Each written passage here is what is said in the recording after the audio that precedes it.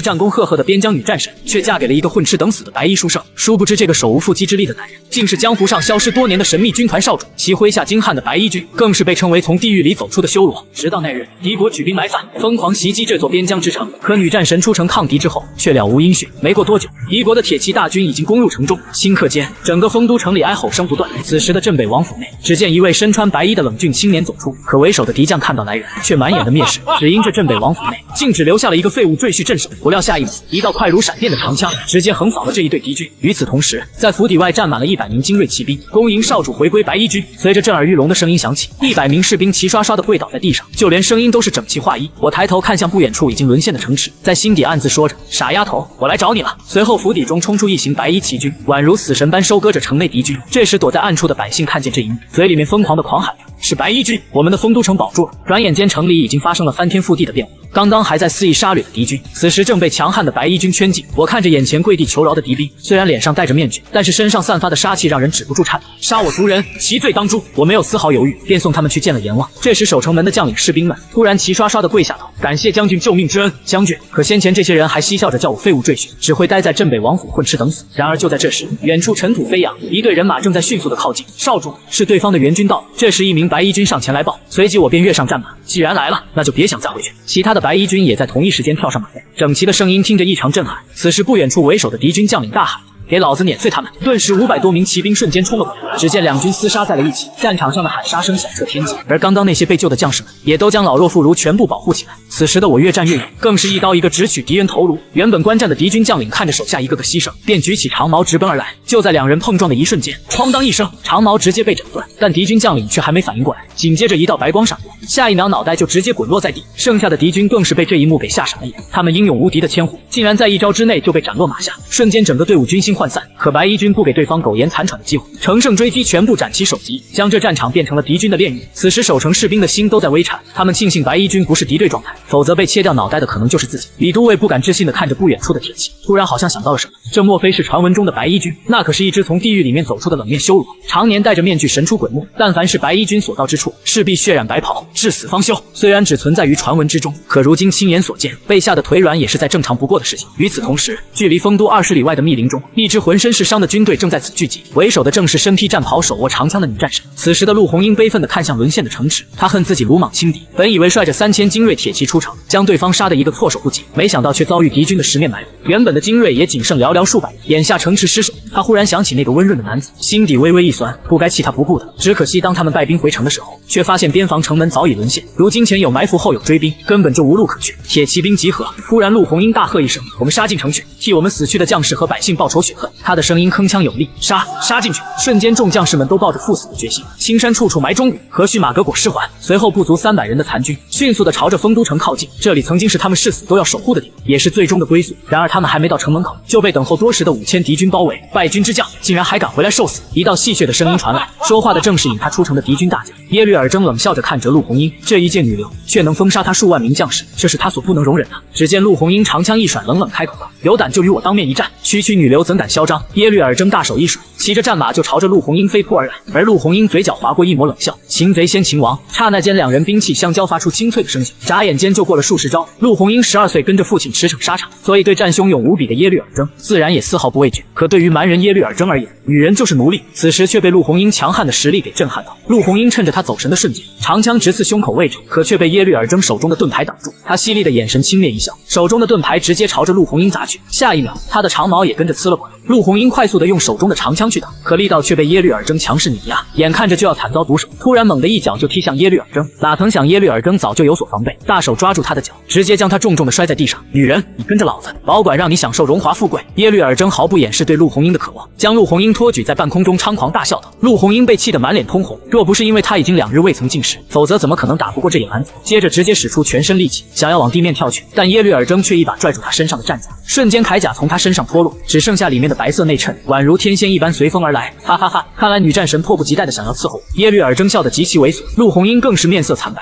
他何曾受到过如此侮辱？随后直接将地上长枪踢起，就要朝着自己胸口刺去。既然生无法捍卫疆土，那就以死来明志。突然嗖的一声，飞射过来一颗石子击中他握着长枪的手。只见一位戴着面具的男人缓缓走来，身后还跟着一支白衣铁骑。不过此时的战袍已经被鲜血染红，杀气腾腾的强大气场扑面而来，敌军的几千士兵也被震慑住，皆下意识地往后退了2步。陆红英看见眼前戴着面具的男人，那锐利的眼神让他既觉得陌生又熟悉。突然，军中一位年长的将领惊呼道：“这是传闻中所向披靡的白衣军！”说完就朝着白衣军跪下，嘴里面还喊着坊间流传的那句话：“白衣军出，地狱门开，修罗归来，血染白袍。”陆红英也被这话给震撼到。虽然他从祖辈的口中听过白衣军的事迹，可眼下近在咫尺，却让他觉得很不真实。什么狗屁白衣军，竟然敢坏了老子好事！耶律尔征满脸怒气地喊道：“区区百人铁骑，又如何能和我这数千名大将相提抗衡？”杀！伴随着我的话音一落，瞬间百骑白衣直奔敌方队形而去。伴随着陆家军的呼喊声，白衣军肆无忌惮地斩杀着蛮人的头颅，一刀一个，丝毫不手软。陆红英看到如此血腥的杀戮，即便是驰骋沙场10余载，此刻也被震惊到了。耶律尔征不可置信地看着眼前的场景，这些人杀敌直取首级，难道真是来自地狱的军队？耶律尔征举起手中的长矛，大喝一声：“众将士听令，给我杀！”而此时的蛮军早已溃不成军，只想着如何逃命，哪里还敢应战？很快我便杀到耶律尔征面前，全身都散发着恐怖的杀气。此时的耶律尔征感到深深的畏惧，快摆阵挡住他！耶律尔征一边后退，一边大喊着让蛮族摆阵。列阵是他们保护首领的最后一道防线，里面的人全部都是死守，保护耶律尔征的安全。可我压根就不将这阵型放在眼底，大刀一挥，瞬间3人倒地。列阵的也没想到我刀法如此之快，他们压根都还没有来得及反应，就已经失了3个人。挡我者杀无赦！我瞬间气场大开，冷冷的开口，全身散发着恐怖的杀气。耶律尔征此时早就已经气急败坏，举起手中的长枪，大喝一声道：“老子跟你拼了！”而我站在原地，并没有闪躲。就在长枪距离我只有1公分的时候，只见白光一闪，耶律尔征的身体直接硬生生的分成2半，原本还在大战的众人皆停了下来，瞬间露出了惊恐之色。这是何等的臂力，才能将一个活人给直接劈开啊！耶律大帅死了，快逃啊！突然一道怯生生的声音传来，现场这些蛮族顿时忙着逃命，将士们都给我杀，替城中的父老乡亲报仇雪恨。此时的陆红英也杀红了眼，不到1盏茶的功夫，四散逃离的蛮族就已经差不多被屠杀殆尽。就在这时，陆红英率领着一众陆家军对着我说道：“感谢将军救命之恩。”我嘴角动了动，看着他，却始终没有发出一丝声音。罢了，暂时还是不让他知道自己的身份，免得吓坏了他，让他有失将军的威严。还是等回去之后再说吧。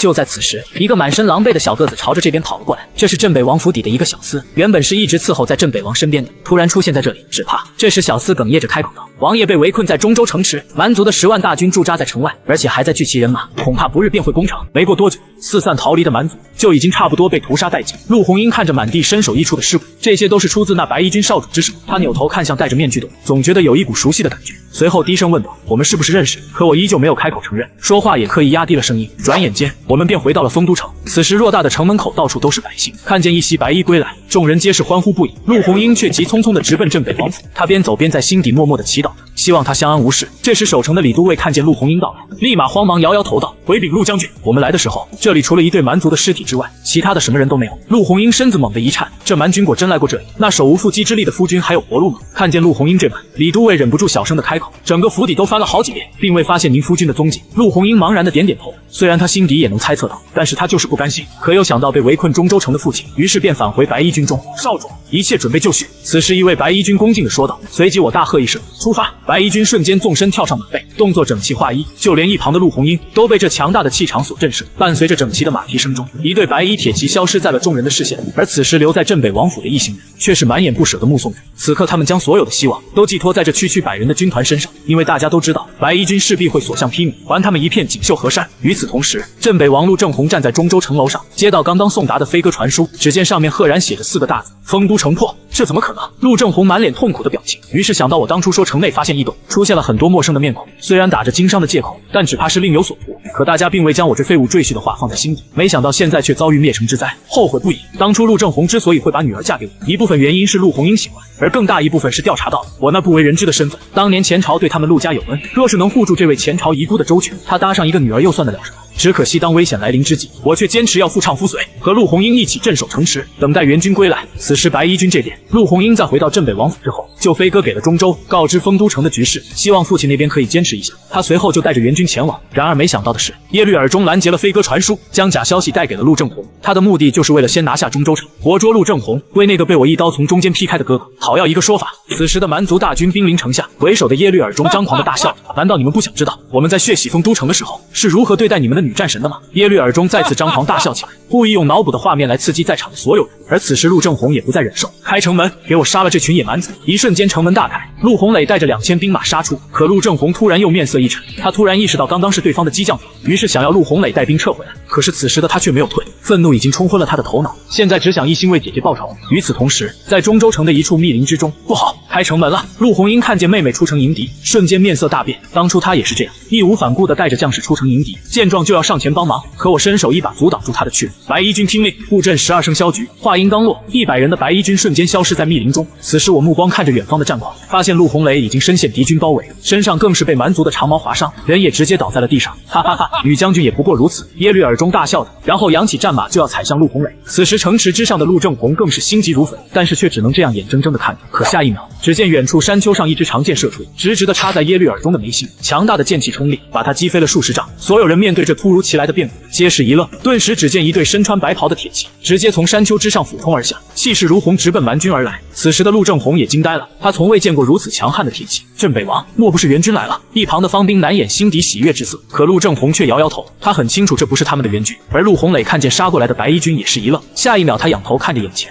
戴着银色面具的白袍男人，熟悉的气息让他下意识地喊了一句姐夫。我并没有回应他的话，只是一把将他拽到陆红英怀中，随后陆红英便朝着城门飞奔而去。此时陆正红更是激动得热泪盈眶，他没想到自己的大女儿竟然还活着。然而当我做完这一切的时候，蛮族皆是面面相觑，竟没有一个人敢上前阻拦，就这样看着我将人给救走了。而远处的蛮军大帅也并未吭声，他看着眼前只有寥寥的数人，就敢来对抗他的5万大军，让他心底有一些不安的感觉。不是说白衣军是百骑吗？莫非是有埋伏？他不敢拿5万将士的生命去验证刚刚听到的那句传言：地狱门开，修罗归来，千军万马必白袍。我冷眼看着眼前蛮族大军，如想要以少胜多，就得兵行险招，以计谋取胜才行。于是我看着身旁的白衣军，怒吼一声：敢战否？杀杀杀！下一秒，不到20人的白衣铁骑瞬间冲向蛮族的5万大军。此时他们手中的大刀不断挥舞，就好像是收割机一般，收割着敌军的手足。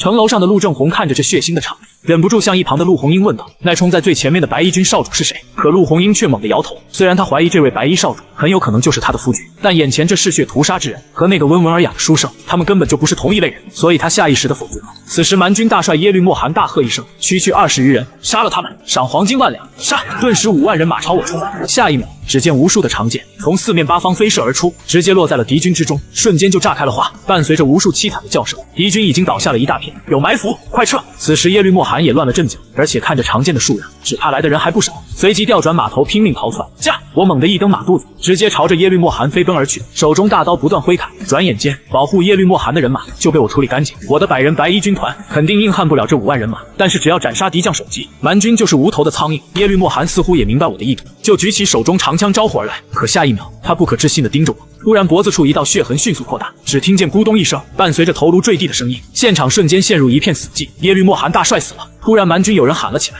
随后发疯似的四处逃窜。可是他们所到之处，全部都被埋伏好的白衣军拿下，而12生肖的布局摆阵，不管敌军逃往哪个方向，都无法脱离阵法之内。将士们给我杀！只见陆红英举起手中的长枪，带着城里的人马杀出。不到半个时辰，敌军的5万人马就这样被2000多精锐铁骑给彻底攻陷。这时我突然伸手，一把拽住陆红英，骑上战马，直奔敞开的城门而去。此时还在收拾残局的白衣军皆是面面相觑，没想到他们的少主竟然丢下他们走了。陆正红看着大捷的战场，顿时老泪纵横。中州城终于安全了，他要去好好的拜谢那位白衣少主。若不是他，只怕中州城早已沦陷。而此时的都尉府外，我正准备去屋子里休息，突然身后却传来一道奶气的声音：姐夫，姐夫，你终于来找我了。只见一个可爱的小女娃笑着喊道，这暖心的笑容瞬间将刚刚大战的疲惫一扫而空。姐夫为何要戴着面具？我也想要。说着他伸手就想要去摘面具。陆红英见状面色微微一红，低声呵斥道，不得无礼，她不是你的姐夫。随后又尴尬地看向我说道，抱歉少主，是我小妹不懂事，将你误以为是我的夫君。话说到最后，只见他脸上露出一抹黯然神伤之色。可眼下我还不能表露身份，毕竟白衣军从不以真面目示人，是为了营造神秘感，让敌方未战先惧。正巧这时陆正红率领着一众将领前来，多谢少主，若不是你及时赶来，解中州城之围，只怕城里的百姓都要惨遭不幸。说着陆正红的眼眶都湿润，对于蛮族的残忍手段，他自然是很了解。而我此时心里也很不是滋味，没想到才10来日不见，这岳父一下子就苍老了许多。正在此时，外面急匆匆地跑进来一个小兵，镇北王，京都急报。陆正红慌忙上前接过信函打开，而信件里面的内容让他心里一震。父亲。陆红英也看了过去，瞬间脸色大变。随后陆正红直奔军营而去，只因凉州调动兵力支援中州城，却被蛮族和东营合力围攻，深陷危机之中。皇上李衍更是御驾亲征，奔赴凉州。而陆正红作为皇上的舅父，他自然是义不容辞的前往救救。为了尽快到达凉州，一行人马夜以继日的赶路，直到第3日才抵达凉州的一处险要地界。快看，好像是我军的兵马。陆红英大声喊道。随着众人循声看去，只见两军正在交战不休，一边是凉州大将军秦书的人马，一边是蛮族大可汗率领的铁骑。他之所以要攻占凉州，就是看上这里的水上交通和数以千计的战船，只要攻下这凉州，就能直取京都城。因此特意安排10万精兵埋伏在这峡谷之中，还突袭着前来支援的兵马。而秦书带领众将在此鏖战3日，只可惜蛮族实在太多，根本无法冲破敌军防线，而且在峡谷后方还隐藏着很多的蛮军。我分析着眼下战况，顿时说道：“咱们左右包抄，先解决掉隐藏在峡谷后方的敌军。”很快，陆红英就带着4万精兵，直接分成2侧绕道偷袭。与此同时，秦书看着身边的战士一个个倒下，手中的长枪更加疯狂地挥砍着。然而每一次突围，却很快都被打回原路。就在这时，突然一支长剑从远处飞来，直接击杀蛮军的将领。秦书猛地抬头望去，就看见在峡谷上戴着面具、手持长弓的白衣将军，顿时面色大惊，这等本事只怕世间少有。准备！此时我抬起手臂，瞬间100名白衣军皆手握长弓，瞄准着下方的敌军头颅。秦书似乎也明白我的用意，于是下令激战中的士兵迅速后撤。射！随着我铿锵有力的声音落下，嗖嗖嗖，数百支长剑如雨点般落入峡谷中。然而秦书看见这一幕，却彻底傻眼。他征战疆场数十载，也从没见过这样一支队伍，竟然可以做到百步穿杨，箭无虚发，直取敌军头颅。可他突然又想到最近传闻的百骑之兵，如幽灵般一路横扫千军，杀敌无数，成为了蛮族的噩梦。之前还有点不相信，如今亲眼所见，竟又觉得有点不真实。没过一会，秦书看着所剩无几的将士，竟然忍不住伸手掩面而泣。秦将军节哀。陆正红也只能简单的说出这几个字，因为这种痛苦他也同样经历过一次，所以深有体会。此时他们都保持沉默，替那些死去的亡魂默哀。随后众人发泄完情绪之后，很快就恢复往常的神态。此时的溪水河岸，李衍带着一众大臣亲自坐镇凉州城之上，可眼下他手里只有3万可用兵马，而对方却是20万大军压来，把整个溪水河岸占得密密麻麻，一眼望不到头。还好岸边所有的船只都已经撤下，断了蛮军渡河的念头，否则就不是现在这样隔水相望。看来蛮族这次对凉州城志在必得，短短数日之内就集聚了20万大军。李衍小儿还不快束手就擒，到时候还可以饶你小命不死。此时和对岸的大可汗猖狂的大喊着。李衍虽然被气得面色铁青，可依旧保持着理智，因为蛮军一路长途跋涉，势必粮草供给不足，所以目前唯一的办法就是固守城池。而此时我们在距离凉州城不足100里的位置，怎么这么多的野蛮子？陆红英忍不住低声开口，眼下这5万精兵目标太大，想要成功渡河，势必展开一场血战。这时身边的秦将军犹豫着说道：“有一处小渔村可以渡河，可那里的条件有限，让大军全部过去得花费好几天时间。”我点点头，看向一旁的陆红英，镇北王何众受伤将士就交给你。不等他反应过来，我就看向身后的罗云道：“罗将军，战否？”罗云立即明白了我的意思，带着他的5万精兵一起大喊着：“战战战！”随即我便率领百骑白衣军朝着蛮军奔驰而去。陆红英刚想要追身上前，身为陆家军，他不能丢弃将士们独自苟活，可却被一旁的秦将军一把拉住，因为这是我特意嘱托的，只有成功渡过河去，人活着才有希望。此时陆红英早已双眼含泪，目送那道白袍身影，他心底开始确信是他。而那一日，为了护送支援凉州城的伤兵渡河，我率领百骑白衣和罗将军的5万精兵，疯狂抵抗蛮族的20万大军，给他们争取渡河的时间，只许成功，不准失败。杀杀杀！伴随着声势浩大的呐喊声，只见一袭白衣领着5万精兵直插敌营后方。此时在蛮军前方的大可汗被这突然的袭击弄得措手不及，顿时慌忙的调整阵型。可由于蛮军人数众多，加上突如其来的转变，导致有一些人摸不着南北，瞬间造成阵型大乱。此时蛮族大可汗被气得吹胡子瞪眼，敌人都杀过来了，竟然连阵型都还没摆好。与此同时，站在城池上的李衍等人皆是目瞪口呆，却不知道这队伍从何而来。突然眼尖的将领惊呼道：“是罗将军的兵马！”那向着蛮军冲锋在前的将领就是罗云。不过众人的视线很快就被戴着面具的一袭白衣所吸引，李衍悠悠的开口问道：“领头的那是何人？为何会和罗云的军队一起偷袭敌军？”可一旁的将领们却毫无头绪，因为他们也不知道那是谁。而且那白衣面具男子竟然是这队人马的先锋之领，即便是罗云这样的大将军，也只能追随其后。这时一直都未曾吭声的高太师却突然开口说道：“莫非这是消失多年的白衣军？虽然他们只有100骑人马，但是却跟我们眼前所见一样，犹如千军万马，势不可挡。因为对于高太师而言，也只有白衣军才有这胆识和气度，敢以5万大军对抗20万敌军，所以他才敢如此笃定。”就在这时，一名守城军急匆匆地跑过来喊道：“皇上，刚刚发现一行人从渔村渡口朝这边而来，还打着镇北王的旗帜。”李衍顿时大喜喊道：“快快安排人马前去接应，不容有失！”怪不得支援中州的罗云突然杀回来，原来是舅父也跟来了。看来丰都和中州城已经解除了危机，此刻李衍总算松了一口气，眼下只需要全力以赴解决凉州城危机即可。与此同时，溪水河岸的大战一触即发，此刻的我手持长枪，气势如虹，犹如一尊嗜血的修罗，直接杀入蛮军阵营之中。此时紧跟着的白衣军也是越战越勇，无情收割着敌军的头颅，而罗云率领的5万铁骑则是跟随在白衣军后面，斩杀那些落单的蛮族。就在如此强势的配合之下，我军如入无人之境，飞速的朝着蛮族大可汗杀去。伴随着战场上凄惨的哀嚎声，吓得阵型后方的蛮族不断后退，而城上众人看着白衣军浴血杀敌的模样，全身血液瞬间沸腾。李衍更是大吼道：“好样的！地狱修罗果然是名不虚传，大凌王朝渴望这样一支精锐。此时的大可汗看着白衣军不断逼近，第一次感到了从未有过的害怕和畏惧，于是命令大批的蛮族围在身前，以确保他安然无恙。而我的眼中也只有一个目标，那就是擒贼先擒王。毕竟对阵的是20万大军，必须速战速决。杀！5万铁骑发出震耳欲聋的咆哮声，气势如虹可撼天地。而蛮军那边却犹如丧家之犬，纷纷后退而行。大可汗见状，瞬间勃然大怒，弓箭手准备，全部击杀一个不留。话音刚落，无数箭矢就犹如雨点般落下，不分敌我的射杀着战场上的人。我顿时心中大惊，没想到这可汗竟如此丧心病狂。刹那间，刚刚还在激战的5万铁骑和蛮族纷纷倒在箭雨中，使得战场上的局势瞬间反转。于是我冲着罗云大喊道：“罗将军，快撤！”此时的将士们稍有不慎，就会被射中坠马而亡，尤其是在直面死亡的时候，是最令人感到恐惧和不安的。这个时候必须要想办法鼓舞士气，重整旗鼓，才能获得一线生机。于是我咬牙大喊着说道：“白衣军听命，前期突围敌军弓箭手，后期保护罗将军和诸位将士离开。”遵命。伴随着惊天动地的回应声，百骑白衣军立即分成2队，一队护着罗云等人突围，我则率领另一队直奔蛮军弓箭手。此时脑子里只有一个想法，那就是解决掉这些弓箭手，让将士们顺利突围。眨眼间，半数的蛮军弓箭手皆被斩杀，其余的人也被白衣军给震慑住。这群人简直就是恶魔。可在我们又斩杀数百名敌军后，不仅开始感到乏力，就连挥砍的动作都迟缓。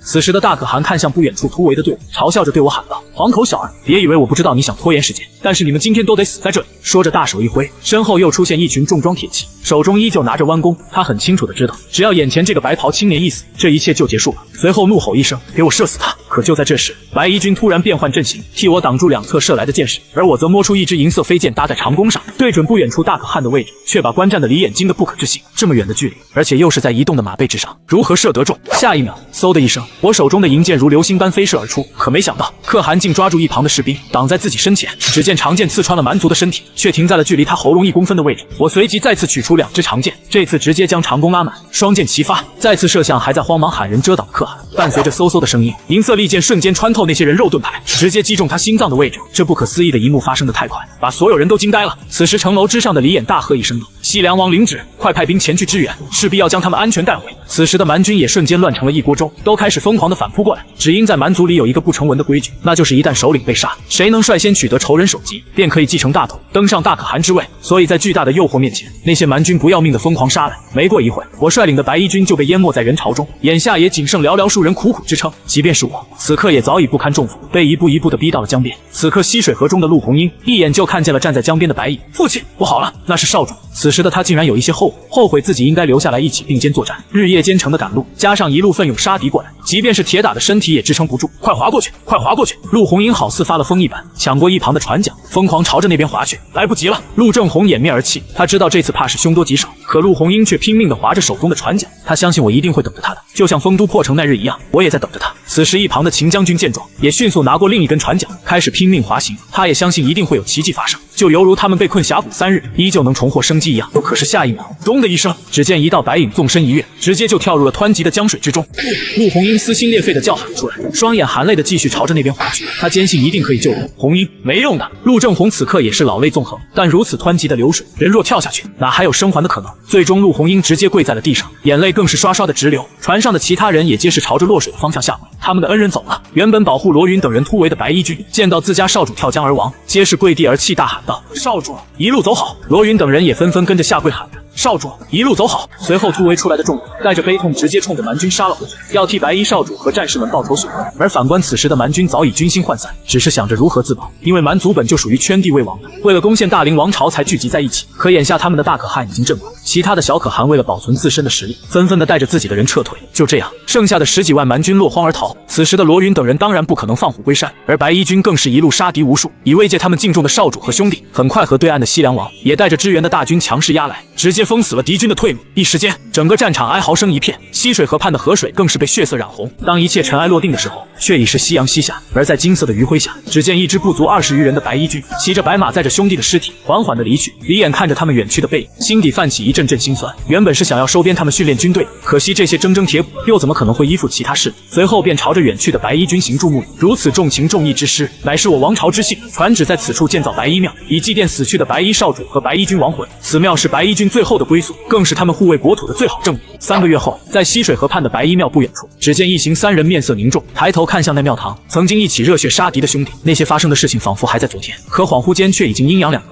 这时一旁的将士低声开口道：“少主节哀，我们一起重整旗鼓，重塑白衣军。我重重的叹口气道，我希望可以从头开始，过上正常人的生活。而一旁的两个人皆是面面相觑，随后一脸茫然的看着我，毕竟习惯军旅生涯，突然安定下来，他们都不知道该何去何从。我看了看眼前茫然的二人，说道：既然如此，你们就跟着我回到京都吧。不过从现在开始，我不再是你们的少主，以后就改口叫少爷吧。随即三道黑影消失在了原地，而此时在不远处的山丘后面，却有一小队人马隐藏在暗处，偷偷的注视着白衣庙前发生的一切。此时的京都邺城里，自从那日凉州大战之后，陆红英被封赏了王朝第一女将军的封号，更是赐予了一座府邸作为奖赏。如今大战至今已过3月，他每天都沿着溪水河畔一路行去，却始终没有半点痕迹。突然陆红英莫名其妙的开口问道：父亲，你说他会是他吗？顿时陆正红身子微微一震，他当然明白陆红英口中的他和他指的是谁，为何白衣军会拼尽一切的帮助陆家军，不仅收回丰都城，更是安顿好城里的百姓，而且还一起解救中州和凉州城，这其中太多的巧合，更让他不得不怀疑。突然府邸管家急匆匆地朝着大堂跑来，激动地呼喊着：姑爷回来了！陆正红瞬间露出一脸喜悦之色，这小子竟然没有死。可此时的陆红英已经朝着外面飞奔而去，转眼间只见一袭红衣从府邸飞身而出，此时的陆红英双眼通红，直接投入了我的怀中。紧随其后的陆正红也心情大好地说着：臭小子，怎么没事也不早点回来找我？我笑着开口道：也是才得到消息，这不就赶回来了吗？陆正红却眯了眯眼问我当日是如何脱险的，这才是他最关心的问题。而且当初那白衣少主在王府安置难民的时候，根本就没有看到我的踪影。随后我就开始胡乱瞎编乱造，自从丰都城门被攻破后，就被吓得直接躲到了床底，反正将自己说的有多惨就有多惨，什么风餐露宿食不果腹等等。而陆正红也听得面色凝重不已，心底越发的愧疚。可此时一旁的陆红英却始终一言不发，一脸若有所思的看向我。可我如今说话的方式都和白衣少主不一样，而且两个人的眼神差的实在是太远，心里想着难道不是他？与此同时，在邺城皇宫内殿中，禁军统领尉迟将军急匆匆地说道：皇上，刚刚镇北王府来了一位青年，身后还跟了2个随从，而且根据密探的描述，他们的身形跟前些时日出现在白衣庙的那3个神秘人相似。李衍顿时来了兴致，他一方面希望那少年就是白衣少主，因为只要有这样的人才辅佐，就不会再受制于丞相和太师的两方势力，不日便可独掌大权。但另一方面却又希望不是，毕竟对方真的是镇北王的人，只怕蠢蠢欲动的两方势力会对舅父不利。李衍瞬间陷入了沉思之中，在没有搞清楚那少年的身份之前，自然是不可轻举妄动。转眼又过了好几天，此时的镇北王府内，我将跟随的2人带到了自己的院子，四处查看一番，确定无人后，面色凝重的开口说道：刚刚你们可知道墙角有人在偷听？江勇顿时就急得直接站了起来，什么时候的事情？他竟然没发现？我随即一个眼神扫过去，吓得他瞬间就乖乖的坐了回去。李胜也直接白了江勇一眼，若不是你好端端的和那护院干架，能闹出这么多幺蛾子出来吗？眼下镇北王对我们的身份存疑，所以才特意找人试探我。与此同时，禁军统领也回到了屋子里，对着陆正红顿了顿才开口：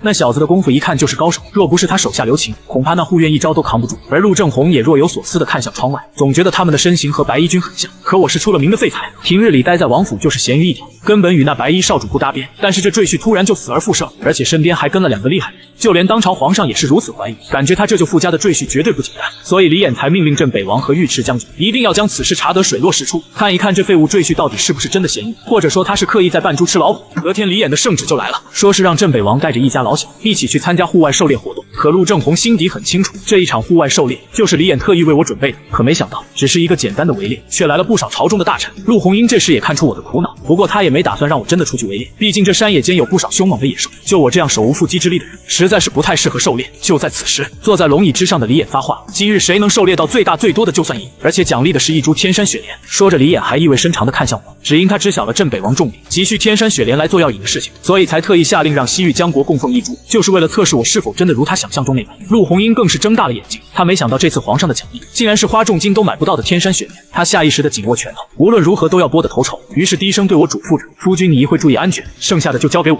很快狩猎开始，只见参赛的众人扬起手中的长鞭，策马跑进深山之中，唯独只有我一动不动地躺在原地，休闲地晒着太阳。就连一旁的陆正红都觉得费解，原本这天山雪莲就是给他治病，但是为了试探我的底细，才特意拿出来作为奖赏。可我此时竟然无动于衷，而李衍看见这般也是一阵无语，开局直接就呼呼大睡，不会是想要靠着自己夫人取胜吧？要不我去叫醒一下镇北王的那位姑爷。就连一旁的太监也看出了皇帝的心思，此时身侧的小萝莉也毫不留情地控诉着我的慵懒，姐夫天天就知道睡，就是咸鱼一条，废材一个。陆正红此时却笑哈哈的没有说话，不过他也很期待陆红英的表现，毕竟文弱女婿没有指望，但女儿还是可以指望一下。没过多久，就已经有不少的人去而复返，手里面都猎到了不少的好东西。可时间差不多已经过了一半，陆红英却未曾回来过。身为王朝的第一女战神，怎么可能一个猎物都没有狩猎到？此时的我突然起身说着：我也去玩玩吧，看能不能抓到点什么。于是便牵着一旁早就准备好的马匹，本想来一个帅气的姿势上马，但是一想到要隐瞒身份，不能太过于张扬，就故意脚下一个哆嗦，然后整个人就从马匹上摔了下来。其他人见到这一幕也皆是一阵哗然，看来传言非虚，这废柴赘婿简直就是实至名归啊！可李衍眼底却闪过一抹疑虑之色，很明显刚刚是假意摔的，于是扭头递给身旁的禁军统领一个眼神，随后尉迟顿会意的点点头，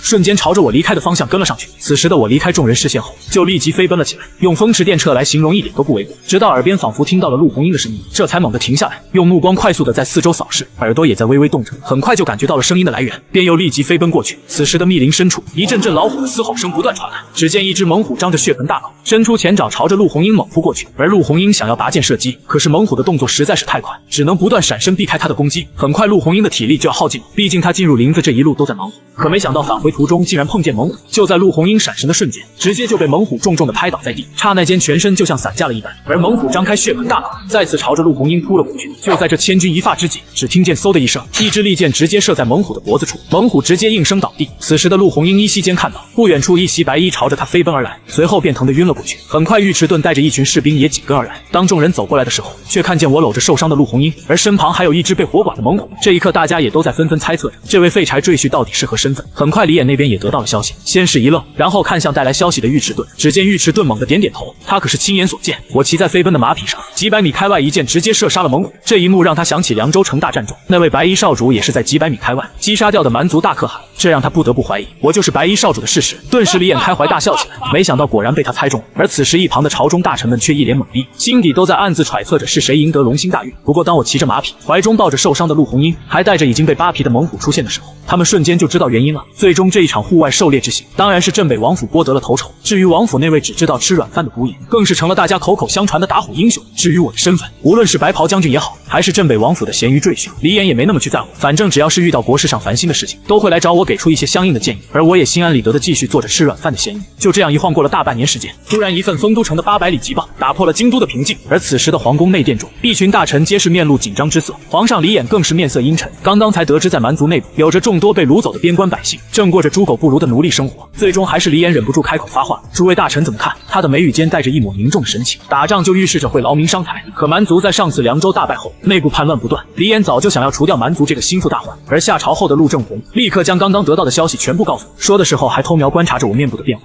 毕竟当初那白衣少主拼死保护着整个大林王朝的百姓，自然不会对此事无动于衷。可陆正红却又失望了，只见我始终都保持着一个表情，似乎在听又似乎没有听，随后微微的叹口气道：眼下这局势该如何处理？而我似笑非笑的看着他说：皇上不是有了主意了吗？陆正红差一点被我的话给呛住，你这臭小子果然什么都知道。很快消息传遍京都城，皇上决定新兵30万大举进攻蛮族，更是直接开展誓师大会。而且陆红英作为大将军，自然也是责无旁贷领兵出征。可是我能跟着一起去吗？这连我自己都不知道答案。过去的一幕幕不断的在脑海中重复回放着，即便是已经过去了1年之久，但是却始终没有办法彻底释怀。原本就打算这样做一辈子的咸鱼度过此生，看来这是天不随人愿了。没过多久，身为大将军的陆红英便要领兵出征，此时的我更是提前替他准备好了一切。临行前，他凶巴巴地对我说道：乖乖在家等我回来。可说话的声音却早已哽咽。他曾经可以毫无顾忌地上阵杀敌，更是巾帼不让须眉，成为了战功赫赫的女战神。可现在他心中有了牵挂，但是不舍又能如何？他现在是为国而战，小爱在大爱面前永远都是不值一提。此时的京都城百姓也站在道路两边，朝着出征的战士纷纷挥手送别。此时的我站在城楼上眺望着远方，哪怕早已经看不见大军的队伍，却依旧舍不得离开。突然李眼的声音在耳边响起：等这次灭了蛮族，就将夫人彻彻底底的还给你，如何？我点点头，伸手行礼，谢皇上。原本这也是我所希望的，希望陆红英可以不再上战杀敌。女人上战场，在整个历史长河中都是极少的。时间过得很快，边疆的战士也不断的传来捷报，罗将军率领的5万铁骑和尉迟顿率领的10万精锐部队前后夹击敌军5战5捷，陆家军更是连连破坏了敌军的粮仓和后援。此时的镇北王府内，只见小萝莉脸上带着喜悦的喊道：姐夫姐夫，捷报回来了。我看听着传来捷报，顿时大喜，说是陆红英兵分3路，将蛮族给打得措手不及，大获全胜。这时小萝莉也开心的询问道：那大姐还有多久能回来？我顿了顿，陷入了沉思。多久？只怕这还得等不少时间呢。蛮族虽然是游牧民族，但他们最擅长的就是骑射，而且他们骨子里就透着一种嗜血的杀戮，所以并不缺乏骁勇善战之辈。更何况在面对外族强敌的时候，各大部落都会喜欢强强联手。虽然1年前的凉州城之战，我成功的斩杀了对方的大可汗，使得蛮族受到极大的重创，但经过这么长时间的休养，只怕也得到了不少的恢复。尤其是这次大林王朝主动进攻，他们势必会团结在一起，共同御敌。而且蛮族部落中还有一支精锐的部队，那就是耶律尔麾下的10万红色铁骑军。凉州城大战中，他深知鹬蚌相争渔翁得利的道理，所以并没有参与战乱，于是保存下来的实力让他摇身一变，成为了现在草原的霸主。但他想要统一整个蛮族，就必须要获得一定的功绩，得到各个部落的认可。而这次大林王朝主动发起攻击，也正是他获得功绩的途径。所以眼下的那些捷报，其实都是对付一些蛮族的小部落而已。而真正的大战并还未开始，正所谓骄兵必败，就怕大军被一时的胜利冲昏了头脑。很快我的担心就应验了，伴随着大军深入蛮族腹地，前方战况也开始频频出现了败退的迹象。由罗将军和尉迟顿率领的2路大军，更是在上京一战中损失惨重。而这上京正是耶律尔的一处城池，据说对方打算在此地自立为王，建立国都，所以大军决定先拿下这上京，用以震慑蛮族，以示军威。可万万没想到，这城池内早就有了两手准备，一队人马对抗前线，而另一队则应对后方的突袭，将两路大军打得措手不及。而在后方赶往上京支援的陆家军，也被耶律尔率领的红色铁骑军一路追杀，被围困在蛮族腹地，彻底失去了联系。此消息传回国后，满朝皆惶恐不已。作为皇帝的李衍自然是怒不可遏，没想到大凌王朝的精锐竟被打得溃不成军，而且这么多的人马就这样失踪了。此时的我气得只想骂人，这该死的野蛮子竟然还做了3手准备。这时皇上也传旨进宫商议要事，可我并没有去。最终我拿出了笔墨纸砚，给陆正红和李衍各自留一份书信，虽然只是寥寥数字，但是却也算是做了最后的道别。可刚从房门走出，就看见江勇和李胜已经在门口等候多时。少主，请带着我们一起去吧。2个人齐刷刷地说着，我无奈地摇摇头，你们不该再去沾染那些血气，属下誓死追随少主左右。刚刚已经给剩余的兄弟发了信号，2人眼神坚定地说着，既然白衣军愿意追随自己左右，我当然是不再推辞。毕竟这次前去边疆凶险万分，单单凭借一个人的力量自然是不够。很快，一行人直接去了一处秘密的宅院，之前白衣军的所有装备都在这里，其他人也假扮成农夫在这里守着。随后众人快速地换上铠甲，披上战袍，戴上面具，伴随着铁骑的声音，一行7人快速地朝着城门奔去。此时已经是深夜，城门也早就已经关闭，而守城的士兵们看见城楼下的白衣军出现时，皆是被吓得面色惨白。虽然只有寥寥数人，但是那耀眼的白色战袍却被月光映射出一股冰冷的寒意，尤其是为首的那位白袍将军，全身都弥漫着一股肃然的杀气。此时守城的将士完全没有了主意，都没想到这如地狱修罗的白衣军怎么会突然出现在京都城。打开城门，突然一道不容置喙的命令传来，只见李衍和陆正红2人骑马走近，身后还跟随着一队声势浩大的铁骑兵，正是李衍的一支精锐黑骑。这倒是出乎我的意料，原本我还打算静悄悄地离开，但没想到李衍的动作这么快。此时陆正红忍不住开口问了出来，臭小子，是你吗？当他看到我特意留给他的那封信时，就已经猜到传闻中的白衣少主就是他的女婿。虽然信件上只写老爷子，我要亲自去将夫人找回来。众将士在听见陆正红这话的时候，皆是震惊不已，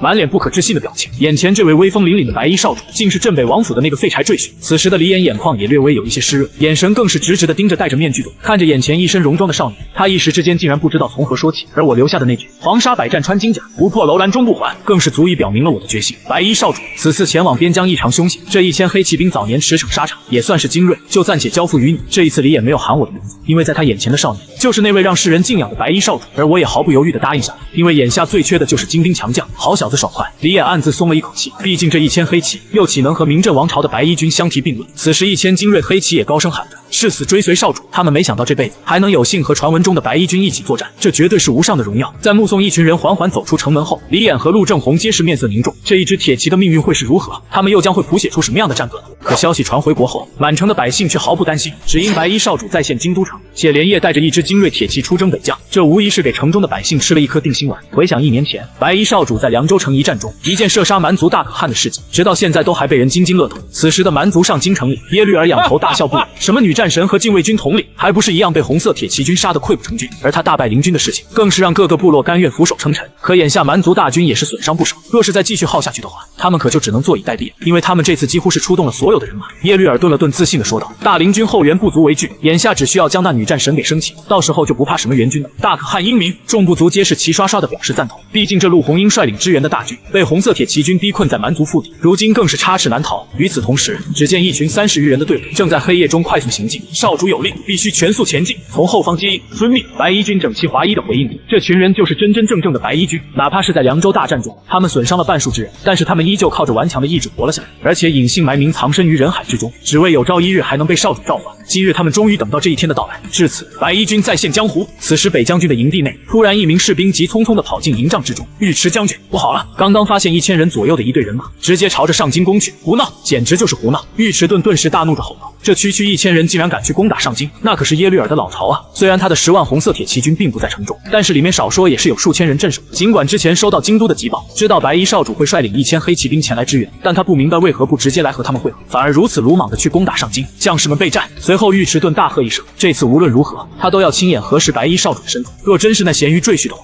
他可真的就佩服得五体投地。与此同时的上京城里，只见1000余精锐黑骑在城池内横冲直撞，所向披靡。尤其是为首戴着银色面具的男子，身上散发着让人不寒而栗的杀气。但凡是看见蛮族的踪影，皆是挥刀而起，直取首级。不到半个时辰的功夫，整个上京城就已经是尸横遍野，血流成河。原本守在城中的数十万铁骑，因为听了耶律尔的命令，全部都去围困女战神的陆家军，所以城池里也就只剩下数千人镇守。可他们怎么也没有想到，竟然被一支铁骑冲进城中，而且还毫无任何招架和还手之力。少主，上京葛大城门已破，不！江勇直接提着守城将领的首级高声说道。而此时一名黑骑兵也急匆匆地上前来报：少主，尉迟将军率领着10万铁骑赶来支援。于是我大喝一声，继续出发，就带着众黑色铁骑策马离去。只因现在压根就没有时间见尉迟盾。没过多久，尉迟盾等人援军到来的时候，却发现上京的城门大开，在城池之上还悬挂着几个头颅，全部都是蛮族的守城将领，而城里更是弥漫着一股厚重的血腥味，满地都是身首异处的蛮族尸体。很显然这里被屠城了。可尉迟盾戎马半生，见识过不少血腥的场面，此时还是被彻底的震撼到。他还是第一次看见如此残忍的屠城场面。看来传闻中那如同地狱修罗、至死方休的白衣军是真实存在的。尉迟将军找到一份书信，突然搜城的将士急匆匆地跑了过来。尉迟盾激动的一把抢过书信打开，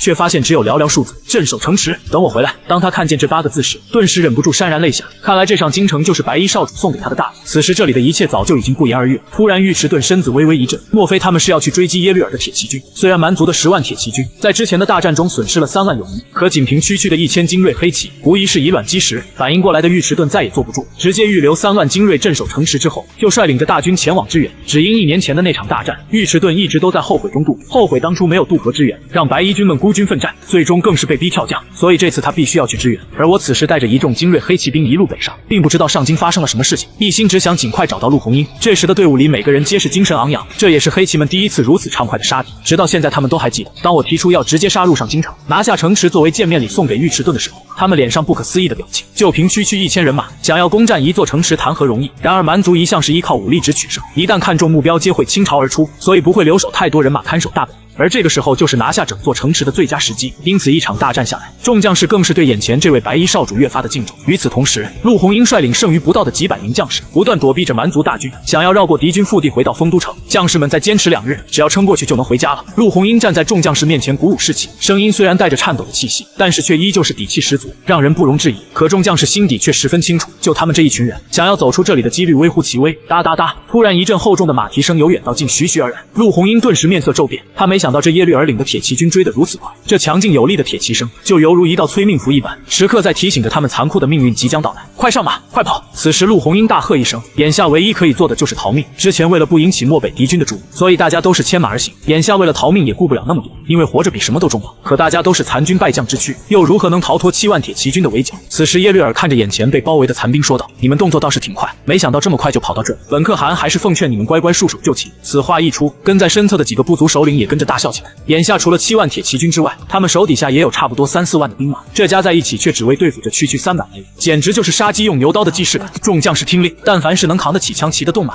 全部都给我冲！大不了20年之后又是一条好汉。陆红英气势如虹，大声地说着，杀！顿时充斥着悲怆和凄凉的声音从这区区300人口中发出。死又何惧？战死沙场本来就是他们的最终归宿。可300来人对战10万大军，结局可想而知。不到一盏茶的功夫，陆红英这边的人就差不多被屠杀殆尽。哈哈哈！女战神又如何？耶律尔大笑着开口，眼底皆是讥讽之意。对于他而言，只需要生擒这女战神陆红英，蛮族大可汗之位就彻底的稳了。而此时的陆红英也已经受伤，身上多处血痕若隐若现，看着眼前这不断压过来的铁骑，在心底默默的开口道：夫君，我可能回不去了。随后他提起身旁长枪，就朝着不远处的耶律尔冲了过去，死也要拉一个垫背。但对方的骑军很快就奔驰而来，陆红英知晓眼下已经没有翻盘的机会，脸上竟然露出了一丝欣慰的笑意。戎马半生，此刻他终于要解脱了。也许下辈子他会选择做一个普通的农家女孩。忽然嗖的一声响动，只见几支熟悉的银色长剑贴着他的侧脸飞射而出，直接击中近前的几名铁骑的眉心之处。然而没想到的是，那几支飞剑的力道依旧不减，直接穿透脑袋，再次飞射向其身后的其他人。这令人惊骇的一幕，更是吓得耶律尔的铁骑连连后退。陆红英感觉这熟悉的画面，于是迅速就趴在地上。果然他一趴下，无数的利剑便犹如雨点一般纷纷落下。一时间耶律尔这边哀吼声一片，哒哒哒，伴随着铁骑的声音，只见一只戴着面具的铁骑站在山头的位置，为首的男子正是白衣军的少主。可陆红英此时却看着那人手中的弓箭，那白袍将军手里竟然拿着我的霸王弓，他是绝对不可能会看错，因为那柄弓箭当时就摆放在他们的卧室内。只是这霸王弓为何会在少主的手里？突然他好似全都明白，但还是无法相信，眼前这位威风凛凛的白衣少主，竟然是他那个慵懒的夫君。此时耶律尔突然着急的大喊着：快给我冲上去，杀了他们！他手底下有10万铁骑，难道还杀不过这1000余骑兵吗？可是他们却忘了，白衣军从来就不在人数上占优势，而是依靠满满的武力值取胜。列阵，杀！我声音铿锵有力，杀气腾腾的喊道。话音刚落，只见那几十个白袍在前，而身披黑衣战甲的铁骑在后，这阵型就像是一台快速旋转的收割机，飞速而下，直插敌人阵营之中。但凡是他们经过的地方，无数的头颅就被纷纷的切割下来，伴随着无数凄惨的哀吼声响起。此时的敌军早就已经是军心溃散，此时除了红色铁骑兵之外，其他部落的人马早就已经吓得四处逃窜。你们胆敢临阵脱逃，回来，否则杀无赦！可无论耶律尔如何疯狂的呐喊，却依旧无法阻止那些逃兵，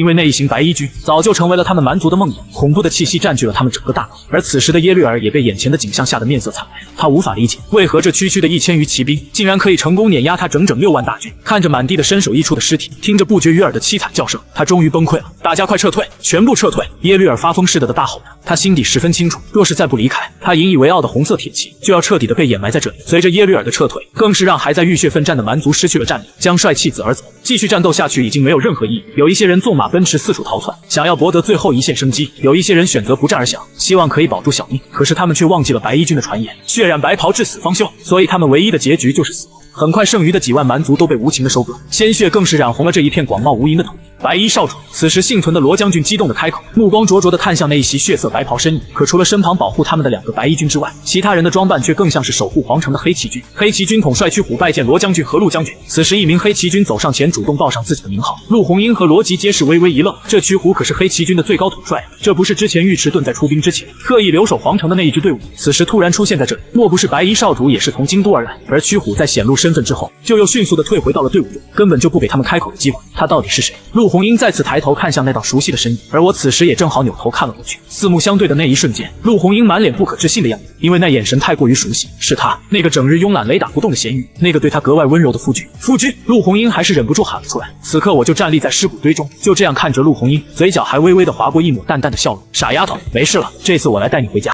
陆红英好像也有感觉一般，双眼惊恐地睁到老大，这眼神太过于熟悉了。有那么一瞬间，他真的差一点失声就喊出夫君2字了。少主，再行进10里便可抵达丰都地界。此时一名将士已经从前线骑马归来，韩宇这才收回了视线，抬头看了看延绵的山脉，举起手中的寒月大喝一声：出发！他的声音此时已经完全嘶哑了，听不出任何的一丝多余的情绪来。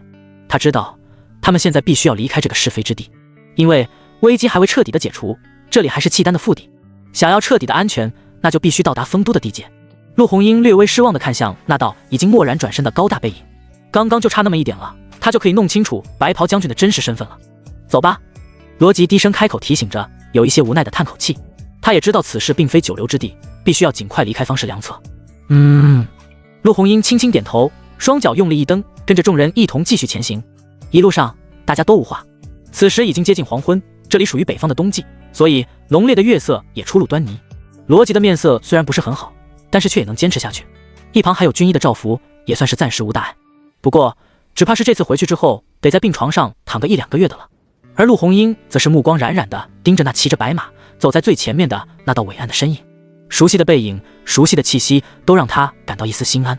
只是这全身散发着冷冽的杀气，却又让他有一些隐隐的担心起来。毕竟夫君一向是与世无争的，让他很难将这2个人联系在一起。突然，一个前去探路的探子急匆匆地跑了回来。少主，不好了，前方出现了20-30万的契丹人马聚集。什么？陆红英和罗辑皆是面色煞白。还有20-30万人马聚集？刚刚这场惨烈的厮杀才刚刚结束，就又要迎来新的一波了吗？即便是这些人是铁打的身体也是需要恢复期的。毕竟刚刚的那一场血的较量，可是耗损了不少元气的。陆红英下意识地将目光落在了那伟岸的白袍背影之上，他还承受得了吗？残酷的厮杀，无数的血尸，一幕幕的会再次重演，这对于任何人而言都是很难承受得了的。哪怕他们是戎马半生的大将军，又如何？这些血腥残酷的画面依旧不忍直视。罗辑也是一脸担心地看向远处的那道身影，这才刚刚血战了10万铁骑，眼下又突然出现这么多的人马，原因无他，都是奔着他而来的。眼下他俨然已经成为了整个契丹族的梦魇，更是他们想要杀之而后快之人。他们如此团结，其目的也是不言而喻了。一兵一卒无法战胜，那就全族全兵一起上，20-30万大军只为了夺一人性命，这是何其惨烈的画面。走！韩宇再次扬起长鞭，策马奔腾而去。若是这是他的结束，那就由他来终结吧。看见白袍将军这般，此时全军之人皆是面露镇定之色，他就是大家的定心丸。很快，一行人就到了一处山脉，白袍将军立即就带着众人迅速地躲避在了山脉的后面，隐藏了起来。在看见那黑压压的一大片的契丹人的时候，众人也皆是忍不住倒吸一口冷气。刚刚听闻是一件事情，眼下亲眼所见又是另一件事情了。这里的确是聚集了不少的契丹人马，看得出来都是不同部落的人组合在一起的，大家都各自为政，安营扎寨，似乎是在商议着什么。其实不用猜想都知道，这些人是为了什么而结盟。毕竟能促使他们各自为政的部落在短时间内就全部都聚集在一起的，只有一个原因，他们的目标一致。人实在是太多了，想要躲避开耳目从这里过去，实属是有一些困难。陆红英忍不住低声开口：“他们这里虽然只有1000骑兵，但是毕竟目标还是很是明显的。一旦他们现身，势必会很快就被对方的安插在四周的耳目所捕捉到。这可是20-30万的兵马啊，覆灭他们也是分分钟钟的事情。”“是啊，对方的人太多了。”罗辑也忍不住开口了：“就眼下这阵仗，他们是必死无疑的。”此时，一道白影却走了过来。陆红英只觉得头顶瞬间昏暗下来，仰头一看，却正好和那双熟悉的黑色眼眸对上，依旧是熟悉的感觉，熟悉的气息。陆红英忍不住想要开口说话，没想到却被一旁的罗辑开口打断道：“将军，眼下我们这是要作何打算？”韩宇深深地看了陆红英一眼之后，这才直接将目光扫向一旁的罗辑道：“眼下这情况，必须得有先想办法引开他们的注意力，然后我们再乘机离开这里。”罗辑也赞同的点点头。可是谁来做这件事情呢？毕竟这可是一件极其凶险的事情，那可是20-30万铁骑，可不是20-30人，想要吸引他们全部的注意力，可不是一件简简单单的事情。我去做诱饵，你们想办法趁机离开，直接往北走，很快就能到达丰都城边界，到时候那里自然是会有人接应你们的。韩宇依旧是刻意压低了嗓子的：“将军，不可！”罗辑毫不犹豫地开口拒绝了。“不行！”此时陆红英也站了起来，低声开口：“他怎么可能让他一个人出去？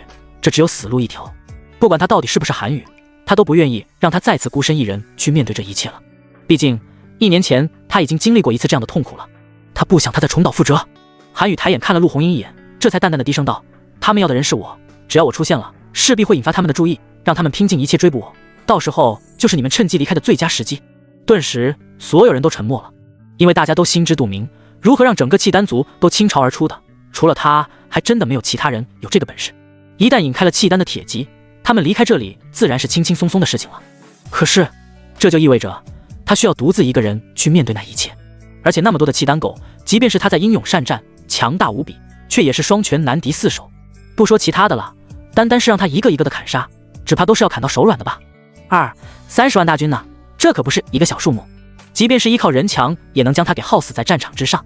陆红英深吸一口气，猛地仰头看向白袍将军道：“我跟你一起去。”他的眼神坚定，语气强硬。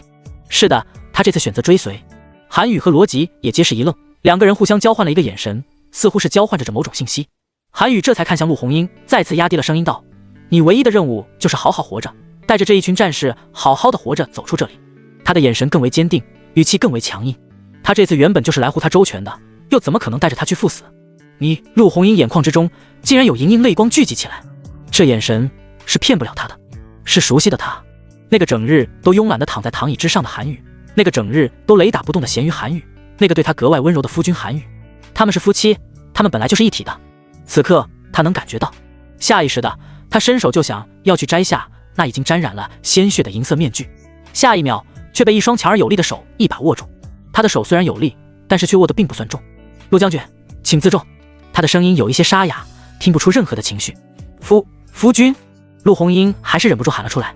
只见握着他手腕的大手微微的颤抖了一下，但是很快就恢复了正常，让人有一些怀疑刚刚的那一幕是否是眼花了。“陆将军，你认错人了。”依旧是沙哑和听不出任何情绪的声音传来。红英，他是白衣军的少主白袍将军。一旁的罗辑也忍不住开口提醒着已经有一些失神的陆红英：“陆将军，还是请按照我说的执行下去。”说完，他就猛地松开了握着他手腕的手。陆红英依旧不相信，眼前这个近在咫尺的男人会不是他日思夜想的人。他的直觉告诉了他，他就是他。他还想要说什么，却被一旁的罗辑伸手一把阻拦住道：“陆将军。”陆红英微微侧目看向罗辑，罗辑朝着他摇头示意着。而此时韩宇已经趁机快速的转身离开了。他知道自己不能再犹豫了，既然已经做出了决定，那就不能再和他在此刻相认了。因为即便是两个人相认了，转身就是离别，又何必呢？还不如让他怀揣着希望打赢这一场硬战，即便是日后回去之后再发现真相，对于他而言也是好的。所以他选择了否认。这是他第一次对他撒谎，也是最后一次了。丫头，你一定要好好的活下去，无论是为了我还是为了整个陆家，你活着就是我的活着的希望，懂吗？韩宇的步伐越走越快，眼神却越走越坚定。眼下他已经没有任何选择的余地了，哪怕是明知前路已经无任何生路可言，但是他还是要义无反顾地继续走下去，因为他要护他周全。陆红英看着渐渐远去的背影，眼泪竟然唰的一下子夺眶而出了。罗辑并未吭声，而是目送那一抹高大的背影离开。其实他从一开始他出现就知道已经是他了，只是他一直都没有表明身份，他也没有提及。不过看陆红英的表现，只怕辛迪也是猜测到8、9分了吧？唉，只能说造化弄人啊。眼下他也无可奈何，现在他唯一可以为他所做的事情，就是平安的将陆红英给带回去。也许这就是对他的最好的交代了。臭小子，保重！罗辑看着那一道渐渐远去的背影，暗暗的在心底说道。江勇和李胜看见韩宇的举动，带着其余的几名白衣军，皆是纷纷的快步上前。少主，替我护住他的周全。韩宇淡淡的开口。一行人皆是纷纷的跪下道：少主，请带上我们吧。此时对于他们而言，跟着韩宇一起上阵杀敌，比躲在这里要心情畅快多了。韩宇看了看眼前的追随自己征战了这么久的将士，淡淡的开口道：不用了。其实他心底很清楚，这一行人一路跟着他从邺城快马加鞭的赶到这里来支援，先是屠城上京，然后又是厮杀耶律察哈尔率领的数万红色铁骑军，一直都未曾好好的休息过了。眼下这1000余骑的兵马几乎都已经成了一支疲军，若是再继续征战下去，只怕很快就会因为体力不支而倒下的。所以他们不能再去了，去了也只是送死，只是徒劳而已的。少主，江勇和李胜皆是不愿。韩宇再次将目光看向不远处的那一抹红影之上，淡淡的低声开口道：替我护他平安，送他归京，保他一世安康。二人皆是哽咽了起来。这句话的含义再明显不过了，言外之意，陆红英就交给二人了，包括以后的镇北王府也交给他们来保护了。他这是真的打算单枪匹马的去啊？这分明就是一条不归路，去了有可能就再也回不来了。听明白了吗？此时韩宇的声音下意识地提高了一些。江勇和李胜互看了彼此一眼，这才含泪着点点头道：是，属下遵命。都起来吧。韩宇淡淡的开口，然后就要准备翻身上马。等一下！突然陆红英再次跑了过来，有一些气喘吁吁的看向那一抹高大的背影。韩宇并未回头，而是直直的站立着，背对着陆红英。不是他不愿意回头，而是他不能回头，他怕他一回头就舍不得离开了。都说一夜夫妻百日恩，他们可是做了无数个夜的夫妻，这份恩情又如何计算得过来？也许我们可以换其他的办法的。陆红英紧张的开口，他还是希望可以留下他，哪怕他不是他也好，他只想要护他周全。韩宇身子微微一震，再次淡淡的开口道：没有其他更好的办法了，这是他所能想到的最好办法了。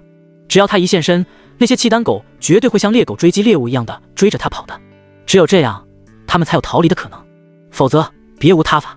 你这样去只能是赴死。陆红英忍不住开口，这话一出，在场所有人都片刻的安静下来。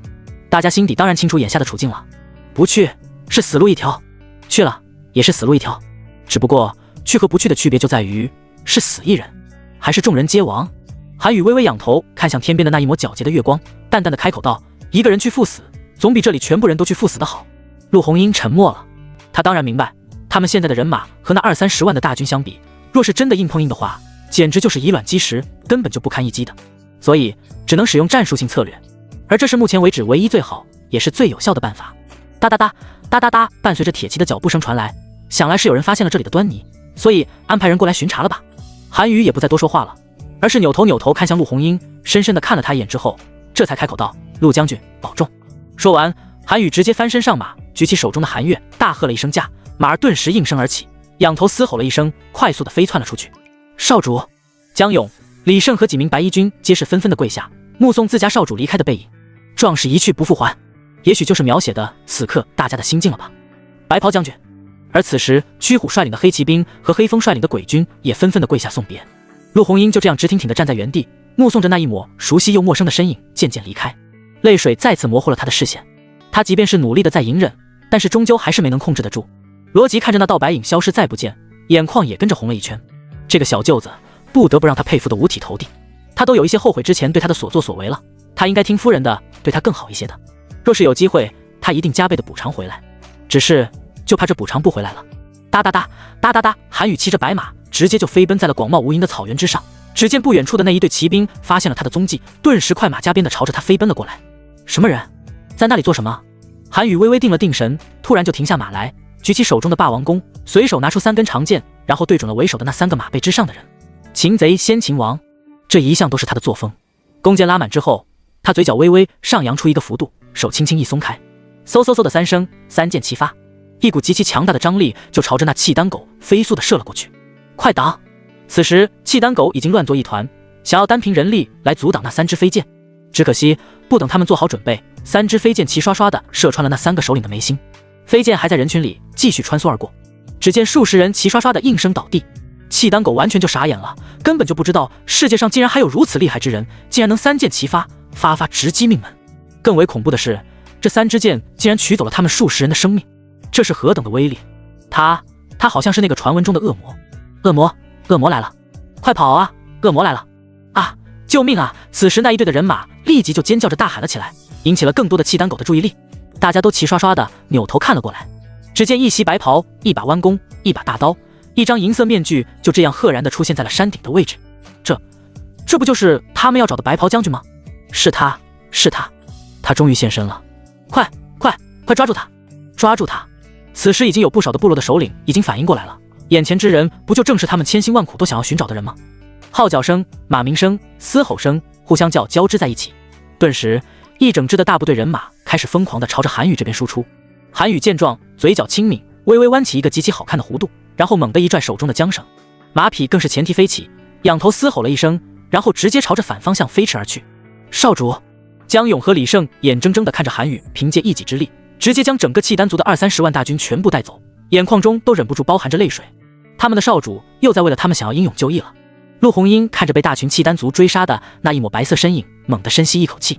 他知道眼下不是悲伤的时候，他现在所需要做的事情就是替他分忧，在后方给予支援。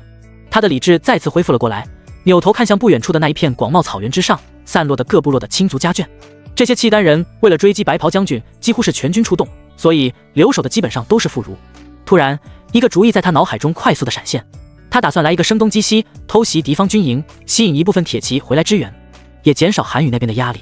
当他兴奋地将自己这个想法告知罗辑的时候，却被罗辑无情摇头拒绝。不行，我们现在必须趁机尽快离开这里，不能再耽搁下去了，否则他的付出就白费了。他明白韩宇的心思的，就是要护他和陆红英的周全的，所以他必须要替他完成这个梦想，平安地带着众人离开这个危险之地。罗将军，陆红英顿时就红了眼眶。陆将军必须听我号令，全员快速撤离，一路往北方行进，直到遇见援军为止，皆不能停歇下来。罗辑再次拿出了大将军的气势来，他现在必须要站出来主持大局，这是现在的他唯一可以为韩宇做的事情了。安排的护送陆红英离开这里。抱歉，我做不到。陆红英淡淡的看了一眼罗辑，伸手一把夺过一旁将士手中的长枪，然后迅速的翻身上马，就径直朝着不远处的敌军后营飞奔而去。你们先走，不用管我。丢下这一句话之后，那一抹红影渐渐远去。夫人，罗辑和李胜见状，也朝着罗将军抱了抱拳道：“罗将军得罪了。”随即二人也翻身骑马追随而去。几个白衣军见状，也没有丝毫犹豫，跟着翻身上马而去。曲虎和黑风互看了一眼，都异口同声的开口道：“你留下。”话音一落，两个人都微微一愣。曲虎将军，还是你留下护着罗将军，快速北上寻求支援，我带着我的鬼军支援陆将军。黑风开口了，他原本就是野路子出身，战死沙场也没有什么的，也算是死得其所了。原本他这条命早就该死了，是韩宇救了他的命，而陆红英是韩宇的夫人，救他就当是还恩情了，所以他这条命是属于他的了。眼下他要用这条命去救他，也是理所应当。你不等曲虎开口，黑风已经霸气的率领着他的一小队人马，浩浩荡荡的朝着陆红英的方向追随而去了。唉，罗辑急得无奈的叹气，不是他贪生怕死，实在是眼下这形势不该如此的。若是大家都折进去了，那刚刚白袍将军舍生忘死的救大家出火海之中，又有什么意义呢？曲虎自然也是看明白了罗辑的心思的，双手抱拳道：“罗将军，我愿护送你北上寻求支援。”罗辑重重的点点头，果然还是有通透之人的。此时尉迟钝率领的7万大军也浩浩荡荡的一起进入了漠北的方向。因为漫天的飞雪缘故，所以大军的行进显得有一些缓慢。没办法，脚下一踩就是深到脚踝的厚重积雪，更甚至有一些地方都已经没过小腿肚了。能行进都已经算是不错的了。不过这路途倒是遇见了不少契丹狗的尸体，看来陆红英他们之前也没少遭罪吧。当他们遇见自家兄弟的尸体的时候，皆是会主动留下1-2个人来将尸体给找个地方给掩埋了。他们都是战死的阴魂，绝对不能再让他们曝尸荒野了，哪怕给他们一个小小的坟墓也是好的。偶尔也会窜出一些契丹狗的小队人马过来挑衅，对于7万大军而言，简直还不够塞牙缝的，所以这一路上倒是走得极其顺畅无比。哎，尉迟将军，你有没有发现不对劲啊？秦叔忍不住开口嘀咕了。尉迟钝微微蹙眉，也认同的点点头道：“是有一些不太对劲。按照道理来算，他们带着整整7万大军一起进入这漠北，都已经这么久了，只怕消息早就已经传回了契丹族内部了吧？再怎么说，这些人也应该是聚集部族人手前来迎战的吧？但是为何却都是些散落的部族，根本就没有一支完整的精锐出现过，哪怕一次都没有？这不同寻常的反常，更是越发的让人觉得不安起来了。正所谓事出反常必有妖，管他娘的，我们先继续前进看一看，到底这契丹狗在耍什么花招。秦叔都忍不住爆粗口了。眼下他们需要尽快进入漠北原，支援白袍将军和陆红英他们。是该加快脚程才行了。尉迟顿也点点头，因为此刻他心底总觉得有一丝隐隐的不安感满溢全身，好像有什么大事情即将要发生一般。好，秦叔点点头，人安徽举起了手中的大刀道：众将士听令，全速进军。是。此时7万大军气势如虹，如日中天，因为他们心底清楚，他们若是去了，就能再见传闻中的白袍将军了。这对于他们而言，绝对是最鼓舞士气的了。此时的白袍将军已经成为了他们心目中的神一般的人物存在了，所以他们这是去见神。大军开始加速脚下的进程，满地的白雪被脚跟提起又落下，落下又被提起。丰都城外，到了，终于到了。此时范闲满脸的兴奋之意，早就将刚刚的疲惫和不堪一扫而空了。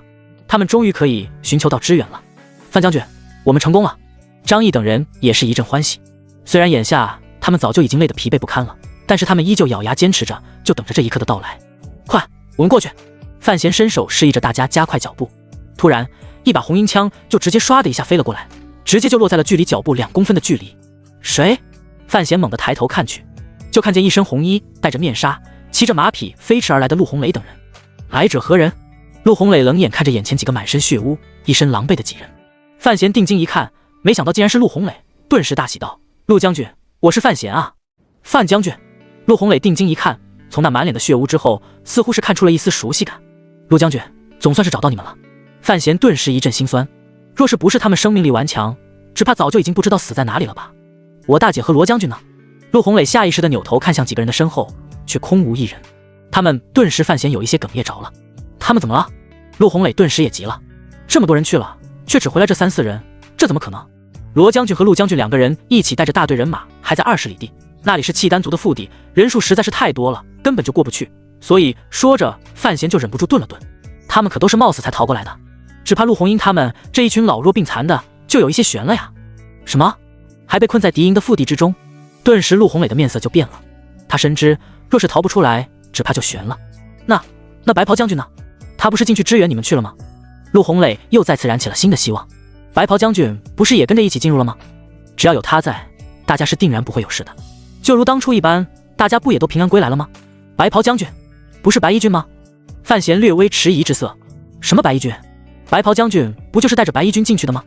陆红磊也发现了2个人之间的思维好像不在一个频道上。范闲却摇摇头道：我们刚刚一路走来，的确是遇见了白衣军，但是没有见到什么白袍将军的呀。范闲虽然对白袍将军并不算太过于熟悉，但是1年前也算是得有幸看过对方一眼。那气势，那气场，简直堪比神人，至今他都终生难忘。所以他可以肯定的是，之前救他们的那一群白衣军之中，根本就没有白袍将军的存在，顶多也就是为首的那个白衣军算是个小小的统领吧。但是无论是气质上还是气场上，都和白袍将军相差甚远，他是不会看错的。什么？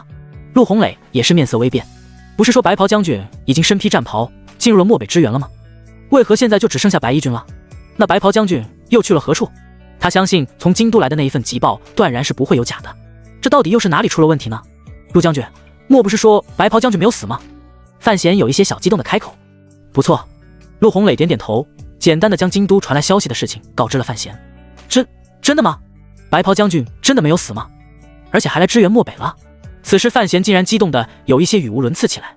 他没想到他的偶像白袍将军竟然真的没有死，这种欢愉感让他竟然有一些不知所措起来。此时已经完全没有了平日里将军的气势，反而带着一抹小迷弟的模样，看着竟然有几分可爱。你也不知道？陆红磊淡淡的开口，只怕这中间莫不是真的出现了什么纰漏吗？范将军，要不我率领5万大军前往漠北支援？陆红磊再次开口。既然有人能安排回来，那就说明一切都还是有希望的。好。范闲猛点头，他当然巴不得带领着军队直接给杀回去了，杀的那些契丹狗片甲不留，以报血海深仇。范将军上马，先回城池再说。陆红磊示意范闲。好。范闲直接翻身跳上了一个将士让出的马匹，张毅等人也被纷纷的搀扶上马背之上，一行人就再次浩浩荡荡的折返回到了丰都城去。毕竟这要带兵出战，还是得回去找董卿这个镇守大将军商议一下的。整个城池内也就驻守着10万大军，加上陆红磊带过来的5000精兵，也就不到11万的人马。若是直接就要抽调1半的人马前往漠北支援的话，还是需要经过董卿同意才行的。毕竟这是人家的地盘，还是要人家说了算的。陆红英等人一行人差不多100来余人，直接从山顶俯冲而下，直击那些散落在草原之上的各部族。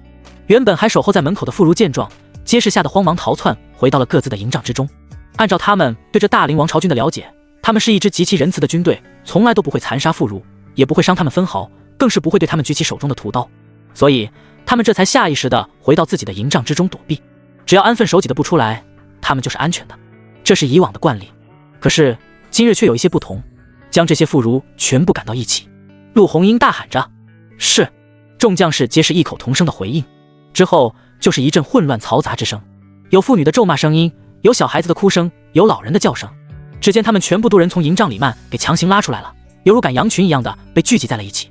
此时哭声、咒骂声一片。陆红英冷眼扫视着眼前的妇孺，让他不由得想起了当初契丹狗对自己族人的残忍和狠厉。虽然他也很想那样做，但是良知最终还是阻止了他这一想法。放火扫掉那些营帐和生计。陆红英大喝一声，他要利用火势引起那些追击白袍将军的契丹狗的注意，让他们发现。他要利用火势引起那些追击白袍将军的契丹狗的注意，让他们发现自己后院起火，势必会折返回来增援灭火的。是。江勇等人一众立即听令，直接就将所有能点燃的东西全部都点燃了。大火无情的肆意地燃烧着那些居所和营上的生活东西。此时的那些契丹的妇孺皆是不停地朝着陆红英等人磕头赔罪，只希望他们可以给他们留一点能生存的东西。食物、保暖的衣物、可以遮风避雨的营帐没有了这些，他们过不了多久就会因为这里的恶劣天气而活活的冻死或者饿死的。陆红英依旧充耳不闻，眼神灼灼地看着远处的山脉之上，数以万计的骑兵正在追击着那一抹越来越渺小的白影。他还不能死，在他没有确定他的身份之前，他不是不可以死的。他要和他并肩作战，一起共同抗敌，哪怕是他做他的后援部队，他也是甘愿的。很快，火势就快速地蔓延开来，通天的火光直接就照亮了大半边的夜空，在这寒冷的冬季里显得是那么的耀眼刺目。着火了，着火了，我们的大营着火了，快回去，快去，回去灭火，快！此时还在追击白袍将军的一些部族的首领，在发现部族的火势之后，皆是有一些恍惚的就要折返回去。不能回去，不能回，继续追击，对，继续追击。此时有一些部落的人大喊着，不能就这样放弃了，这可是好不容易才等来的机会，又怎么可以轻易的放弃呢？眼看着胜利就在眼前了，他们绝对不能半途而废。麻蛋，老子连自己的女儿和孩儿都护不住，还邀功作甚？其中一个部落首领低声咒骂一声，说完猛地一扯缰绳，大喝一声，都跟老子回去，先灭火救人。是。此时部族的男儿皆是齐刷刷的点头回应，因为他们的妻女和亲人也在其中。之后一行人就调转马头，齐刷刷的朝着营地飞奔而去。操，老子也要回去。又是一个部落的首领受不了，也跟着调转马头扬长而去。老子也回了。就这样陆陆续续的就有接近10来万的人马转身回营地去救火救人去了。陆将军真的有效。此时在敌军营地的一行人看见了有大量的人马折返了回来了，皆是面露欣喜之色。是啊，终于可以帮助到他了。陆红英脸上露出了一抹欣慰之色。夫人，所有的干粮都已经搜刮完了。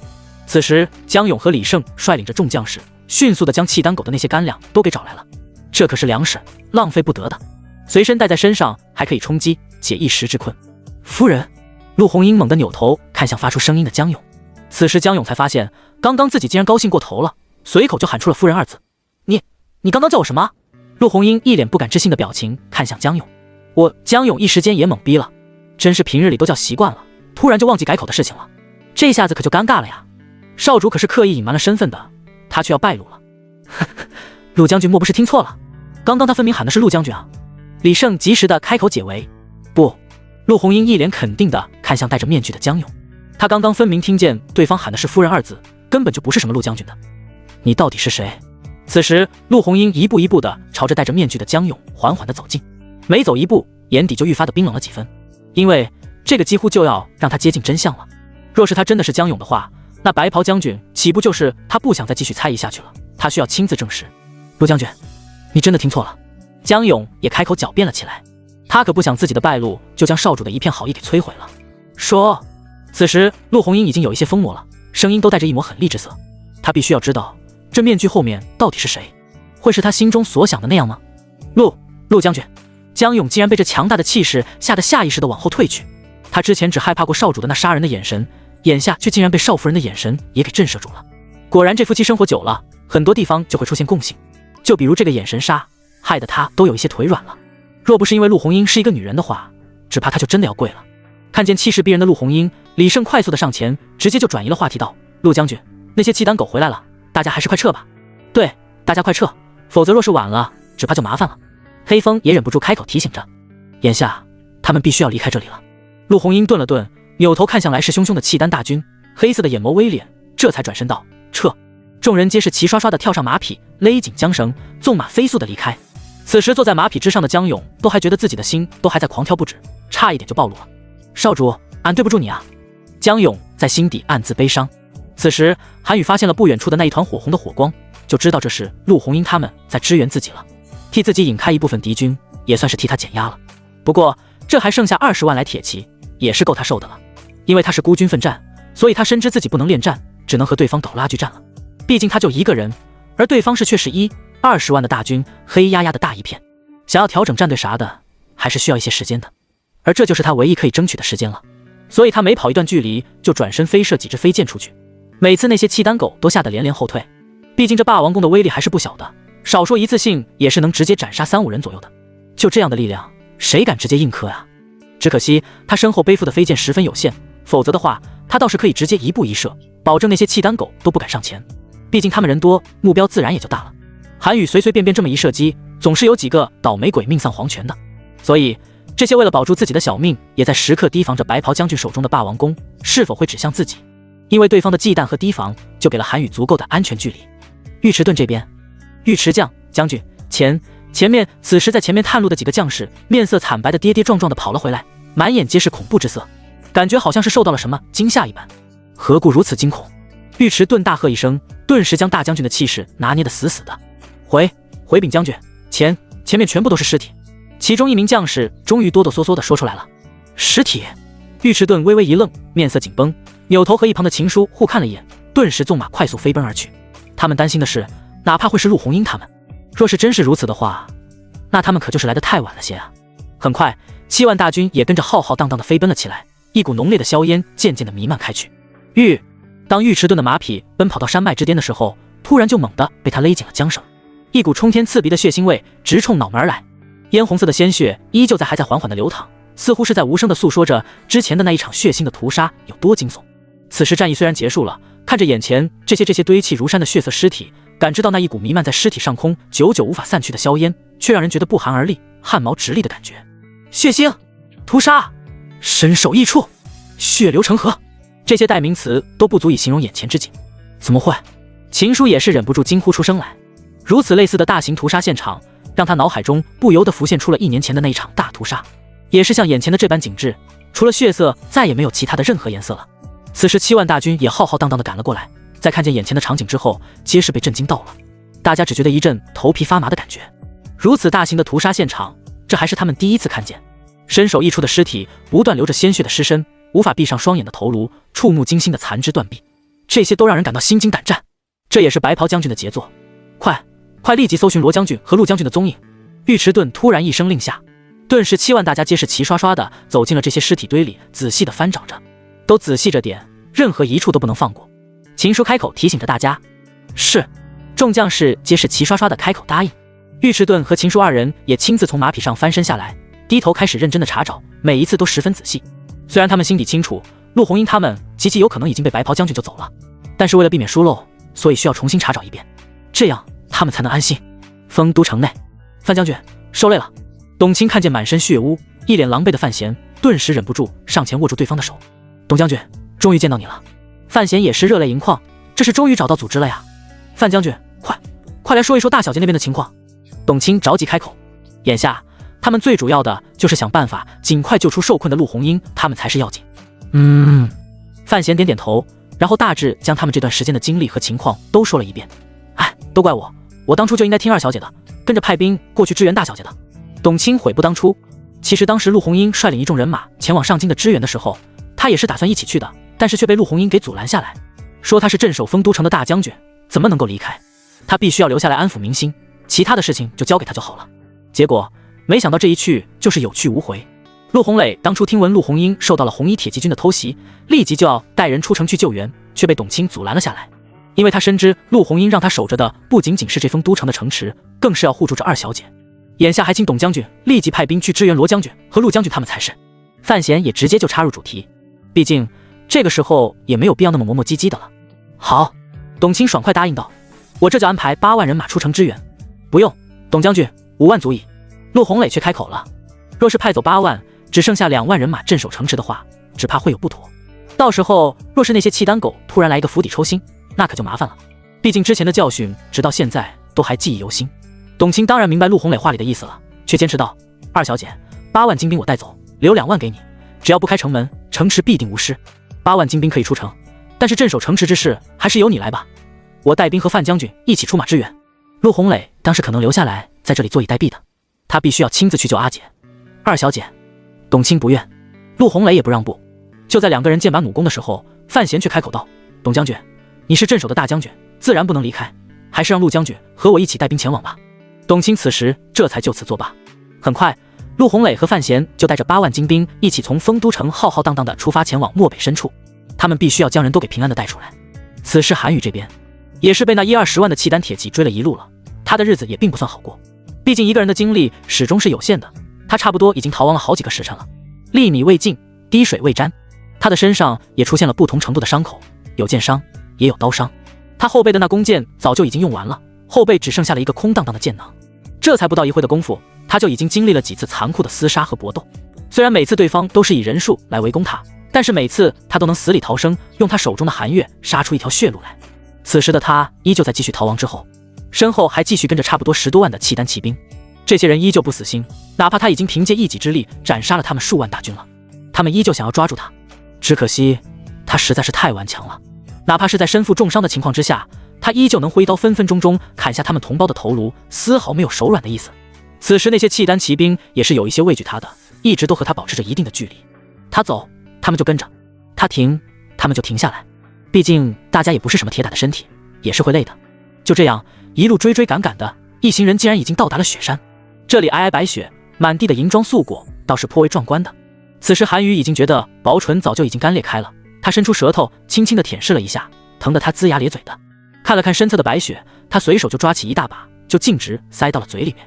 冰冷刺骨的寒意顿时占据整个口腔内侧，但是他现在必须要迟一些，否则很快就会出现脱水症状，到时候只怕即便是不战，他也就败了。眼下陆红英他们那边应该已经脱离危险了，所以他只需要想办法离开就好了。只是遥望着漫山雪白的白雪，他又能躲到哪里去？这里四处都是天寒地冻的冰天雪地，压根就没有人会可以藏身之处。不知道为何，此刻他竟然很是怀念当初在镇北王府邸的闲余日子，每天都慵懒地躺在那张躺椅之上，享受着无限的好风光，那惬意的日子倒是逍遥快活。也许是他此刻实在是太累了吧，所以才会贪念之前的悠闲日子。再次猛吃了几口冰冷的白雪之后，他略微的觉得肚子好受一些了，虽然有一些冷，但是却也没有刚刚的那种饥寒交迫的迫切感。想要保命，他就得想办法彻底的摆脱身后的那一只大大的尾巴。他们现在应该就是在等他身体支撑不住倒下的那一刻，到时候他们就可以完全不费吹灰之力就能将他一举拿下了。要让他降，这是断然不可能的事情。韩宇抬眼深深地看了一眼眼前无尽边界的雪山，若是再继续往里面走的话，只怕就是雪山的腹地了。这里四处都是寒冷的雪峰，稍微不注意，就极其有可能被随时都有可能发生雪崩的大雪给压在山下。但是眼下他早就已经别无选择的余地了，后方的路早就已经被这些契丹的铁骑给堵得死死的了，所以他只有继续前行，方可有一线生机。想到这里，他再次猛地勒住马缰，再次纵马向雪山深处飞驰而去。那他就赌一把吧，哪怕是死，也绝对不能落在契丹狗的手中。耶律大汗，他竟然直接奔着雪山而去了。此时一个契丹士兵惊恐地大叫了起来，果真是不怕死吗？耶律阿达尔冷冷地看着渐渐远去的那一抹白影，白色的马匹，白色的长袍早就已经被鲜血给染成了血红色，看着是那么的刺目。大汗，那我们现在是？士兵有一些慌张起来，若是再不追上去的话，只怕一会人就跑得没有影了。走，继续跟着。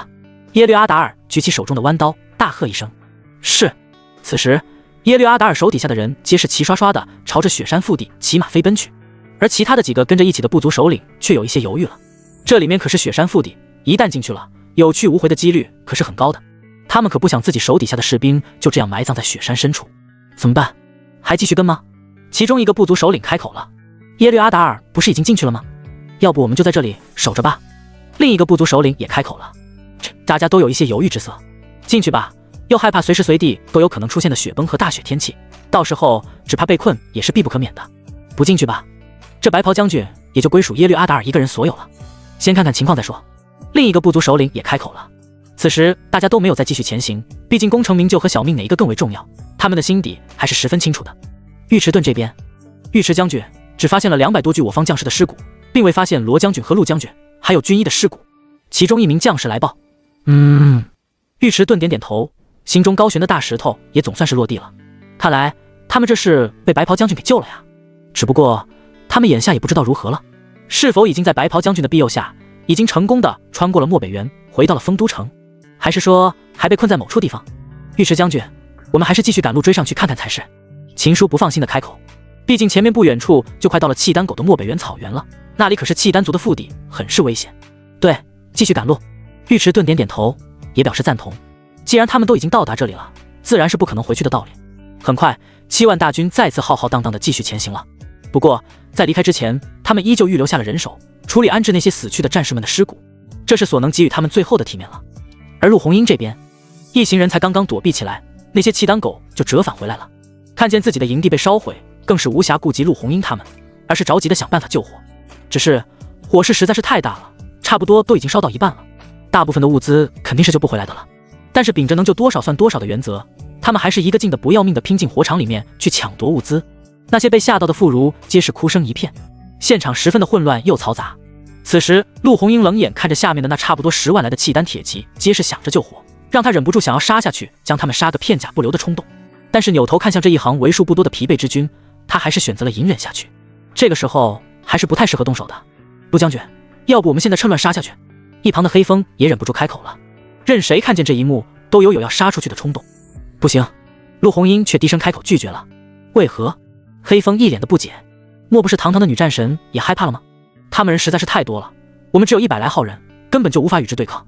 陆红英开口，可是他们眼下就是一盘散沙，只要我们杀出去，定然是能大获全胜的。想当初白袍将军不是也率领着110来号人，就一路杀出了一条血路来吗？黑风开口。陆红英嘴角微抽，直接冷眼扫了黑风一眼，意思好像是在说，你能和白袍将军相提并论吗？还有这队人马的战斗力能和那些骁勇善战的白衣军一样吗？江勇和李胜也是一愣，他们当然想要杀下去了，但是眼下这一支鬼军只怕难当此重任啊。好吧，那我们至少也能斩杀一半的人马吧。黑风有一些尴尬的开口，好像自己刚刚真的是放大话了。见众人一直都盯着他，他不得不再次妥协道，好吧，1/3总可以了吧。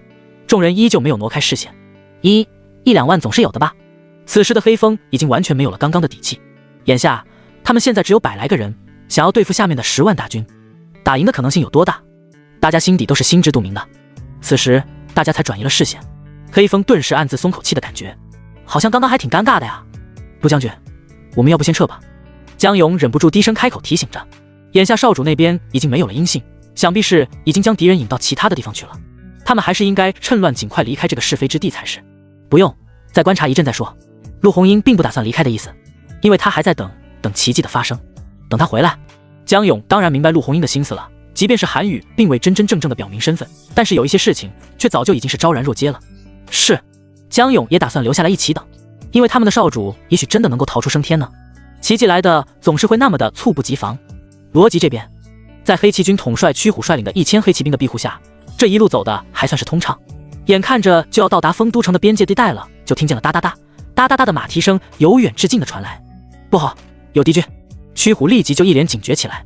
罗辑也是面色一沉，大部分的契丹铁骑都去追击白袍将军去了，唯独只有一支尚存，那就是刚刚被白袍将军斩杀的耶律察哈尔的红衣铁骑军。大败之后，他们就一直没有再现身了，眼下突然出现在这里，只怕是此时罗辑的心底有一股不祥的预感。黑骑军备战！屈虎大喝一声，更是紧握手中的大刀。是。眼下所有带着疲惫之色的黑骑军顿时就严阵以待，紧握手中的准备一战。而罗辑此时在军医的陪伴下躲藏在了一处隐秘之处，更是有4个黑骑军在一旁护旗周全。听到这马蹄声，罗辑的心也跟着紧张起来。其实他还是希望这是援军归来，而不是契丹狗的人。而此时屈虎已经带着黑骑军直接就冲了出去，迎面和对面的那一群红衣铁骑军正面交锋。不错，他们的确就是之前落败而逃的耶律察哈尔等人。他们发现白袍将军被30万的契丹大军追击的时候，又心有不甘，所以打算在这里伏击中军，以报灭军之仇。红衣铁骑军将这些人全部给我斩杀干净，一个不留。耶律察哈尔直接放出了狠话，这和刚刚被吓得屁滚尿流的模样完全不一样。那些红衣铁骑军开始疯狂地击杀驱虎等黑骑军，双方皆是最为精锐的一支队伍，所以在战斗力上可以说是不相上下。经历了刚刚那一场血战之后，此时双方都显得有一些疲惫之色，并没有之前那般勇猛了。但是这次耶律察哈尔还剩下差不多接近5000的兵马，对方驱虎的这接近1000的黑骑军自然是占据上风的。都给老子杀，杀他们一个片甲不留。此时耶律察哈尔就好像发疯了一般，肆意地狂笑着，他要报仇，要报仇雪恨。屈将军，你们快走吧。此时身负重伤的一名黑骑军跑到驱虎前面大喊着，他们知道眼下他们根本就不是这耶律察哈尔的对手了，所以他们想要弃车保帅，保住罗辑和驱虎等人。不要战一起战，要退一起退。驱虎怎么可能放弃这么多的兄弟一起离开？黑骑军一直都是一个整体的。屈将军，难道你忘记了白袍将军的嘱托了吗？将士再次大喝了一声。白袍将军可是用生命在护着他们，怎么可以就这样让他们身陷危险之中？这驱虎顿时眼眶也湿润了起来，他当然不能忘记白袍将军的最后嘱托了，他们要安全地护着罗辑他们回去的。屈将军，走啊！突然那将士在大喝一声，直接猛地一刀就刺入了其中一个敌军的腹部，再猛地一抽，鲜血直流，直接一脚将对方给踹飞出去。保重！驱虎最终不得不选择妥协，因为他心底清楚自己肩膀上所扛着的担子有多重。很快，驱虎就在黑骑军的护佑之下折返回来，准备带着罗辑一行人快速离开。没想到那耶律察哈尔似乎早就已经发现了罗辑的藏身之处了，直接就派出1000余骑兵将这里团团围住了。哈哈，想走，可没有那么容易。耶律察哈尔冷笑着看着眼前的身负重伤的罗辑，罗将军，还是留下来吧，看看我们这漠北的风景多美啊！说着，耶律察哈尔肆意的狂笑起来。我就算是死，也不会缴械投降的。罗辑恶狠狠地开口，努力地控制着不断颤抖的身体。他此时早就已经是强弩之末了，只怕是等不到回去的那一天了。哪怕是他也不可能会投降的。护着罗将军，我来突围！驱虎说着就驾马直接冲着那些红衣铁骑兵冲去。都给我拦住他，拦住他！耶律察哈尔大喊着。此时红衣铁骑全部都齐刷刷地冲向了驱虎，直接就将他围困了起来。一场血腥的大战自然是避免不了的了。而罗辑这边又有几十号红衣铁骑扑了过来，瞬间就将那几个护着罗辑的黑骑军给分散了去。眼下罗辑身边也只剩下了军医一人了。你们别过来！此时军医突然从腰间拔出了一把短刀，气势汹汹地大喝了一声。眼下保护罗辑的使命就只有交给他了。一种强大的英勇就义感快速地蔓延他的全身。哈哈哈哈哈！区区一把短刀能奈我何？此时耶律察哈尔边笑着边朝着罗辑快步走来，压根就没有将这军医放在眼底。罗辑见状，知晓自己已经陷入绝境之地，根本就无生还的可能了。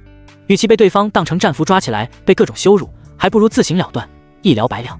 想到这里，罗辑一把抓过军医手中的短刀，直接一把抵在了自己的脖子上面，道：你若是再敢往前一步，我就血溅3尺。罗将军！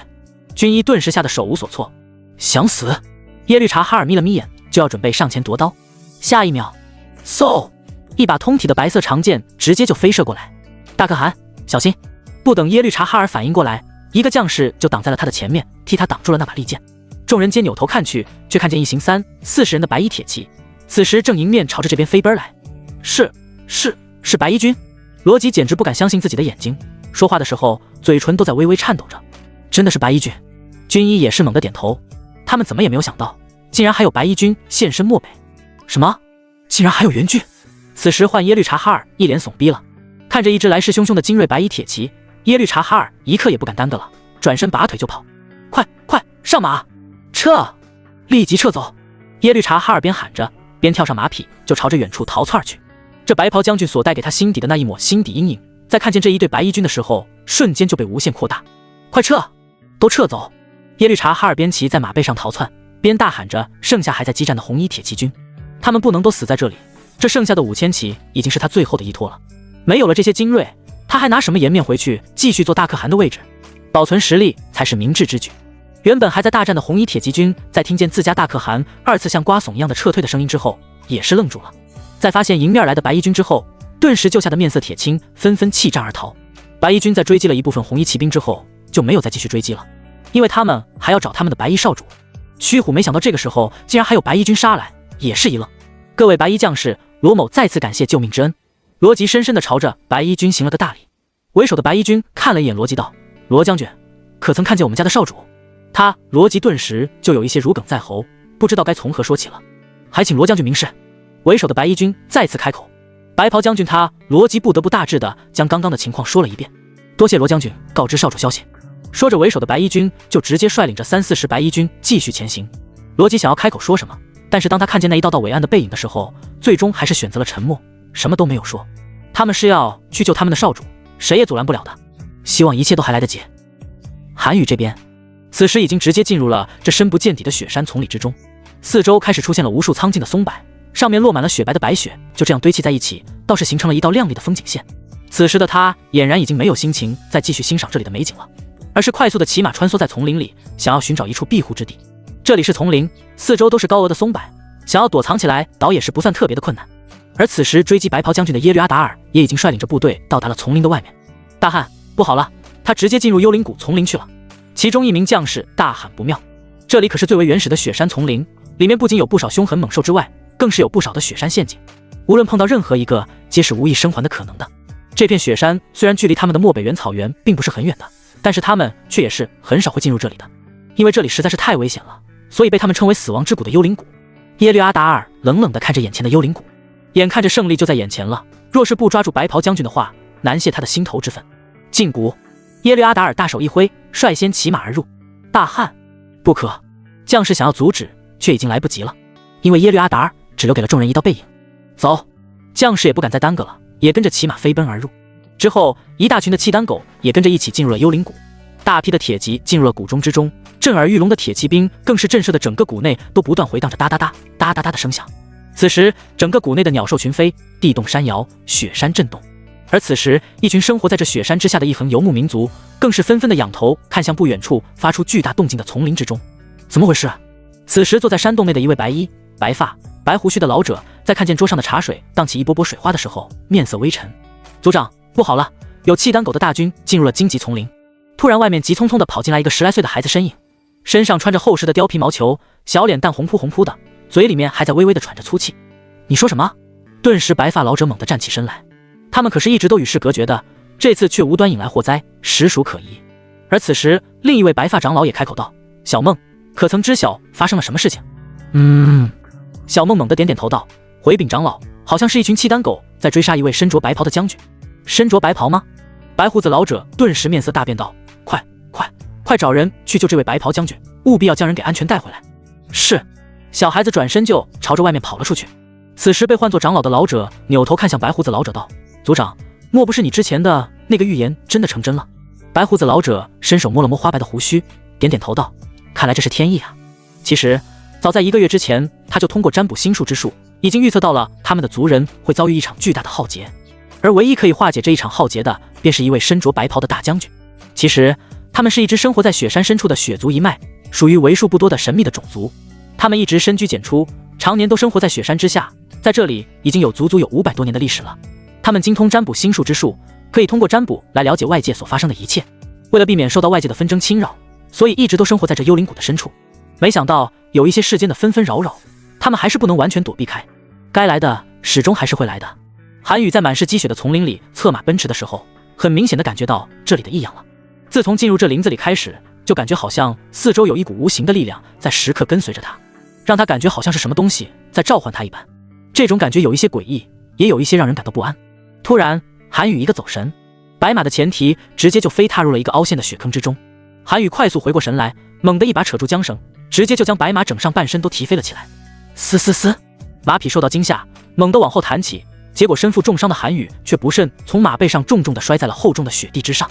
在跌落地面的一瞬间，他只觉得自己的整个脑袋都在嗡嗡作响，眼前更是感觉好像有无数的星星在晃动一般。他这一跤摔得不轻，加之他身上的伤势极重，所以他这摔倒是差一点就将他的内脏给震碎了去。此时他能很明显的感觉到嘴里面弥漫着一股厚重的血腥味道，那是血气上涌的表现。果然这身体经不住多少折腾了，他的心底也隐隐的觉得不安起来。哒哒哒哒哒哒，此时厚重的马蹄声渐渐靠近了，很显然是那群契丹狗追上来了。韩宇也顾不得身体的疼痛感，再次捡起身侧的韩月，伸手抓住马缰，猛地翻身飞跃上马背之上。他还要继续战斗下去，因为他已经没有任何退路可言了。哒哒哒哒哒哒，很快耶律阿达尔就已经率领着一队骑兵出现在了眼前。再继续跑啊，我倒是要看看你到底有多大的能耐，能从我的眼皮子底下逃出升天。此时耶律阿达尔大言不惭地看着眼前略显狼狈的白袍将军，他就是要让这传闻中的战无不胜攻无不克的白袍将军成为历史，成为过去，说不定今日之后他便一战成名，名留青史了。这是何等的荣耀！韩宇冷眼看着眼前的耶律阿达尔，嘴角微抽，这一副小人得志的样子真是忒恶心了。若不是因为他最近一直都梦不到那小老头子，他能如此狼狈吗？也不知道是怎么回事，自从他率军进入这漠北之后，那小老头子就消失在他的梦境了一般，没有任何缘由和解释，就是没有再出现过了。只能说这小老头他妈的简直就是猪队友，在关键时刻竟然掉链子了，否则他早在梦境里找他，然后逃出升天了。要打就打，废什么话？韩宇说着就举起手中的寒月，直接迎面冲了过去。大丈夫生亦何欢，死亦何惧？上！耶律阿达尔迅速地退居幕后，让自己的铁骑为自己血战。哼！韩宇冷声一声，孬种！然后直接将寒月挥了过去，直接就一刀结果了2个铁骑兵。其他的铁骑兵见状，皆是下意识地后退了2步。这杀人的气势让他们有一些心生畏惧之色。都给老子一起上啊！他眼下已经身负重伤，只要上前补几刀就可以了呀！耶律阿达尔那个怂包在身后大喊着：“谁斩杀了他，本大汉允他一生荣华富贵！”结果铁骑兵一听，顿时就发了疯似的朝着韩宇直接飞扑了过去。找死！韩宇再次挥动着手中的寒雨，刷刷刷几声响动，又是几名铁骑兵应声倒在了地上。全部都上，不要一个一个的上！耶律阿达尔再次呐喊着。那些铁骑兵似乎也明白了什么，皆是一窝蜂的直接又涌了上来。这一次少说也是110来号人了。韩宇原本身体依旧透支，体力也达到了极限，眼下又被100来人缠住，压根就没有办法突围成功脱身。这些契丹狗更是在利欲熏心之下，只想着刺伤韩宇来获得军功。在这双重的压力之下，韩宇有一些力不从心了，即便是挥出去的寒月也没有了之前的力气和气势。突然一把大刀就朝着韩宇这边砍了过来，韩宇躲闪不及，就在这千钧一发之际，突然嗖的一声，只见一把树枝做的利剑就飞射了出来，直接击中了大刀的主人的手臂，随即应声坠马掉落雪地之上。韩宇猛地回头，就看见一群白衣从四周的飞窜而出，不等那些契丹狗反应过来，无数的树枝就攻击而来，之后皆是纷纷坠马，顿时现场惨叫声一片了。将军，请跟我来！突然一把长鞭就甩了过来。谢了。韩宇伸手拽着长鞭，整个人就直接被拽着飞窜而去。快弓箭手，给我射击射击！此时耶律阿达尔大喊着，无数的契丹狗纷纷举起了手中的弓箭，朝着渐渐远去的那些白影飞射而去。密密麻麻的弓箭也没有落空，有几道白影被射中，然后纷纷摔落在了地上。快抓住他们！耶律阿达尔开口大喊着，无论这群想要救走白袍将军的人是谁，只要敢从他眼皮子底下救人，那就是与他为敌。很快契丹狗就直接抓住了摔在地上重伤的几个人，这些人的身上都是穿着白衣，头戴抹额，一看就是文弱书生的打扮。你们是谁？耶律阿达尔快步上前，看向地上受伤的几人。哼！几人皆是怒目而视，并不作答。好硬的嘴，都给我撬开了！耶律阿达尔大喝一声。是。几名契丹狗就径直上前。之后几声惨绝人寰的惨叫声传来，原本还带着身负重伤的韩宇准备离开的一行人却突然驻足。白使者是白护法他们。其中一人低声开口，眼底带着一抹荧光之色。白使者顿了顿，看向被自己搀扶着的韩宇道，你们先送他回去，我回去看看。说着白使者就要转身折返回去，却被韩宇一把抓住道，我和你一起回去。不行，你现在这情况不能再折腾了，否则只有死路一条了。白使者立即摇头，他们是为我受伤的，我理应该回去救他们的。韩宇虚弱的开口，哪怕是此刻他的身体依旧支持不了，但是他还是必须要回去的救人的。快，马上带他回去。说着白使者一把将韩宇的手推开，然后带着几个白衣人一起折返回去。我们快走吧。此时搀扶着韩宇的人快速地带着他继续往前面走去。此时的韩宇根本就没剩下多少力气可以挣扎了，就任由着对方搀扶着他快速行走在丛林之中。看着眼前快速往后倒退的丛里，韩宇只觉得自己的眼皮子很是厚重，重得犹如千斤压了下来一般。最后他实在是扛不住了，终于缓缓地闭上了眼睛，耳边还能听见不断传来的风的呼啸声，之后就彻底地失去了意识。他这是死了吗？在失去意识的最后一刻，韩宇轻轻地开口询问自己，可惜回答的他却只有寂静无声的黑夜。白长老怎么样了？白族长看向床上浑身是血的年轻人，这是他第一次看见如此触目惊心的伤口，身上不仅有无数的刀伤，还有好几处剑伤，尤其是胸口处的位置，直接就被划了好几道狰狞的大口子。这些伤口极深，有一些此时还隐约的往外渗着鲜血，铠甲里面的白色内衬早就已经被鲜血染成了血红色，血染白袍，触目惊心。从这些伤口不难看出，他这到底经历了怎样的一场恶战。一人对阵几十万大军，敢问又有几个能侥幸存活下来？他一个人面对那么多的契丹狗的追捕和猎杀，能坚持到这里，已然算是不幸之中的万幸了。伤的确是中了些，白长老无奈地叹口气。从医数十载，这的确是他见过最触目惊心的伤，最为惨烈的伤。白族长下意识地往前面靠近了一些，看了看那张面色苍白如纸的、气息孱弱的脸，道：“那他可还有救？”白长老点点头道：“救肯定是有得救的，只不过可能需要一点时间调理才行。”白族长暗自松口气道：“那就好，那就想尽一切办法将人给救回来，他不能死。”虽然不知道这位白袍将军会怎么样救他们的族人，但是他知道有他在，族人的结束才能平安度过。这是上天的指示，无法忤逆，只能顺势而为。白长老点点头。突然，外面急匆匆地跑进来一个小男孩，此人正是之前的那个小梦。族长、长老，不好了，不好了！白使者和几位护法被那些契丹狗给抓起来了。什么？白族长和白长老皆面露微色。小梦，怎么回事？白族长开口。刚刚白使者他们为了保护这位白袍将军脱身，有几位护法失手被捕，白使者又带着一众人折返回去营救他们，结果自己也说着，小梦就停顿了下来。对方来了多少人？白族长再次开口。进入林子里的大概差不多有2-3万人吧，在雪山口差不多还围堵了10多万兵马的样子。小梦不确定的开口，毕竟对方的人实在是太多了，他根本就来不及清算，就看了个大概，然后就着急忙慌的回来报信来了。像这种阵仗，对于他们雪族而言，真是百年难得一遇的。这一看就是要大祸临头的意思了。看来长老的预言真的成真了，他们雪族即将引来一场灭顶之灾。来了这么多，白族长面色一沉，看来这次预测的大劫应该就是这个了吧。族长，对方已经放了话了，若是想要让白使者他们的活命的话，就必须交出这位白袍将军，否则就会每隔1炷香的时间斩杀一个我们的族人作为惩戒。小梦开口传话，这是那位坐在马匹之上的大汉开口发的话，让他代为通传。他哪里曾经见过这等阵仗，但是就直接被笑得尿裤子了。还好这是冬季，身上穿得极其厚实，否则只怕就成了一辈子抹不去的耻辱了。什么？白族长顿时面色大变。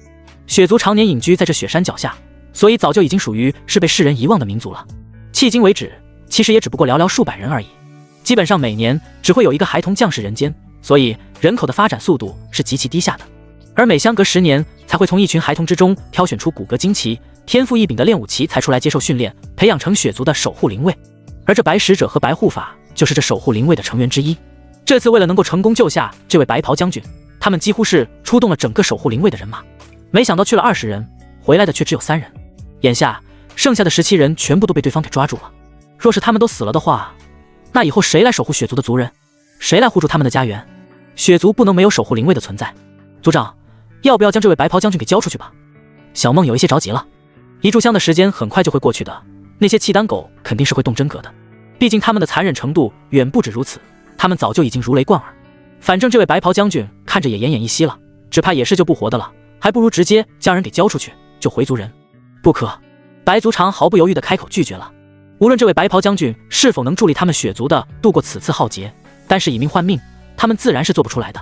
对于他们而言，每一个鲜活的生命都是值得尊敬的，更何况他还是他们雪族的最后希望。可是，若是不将他交出去的话，那我们的族人岂不是就要……小梦没有再继续说下去了。白族长再次看向床上奄奄一息的韩宇，缓缓地开口道：“这位白袍将军不能交出去，他是我们雪族的守护神。那白使者他们？”小梦急眼了，难道就不管了吗？小梦，放肆！此时，一位长老开口低声呵斥小梦。小梦急得眼眶都红了。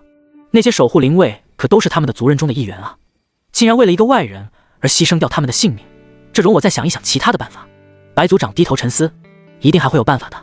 此时，雪山丛林里，17个身着白衣、浑身是血痕的男子全部被捆绑在了一起，一一的跪在寒冷的雪地之上。在他们前面摆放着一个香炉，香炉之上还插着一根正在燃烧的红香，袅袅炊烟缓缓蔓延而上，就连空气中都带着一丝令人窒息的味道。耶律阿达尔坐在马背之上，目光冷冷地看着地上的那群白衣人。他当然知道他们是谁了，更是知晓他们守护在这里是为了什么。据说在这雪山之巅生长着一种能活死人、肉白骨的雪莲果，即便是寻常人吃了，也能延年益寿，永葆青春不老。只不过这种东西极易难得，据说要差不多500年才会出现一株。而这些雪族人就是世世代代守护在这里，就是为了一株雪莲果的诞生。迄今为止，从未曾有世人见过这传闻中的奇果。但是他们知道，这雪族人的寿命极长，长老皆是100岁往上，没有人知晓他们的真实年龄，只知道他们在雪山脚下神出鬼没，无人敢惹。而这幽灵谷便是他们最好的藏身之所。若不是因为这雪山四季冰天雪地，地势险要难入，他们早就已经杀过来夺宝了，哪能容得他们在这里苟活这么久？眼下既然进来了，自然就没有空手而归的道理。这些人虽然身手不错，但是就是武器装备落后了点，没有马匹，还是单纯的依靠脚力，自然不是他们的对手的。将他们拿下也是意料之中的事情。大汉，一炷香的时辰已经到了。此时，一个将士在耶律阿达尔的耳边低语了2句。好。耶律阿达尔说着，就举起手中的弓箭，箭头直接就对准了其中一个白衣男子，冷冷的开口道：“这可是你们自找的。”话音刚落，直接就听见嗖的一声，利箭飞出，直接射中白衣男子胸口位置，顿时应声倒地。不要！白使者眼看着自己的生死兄弟倒下，顿时着急的咆哮了起来：“你们这群畜生，我要杀了你们！”说着就要起身，却直接被一个契丹狗一脚踹了过来，将他给踹倒在地。他还想要挣扎起身，却被契丹狗抬脚猛踩在了他的脸上，将他整个脑袋都往雪地里按去。想死？那还不简单，马上就要轮到你了！契丹狗恶狠狠地开口。此时其他的族人看见了，皆是气得咬牙切齿的，却也不敢再刺。那是因为那一把把亮晃晃的弯刀此刻正架在他们的脖子之上，防止他们反抗。继续点香！耶律阿达尔大喝一声。是。契丹狗再次掏出了一根红香，继续点燃。此时白使者这边也已经被松开了，有一些狼狈的从雪地里抬起头来，众族人皆是带着一脸惊恐的表情看向那根红香。也许下一个就可能是自己。任何人在面临死亡的时候，都不可能真的可以做到淡定自若，尤其是像他们这种常年都生活在人畜无害的雪山之下的长穗族人，更是畏惧死亡的威胁。白使者双手紧握成拳头，却也是无能为力。他必须要想办法帮助族人逃离这群恶魔的魔爪之中。陆红英等人全部都隐藏在山脉的后面，他们还不打算离开，还想要继续等一等。万一他又平安的杀回来了呢？此时陆红英的双眼微微泛红，直直的盯着那道白影消失的方向。他一定会回来的，他在心底不断的说服自己。看见陆红英失魂落魄的样子，一旁的江勇和李胜互看了彼此一眼，他们也不知道该不该将少主的身份告知他了。可是告知他又能怎么样呢？少主这次一去，只怕也是九死一生。20万的契丹狗啊，他要如何躲得过？两个人虽然一直戴着面具，但是神情里面的落寞却是分外分明。黑风带着自己的鬼军在四周小心翼翼地勘察着地形，防止有契丹狗偷袭。哒哒哒哒哒哒，突然又有马蹄声在朝着这边靠近。备战！黑风立即警觉地拔出自己腰际的佩刀。陆红英一听有人靠近，更是迅速地将振作起来，随手拿起一根长枪准备应战。江勇和李胜等白衣军更是紧握大刀，严阵以待。此时大家皆是全部都隐退到了暗处，埋伏好，已经做好了大战的准备了，就等着对方靠近，是敌是友，一探便知。马蹄声很快靠近，是一支不到20人的铁骑缓缓地迎面走来。因为距离有一些远，所以看不太清楚。此时大家心底一阵紧张和不安，若是这是一只契丹狗的话，只怕很快就会引来下面那10万的铁骑围攻，到时候想要脱身可就难了。陆将军，一会你们先走，我们鬼军来拖延。黑风面色凝重的开口，必须要做好两手准备才好。不用，要战一起战。陆红英直接就拒绝了对方的提议。在没有收到白袍将军的消息之前，他是不打算离开这里的。陆将军，不等黑风说完话，此时不远处传来了一道熟悉的声音：“罗将军，陆将军可在？”陆红英顿时暗自松口气，看来这是邻军。听这声音，好像有点像是秦书将军的声音。陆红英微微露出半个头，看过去，果然看见了秦书带着一行轻骑走了过来。秦书将军，陆红英低声开口：“陆将军。”秦书看见陆红英之后，顿时大喜。看来尉迟敦的判断的确没有错，这山坳的后面肯定还藏着人呢。没想到还果真是如此。黑风等人在听见了秦书将军这4个字的时候，皆是脸上一阵轻松。他们终于算是等到援军了。这一路的漠北之行，到底经历了多少次的绝望，他们已经数不清楚了。从原来的10来万人，到现在的寥寥几十人，这是任何旁人都无法去想象的苦难。他们没有崩溃，已经算是万幸了。不过，眼下他们总算是走出绝境之地了。有了援军，就表示有了新的希望曙光，也有安全感，也不用再担心随时随地都有可能杀过来的大批的契丹狗了，更是不用担心会身首异处了。陆将军，总算是追上你们了。秦书此时已经带着小队人马靠近了些，在看见寥寥数人之后，略微有一些迟疑的开口道：“白袍将军和罗辑罗将军他们是……”后面的话他虽然没有直接问出来，但是意思却也是很明显的了。尉迟将军在吗？陆红英并没有正面回答，而是直接转移了话题。他知道尉迟敦和秦书一直都是在一起的。尉迟将军在山脉那边带领着7万人马安营扎寨，等待消息。秦书伸手指了指不远处的另一座山脉，这里就是契丹狗的腹地漠北原，为了打草惊蛇，所以暂时隐退在山脉后面。好，陆红英点点头，然后径直跳上马背，朝着那方向走去。他要想找尉迟敦寻求援军去支援他。眼下虽然已经过去了1天1夜了，也不知道他近况如何了，但是只要那些契丹狗一日没有回来，那就说明他是安全的，就有生还的可能性。陆将军，众人见到陆红英的反应，皆是一愣。快追上！还是秦叔快速反应过来，示意众人上马追去。罗辑等人一行人刚刚遭遇耶律察哈尔的突袭之后，整支黑骑兵受到重创，一下子就从原来的1000余骑突然就骤减到了500来人。驱虎满眼皆是愤恨之色，若不是这白衣军突然现身的话，只怕他们真的就要葬身此处了。他深知眼下不能再继续耽搁了，必须尽快赶路到达丰都城，只有这样他们才能绝对的安全。所以大家更是加快了步伐，朝着丰都城的方向赶去。而罗辑的伤势越发的不理想了，尤其是在经历了刚刚那一场激战之后，伤口再次裂开，鲜血直流，看得一旁的军医也是胆战心惊的。若是再不想办法止血的话，只怕他真的可能坚持不下去了。罗将军，还是停下来歇息一会，我给你想办法止血吧。军医低声开口。不用，继续赶路。罗辑面色惨白的摇头示意着，他知道他们现在必须要尽快离开这里，否则随时都有可能遭遇契丹狗的伏击。刚刚已经损失惨重了，不能再继续等下去了。罗将军，军医顿时就哽咽了起来。罗辑的心思他当然也明白了，他这是不想拖累大家啊。别说，罗辑十分虚弱的低声开口，此时的他也已经快到生命的尽头了。他心底比谁都清楚，只怕这次是不能活着回去了。夫人，魏夫这次要不讲信用一次了，若是有来生，我定然会千倍万倍的补偿你，可好？罗辑嘴角苦涩的一笑。前方何人？突然一道中气十足的声音传来，众人吓得皆是抬头看去，却看见是一队人马此刻正埋伏在四周，发现众人的踪迹皆是齐刷刷的举着数百支弓箭对准了他们的方向。完了，有埋伏！罗辑的心底更是直接沉底了。备战！驱虎也毫不畏惧的举起了手中的大刀，准备来一场血战。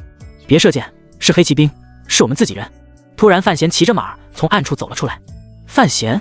罗辑看见范闲之后，顿时忍不住喜极而泣道：是我们的人，他终于还是挨到支援的大军了。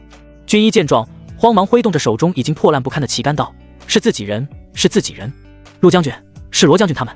范闲扭头看向身后跟上来的陆红磊，是大姐。陆红磊慌忙从隐藏之处起身，策马而去。哎，陆将军！范闲还想要说什么，却已经不见了陆红磊的踪影。大姐，陆红磊策马过来，却并未见到陆红英的踪影，却只看见奄奄一息的罗辑和一群蓬头垢面、满身狼狈的黑骑兵。我大姐呢？陆红磊忍不住开口。陆将军，罗辑眼看着闪烁着水光，虚弱的开口。罗将军！陆红磊立即翻身下马，快步的迎了上来。陆将军，女战神他罗辑才刚刚开始，整个人就觉得天旋地转，然后只就从马背上摔了下去。罗将军！众人皆是大惊。此时的罗辑早就已经疲惫不堪了，能支撑到现在，完全是凭借着一股意念。眼下看见援军的到来，脑子里紧绷的那一条弦也立刻松懈了下来，整个人也就彻底垮了。罗将军！陆红磊慌忙上前搀扶。我没事。罗辑虚弱的说出这句话之后，整个人就彻底的晕死过去。罗将军！陆红磊大呼出声。雪山脚下，不好了，族长，他们已经接连射杀了我们8名族人了。小梦满头大汗的从外面小跑步进来。什么？白族长也是有一些坐不住了。眼下他们总不能真的就眼睁睁的看着那些守护灵卫一一被残忍杀害的吧？族长，这可如何是好啊？是啊，必须得想办法，不能再继续这样被动下去了。此时其他的族人也皆是议论纷纷，他们族人已经过了好几百年的安生日子了，这份平静一下子被打破，还是有一些难以接受的。眼下这些契丹狗是铁了心要他的命了。此时长老缓缓地从山洞内走了出来。白长老！在场的族人皆是毕恭毕敬的行礼。白长老看了看一脸焦急的众人，这才缓缓开口道：既然此战事是因为白袍将军而起，那就由他来终结吧。说着就大手一挥，2个族人就抬着昏睡不醒的白袍将军走了出来了。此时他已经穿上了原来的那一身装备，白衣铠甲，银色面具，身侧更是放置着他的贴身武器寒月。长老，你的意思是？白族长顿时大惊，眼下只能这样了。白长老无奈的叹口气，这白族长还想要说什么，在触及到白长老的眼神的时候，最终将话给咽了回去。走，我们先去救人。白长老长袖一挥，几个族人跟着一起朝着丛林方向走去。此时丛林内，眼看着一炷香再次就要燃尽，耶律阿达尔眯着眼睛看向眼前的那一群早就已经被吓得面色惨白的血族人。看来你们的族人宁愿要保全那个废物，也要舍去你们的小命。边说着，耶律阿达尔边手中轻轻擦拭着弩弓，他已经有一些等不及了。若是再继续耗在这里雪山的丛林之中的话，只怕到了夜晚，大雪封山，大家都得被困在这里不可。所以他必须要下一剂猛药了。此时白使者看着眼前已经倒在血泊中的7、8个兄弟，更是咬牙切齿地握紧拳头。这群契丹狗果然和传闻中的一模一样。残暴、嗜血、凶狠、毒辣。他们想要从这群野蛮子人之中自救，实在是太难了。突然一阵惊呼声，白使者一抬头，就正好对上了3支冰冷的长剑。他心底一紧，看来该来的还是来了。给你们的族人传话，若是再不将人交出来，那我可就一次性直接射杀3人了。耶律阿达尔冷冷的开口，长剑却是对准了白使者的。他当然看出来了，这里面就他的地位最高，要杀要剐，悉听尊便，我们绝不会妥协的。白使者恶狠狠地开口，他是血族的守护灵卫，从加入这支队伍开始，就已经将全部的生命贡献给了整个血族，哪怕是死，也是要为血族而战。很好，守护灵卫眯了眯眼，就要准备动手射击。住手！突然一道中气十足的声音传来，终于肯现身了。耶律阿达尔冷笑着看着来人，是一个白胡子老者，身后还跟了几个白衣人，手中抬着一副担架，上面躺着浑身是血的白袍将军。你要的人我给你带来了。白长老长袖一挥，白衣人就将担架给抬到了前面。耶律阿达尔看见担架上面已经奄奄一息的白袍将军，顿时心底大喜。好，识时务者为俊杰。说着，耶律阿达尔大手一挥，一旁的契丹狗立即上前查看。在靠近些的时候，突然躺在担架上面的白袍将军猛地翻身而起，一脚就踢飞了其中2个契丹狗。竟然还能打！耶律阿达尔大手一挥，数十名的契丹狗蜂拥而至，直接扑向白袍将军，一时间再次陷入混战之中。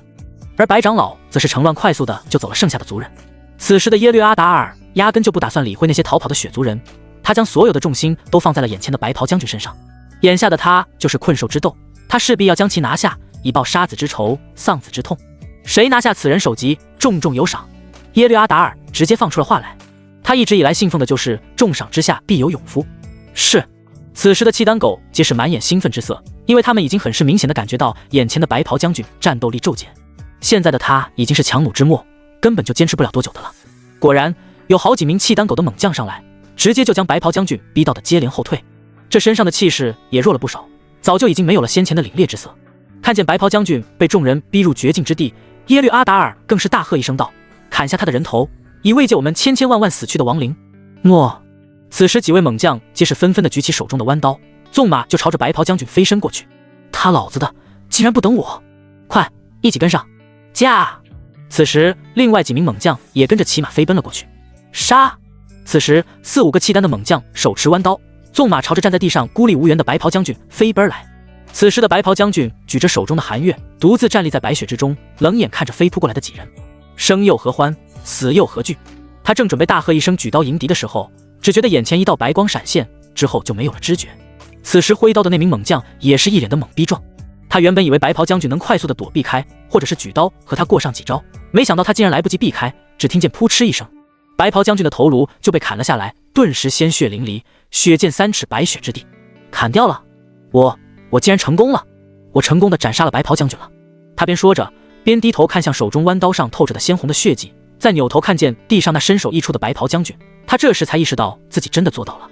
这个被整个契丹族视为梦魇的白袍将军，竟然就被他一刀给砍杀了，这多少让他觉得有一些不太真实的感觉。好！此时耶律阿达尔大喜的拍手叫好道：你叫什么名字？回大汉，树绿墨叶。此时成功斩杀白袍将军的勇士报出了自己的名字，契丹族第一勇士树绿墨叶也。尔等可有异议？耶律阿达尔大喝一声：没有！此时众契丹狗皆是欢呼声一片，更是上前将树绿墨叶给举起来抛向半空之中，嘴里面还不断的喊着树绿墨叶，树绿墨叶。契丹第一勇士此时整个丛林里是沸腾声一片，响彻整个山谷。而此时远在雪山脚下的雪族人皆是面色沉重的看向远处的喧闹之声，似乎与热闹的氛围形成了鲜明的对比。长老，我们白使者双眼含泪的看向白长老，我们已经尽力了，无妨。白长老伸手重重的拍了拍白使者的肩膀，以示安抚。尉迟盾的营帐之内，尉迟将军，你可愿意借我5万兵马，我亲自带兵去支援他？陆红英已主动请缨，他要借兵，一定要救出他，哪怕是明知道这种希望已经很是渺茫了，但是他还是希望他可以支撑到他赶过去。陆将军尉迟盾一副欲言又止的模样，不是他不愿意出兵支援，而是眼下听说他已经被那些契丹狗的20万大军直接给逼到了雪山深处，一队人马追了进去，而其他的大部分兵马皆是守在雪山口的，他根本就没有逃生的可能性，即便是现在去了，只怕也是枉然。尉迟将军，陆红英下意识地提高了声音的分贝，他必须要去救他，哪怕明知这一切也极其有可能有去无回，他也甘愿，因为他还欠他一句解释。陆将军，他已经和那契丹人血战了1天1夜，只怕眼下即便是去了，也只是枉然。尉迟钝说着，就重重的叹口气。一人对战20万大军，即便是神也，只怕是也难逃厄运。若是再为此出兵大动干戈的，反而是得不偿失。毕竟这契丹狗还有接近30万的大军，而他们也只不过才区10万而已，兵力悬殊之大，又怎可能有胜算？眼下最重要的当然是要保存实力，从长计议。陆将军，你要3、4、2后行啊！眼下我方兵力吃紧，绝对不能再受重创了，否则只怕是连我们自己也极其有可能无法全身而退。秦叔也忍不住开口了，眼下当然是要以大局为重。虽然白袍将军的命很重要，但是这剩余7万大军的性命更为重要。舍小取大，舍弃一人，保全所有人，这才是明智之举。陆红英身子微微一震，目光清冷地扫过眼前的所有人，大家皆是纷纷低头，不敢和他直视。好，很好。陆红英直接扭头转身跑了出去。陆将军，秦叔想要追出去，却被尉迟钝开口喊住道：“让他好好的静一静吧。”秦叔顿了顿，点点头，表示明白。此时江勇和李胜就在营帐之外，看见陆红英跑出来了，两个人不放心，快步追了上去。这是少主对他们最后的依托了，他们当然不能让他有事。即便是少主不在了，那他的遗孀他们也一定会照顾好的。耶律阿达尔率领着3万手下，浩浩荡荡从雪山的幽灵谷走了出来。此时白袍将军的尸身依旧被放置在那担架之上，被几个契丹狗一起抬着走在大部队的前面。而刚刚成功斩杀白袍将军的契丹第一勇士舒律莫叶则是骑着战马走在了最前面。他可是货真价实的契丹第一勇士，不仅成功的斩杀了契丹族人的梦魇白袍将军，更是将他的头颅也砍了下来。这算是替千千万万死在他手底下的那些契丹将士们报仇雪恨了。此时整个族人都对舒律莫叶充满了敬畏之意，他已然已经达到了人生的巅峰时刻，受到万人敬仰。而此时守护在雪山入口的10多万的契丹大军看见这一幕的时候，皆是面面相觑，因为他们认得那一身血色战袍，那一张银色的面具，那一把还泛着冷冽寒光的大刀，这都是那位白袍将军的贴身随身物品。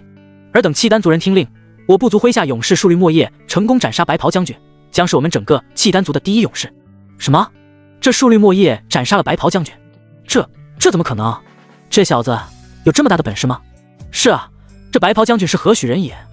那可是我们整个契丹族的梦魇般的存在。此时各部族皆是低头窃窃私语，有是羡慕的，有嫉妒的，皆带着一众质疑之声。毕竟白袍将军对于他们而言，就是一个从地狱走来的修罗。修罗会这么容易死吗？答案当然是否认的。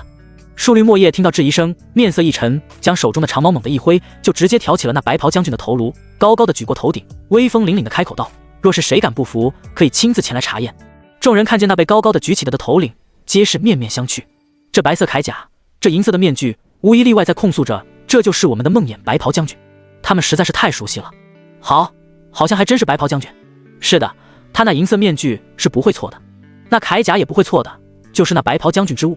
此时各族的部落再次窃窃私语起来，皆是一致认同，这是白袍将军无疑了。尔等可还有疑问？此时耶律阿达尔也骑马走上前来，各部族皆是猛摇头示意。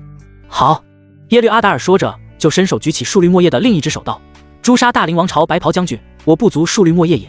以后他就是我契丹族第一勇士，受万人敬仰，世人供奉。契丹族第一勇士舒律莫叶，舒律莫叶，舒律莫叶第一勇士。”此时尊崇舒律莫叶的族人皆是齐刷刷地喊了起来，舒律莫叶更是挺直了腰际，将白袍将军的头颅高高举起，这是属于他的荣耀。之后20万契丹大军簇拥着举着头颅的舒律莫叶和耶律阿达尔一起朝着漠北原折返回去，声势极其浩荡，边走还边大声地喊着：“诛杀大凌王朝白袍将军，我部族舒律莫叶也。舒律莫叶，我族第一勇士也。诛杀大凌王朝白袍将军，我部族舒律莫叶也。舒律莫叶，我族第一勇士也。”这两句话不断地重复喊着，声音震耳欲聋，气势磅礴。在这一望无垠的草原之上，声音更是铺天盖地地席卷整个漠北原，即便是隔着10公里的距离，却依旧依稀听得见。很快，大凌王朝白袍将军被契丹族勇士诛杀的消息就传遍了整个部族，以至于尉迟将军不好了，出大事了，出大事了。此时一名士兵满头大汗地冲进了营帐之中。此时正在和秦叔商议接下来的安排的尉迟钝见状，顿时面色一沉道：“何事如此惊慌？喂，尉迟将军，刚刚契丹狗那边传来谣言，说是我们的白袍将军已经被他们的一名勇士给诛杀了，而且还将将军的头颅游街示众。”什么？尉迟钝身子微微一震，往后退了2步。秦叔也是面色惨白一片，这怎么可能？情况可否属实？尉迟钝很快就恢复过来，低声开口。将士看了看尉迟钝一眼，这才点点头道：“属下已经确认过了，消息确实属实无疑。而且也有不少将士看见了白袍将军的头颅被高高举起。”说着，将士就哽咽住了，双眼猩红一片。当时他们发现白袍将军的头颅被高高举起，在整个契丹族游行示众的时候，皆是潸然泪下。果然，尉迟钝伸手轻轻掩面而泣，他终究还是没有能躲过这一场劫难。秦叔直愣愣地坐在一旁的座椅之上，半晌没有反应。突然，营帐入口闯进来一道红影。尉迟将军，外面的那些传言都是真的吗？陆红英一脸不敢置信的表情看向似乎瞬间苍老了一般的尉迟钝。尉迟钝哽咽着抬头看了看陆红英，然后轻轻点点头道：“已经确认白袍将军殒命。”什么？陆红英突然觉得胸口一团血气翻涌而上，扑哧一声，一口鲜血就吐了出来，然后整个人就一阵头晕目眩，直接就晕死了过去。陆将军，快请军医，快啊！尉迟钝和秦叔皆是吓得手足无措，一群人顿时就乱作一团。丰都将士这边，军医，罗将军可否有恙？陆红磊着急地看向刚刚替罗辑诊治好的军医。唉，军医重重地叹口气道：“虽然保住一条命了，但是只怕是要在病榻之上躺个2月有余才行的了。”这么严重？陆红磊也是面色微变。眼下正是关键时期，军中少了罗辑这样的大将军，只怕是要受到不小的影响。毕竟在实战用兵打仗、运筹帷幄这一块，这里头所有人也就属罗辑最在行的了。这已经算是万幸了，若是你们再晚一些来的话，只怕罗将军就真的没救了。军医无奈地开口。陆红磊也不再说什么了。而此时门外范闲却急匆匆地走了进来，看了床上还未醒来的罗辑一眼，这才递给陆红磊一个眼神道：“陆将军。”陆红磊也看出了什么，点点头，然后快步转身跟着一起走了出去。此时营帐之中，什么？陆红磊顿时一脸惊恐的表情看向范闲，似乎这个消息来实在是有一些太突然了些。战无不胜、攻无不克的白袍将军竟然被敌军给斩首示众，这无疑是对大凌王朝的最大的侮辱。想当初白袍将军率领着一众白衣军，以迅雷不及掩耳之势砍掉敌军数千万头颅，没想到竟然自己却也是活落得身首异处的下场。这些契丹狗真是欺人太甚了。陆红磊直接忍不住拍案而起，满眼的怒火。虽然他和那位白袍将军只有几面之缘，但当初若不是他的话，只怕他早就已经在1年前那场战役中死了。他的命都是这位白袍将军给的，眼下却没有办法还报他的恩情。陆将军，你也别动怒，此事眼下最要紧的还是要尽快找到女战神他们才是。若是晚了，只怕是……范闲并没有再继续说下去了，但是大家也都心知肚明他要说的是什么。眼下陆红英他们若是还继续留在敌人的腹地的话，只怕是凶多吉少了。之前还为了等白袍将军，眼下白袍将军已经战死，他们又不知道会怎么样了。对，马上启程出发，要尽快找到大姐他们。陆红磊很快就恢复过来，他现在不能被悲伤打倒，因为还有许多很重要的事情需要他去做。范闲也重重的点点头。不过罗将军那边，范闲一副欲言又止的模样，先暂时不要告诉他此事的，等他身体好一些之后再说吧。陆红磊开口。范闲也十分赞同的点点头。毕竟这白袍将军在罗辑心中的分量可是不轻的，大家也都是看得出来的。尉迟钝这边，陆红英的营帐之内站了不少的人，有尉迟钝、秦叔、黑风、江勇、李胜等人都一脸着急地看向床上晕厥过去的陆红英。很快陆红英就缓缓醒来。陆将军可感觉舒爽些了？尉迟钝低声开口。我没事。陆红英直接就从床上半坐了起来，头部再次传来一阵晕眩的感觉。陆将军，你可得小心点，这可不能起得太猛了。一旁的军医一脸担心的开口。陆将军，你想开一些。此事秦叔还想要说什么，却被一旁的尉迟钝故作咳嗽声给打断。这样，陆将军，你先休息，我们几个就先出去了。说着，尉迟钝就示意众人离开。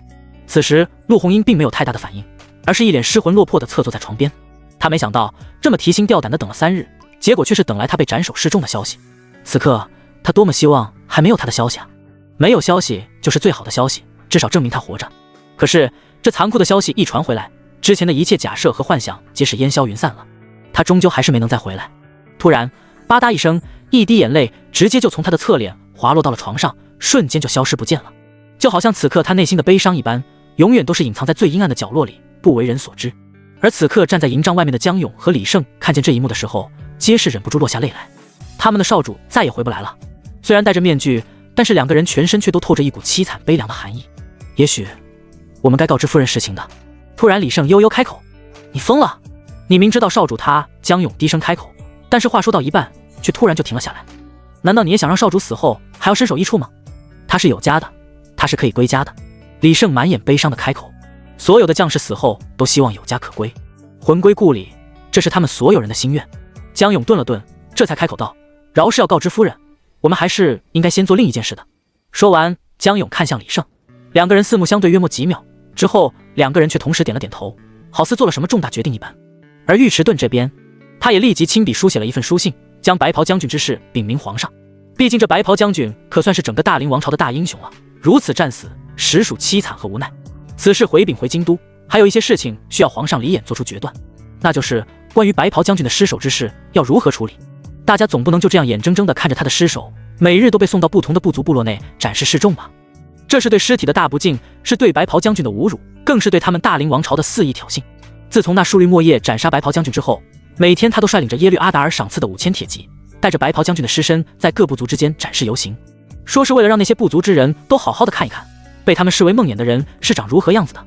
为了高度还原白袍将军生前的模样，所以那面早就已经被鲜血染红的银色面具自始至终都未曾有人将其取下来过。也许是因为畏惧白袍将军的威名，也许是害怕看见那面具后面会是张面目可憎的脸，整个契丹族人皆无一人愿意伸手去揭开那张神秘的银色面具。饶是有一些胆大的，却也是只是在私底下打一下嘴炮就行了，还真没有人敢动真格的。雪山脚下，几个身着白衣面色凝重的长老正围绕在一处床榻边缘。这怎么还不醒来？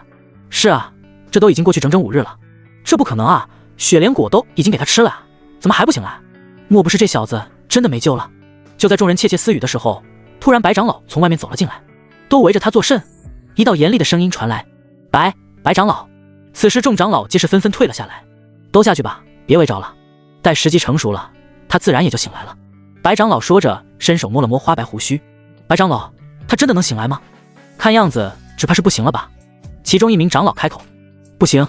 白长老眯了眯眼，眼底快速地划过一抹寒光。你当我们的圣物是寻常玩意？是。白长老，是我多言了。长老慌忙低头认错。大家都先出去吧，尽量不要来叨扰他的休息。白长老招手示意着。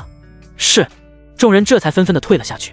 白长老快步走向床榻边，先是伸手摸了摸韩宇的额头，然后又翻了翻他的眼皮，最后又把了把他的脉象，自言自语的道：怪哉。按照道理来，这小子的身体依旧恢复如常，为何却一直都没有醒来？这是何意？说着，白长老又无奈地摇摇头道：既然你不想想来，那就只能看天意如何了。说着，白长老也转身离开。而此时韩宇已经有了知觉，只是不知道为何身体还有一些僵硬的无法动弹，就连睁开眼睛如此简单的动作他都做不到。我这到底是怎么了？韩宇在心底也是纳闷。之前记得好像因为身负重伤，体力不支，之后彻底就晕死了过去。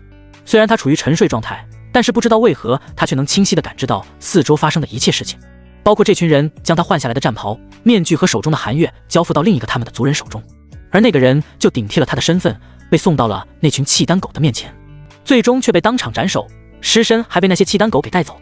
这些画面就好像是在放电影一般，从他的脑海中流过。难道是那小老头子？韩宇忍不住喊了几声：小老头子，出来！小老头子，赶紧出来，告诉我到底发生了什么事情。沉默，依旧是长时间的沉默。操！韩宇忍不住低声咒骂了起来。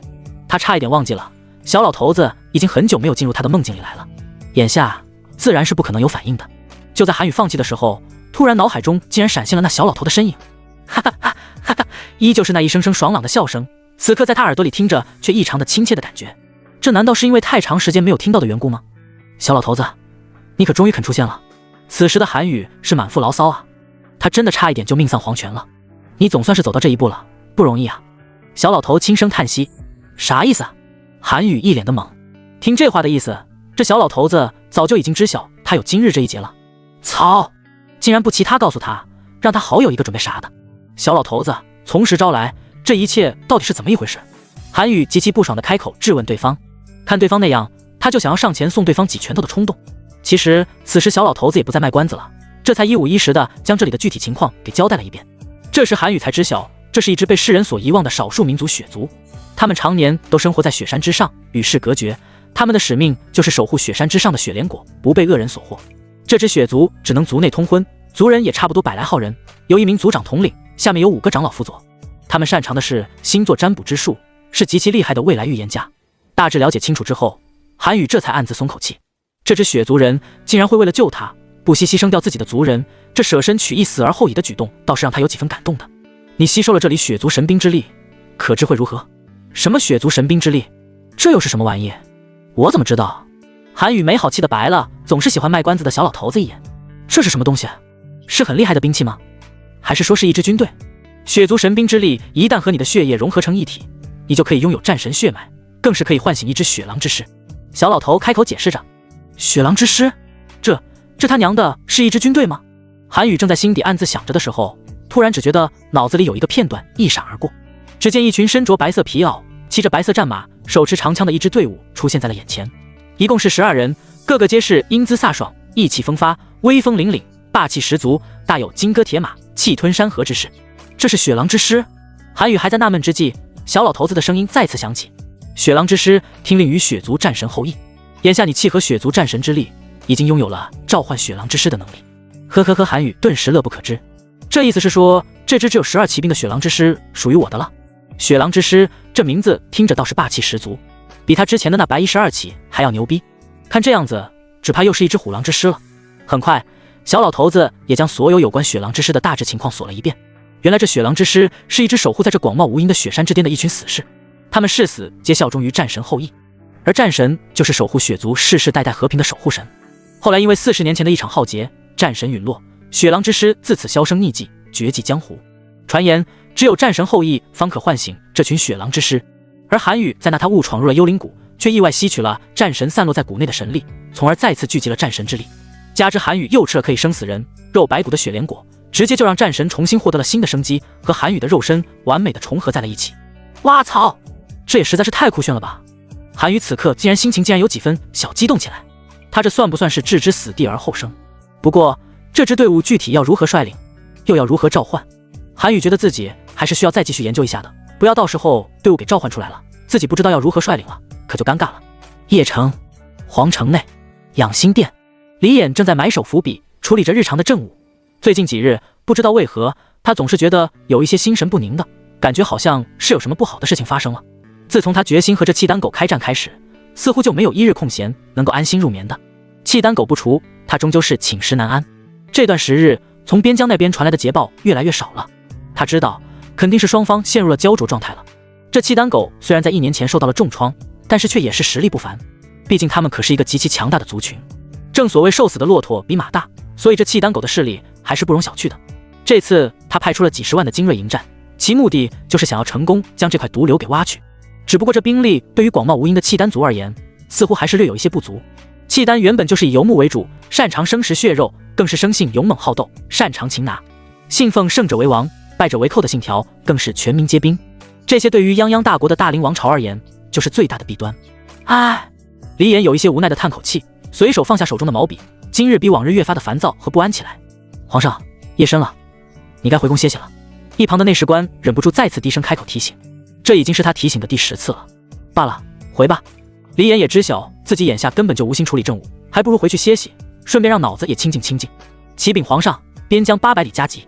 突然一个内侍官急匆匆地跑了进来，快传！顿时李衍激动地伸手示意着，都已经差不多半个月没有收到边疆的战况消息了，眼下总算是等到了。得到皇上的首肯之后，这送边疆800里加急的将士才能成功地进入城门之内，送上快件。是尉迟钝的亲笔书写，李衍眼底带着一抹笑意，看来又是什么捷报了吧。每次打赢一场大胜仗的时候，尉迟钝总是会亲笔书写一封，快马加鞭地将捷报送回都城。很快，李衍就迫不及待地拆开了信件，只是在看见信件内容的他却身子一哆嗦，整个人就直接瘫软在了龙椅之上。皇上，一旁的内侍官更是吓出了一身冷汗，快速上前搀扶。怎么会？这怎么可能？李衍面色凝重地自言自语：不，绝对不可能的，我不相信这是真的。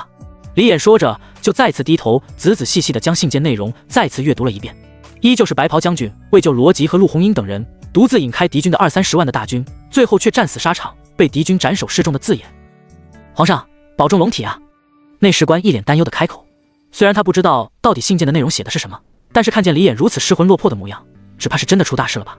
李衍顿时伸手掩面而泣，他没想到战无不胜攻无不克的白袍将军竟然会落得被敌军斩首示众的命运，只是这死法对于他而言也着实太惨烈了些的。此时李衍的眼底再次浮现了那个慵懒地坐在躺椅上晒着太阳的儒雅少年，原本还想着等他这次回来定然给他奖赏一个大大的军功和恩赐的，没想到却等来了他被斩首的消息。虽然在他离开的时候，他俨然做好了一切的心理准备的，但是真当这一刻来临的时候，却让他有一些猝不及防无法承受之痛。他原本不该去承受这么多的，毕竟他已经曾经为大凌王朝死过一次了，可是这次他依旧毅然决然地站了出来，又再次为了整个王朝赴死了一次。这次还会有奇迹发生吗？他希望有。马上通传救父进宫。李衍突然开口，如此大的事情势必需要陆正红知晓的，而且他也是最有资格知晓此事之人。是。内侍官吓得慌忙领旨离开。此时李衍双手紧握成拳头，他知道尉迟钝写这一封信件的目的的。眼下白袍将军的尸首还留在契丹狗的手中，被他们肆意的蹂躏和践踏，这是对他们整个大凌王朝的侮辱，士可杀不可辱，他绝对不能允许这样的事情发生的。隔天，整个邺城都在通传白袍将军为救邻军将士，甘愿牺牲自己，引开20-30万敌军，最后被敌军斩首示众的消息。届时，整个邺城的百姓都震惊了，也彻底的沸腾了起来。不，这不可能的！英勇善战的白袍将军是不可能就这样死掉的，这一定又是一场误会。白袍将军还好好的活着，我不相信白袍将军死了的。大家都觉得白袍将军一定还活着，就一如1年前那般，他只是失踪了而已，并没有真正的死去。饶是如此，城里面的老百姓依旧是自发的换上素衣，戴上白布，替白袍将军守丧，全民都陷入了一阵悲伤之中，感觉好像支撑起他们的半边天的那根柱子突然就倒塌了一般。李继堂内，阿姐，你说这不是真的，不是真的，对吗？此时李双冰哭得双眼红肿不堪，依旧无法控制地流着眼泪。自从收到这个消息开始，他的眼睛就没有干过。他是不相信白袍将军会真的战死沙场的，更是不相信他会身首异处。是的，他不会死的，他一定会好好的活着的。此时的李双雪早就已经变得有一些麻木起来，从听到消息到现在，他一直都是这个表情，既不哭也不闹，就这样双眼无神，目光呆滞地看着街道上熙熙攘攘走动的人群。他当然不会相信他会就这样离开他们的，他一定还活着的，他能感觉到出来。阿姐，你若是想哭就哭出来吧，这样心底会好受一些的。李双冰双手紧紧地握住自己阿姐的手，他越是这样，却越是让他担心。有时候哭泣其实也是一种变相的发泄，只有发泄出来了，心底才会好受一些的。若是一直都郁结于心的话，只怕反而伤身和伤心。可是无论李双冰如何劝说，李双雪依旧是维持着原来的模样，身体就好像被什么东西给掏空了一般，什么知觉都没有了。阿姐，李双冰更是的伸手紧紧地抱住了李双雪。伴随着李双冰悲伤的眼泪，李双雪的嘴角微微动了动，却始终没有流下一滴眼泪。她不哭，因为她坚信她还活着。镇北王府邸，陆正红倚靠在韩宇院子里的那个躺椅之上，双眼早就已经是通红一片。他没想到韩宇终究还是离开了他们。之前他还想着，等这次韩宇和陆红英回来之后，就让陆红英从军营里退出来，在家安安心心的给韩宇生几个孩子，也好让他跟着颐养天年。没想到顿时他只觉得鼻子一酸，若是没有这一场战争的话，那该多好啊！说不定那臭小子还继续躺在这个躺椅之上，过着混吃等死的悠闲的咸鱼生活，说不定又会搞出什么五花八门的奇怪玩意出来。比起他穿上那一袭白袍的威风凛凛，他还是更喜欢他像一条咸鱼的慵懒模样，因为他真的是承受太多太多了。也许这一次的离别对于他而言也是另一种解脱的方式吧。想到这里，陆正红的嘴角微微上扬。父亲。此时门外一颗小脑袋冒了出来。小雨。陆正红没想到这小妮子会来这里，立即伸手擦拭了一下温润的眼角。父亲，你怎么哭了？小萝莉一蹦一跳的走了进来，刚刚好像听到这院子里有动静，就知道是父亲又在想那条咸鱼了。好像自从那条咸鱼不辞而别之后，他就再也没有再见到他了，感觉他就好像是突然间人间蒸发了一般，就连平日里跟着的那2个跟屁虫江勇和李胜也不见了。他不知道他们去了哪里，但是可以感觉得到的是，他们一定是去做什么大生意去了。只是似乎父亲是知晓那条咸鱼的去向的，偶尔想他的时候还会经常来这院子里坐一坐，每日也都让下人对这里勤加打扫，说是万一那一天他回来了，才不会抱怨什么。父亲没哭，只是不小心让沙子迷了眼。陆正红说着就起身，随手抱起小萝莉道：今天怎么这么早就回来了？平日里不是都要在罗将军府上陪着小弟弟玩很久的吗？不好玩。小萝莉撅着小嘴巴，一脸的不高兴。眼下整个邺城的人都疯了，全部都是穿着素衣，带着白布，说是要给那传闻中的白袍将军守丧，害得他烤肉店的生意都不景气了，所以他这才无聊的跑回来的。没想到看见父亲也是这个模样，看来这位白袍将军对他们而言还真是十分重要的。父亲，你说大姐和二姐什么时候回来啊？我突然好想他们。小萝莉搂着自己父亲的脖子，委屈巴巴的开口。自从韩宇离开之后，就再也没有人陪着他一起笑，一起跳，一起闹了。突然就感觉人生一下子好像变得有一些无聊起来了。果然还是那条咸鱼在，他才有乐趣。他们陆正红有一些哽咽起来，应该很快就能回来了吧？是吗？那姐夫也会跟着他们一起回来吗？小萝莉一脸天真的开口，因为她知道那条咸鱼特别的宠自己夫人，说不定这次离开就是因为大姐也说不定。他陆正红的眼眶再次湿润一大片，喃喃自语道：也许会一起回来吧，只不过是尸骨而已。不过最后这句话他当然是不可能说出来的了。陆宏宇还太小了，他不应该知晓这些的，更是不需要去承受这些的，所以他选择了沉默。雪山之下，待韩宇再次醒来的时候，却已经是在那个梦境1天之后了。此时四周皆是齐刷刷的站满了身着白衣的人，大家都用奇怪好奇的眼神盯着他看，看得他很是不自在的感觉。醒了，终于醒了，还好，没事了，没事了。是啊，也不罔顾了我们的圣果雪莲果，这条命总算是给捡回来了。是啊，是啊。此时长老们也皆是面露欣喜之色，大家都让一让。突然一道沉稳的声音传来，众人皆是下意识地退后几步。韩宇一眼看去，只看见一些人簇拥着一位白胡子老者朝着他走来。不对，应该说是2位。2个人并肩而行，没几步就走到了床榻前面。小兄弟，你可算是醒了。白族长率先开口了。韩宇知道他就是这个血族的大族长，是地位最高的领导者了。韩宇只是轻轻点点头，并没有说什么。你可还有感到什么不是否？白族长再次关切的开口，眼底皆是慈祥。没。韩宇轻轻摇头示意着，没有就好，没有就好。白族长脸上露出一抹欣慰之色。白族长看了看韩宇，然后故意轻咳2声道：那个，诸位，大家先走，都先回去吧，我有几句话想要和小兄弟单独聊一聊。是，族长。此其他人皆是纷纷的退了下去，但是那位白长老并未离开，依旧站立在原地。韩宇知晓，这2位就是整个血族的大佬了。白族长扭头看了一旁的白长老一眼，2个人快速的互相交换了一个眼神，这才由白族长开口道：小兄弟，最近你可发现你身体是否有哪里不对劲的地方吗？没有啊。韩宇再次摇摇头，他最近除昨天全身皆不能动弹之外，也没有发现什么不妥之处。白族长顿了顿，然后再次开口道：那你有没有发现自己身上突然多了什么东西？多了东西？韩宇听这话的意思，似乎这白族长好像知道有关战神之力和血狼之尸的事情似的。是啊，是啊。白族长猛点头。就比如什么印记之类的？印记？韩宇顿时明白这位白族长想要找什么了，原来是想要找属于战神后裔的独特印记。那是一把月牙形状的胎记，一般都长在距离心脏位置1公分的距离，只有拥有战神之力之人才能拥有这种独特的印记。看来是这印记长的位置有一些特殊，所以他们才不太好意思直接扒拉开他的衣服看个究竟。这个韩宇还在犹豫到底要不要和这血族的大佬交底呢。不过想一想，好像这战神之力和这血狼之尸都是属于血族的东西，既然他拿了，好歹也得和人家主人说一声的吧，否则会显得他很是没有礼貌的。好像是有的。说着，韩宇就低头一把拉开了自己右心房的衣物，果然一个月牙形状的粉色胎记就赫然出现在了众人的眼前。哈哈哈哈！果真如此，果真如此。此时白族长直接就忍不住笑了起来，而此时站在不远处的白长老也是快步上前2步，目不转睛地盯着那月牙形状的胎记看去，喃喃自语道：不错不错，看来小兄弟你果然是命定人选。什么？这2个大佬也已经知道了？韩宇心底还有一些纳闷的，但是转念一想，他们都是极其厉害的占卜心术的占卜师，自然是能够通过占卜之术了解到一些事情的，所以他们知晓也不足为奇了。看来我们果然没有救错人啊。白族长再次忍不住感慨了一句。什么？他们竟然是因为这个原因才救的我？韩宇顿时似乎也明白了什么，看来这血族人对他拼死相护，这也是事出有因了。真是老天开眼了呀，老天开眼了呀。白族长再次感慨了2句，似乎有一些激动，眼眶都有一些湿润了。他扭头看向一旁的白长老道：看来我们真的没有白等啊。白长老并未吭声，只是重重的点点头。你们这是？韩宇故作不知情的开口。唉。白族长重重叹口气，然后拉起了韩宇的手道：小兄弟，你可是我们血族的命定战神啊，只有你才能召唤出早就已经销声匿迹的血狼之尸，为何你们要召唤血狼之尸？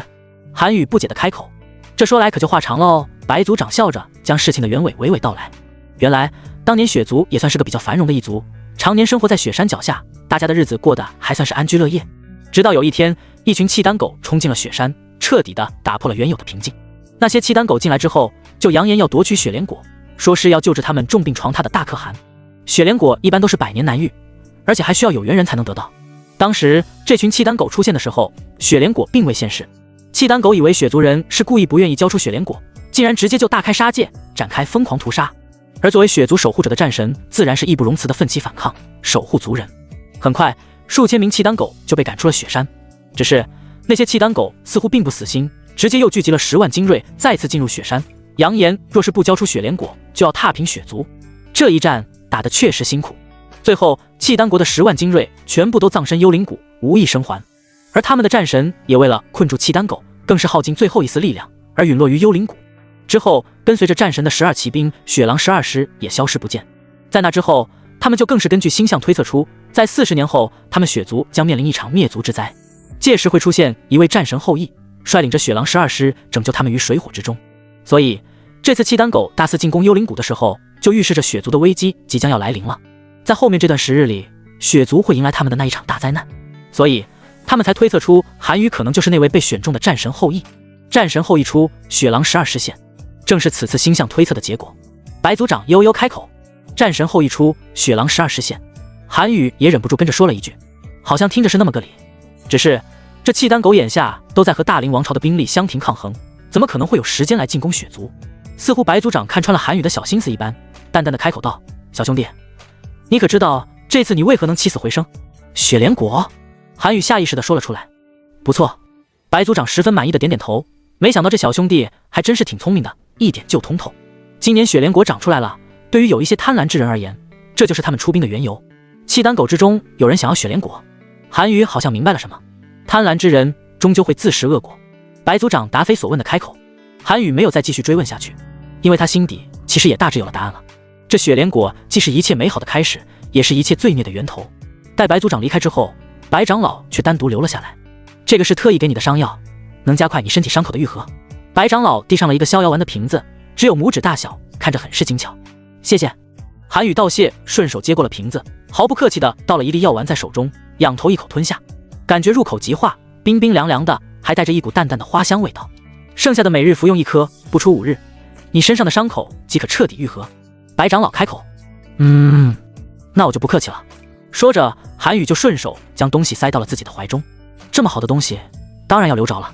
眼下也不知道陆红英他们怎么样了，只怕他已经收到他战死的消息了，不知道这丫头会不会哭得很伤心。一想到陆红英，韩宇的嘴角就微微上扬。丫头，等我回去找你。白长老看了一眼韩宇脸上的笑意，这才开口道：“走吧，带你出去四处转一转，如何？”韩宇也不矫情，点头就下床，跟着白长老走出了山洞。一走出来，只觉得一股寒气就直接迎面扑来，韩宇下意识地打了一个哆嗦。这外面还真不是一般的冷啊！刚刚待在山洞内的时候，竟然没有丝毫感觉，这一出来，可就真正的体验了一把什么叫寒冬凌冽。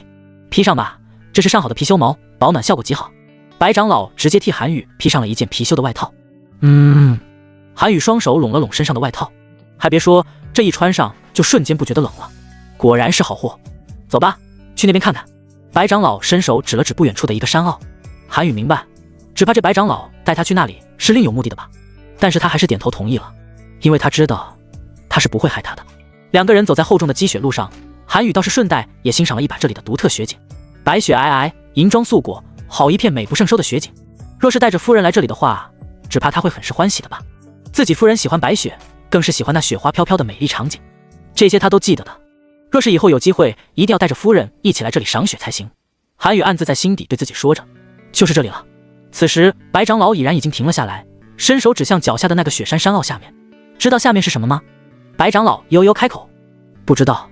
韩宇看了看，怎么看都是一处山坳，什么都没有，让他知道什么？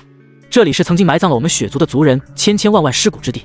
白长老淡淡的说着，但是他的声音很明显的有一些哽咽了起来。白长老，一切都已经过去了，逝者如斯，生者已矣。韩宇忍不住低声开口安慰着。虽然他没有亲眼所见那一场厮杀，但是却也知晓那一场大屠杀害得他们雪族人差一点整族被灭掉。不，你是不会明白的。白长老轻轻的摇摇头。我懂。韩宇却意味深长的点点头。他参加过好几场大屠杀，哪一次不都是血流成河，尸骨成堆？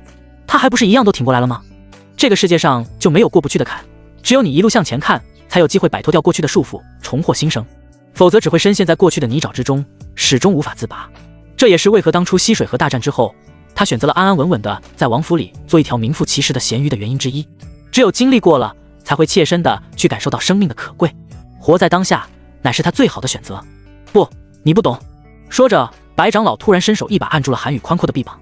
下一秒，韩宇眼前的那巨大的山坳竟然突然闪现出了当时那一场极其血腥残忍的屠杀的景象出来。无数的雪族人在哀吼声之中被无情的斩杀，无论男女老少，老弱病残，无一例外的全部倒在了血泊之中。鲜血染红了脚下的皑皑白雪，更是刺痛了他的心。这些人都是无辜的枉死者，他们不该如此残忍的被杀害掉的。这就是当年的场景。白长老边说着，边缓缓地松开了韩宇。此时眼前的一切再次恢复了如初的样子，除了一个大山坳之外，什么都没有了。韩宇也是略微顿了顿，这才回过神来道：“这里当年是一个村庄。”白长老点点头。韩宇忍不住倒吸了一口凉气，没想到这些契丹狗比他还要狠，不仅血洗了这血族的村庄，更是连嗷嗷待哺的襁褓之中的婴孩也不放过。这还是人吗？这简直就是畜生啊！韩宇此时心中对契丹狗的恨意越发的深了一层，像他们这种人，活该下18层地狱的。眼下你应该明白，为何我们会如此迫切的希望你和雪狼12师的归来了吧？白长老开口。韩宇轻轻点头示意着，对于召唤雪狼12师的办法，他已经知道了。但是至于他到底能否成功召唤出来，就不得而知了。毕竟他还只是个新手。按照星象预言，因为我们血族就在这几日内必遭大祸，而且极其有可能是灭族之灾。白长老悠悠开口。什么？韩宇也忍不住倒吸一口冷气。灭族可是指整个血族的人都将会不复存在。入夜，雪山的寒风倒是冷得让人骨头发寒。韩宇咬着牙关，手中拿着一根木棍，就在雪地里快速地写着什么。因为有一些冷的缘故，他握着木棍的手有一些微微的打颤，但是这并不影响他写字的速度。很快，一行字就显现在了雪地之上：战神后裔，召唤雪狼12师，风雪无阻，破土迎无。写完之后，韩宇迅速地退至一边。呼呼呼呼呼呼，只见一团风雪的龙卷风突然凌空袭来，缓缓地顺着那些字开始快速地临摹起来。呼呼呼呼呼呼，伴随着这龙卷风的呼呼声，空气中开始逐渐地响起了吟唱声。呼呼呼呼呼呼，战神后裔，召唤雪狼12师，风雪无阻，破土迎无。若是仔细听的话，就会发现这是刚刚那一行字的声音的意思。韩宇只觉得这既神奇又新颖，这还是他第一次遇见如此神奇的一幕。呼呼呼呼呼呼，战神后裔，召唤雪狼12师，风雪无阻，破土迎无。龙卷风突然就分成了很多个大小不一的龙卷风，然后分别向四面八方迎面卷去，满地的白雪也被跟着被卷飞起来，在半空之中看着异常壮观无比，堪比特效画面。好冷！韩宇忍不住打了一个寒战之后，将脑袋蜷缩在外套里面，然后快步地朝着自己的住处走去。据说这召唤雪狼12师可不是一蹴而就的，还需要等待10日才行，所以他才不会瓜兮兮的等候在外面喝西北雪风，还是回屋子里躺着舒服。呼呼呼呼呼呼，战神后裔，召唤雪狼12师，风雪无阻，破土迎无。一声声的低吟声响彻整个雪山，而此时在屋子里休息的雪族人皆是被这一声声的低吟声给吵醒，他们纷纷的打开房门，从里面走了出来，满眼皆是激动之色。有一些因为着急，就连外面的袄子也懒得披上了，就直接冲出了房门。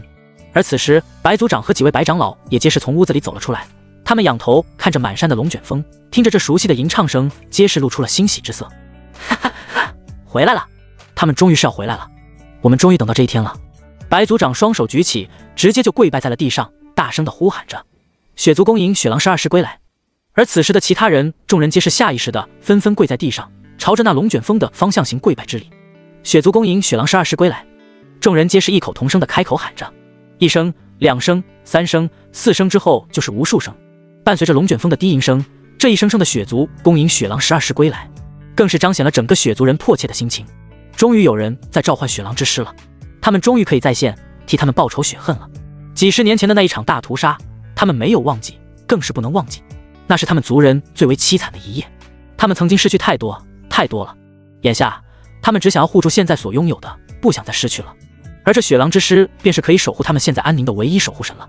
这一夜，所有血族人注定无眠，可是唯独韩宇一个人独自在屋内睡得极香。他需要养精蓄锐，更是需要聚集更多的力量，因为他此刻肩膀上的担子好像又重了一些。呼呼呼呼呼呼，战神后裔，召唤雪狼12师，风雪无阻，破土迎无。此时雪山之上的无数的龙卷风缓缓地朝着同一个方向汇聚而去，那就是距离雪山只有10公里距离的一座丛林而去。这里的丛里是和雪山之中的幽灵谷是相连同的，它们属于同一片密林，只是2片林子之后被一道雪山所阻隔住了。没有人知晓当初到底发生了什么事情，才有了这座巍峨的雪山横亘在了丛林之间，亦或者说是根本就无人会去在乎这些。伴随着龙卷风的转移，那一声声的低沉的吟唱声却依旧在继续快速的发酵着。声音虽然低沉，但是每一声都带着极其强悍的震撼力。每一道龙卷风坠落到山里之后的时候，整个丛林都会为之微微的颤抖一下。那被大雪所覆盖的树木皆是会抖落掉不少的积雪到地面上，虽然这落地的动作很轻很轻，轻到你有可能压根就察觉不到它的存在，可是有一些东西越是不起眼的，却越是蕴含着极大的力量。伴随着无数龙卷风的袭来，此时不少树木身上的积雪也已经全部被抖落到了地上。枪枪枪在静谧的丛林里竟然传来了一声声弯刀出鞘的声音。若是你去仔细聆听的话，就会发现一共发出了12道这样的声音来。在皎洁的月光衬托之下，那一把把透着寒意的弯刀就这样亮晃晃地闪现在了丛林之中。顿时整个山林皆是鸟兽群飞，好像它们是受到了什么极大的惊吓一般，纷纷倾巢而出。哒哒哒哒哒哒，伴随着鸟兽惊飞之声，此时一道道清脆的马蹄声缓缓地在丛林之中响了起来。哒哒哒哒哒哒，声音由远到近，在整个山谷之间回荡着。没有人知晓这是一支从哪里来的队伍，更是没有人见过他们的存在，只能依稀地看见12道白色的身影缓缓地在月光之下朝着丛林外面奔驰而去，犹如一道道的白色的鬼魅一般，很快就消失在了丛林的尽头。漠北原南部族部耶律穆哈德堡的可敦营帐内，可敦，雪山那边已经发现异动，只怕是雪莲国已经现世。只见一个身着契丹服饰的中年男子，双手互握合于胸前，微微低头。终于还是让我等到这一天了。一声娇俏的女人声音响起。此时坐在软榻之上的是一位风韵犹存的中年女子，女人脸上的妆容十分精致，但是却依旧无法掩盖住容颜已经苍老的事实。她叫白凌云，是南部部族的大汉耶律穆哈德堡的妻子，不，应该说是他后续的妻子。她此生一共嫁给了3任丈夫，更确切的说是她嫁给了祖孙3代人。她的第一任丈夫叫耶律交哥，是原南部部族的首领。她嫁给他的时候，他才18岁，而耶律交哥早就已经到了垂暮之年了。嫁过来不到5年的时间，在她替他生下了一男一女之后，她便因病去世了。之后，她又嫁给了耶律交哥的儿子耶律莫汗。他们在一起生活了20多年的时间，她为他生下了3儿1女。1年前的那一场大战之后，耶律莫汗战死沙场之后，她又再次嫁给了他的儿子耶律穆哈德堡，也就是她现在的丈夫。只可惜，她眼下早就已经是美人迟暮，根本就无法获得丈夫的欢心。每每看着她徘徊在不同的妙龄女子之间，她就恨得牙痒痒。她渴望至高无上的权利，更是渴望得到丈夫的宠爱。只可惜，在她选择第3次嫁人的时候，这一切全部都失去了。她眼下需要获得更美的容颜，来替她留住她丈夫的心，更是获得她所想要的一切。雪莲果可以容颜永驻，永葆青春。得到了它，她将获得想要的一切，重新登上人生巅峰。汉穆尔马上召集5万骑兵，直接攻打雪山，将东西给我抢回来。此时的白凌云早就已经有一些急不可耐了，她已经承受了1年之久的孤寂生活了，眼下想要迫切地重获恩宠，恢复昔日的风光。可敦，眼下我部族正在和大凌王朝交战，现在抽走5万骑兵，只怕是不妥。汉穆尔微微躬身开口，有何不妥？白凌云面色一沉，眼底划过一抹狠厉之色。你手底下不是就有5万骑兵吗？攻下雪族之地，乃是轻而易举之事。汉穆尔再次躬身道：可敦，眼下大战在即，所有骑兵全部统一归于大汉调配，只怕是混账东西。白凌云瞬间大怒，直接伸手一把扫掉眼前的桌子上摆放的一切事物。可敦，息怒！汉穆尔慌忙跪地。正在此时，营帐外面传来了一道男子的声音：阿娘。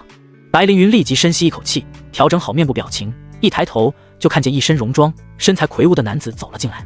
他脸上立即就挂着一丝淡淡的笑意，道：康儿，你怎么来了？此男子正是她和第1任丈夫所生的儿子耶律安康，眼下在南部部族里也算是个人物。第一摔跤勇士，善骑射，手底下有3万铁骑兵，眼下跟着耶律穆哈德堡。耶律安康看了一眼满地的狼藉，然后又看向跪在地上的汉穆尔，这才开口道：阿娘，可是汉穆尔惹怒了你？没事。白凌云看了一眼地上的汉穆尔，道：还不快滚出去！是，可敦。汉穆尔这才起身，迅速地退了出去。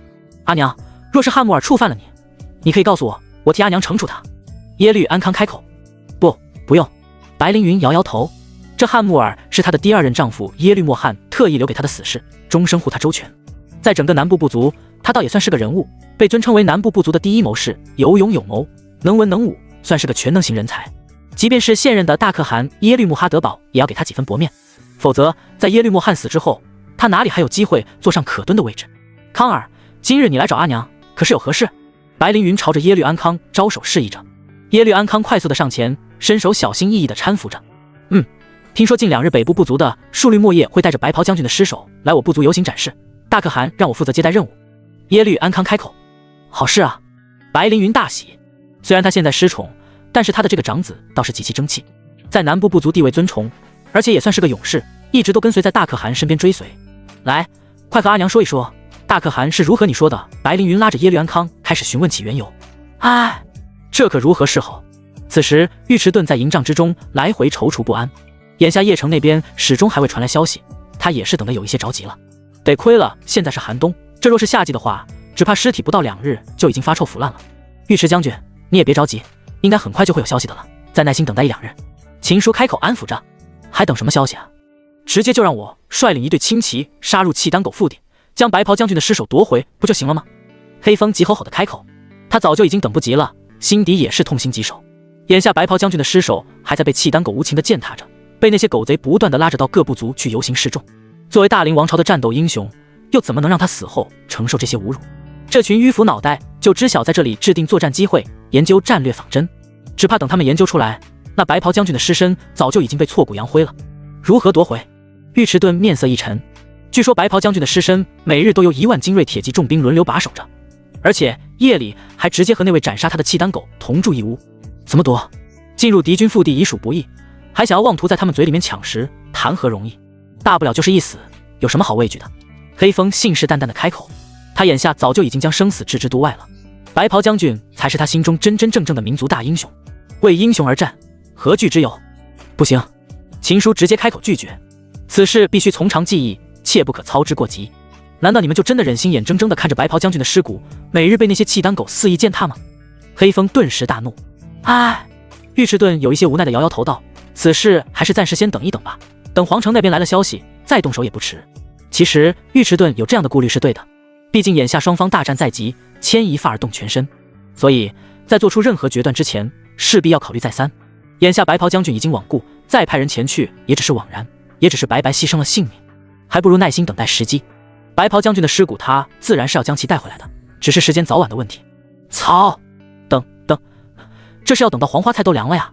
黑风忍不住低声咒骂了2句，然后掉头就走，嘴里面还在不断的呢喃着：“你们自己商量着吧，老子不陪你们玩了。”尉迟将军，你看他，这简直就是莽夫啊！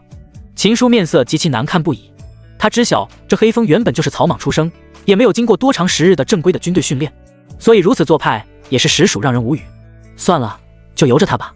尉迟顿无奈地摇摇头，他也知晓这黑风对白袍将军有着盲目的崇拜之情，当初他不就是为了白袍将军而率领重军之身进入漠北吗？所以此事也不能怪他，希望邺城那边能尽快传来消息。秦叔也无奈地开口：“应该快了吧？”尉迟顿抬头看向营帐外面，眼底划过一抹淡淡的忧伤情怀，他也希望可以尽快收到消息，好再做定夺。雪山脚下，舒舒服服地睡了一整夜之后，韩宇慵懒地伸着懒腰从屋子里走了出来，却看见不远处的雪地之上满满当当的跪了一地的雪族人，顿时吓了一跳。我擦，这一大早上的就跪拜，吓死老子了！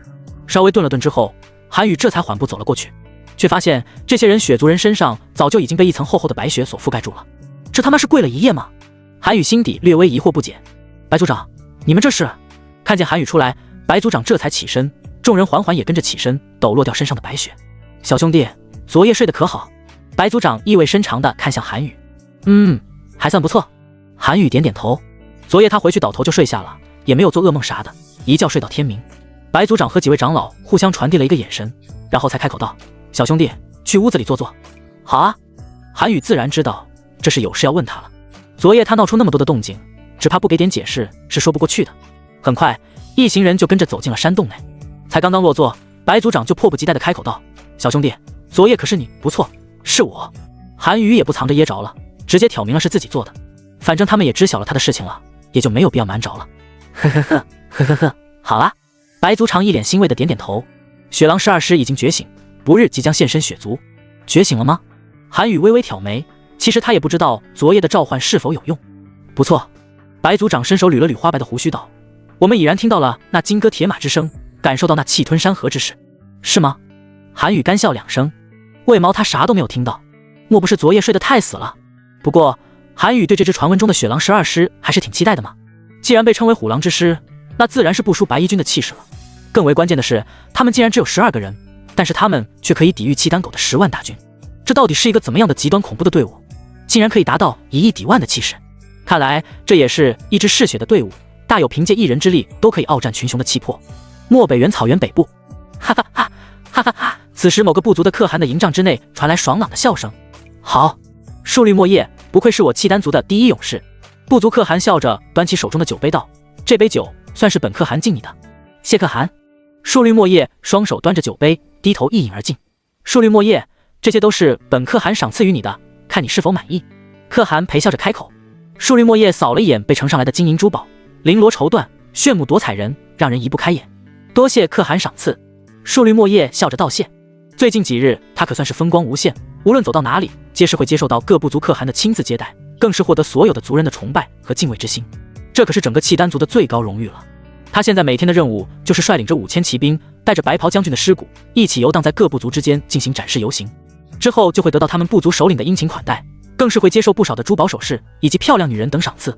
这些他全部都一一照单全收了，因为这些都是他应该得的荣耀和奖赏。为了坐稳契丹族第一勇士这把交椅，他当然是要将这得来不易的战利品发挥到极致。尉迟钝军营内，这几日要开始抓紧布防了，准备随时随地迎接大战的准备。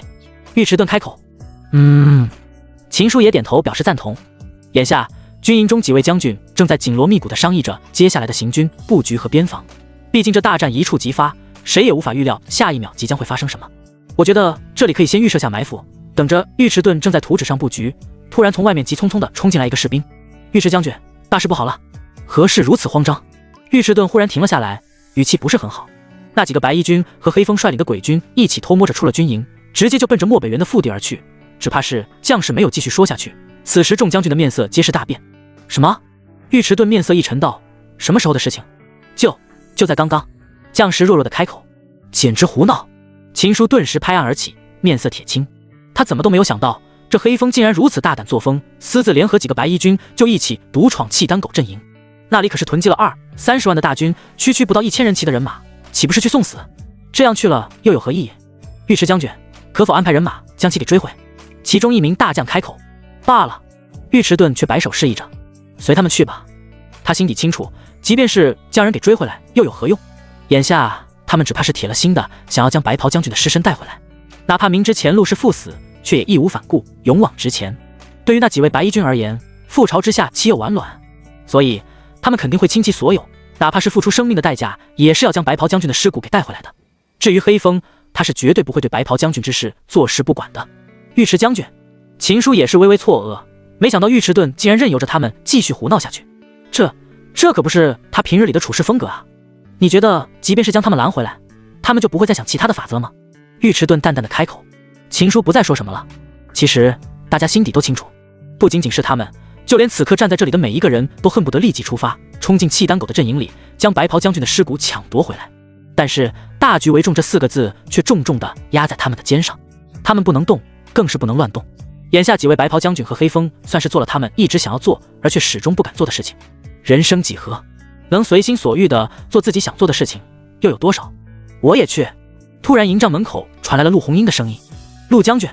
众人皆看向门口，却看见陆红英一身戎装，手握长枪，英姿飒爽地站在了门口。众人皆是一愣，陆红英此刻不是应该在自己的营帐之中休息的吗？为何会陆红英见众人这反应，快速地走了进来，双手合十，恭恭敬敬地道，请尉迟将军允许属下前往支援。其实刚刚他就察觉到了那几个白衣军的不对劲了，之前一直都默默地守着他，突然就来和他辞别，还说了一些莫名其妙的话。虽然他听得不是很明白，但是心底却也是大致猜测到了什么的。所以对方一离开，他就迅速地换上了戎装，带着武器前来。没想到却被他听到了那些白衣军已经奔赴漠北原而去，这更是激发了他内心的那一腔热血。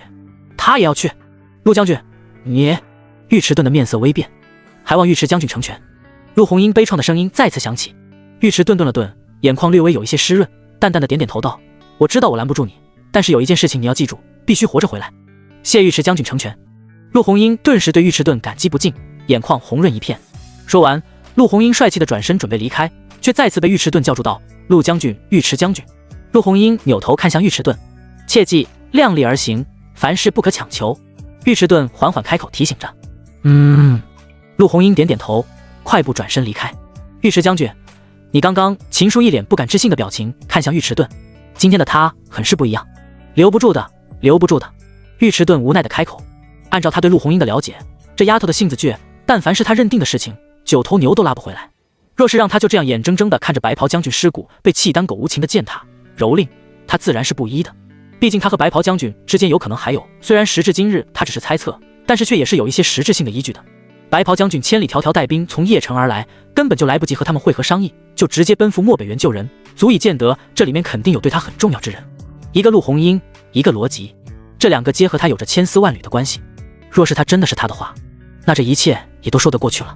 所以还是随他去吧，让他亲眼所见，也还让他死心也是好的。哒哒哒哒哒哒，一阵马蹄声在广袤无垠的漠北原的西北部方向响起。这是一支只有500来人的队伍，他们一路蛰伏前行，每走一步皆是小心翼翼的。他们正是黑风和江勇等人，他们要去敌营救出白袍将军的尸骨，哪怕是死，也要让他魂有所归，死有所种。黑风将军，前面的契丹狗越来越多了，只怕我们得想办法分散开才行了。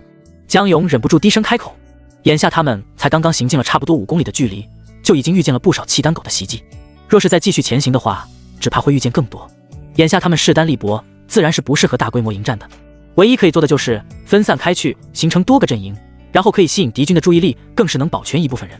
毕竟这一次他们踏上的原本就是一条不归路。黑风也认同的点点头道：不错，眼下这局势对我们很是不利。虽然在来之前他已经做好了充足的心理准备的，但是在面对这几次的敌军伏击之后，他还是有一些猝不及防，难以同时兼顾两侧敌军的围攻。我觉得我们江勇还想要说什么，突然就听见了哒哒哒的马蹄声渐渐靠近。备战！黑风大喝一声，顿时众人皆做出迎战准备。好像只有1匹马。江勇脸上露出一丝奇怪的表情。黑风也点点头。驰骋战场这么久以来，听声辨识自然也成为了他们的必备技能之一了。很快，一道红色的倩影骑马朝着这边飞奔来。这是夫人。江勇下意识地开口喊了出来。黑风扭头看向戴着银色面具的江勇，眉梢微微挑起。夫人！哒哒哒哒哒哒。此时陆红英已经靠近。黑风将军，白衣将军，我跟你们一起去。陆红英低声开口。陆将军，你这是？黑风面对恢复如初的陆红英，也是略微觉得吃惊不已。早在1个时辰之前，他可是还躺卧在病榻之上，眼下却已经生机勃勃，恢复了往日的生机。这确定是同一个人吗？他的尸骨必须要带回，因为我还有很多事情需要他替我解答。陆红英喃喃自语着，眼底带着一丝悲怆凄凉之意。江勇和李胜互看了彼此一眼，再快速地用眼神交流着。莫不会夫人已经知晓少主的身份了？这怎么可能？那他为何说这样的话？应该不会才是，毕竟少主没有挑明，你我也是缄口不言，此事不可能有旁人知晓的。那万一是邺城那边传来的消息呢？这2个人的眼神都有一些迟疑了起来。虽然当初大凌王朝的君王李衍并没有表露出韩语的身份，但是并不代表那些人不知晓。若是有一些好事之徒将此事宣扬出来，也是极其有可能性的。黑风似乎也看懂了陆红英眼底的悲伤，点点头道：好。江勇和李胜没想到黑风竟然答应得如此爽快，皆是一阵无语。但是想来这样也好，反正陆红英迟早是会知晓所有事实真相的。既然如此，那就让他跟着一起去，又有何妨？他们的少主对夫人的感情是大家有目共睹的，若是少主在离世之后还能被夫人亲手所埋葬，也是好的。雪山之巅，韩宇高高的站立在雪山山顶，一览众山小的窥视着整个雪山境地，却并未发现任何一丝一毫雪狼12世的踪迹。难道是没有召唤出来吗？此时韩宇陷入了深深的自我怀疑之中。可是按照道理来说是不太可能的，毕竟昨天夜里的闹出的动静可是不小，就连整个雪族人都被吵起来了，在雪地里守了一夜，这是他们熟悉的气息，应该不可能有错才对。可是若是召唤出来了，那这一队人马去哪里呢？眼下放眼整个雪山，别说是铁骑了，就连根毛都没有。别着急，他们已经来了。突然白长老的声音从身后传来，韩宇一扭头就看见了白长老缓缓朝着他这边走来。你知道？韩宇好奇地开口。白长老意味深长地看了韩宇一眼，然后又将视线看向不远处的那片丛林，淡淡地开口道：昨夜林子里鸟兽惊飞，马蹄声一片，那是他们的归来之声。那他们去哪里了？韩宇说这句话的时候，心底都觉得有一些憋屈的慌。这只雪狼12师好歹也是被他给召唤出来的吧，但是为何他连个人影子都没有看见？莫不是这些人嫌弃他并非正统的战神后裔，所以不愿意服从他吗？那这也实在是太尴尬了吧。白长老伸手指了指北方的方向道：昨夜我看见一支幽灵的白衣战队从那片丛林直奔漠北方向而去了，想必就是他们无疑了。去了漠北？韩宇更是困惑了，他这个主将都还在这里呢，这将士却先走一步了，这又是玩的什么梗？整得他都不会玩了。还是说这支传闻中的精锐铁骑因为风雪太大的缘故，所以迷了眼，一时间乱了方向，走错了路？这韩宇只能说2个字：无语。不急不急，该来的时候他们自然就来了。白长老悠悠地开口，目光始终眺望着远方的那一片丛林，一脸的若有所思的表情。韩宇也看向那一片丛林，好像什么都没有，还是维持着原来的模样，银装素裹，雪白一片。虚实，契丹南部部族。今日树绿莫叶率领着5000骑兵，带领着白袍将军的尸首和其随身物品一起来到了这里，这是最后一战了。这里结束之后，整个契丹部族他算是彻彻底底的绕场一圈了。所有的荣耀、鲜花、掌声和奖赏，皆会在这里画上一道完美的句号。为了这最后一刻的荣耀，树绿墨叶更是彻底的放纵了自己，不仅喝着美酒，吃着佳肴，怀中更是左拥右抱，毫不逍遥快活。这是南部部族为了迎接他这位契丹第一勇士个特意准备的惊喜。说实话，树绿墨叶很是受用。南部部族原本在整个契丹族内也算是占据一定实力的，虽然自从1年前他们的耶律莫汗战死之后，就一路下滑，走向衰败趋势，但是这耶律可汗部族在契丹族部之中早就已经扎根多年，根基深厚，坚不可摧。因为这一代的大可汗耶律穆哈德堡不喜战乱，不愿主动出兵兼并其他小部族，所以自从他即位之后，整个南部部族就显得低调了许多。但是毕竟瘦死的骆驼比马大，即便是如此，南部部族却也是整个契丹族最富足的族部，不仅在经营钱财方面，更是在这美女如云方面也看得出来。在契丹族有一个不成文的规定，那就是哪一部族富足，那么那些好的东西都会纷纷归顺于他，这就叫金钱的力量。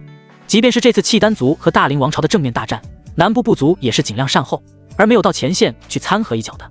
因为南部部族的耶律穆哈给保大可汗偶尔封汗，不宜见客，所以这次接待树绿墨叶的是南部部族的耶律安康将军，他也算是2朝元老了，在整个南部都是有一定地位的。对于树绿墨叶而言，谁接待自己的并不重要，重要的是赏赐给得到位就行。单凭借他这个契丹族第一勇士的称号，他所收敛的钱财就足够他过一辈子富足生活的了。来，树绿墨叶勇士，我再敬你一杯。此时耶律安康再次举起手中的酒杯。好，来，哼。树绿墨叶倒是毫不客气的举杯就仰头一饮而尽。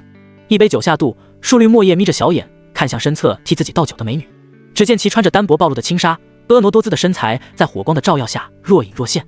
他直接伸手一把就将女人给拽入了怀中，手还极其不规矩地往薄纱里面摸去。美女微红着小脸做娇羞状，伸手轻轻推诿，但是却是欲拒还迎的戏码。今天他的任务就是伺候这位契丹族第一勇士，说不定若是让对方满意了，还有可能被带回去做个陪床啥的。若是能成功替他生下儿子的话，这辈子也算是功成名，彻底摆脱低贱的奴隶身份了。就如他们现在的可敦，就是因为顶着一张貌美如花的脸，这才可以连续嫁给了3位大可汗，继续承载荣宠，尊贵的地位不容他人动摇。美貌是女人最好的武器。耶律安康冷眼看着眼前的一幕，嘴角虽然带着淡淡的笑意，但是那笑意却并未到达眼底。端着酒杯的手更是下意识的紧握，手臂上的青筋直冒。若不是因为这个名不经传的小子运气好，恰巧斩杀了早就已经精疲力尽的白袍将军，他会在这里装孙子陪他饮酒作乐，他会双手奉献上自己最爱的美姬供他取乐。这若是换在之前，这个叫树绿墨叶的小子就连给他提鞋子都不配的，只能说这小子走大运了。若是有他的话，哪里还有这小子什么事情？想到这里，耶律安康扭头看向不远处被绑在压根木桩之上的尸首，因为长时间的被暴尸在外面，加之凛冽寒风的肆意吹打，所以尸体此时已经开始出现了缩水变形了的状态了。早就已经被鲜血染红的白色战袍在寒风中微微晃动着，犹如一具空壳一般。若不是那把亮晃晃的弯刀和那还泛着厚重血腥味的银色的面具，真的很难将这具尸体和那斩杀他们契丹族数十万人的地狱恶魔联系在一起。哼！耶律安康冷哼了一声，起身就径直朝着尸体走去。这个尸体自从被树绿墨叶砍手带回之后，就一直戴着那张血红色的银色面具，谁也没有看见过他的真实面容。他倒是要好好的瞧上一瞧，这传闻中的令他们整个契丹族都闻风丧胆的恶魔到底长什么样子，是否真的就和正常人长得不一样，否则怎么可能会徒手斩杀他们数十万大军。耶律安康做什么呢？此时正美人在怀的树绿墨叶发现了耶律安康的意图，直接毫不客气地吼了一嗓子。眼下他已经有一些膨胀了，就连一些小部落的可汗都已经完全不放在眼底了，更何况身为臣子的耶律安康。耶律安康努力地隐忍着心底的不爽，扭头笑盈盈地开口道：耶律墨叶勇士，我就想看一下这个恶魔到底长什么样。这有什么好看的，还不是一双眼睛，一个鼻子，一张嘴巴。树绿墨叶一脸不悦地开口。其实自从他斩杀这白袍将军这么久以后，他也并不像表面上看上去那般无所畏惧，更甚至说是有一些不安。为了更好地呈现他是契丹族第一勇士的称号，所以尸首每天晚上都是放入他的营帐之中，衣食住行都是和他一起。每到夜深人静的时候，他总是觉得好似在这银色面具的后面那人还是活着，尤其是每次他直视那双黑洞洞的眼睛，好像都还泛着阴冷的寒光。只要他一闭上双眼，就总是觉得他就站在那里冷冷地看着他，看得他有一些头皮发麻的感觉。耶律安康继续打趣道：难得树绿墨叶你就不好奇这恶魔的长相吗？这话一出，顿时引起了不少人的共鸣之声。呜呜呜！看看看！揭下面具，揭下面具！面对众人的附和声，此时的树绿墨叶也是有一些下不来台了。好像若是他今天不揭开这个面具，让众人一睹为快的话，还真有一些丢了面子。操！揭下面具就揭下面具，有什么大不了的？说着，树绿墨叶一把将怀中衣衫不整的女人推开，快速站起来，大喝一声道：老子给你们开开眼！呜呜呜呜！第一勇士树绿墨叶，第一勇士树绿墨叶！众将士也跟这个欢呼雀跃起来。此时现场的氛围已经被带至了高潮部分。树绿墨叶厚重的脚步一步一步的抬起，越是靠近那尸体，他的心就跳动得越快。不知道为何，此刻他的心底隐隐的有一丝不安的感觉。虽然这里有将近1万的将士守着，但是他还是感觉到了一丝恐怖的气息袭来。那是一种让人压抑、令人窒息的感觉。在众人的欢呼声之后，树绿墨叶最终还是站到了那尸体的面前，看着那2个黑洞洞的眼眶，深不见的凹陷宛如一个黑洞，让他心头没来由的一紧。莫不是真的要出事？下意识的，树绿墨叶紧紧地握了握手。一旁的耶律安康自然也发现这祸瓜怂了，看来这是怕了。他当然不可能给对方这个退缩的机会，直接上前2步，十分友善的伸手示意道：“树绿墨叶勇士，请吧。”好，好，好。树绿墨叶尴尬的笑笑。呜呜呜呜！第一勇士树绿墨叶。此时众将士更是越发的亢奋起来。操！骑虎难下了。树绿墨叶眼下也只能硬着头皮开干了，缓缓伸出手指。他咽了咽口水，努力的控制着手，让人发现任何端倪。1寸、2寸、3寸，终于他的手触及到了那冰冷的面具。死！一如记忆中那般的寒冷刺骨。他猛地将眼睛一闭，徒手抓住面具，就猛地用力一扯。顿时四周安静的吓人，仿佛好像掉下一根针也能听见响动之声。众人皆是诧异的表情，看向那已经严重缩水了一圈的头颅，凌乱的发丝，深陷的眼窝，枯瘦的面容，一块块的青色尸斑遍布整个面部，让人看着有一些狰狞的可怕。当树绿墨叶再次睁开眼睛的时候，也是被眼前的情景给吓了一跳，下意识的往后退了2步。他没想到这尸体竟然风化的这么快，哼，没想到这就是那斩杀我部族数十万人的恶魔，竟然就长这样。一旁的耶律安康突然就大笑起来，哼哼，是啊，是啊。此时树绿墨叶也回过神来，附和着陪笑着。他娘的，刚刚还真是吓死他了，还好此时身边还有不少人，否则只怕真的会被吓出个好歹来。没想到这恶魔长得这么磕碜，难怪一直都戴着面具，不敢以真面目示人。原来如此啊！是啊，长得还真是一言难尽，呵呵，看这长相还不及老子的1/10呢。哈哈哈！此时在场的所有人皆是对着那干瘪的头颅评头论足，指指点点，言语之间皆是带着一丝污秽轻蔑之意，没有任何一丝对死者的敬重之意。而此时躲避在暗处的陆红英等人皆是面色铁青，拳头紧握。这群畜生，老子要活剐了他们！黑风低声愤恨地开口，手背上的青筋直冒。黑风将军，稍安勿躁。陆红英低声开口安抚。眼下这群契丹狗人数众多，就他们这100-200人杀出去，自然是不明智的选择，所以不能硬上，只能靠智取。届时他们得耐心地等待一个下手的契机才行。这他娘的等什么？难道你们没有看见这群狗杂种是如何羞辱白袍将军的吗？黑风气得咬牙切齿的，他心目中的英雄怎么能被人如此侮辱？是可忍孰不可忍也。黑风将军切勿因小失大。陆红英低声开口提醒着。其实他也是理解黑风的行为，整个军营里的人都知晓黑风对这位白袍将军可是盲目的崇拜到极致了，所以忍不了也是可以理解的。唉，黑风无奈的叹口气，这若是换在之前他那脾气，早就已经冲上去将这些不知天高地厚的家伙给生吞活剥了不可，哪里还能等到现在？陆将军都已经安排好了。此时江勇和李胜已经从另一侧偷摸着走了过来。陆红英点点头，微微抬眼看向不远处那被捆绑在木架之上的尸体，血红色的白袍，被鲜血染红的面具和那把屹立在一旁的长刀，这些都让他的心头微微一怔。我来了，我来带你回家了。他在心底喃喃自语着。陆将军何时可以动手？江勇也是有一些迫不及待的想要救回少主的尸身了。不急，我们先继续再观察一阵再说。陆红英摇头示意着，越是这个时候就越是要小心谨慎些。还要等吗？江勇有一些坐不住了，他们已经等得够久的了，足足5日他们才来到这里，都已经是愧对少主的阴魂了，小不忍则乱大谋。陆红英低声开口提醒着。是。江勇瞬间就听明白陆红英话里的意思了。眼下虽然看着这群契丹狗的防备很是松懈，更或者说没有什么防备之心，但是万一呢？若是这是一个设计好的陷阱，那他们岂不是来自投罗网了吗？哒哒哒哒哒哒，一阵阵低沉又沉寂的铁骑声划破静寂无声的夜空。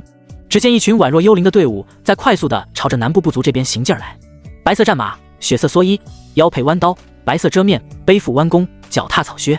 就这样一支仅仅只有12人的队伍迎着皎洁的月色而来，那一把把挂在腰际的银色弯刀在月光的照耀下隐隐地散发着一阵阵阴冷的寒光。哒哒哒哒哒哒，清脆的马蹄声夹杂着万马奔腾之势，杀气腾腾的气息扑面而来，让人看了都忍不住胆战心惊。今夜注定是要有一场血战的。雪山脚下，唉，韩宇无奈的一声叹息，在床上辗转反侧。他今夜竟然破天荒的失眠了。他原本是想和梦中的那小老头见一面的，毕竟他心底还有诸多疑惑未解。没想到躺在床上却怎么也睡不着，心中就感觉好像压着一块大石头一般。其实他心底清楚的，既然那雪狼12师已经现身，那就说明距离雪族的灭族之灾已经不远了，所以他是不是该有所准备才行了？只是眼下他该如何着手？就在他绞尽脑汁的时候，突然感觉好像外面有什么动静声。韩宇猛地翻身下床，快步地走向门口。一打开房门，凛冽的寒风就呼呼呼地直往屋子里灌，冷得他忍不住打了一个寒战，看向门外却什么都没有。难道是刚刚听错了不成？他的视线落在了脚下那有深有浅的脚印上面，看来刚刚果然是有人经过这里的。他黑色的眼眸一沉，顺手拿过一旁的貔貅披风披在了身上，就快步跟着脚印而去。今夜的风雪格外的凛冽和寒冷，走在雪地里，他都忍不住的打了好几个寒战。我操，这大半夜的谁来这破地方？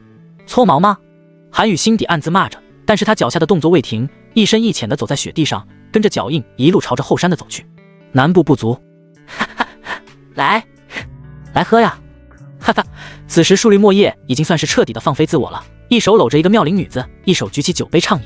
如此良辰美景，美酒佳人，实属难得。树绿莫叶勇士，这营帐乃是我特意为你准备的，若是累了，可以进去歇息片刻。耶律安康意有所指的开口。刚刚他已经看见对方不轨迹的手已经无数次的伸进了那沙幔里面，只怕早就已经是等不及了。是有一些累了。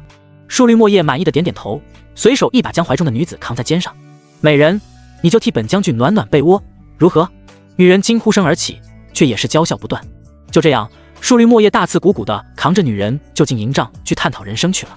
而此时跟着来的另外几个将领也有一些心痒难耐了，目光死死地盯着那些前来倒酒的女子。哈哈，若是几位将领喜欢，请随意。耶律安康笑着伸手示意着。好，几个将领也毫不客气，直接一把抓住身侧的女子，就急不可耐地扛起人，就朝着不远处的草丛里躲去。操，这是要现场直播呢？此时躲避在草丛后面的黑风一阵无语，一行人都已经趴在这些草丛里面快接近2个时辰了，就这样眼睁睁地看着那些契丹狗饮酒作乐，荒淫无度，却也没敢要动手的意思。不过这人都到跟前了，若是再不出手的话，只怕就有一些说不过去了吧。陆将军，现在可以出手了吧？黑风低声开口。陆红英微红着脸看向不断发出娇憨之声的地方，这些契丹狗也实在是不知羞，直接随便找个地方就能干上一炮，果然是野蛮人的行径，小心处理，别惊动旁人。陆红英低声开口。放心，老子定然送他娘的去天堂爽快去。黑风说着，伸手示意着，带着一小队的人马，趁着夜色朝着发出声音的地方偷摸了过去。江勇和李胜依旧跟在陆红英的身侧位置，并未曾离开。只听见几阵闷哼之声，草丛里便没有了动静。很快，黑风就折返回来，此时手中的小刀还隐隐地透着一丝猩红的血色。这些畜生还真他娘的能干，竟然还有2个一起上一个女的。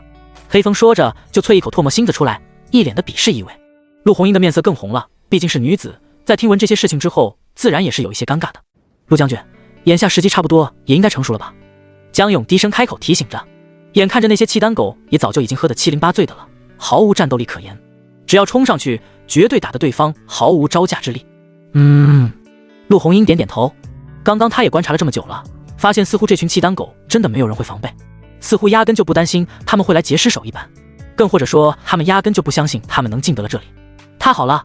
江勇顿时大喜过望，伸手拔出腰际的弯刀道：现在终于可以出去杀个痛快了。白衣将军，请稍等。陆红英低声示意对方不要动手。怎么了？江勇立即停顿了下来。陆红英看了看四周，表面上好似并没有什么特殊的情况发生，但是为了以防万一，还是要做好2手准备才行。陆红英低声开口道：黑风将军，我和白衣将军带领着一队人马，趁夜色偷摸过去，将将军的尸体给带回来。你带着人马在此等候，准备随时接应我们，以防万一。不用，我去，你们在此接应我就行。黑风觉得为了白袍将军，他当然应该首当其冲了，怎么能留在原地待命？不行。陆红英开口拒绝了。为何？黑风不解。你看这四周，可有发现任何异样？陆红英开口。黑风看向四周，摇摇头道，并未发现任何异样。陆红英点点头，继续开口道：你们看这四周也没有异样，而这群契丹狗也丝毫没有什么戒备之心，你们觉得这正常吗？这黑风顿了顿，竟然不知道该如何回答了。这越是看似一样的，就越是有问题。陆红英低声开口，所以我们必须要做好2手准备。听到这话，黑风顿时对眼前这位女战神肃然起敬，不愧是身经百战的女将军，各方面都显得极其通透。行，黑风也毫不犹豫地答应下来。大家先安排下去，一会趁其不备，速战速决。陆红英开口：“江勇、李胜和黑风皆是点头表示同意。很快，陆红英、江勇和李胜带着几个白衣军就身手矫健地混入了敌营之中去。这些人早就已经喝得酩酊大醉，东倒西歪的了，压根就没有发现任何异样。陆红英带着众人快速地躲到了那木桩的后面，没想到这里竟然连一个守着的契丹狗都没有，似乎他们压根就没有打算守着的意思。快，替少主松绑！江勇已经迫不及待地径直上前。此时凌乱不堪，满头血污的头颅被拴在绳索上挂在上面，尸身被绑在树桩上的，被鲜血染红的面具也随意地丢弃在地上。这一幕看的是在场的白衣军皆是一阵心酸，眼眶瞬间泛红。没想到戎马半生的白衣少主，最后竟然落得如此凄惨的下场，这换作是谁，只怕都无法接受的吧。咕咚一声，白衣军皆是纷纷跪下。少主，我们来带你回家。李胜哽咽着开口，老子要宰了这群畜生。此时江勇满腔的怒火蹭蹭蹭的直往外面冒出，说着就举起手中的弯刀，就要准备血腥当场。做什么？别冲动。一旁的李胜一把抓住江勇握着弯刀的手，你别拦我，老子就算是死也要杀了这群畜生泄愤。江勇咬牙切齿的开口，牛脾气又犯了。李胜冷眼瞪了江勇一眼，这江勇啥的好，就是一冲动，脑子一热，啥都不管不顾了。先救人。此时陆红英的声音响起，瞬间就让二人反应过来，这里可不是适合说话的地。快将少主放下来。江勇立即就上前却解悬挂的头颅。陆红英弯腰捡起地上那张被鲜血染红了的银色面具，伸手小心翼翼地抚摸着，眼眶却泛着晶莹剔透的泪珠。此时江勇发出了惊呼声。咋了？李胜也靠了过来。这他娘的压根就不是少主啊！江勇直接惊呼出来。什么？李胜和陆红英皆是扭头看了过去，却看见一个已经差不多风干了一半的头颅，眼窝深陷，颧骨极高，嘴巴更是有一些狰狞的张着。虽然皮肤已经皱巴巴的，满身青色的尸斑，但是却也看得出来，这压根就是另一个人。真的不是少主？李胜也是有一些小激动的开口。难道他们的少主还没有死吗？不是他。陆红英也是一愣，目光落在那面目有一些狰狞的脸上。夫人，少主没有死，他真的没有死。此时江勇竟然有一些激动地看向陆红英，夫人二字也直接脱口而出。你。陆红英下意识地抬头看向江勇，突然好像想到了什么似的，露出一抹不可思议的表情道：你是江勇？江勇一愣，这时才发现自己好像刚刚不小心又暴露了，他下意识地扭头看向一旁的李胜求助。夫人，是我们。此时李胜也不打算再继续隐瞒下去了，毕竟像陆红英这般聪明之人，又怎么可能不会有所察觉的。李胜，陆红英这一下子彻底的愣住了，原来他们果然是江勇和李胜二人。既然他们是白衣军，那他们口中的少主岂不是？果然真的是他。陆红英的身子微微一怔，就感觉好像是受到了什么极大的打击一般。夫人，李胜担心的开口。关于韩宇的身份，他们原本是不打算说的，但是都已经到了这个节骨眼上了，只怕是不说也不行的了。快离开这里，只怕这是敌人设的圈套。陆红英突然猛地回过神，就要带着众人一起离开。夫人，怎么了？李胜也跟着急了。快走！陆红英也来不及多说了，手中拿着被鲜血染红的面具就快步离开。李胜和江勇互看了彼此一眼，还是带着几个白衣军快速离开。什么情况？不是救人吗？怎么就空手而归了？此时在暗处盯梢的黑风更是一脸的懵逼状。很快陆红英等人就折返了回来。陆将军，怎么回事？白袍将军的尸首呢？黑风着急的开口。我们中计了。陆红英淡淡的开口。什么？黑风面色也是微变，那根本就不是他，而是另一个陌生男子的尸体，只怕这是故意为了引我们上钩，所以弄的一个假的尸体。陆红英开口解释着。操！这群畜生！黑风再次爆出粗口。此地不宜久留，我们先撤。陆红英开口示意着。众人也皆是赞同的点点头。就在此时，四周响起了响彻云霄的马蹄声。哒哒哒哒哒哒哒，这次你们跑不了吧？一道阴冷的笑意传来。操！完了！黑风顿时暗叫不好。只见一群密密麻麻的契丹大军就如潮水一般，直接从四面八方涌了出来，将这里团团围住，围堵的四周水泄不通。此时他们个个手持武器，个个面露凶光，恶狠狠地看着被围困的众人。其实他们早就已经在这里等候多时了，就等着对方抢尸体的时候再动手的。没想到这些人一等就是1-2个时辰，倒是让他们着实好等。操！果然是陷阱。江勇举起手中的弯刀就要准备迎战。他们冒着生命危险来到这里，不就是为了替少主收敛尸体吗？眼下被困，大不了就是一死，他有什么好畏惧的？陆红英也紧握手中的长枪，猩红的双眼扫视了一眼眼前的大军，大喝一声：杀！杀！此时江勇等人也举起手中的武器，大喝一声，一场血腥大战一触即发，不可避免。陆红磊这边率领着8万人马，浩浩荡荡的从北方一路杀过来。说来也奇怪，这一路上都是遇见些比较零散或者是落单的契丹狗，似乎大部队压根就没来。再怎么说，他们这也是浩浩荡荡这么大的阵仗吧？这契丹狗竟然无动于衷，这反常的举动的倒是让陆红磊心中存疑。行军也是极其小心谨慎的，生怕中了敌军的埋伏或者是陷阱。范将军，你觉得这一路走来是否可疑？陆红磊看向一旁也是一脸愁容的范闲。范闲也点点头道，好像是有一些顺畅的让人怀疑。按照道理来说，这越是接近了契丹族的腹地，应该遇见越多的契丹狗才对，但是他们这一路走来却极少数的。陆将军，范将军。此时前面放哨的一个将士急匆匆地跑了回来。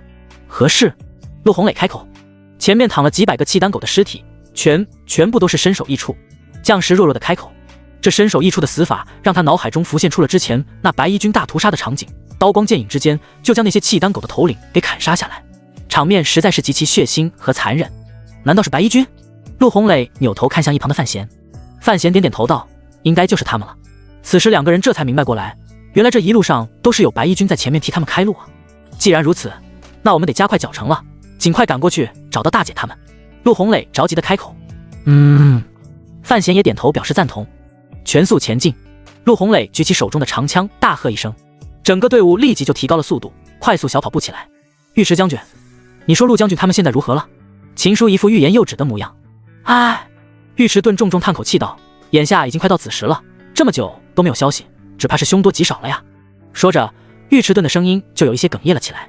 原本陆红英他们去，他也是不支持的，但是有一些事情却是明知不能去做，但是却又不得不去做的。那要不我再安排一队人马前去支援，如何？秦叔忍不住开口了。就他们那400-500人，就想要在好几万的契丹狗手底将尸体给抢回来，并非易事。若是真的被发现了的话，饶是陆红英几个再怎么有本事，那也抵不过人家人势众多呀。不可！尉迟顿却无奈地摇摇头。眼下正是大战的关键时期，可不能再动了，否则牵一发而动全身，只怕会影响整个大局。可是秦叔还想要说什么，却被尉迟顿伸手示意不用再继续说下去了。他什么都懂，也明白，可是他更加明白什么是大局。秦叔无奈地叹口气。虽然刚刚开始的时候，他的确是反对他们这样鲁莽行事的，但是大家也都是为了替白袍将军收敛尸首，也算是为了他们的英雄而战。如此壮举，怎能不让他佩服？先想办法联系丰都城那边，然后按照我们商议的计划进行。尉迟顿开口。眼下明天虽然有7万人马，但是却也不敢轻举妄动，毕竟这7万人对战20-30万大军，无疑就是以卵击石，所以不能妄动。但是他们却可以联系丰都城那边，可以两面一起夹击，将敌军逐一击破，却也不失为一种取胜之法。秦叔点点头，南部不足，可算是等到你们了。此时汉穆尔冷笑着看着眼前围困起来的陆红英等人，原本500多人的人马，眼下却只有区百10号人了。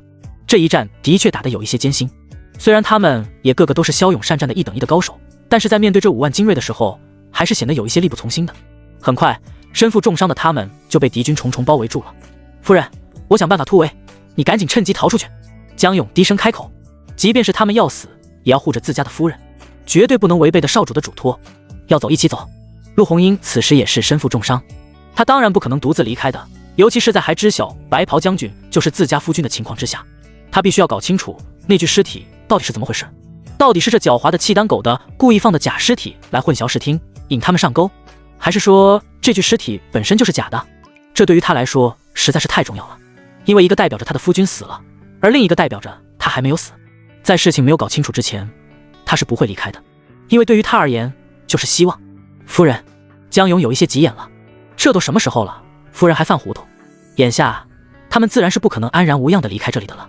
此时黑风虽然不知道为何这白衣军就对陆红英的称号从陆将军变成了夫人的，但是从这称呼中不难看出这些白衣军对陆红英的敬重之意。想走？你们觉得我这5万大军还困不住你们？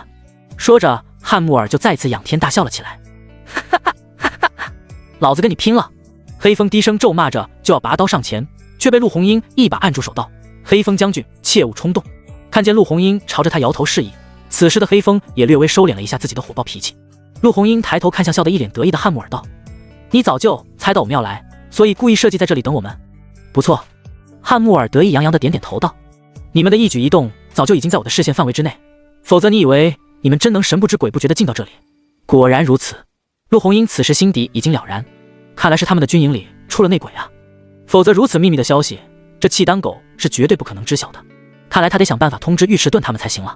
军营里藏着内鬼，就说明无论他们做什么，都会在奇怪狗的掌控之中，想要取胜，简直就是天方夜谭。你可知道我谁？陆红英再次试探性的开口。不就是大凌王朝的战功显赫的女战神吗？汉穆尔冷笑着开口。女战神又如何？还不是她一样成为他的手下败将？错。陆红英却摇摇头。错。汉穆尔上下打量着陆红英，似乎是在心底暗自揣测着这句话的含义。我不仅仅是女战神，更是让你们整个契丹族闻风丧胆的白袍将军的夫人。陆红英大义凛然地开口。神？什么？汉穆尔一脸惊恐地睁大眼睛，快速地打量着眼前的陆红英。就这个女人，竟然会是那恶魔的夫人？一旁的黑风也是吃了一惊，扭头看向身旁的陆红英。他刚刚说的话，他可是听得异常清楚的。他的夫君不是镇北王府那个咸鱼赘婿韩愈吗？什么时候他又变成了这白袍将军的夫人了？不对。黑风猛地回过神来。难道是此时黑风竟然有一些小激动不已？韩愈就是他敬重的白袍将军，这让他竟然有几分不敢置信的样子。而江勇和李胜更是没想到陆红英竟然直接暴露自己的身份，面色瞬间变了。因为大家都知晓这白袍将军在这些契丹族心底的影响力，他们大多数都是恨不得将其扒皮抽筋喝血吃肉的地步的。这若是知晓他的夫人来了，那还得了。夫人。李胜刻意压低了声音，一脸惊恐地看向陆红英。陆红英却直接递给他一个放心，他有分寸的眼神。杀杀杀！此时整个契丹狗瞬间就开始沸腾起来了。他们这才斩杀了那个恨之入骨的恶魔将军，眼下却又跑出来一个夫人，你说能不兴奋吗？若是能成功拿下这个恶魔夫人，到时候在整个契丹族也算是大功一件的。之前有了斩杀恶魔将军的契丹第一勇士之称的树绿墨叶打了样，此时这些人都迫切地想要斩杀这个跳出来的恶魔夫人，即便是没有那般声名远播，却也会落得一个美名。此时一直都躲在人后的耶律安康有一些站了出来。你是他的夫人？耶律安康那双不怀好意的眼睛直愣愣地盯着陆红英看，他一直都在后悔自己没有抓住机会斩杀了这个恶魔将军，白白便宜了那个树绿墨叶混小子，眼下倒是自动送上门一个机会给他，又怎能错过？如假包换。陆红英冷冷地开口。呵。耶律安康冷笑一声道，看来我今天运气不错，略微撒点鱼饵，竟然还能捕捉到这么一条大鱼。说着耶律安康就朝着陆红英这边靠近。想干嘛？江勇和李胜瞬间就站在了陆红英的前面，护着自家的少夫人。这恶魔将军杀死了我们这么多同胞兄弟，既然他的夫人尚在，那就留来做我们足部男儿的暖床工具，也算是替那恶魔将军赎罪，如何？说着耶律安康就肆意的狂笑起来。好好好！此时那些契丹狗更是直接炸开锅了。睡恶魔将军的女人，这对于他们而言就是绝对的荣耀。在契丹族，只有败军之将的妻女才会被随意的践踏欺凌，所以陆红英对他们而言就绝对是有极强的吸引力的。陆红英面色铁青，全身微微发抖，没想到自己竟然会被这般羞辱。无耻之徒！江勇气的抡起手中的弯刀就朝着那耶律安康砍去。耶律安康似乎早就已经有所准备了一般，猛地用手中的长刀一挡，直接一把就将身负重伤的江勇给推倒在地。操你大爷的！黑风也忍不了了，直接举起手中的大刀也砍了过去。黑风虽然勇猛，但是毕竟身体已经超负荷了，几招下来很快就败下阵来。都给老子杀，杀一个算老子赚的。李胜也不忍了，举起手中的大砍刀就挥了上去。陆红英见状，事态已经完全超出了他预期的控制了。原本他是打算试探一下对方是否将真的白袍将军的尸体给藏起来的，没想到却反而给自己引火烧身了。没办法，那就只能再殊死一战。100来号人对战5万精兵，结果依旧是可想而知。很快所有人就被对方拿下。哈哈，我看你还是乖乖的投降吧，以免少些皮肉之苦。耶律安康笑着朝着被2把大刀架住脖子的陆红英，此时他已经没多少反抗的力气了，有一些气喘吁吁的看向对方道，想要我屈服，我只求一点，我要见到我夫君的尸体。你刚刚不是已经见到了吗？耶律安康冷笑着开口。陆红英顿时瞳孔瞬间放大，所以说那尸体是他们认为的真的白袍将军了吗？那这就说明他真的没有死了。这个消息对于陆红英而言绝对是天大的好消息了，他竟然忍不住笑了起来。看见陆红英这般模样，江勇等人也是愣住了，莫不是受到什么刺激了？那就让老子先来给尝一尝这恶魔女人的滋味如何。说着耶律安康就快速上前，准备伸手去抓陆红英的。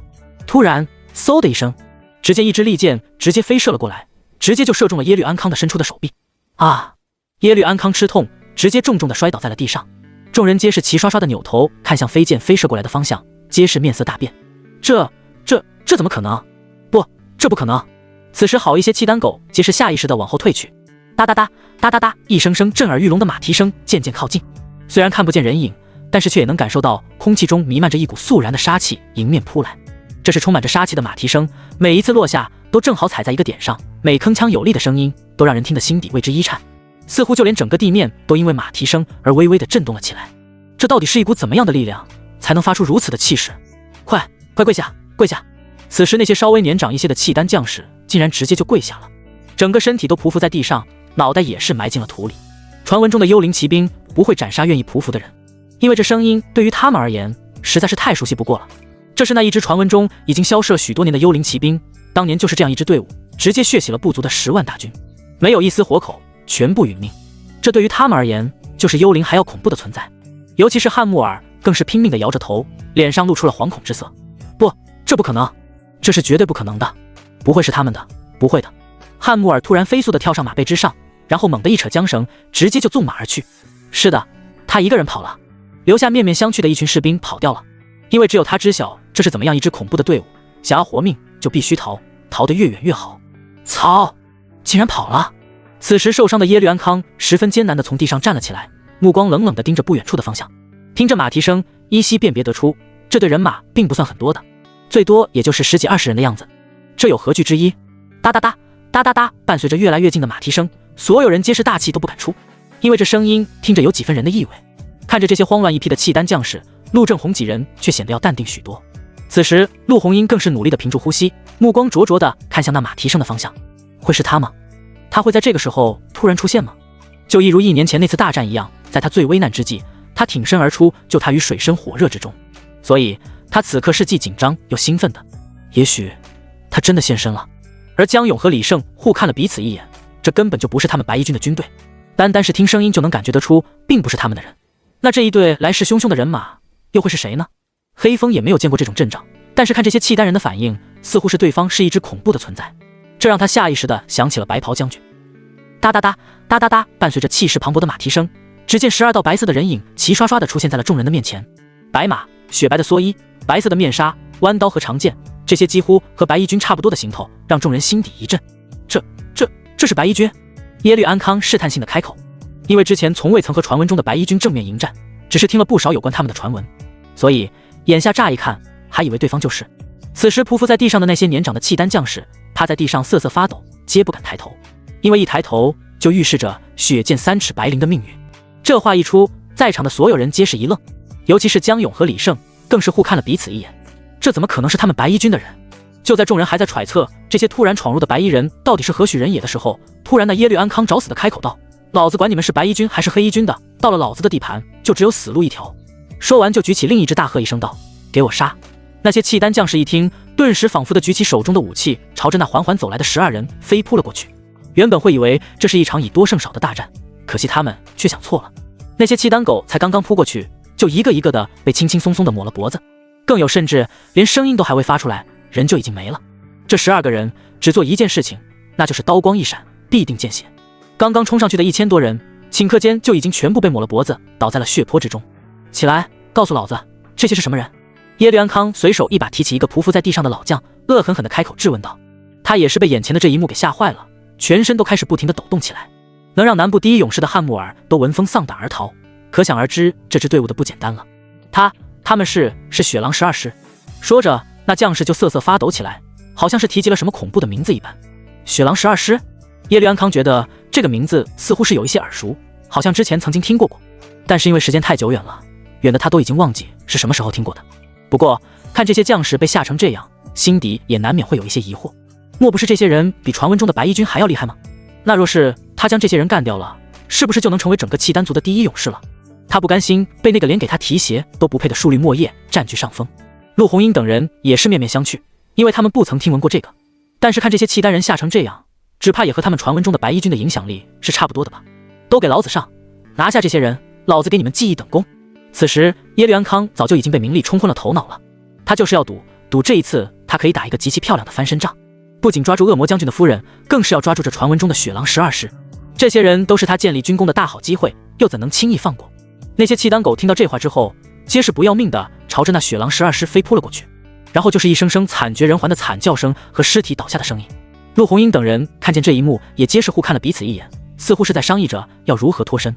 眼下想要直接突围自然是不行的了，因为他们现在压根就没有那个实力了，个个身负重伤不说，就连举起武器的力量都没有几分了，如何能逃？所以眼下他们只能自救。突然陆红英看见那些匍匐在地的契丹老将，好像明白了什么，快，全部都按照他们那样趴下。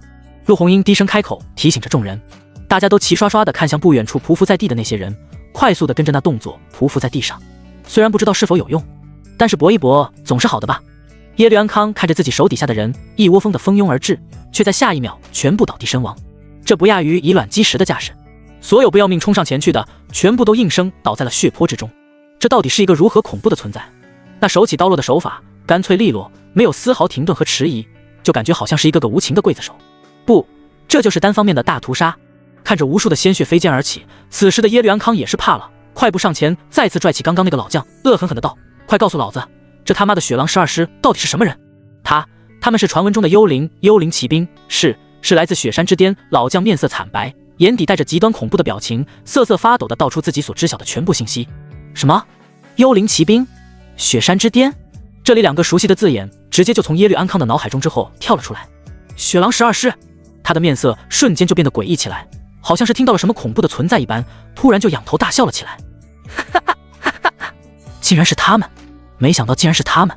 耶律安康一把推开那个老将，全身都木讷地站在原地，又哭又笑的，好似疯魔了一般。但是若是仔细瞧的话，就会发现他眼底皆充满着极度恐惧的气息，因为他此刻这才知晓自己刚刚的出言不逊到底是得罪了什么的人。幽灵骑兵，一个只能出现在传闻中的活阎王，此刻竟然真真实实的出现在了眼前。他当然不可能忘记当年这支仅只有12人的骑兵到底给整个契丹族带来了怎么样的灭顶之灾，整整10万精锐铁骑啊，竟然无一生还。当年那一场血雨腥风，似乎此刻又再一次即将要被掀起。整个契丹若是因为他刚刚的出言不逊，又要再次面临这样的一次惨绝人寰的大屠杀，谁又负得起这个责任呢？陆红英等人看见刚刚还嚣张跋扈的耶律安康，竟然突然就转了性子，看样子好像是见到了鬼一样的表情，这让他们有几分费解。不过看着那干脆利落抹脖子的动作，却又好像觉得明白了什么了。江勇和李胜也是一愣，这支只有12人的铁骑，虽然和他们的白衣军有着差不多的行头，但是却又有极大的差别，那就是他们不砍头颅，只摸脖子。那一道道深可见骨的摸痕，那飞溅而出的鲜血，都让他们感到脖子一凉。饶是他们也是杀人不眨眼的白衣军团，在这雪狼12师面前，还是要略微逊色一些的。他们是一刀致命，不给人留下痛苦，而这些雪狼之师却是一刀见骨，血流不止，让你在漫漫的痛苦和绝望之中挣扎着死去。哪一种死法会更让人畏惧？哈哈！此刻还在癫狂大笑的耶律安康突然就停了下来，只见他伸手捂住脖子的位置，然后就是一股鲜血喷涌而出。他努力地用手去按住伤口的位置，想要阻止血液的涌出，可是却无济于事。无数的鲜血就好像洪水一般涌来，瞬间就染红了他胸前的衣衫。他睁大着眼睛，努力地张了张嘴，好像是想要说什么，但是嘴巴却只是动了动，并未发出任何的声音来。也许他此刻压根就发不出声音来吧。渐渐的，他的身体开始抽动起来，然后就看见他直直地倒在了地上，那双惊恐的眼睛还一直瞪得老大，似乎对于这样就领了盒饭还心有不甘。倒地上的身体还猛地抽动着，好像还想要做最后一丝垂死挣扎，希望可以得到救赎。可惜此时没有任何人会上前去帮忙，更或者说是无人敢上前去帮忙。约莫半盏茶的功夫，他就彻底不再动弹了，而脖子处的伤口却依旧不断地往外面冒着鲜血。陆红英看见了，都忍不住侧别过脸去，这是直接将人的血给放干的节奏。耶律安康将军死了！耶律安康将军死了！突然有人大喊了起来。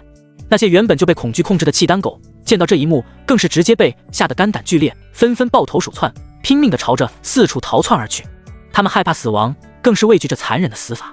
眼下他们可以做的事情就是逃跑，只可惜这些雪狼12师只有一个规矩，那就是不斩杀匍匐之人，其他的人皆不留活口。逃跑是最不明智的选择，但是他们却浑然不知，以为是在保命，其实是在加快去见阎罗王的进程。而此时在营帐内酣然入睡的舒律莫叶被外面的凄惨的叫声吵醒，极其不满地从女人的怀中爬了起来。操，找死吗？这么吵！说着舒律莫叶就歪歪斜斜地从营帐之中走了出来，口气中带着极其不爽的意味。他现在可是整个族人的影响，经过这几日的风光无限，脾气自然也是见长了。他霸气的一把拉开营帐，正想要开口骂人的时候，在看见营帐外面的一瞬间，顿时石化了。迎面扑鼻的厚重的血腥味，满地的尸体，惨绝人寰的叫声，疯狂的杀戮之声，这些都让醉酒的他猛地清醒过来。他快速地退回到营帐之中，伸手猛地拍打了自己的脸几下，想让自己更为清醒一些。不，刚刚这一切一定都是幻觉，这一切都是梦。说完，他又再次伸手颤颤巍巍地拉开了帘子，依旧是刚刚的那一番血腥不堪的景象。妈呀！树绿墨叶被吓得直接一屁股坐在了地上，全身都在瑟瑟发抖起来，裤子也瞬间湿润了一大片。他娘的，这到底是怎么一回事？不就是睡了一个女人吗？起来咋就变成这样了？这一场战争到底是如何引起的？他竟然压根就不知道。树绿墨叶也不敢多想，哆哆嗦嗦地爬向门口，拉开一角，确定没有人注意到自己之后，就快速地爬向不远处的一匹战马身边。来不及多想，纵身一跃就翻身上马，结果因为太过于害怕，用力过猛，直接给翻过马背，脑袋着地，直接就晕死了过去。雪山之巅，呼呼呼呼呼呼，寒冷的风雪无情地飘散而下，打在脸上犹如刀割一般的疼痛。韩宇尽量将自己整个脑袋都埋首于貔貅的袄子里，让自己好没有那么难受。此时他已经跟着脚印到达了雪峰顶的位置，只是人呢，连根毛都没有。此时的韩宇心都快崩了的感觉，他也不知道自己怎么就傻不拉几的跟着上来了。站在这雪峰之巅，除了感受这凛冽的寒风之外，啥都没有。操，还是先回去睡大觉吧。韩宇转身就要准备离开，突然身后传来一道低沉而沧桑的声音：我已经等耳许久了，有人。韩宇猛地一回头，就看见一道伟岸的白影站在不远处的悬崖边上。这是怎么感觉好像在哪里见过？也不知道是因为风雪太大的缘故，还是他眼神不太好使。此时他根本就看不清对方的长相，只能看到大概的身体轮廓，是个身材魁梧的糙汉子。你是谁？韩宇直接开口质问对方。既然大半夜的将他引到这里来，肯定是有什么目的的。你既已将他们唤醒，你便是他们的战神，唯一的领导者。男人答非所问的开口沉吟。雪狼之师？韩宇大致猜测着，看着身形，怎么这也是个大将风范了吧？莫不是他就是之前那个战神？年轻人，以后守护雪族的重担就交给你了，希望你可以护他们一世周全。男人的声音显得有一些激昂起来。你是雪族的守护神战神？韩宇试探性的开口。这是战神的武器雪影剑，算是送给你的见面礼物。说着，一把从天而降的飞剑就直直的落在韩宇的脚下，插在了距离他脚尖不足一根手指的距离。那飞剑整个剑身犹如透明的水晶石，晶莹剔透的，但是浑身却散发着一股淡淡的寒气。即便是相隔着一段距离，韩宇依旧能清晰地感觉到那股寒意的存在，有一些刺骨的寒冷。雪影剑，韩宇倒是十分感兴趣，伸手之间将雪影剑从雪地之中拔起，顿时一股冲天的寒气席卷而来。韩宇下意识地想要松手，却发现雪影剑瞬间幻化成一团白气，直接就融于他的掌心之中。这，韩宇顿时就是慌乱的一批。刚刚明明是一把剑的，眼下却突然就消失了。记住，化气为冰，冰封3尺，雪影刀现，杀魔嗜血。那道声音隐隐传来，韩宇一抬头，却看见对方早就已经消失不见了。化气为冰，冰封3尺，雪影刀现，杀魔嗜血，什么意思？韩宇低头看向自己隐隐作痛的手掌心，此时一道道的寒气正在往外溢出。这是……突然一阵寒风袭来，韩宇直接打了一个寒战，然后猛地惊醒过来。这时他才发现自己竟然是躺在床上在睡觉。那刚刚那一切都是梦吗？韩宇不敢置信地低头看向自己的右手掌心，没想到竟然还泛着一阵阵的寒气。这韩宇有一些不知所措起来。刚刚那到底是梦境还是现实？此刻他竟然也有一些分不太清楚了。化气为冰，冰封3尺，雪影刀现，杀魔嗜血。韩宇不自觉地在口中默念这个16个字，在心底斟酌着其真实的含义。南部不足。此时雪狼12师依旧一脸冷漠地收割着那些契丹狗四处逃窜的将士的生命，他们早就已经是双眼猩红的一片，就感觉好像是一把无情的杀人利器一般。在他们眼底，这些被斩杀的不过是一群毫无任何反抗之力的罪恶者，而他们的任务就是斩杀一切罪恶的根源。此时匍匐在地上的陆红英等人面对如此大肆的杀戮，也皆是继续匍匐着，不敢乱动。此刻他们清楚，只有像他们这样才不会被无情的砍杀，也只有这样才能保命。而那些企图纵马逃跑的契丹狗以为自己可以逃出升天，嗖嗖嗖，伴随着无数利剑的声音，无数的契丹狗重剑从马背上重重地摔了下来。他们唯恐避之不及，发了疯的想要逃离一场罪恶的大屠杀。可是他们殊不知，他们根本就没有逃命的可能。伴随着惨叫声一片，地上的尸骨又再次堆了起来，鲜血更是染红了这整个草地。很快，惨叫声就渐渐地停歇了下来，依稀还能听见呼救的声音。此时那12名铁骑也停下了手中的杀戮，那刀尖还在不断地流淌着嫣红的鲜血，一滴一滴地滴落在早就已经被鲜血湿润的地面。所有匍匐在地的人不敢抬头，皆是战战兢兢地趴在地上。哒哒哒哒哒哒，马蹄声竟然渐渐远去了，就一如他们刚刚出现那般震耳欲聋，摄人心魂，令人不寒而颤。这是走了吗？陆红英微微侧脸，抬头看向声音的方向。却只看见12道伟岸的背影骑马扬长而去。他们真的走了。陆红英这才微微抬头起身，只见满地的尸横遍野，鲜血淋漓。一阵清风吹来，一股刺鼻的血腥味道瞬间就直冲鼻尖，令人作呕。此时江勇、李胜、黑风等人也纷纷的抬起头来，看见眼前一片狼藉的时候，皆是下意识的倒吸一口凉气。恐怖如斯，这到底是一支怎么样的队伍？竟然可以在短短1炷香的时间之内，就成功的斩杀了差不多将近5万的铁骑。这些可都是契丹族的精锐部队，就这样被12人给无情的屠杀了，怎么都也说不过去的吧？他们真的走了吗？黑风看向已经渐行渐远的那一道道的虚晃的白影，罗辑看的那些触目惊心的伤口，宛如人间炼狱的一种酷刑和折磨，心底也忍不住感慨出声道：真是太恐怖了，不好，白袍将军的尸首被他们给带走了。突然黑风扫向空空如也的木桩，不仅是白袍将军的尸首没有了，就连他的那把随身携带的武器也不见了。陆红英和江勇等人也看了过去，果然上面什么都没有了，他们竟然带走了那尸首。陆红英低头看向手中紧握的那个血红色的面具，心底隐隐吃痛。会是你吗？还好少主的面具还在。江勇故作乐观的开口，这一趟他们也算是没有跑来。走了吗？是啊，好像是走了。此时刚刚匍匐在地的那些契丹老将也都纷纷的抬头看了过来，好像是真的已经走了。走了，终于走了，总算是捡回一条小命了。仅存的10几个人皆是有一种劫后余生的欣喜感，丝毫压根就没有注意眼前他们是身处血色的尸体堆里面。陆红英冷眼扫了这些人一眼，低声开口道：我们快走，此地不宜久留。江勇等人纷纷起身，趁着夜色快步地离开了敌军的阵营。南部部族可敦的营帐之内，可敦。此时汉穆尔面色惨白地快步朝着营帐之中走去。汉穆尔将军，夜已深，可敦已经睡下了。其中一个奴隶伸手阻止了汉穆尔的强劲步伐。我有极其重要的事情要面见可敦。汉穆尔低声怒吼着。此时此刻他什么都不想，只想要见到可敦，将刚刚所看见的一切告知他。那种恐怖的幽灵骑兵又再次出现了，这是整个契丹族的梦魇，更是他们的梦魇。他们即将要做的事情必须停手，否则他们随时随地都有可能惨死在这一群幽灵骑兵的刀剑之下。抱歉，汉穆尔将军，这是可敦的命令，在他入睡之后，谁都不可以来叨扰。奴隶再次开口：混账东西，你竟然敢阻拦我！说着，汉穆尔一步上前，直接一把就拽住了对方胸口处的衣服，将其整个人都提拧了起来。汉穆尔将军，恕罪！奴隶直接就被吓懵了，哪里还敢阻拦？进去通知可敦。汉穆尔直接将对方给丢了出去。是。奴隶吓得落荒而逃，快速折返进去了营帐之中。很快，营帐里面的灯光照射了出来，只听见一道沙哑的声音：进来吧。是。汉穆尔这才快步走了进去。你这大晚上的找我做什么？有什么事情不能明日再说的吗？此时白凌云一脸不悦地斜靠在床榻之上，伸手扶着额头。今天晚上他总是有一些心绪不宁的感觉，喝了一点小酒，这才睡下了。没想到却被打扰，心底自然是极其不佳的。可敦，汉穆尔直接咕咚一声就跪在了地上。怎么回事？白凌云也察觉到了一丝异样。他们回来了，他们杀回来了。汉穆尔有一些惊恐的喃喃自语着。他们？白凌云看向已经面色有一些惨白的汉穆尔，心底猛然一惊道：你该不会是说是他们吧？是的，可敦，他们真的回来了。汉穆尔猛点头。这白凌云稍微停顿了一下道：确定吗？会不会是你看错了？不会错的。汉穆尔猛摇头道：就是他们这次是回来报仇的。怎么可能？不是说当年早就已经全部都被雪山给埋了吗？白凌云还是有一些不敢相信这是真的。可敦，只怕他们出现了，我们的计划可就要……汉穆尔一副欲言又止的模样。不行，我们的计划绝对不能停。白凌云顿时大怒。可是可敦，这雪狼12师已经现身，只怕战神后裔已经出现，若是我们再执意下去的话，只怕最终吃亏的还是我们。汉穆尔开口劝解着。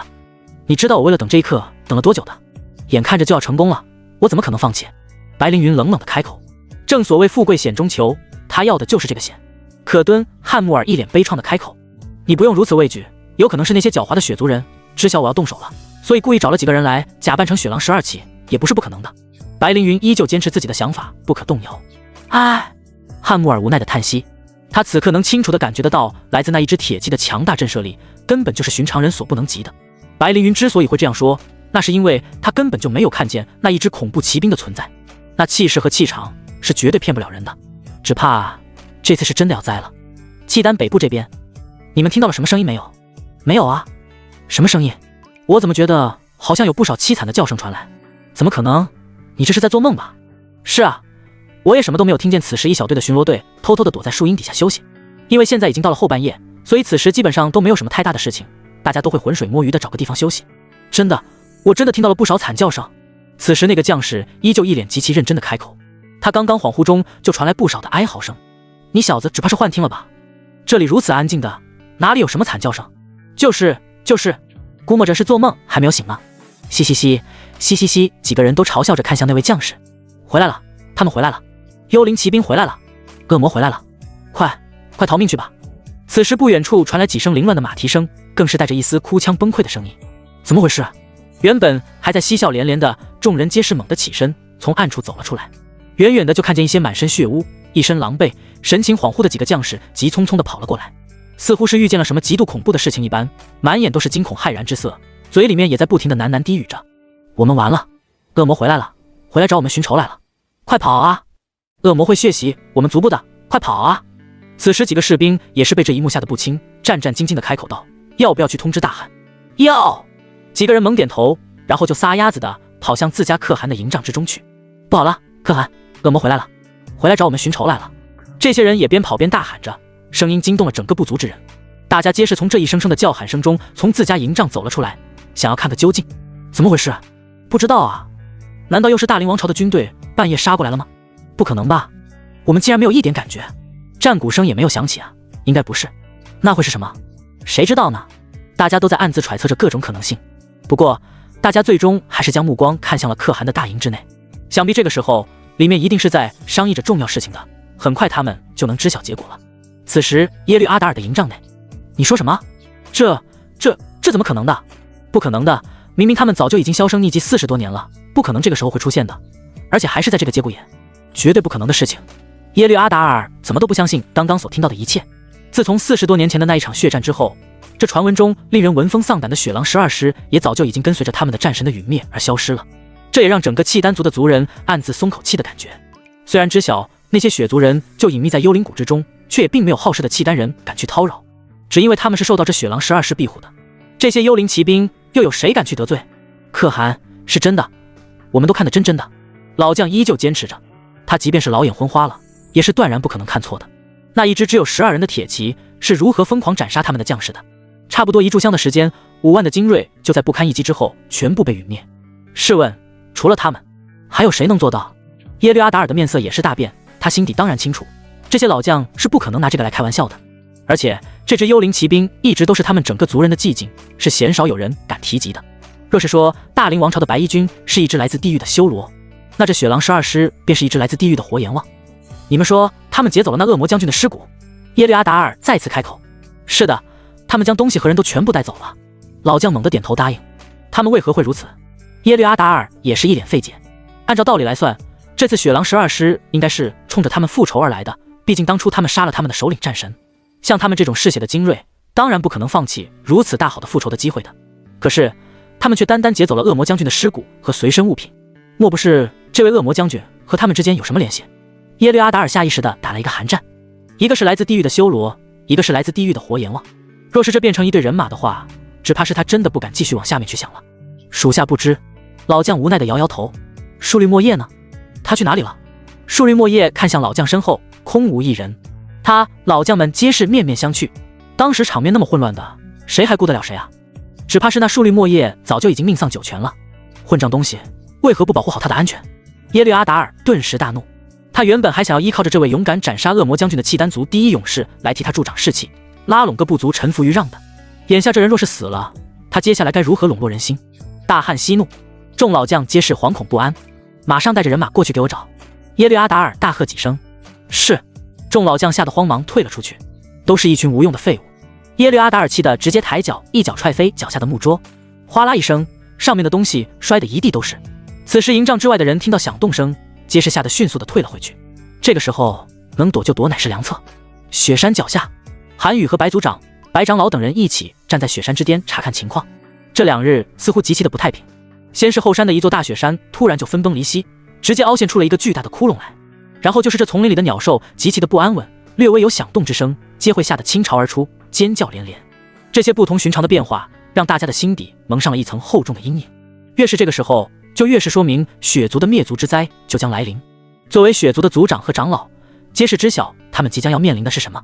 原本以为韩宇唤醒了雪狼之师，可是已经2日有余，却始终未见任何铁骑的踪迹，这让他们不得不怀疑韩宇的召唤之力是否成功。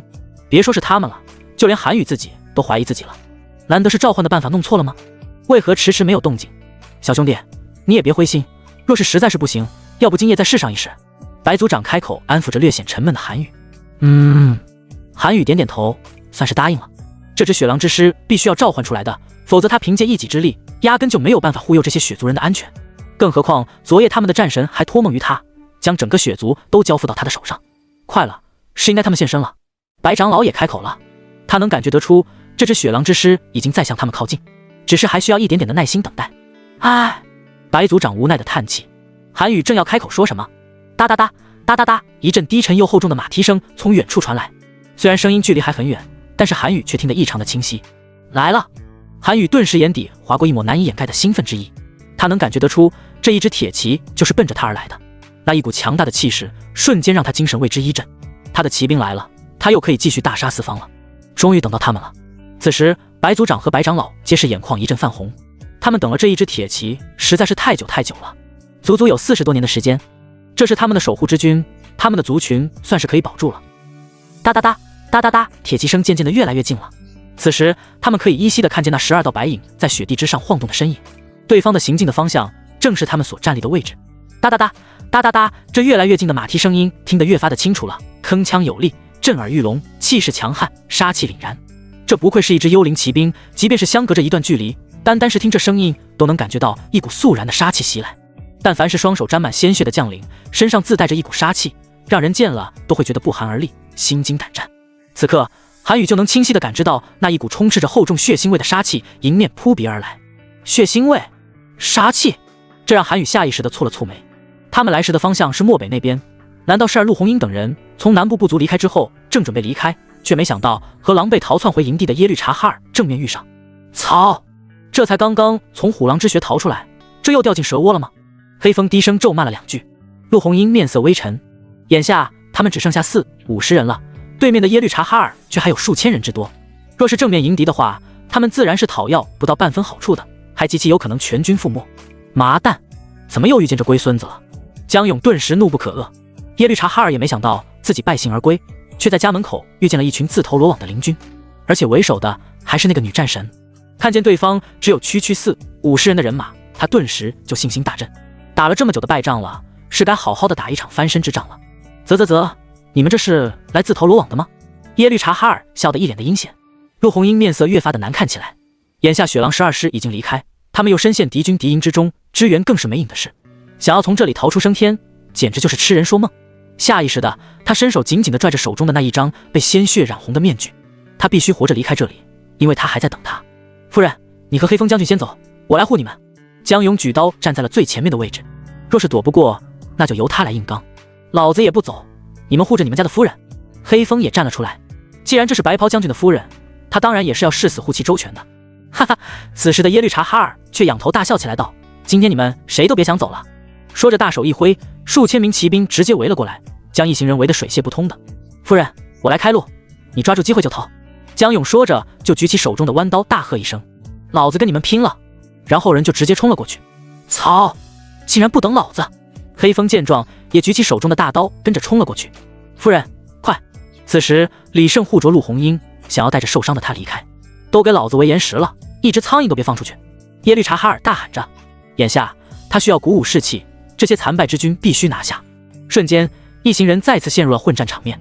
陆红英因为受伤很重，手里面又护着那个银色的面具，所以出手稍微有一些慢。耶律察哈尔也发现了这一点，纵身一跃就从马背上跳了下来。这女战神交给老子了。说着耶律察哈尔就举起手中的长枪朝着陆红英袭去。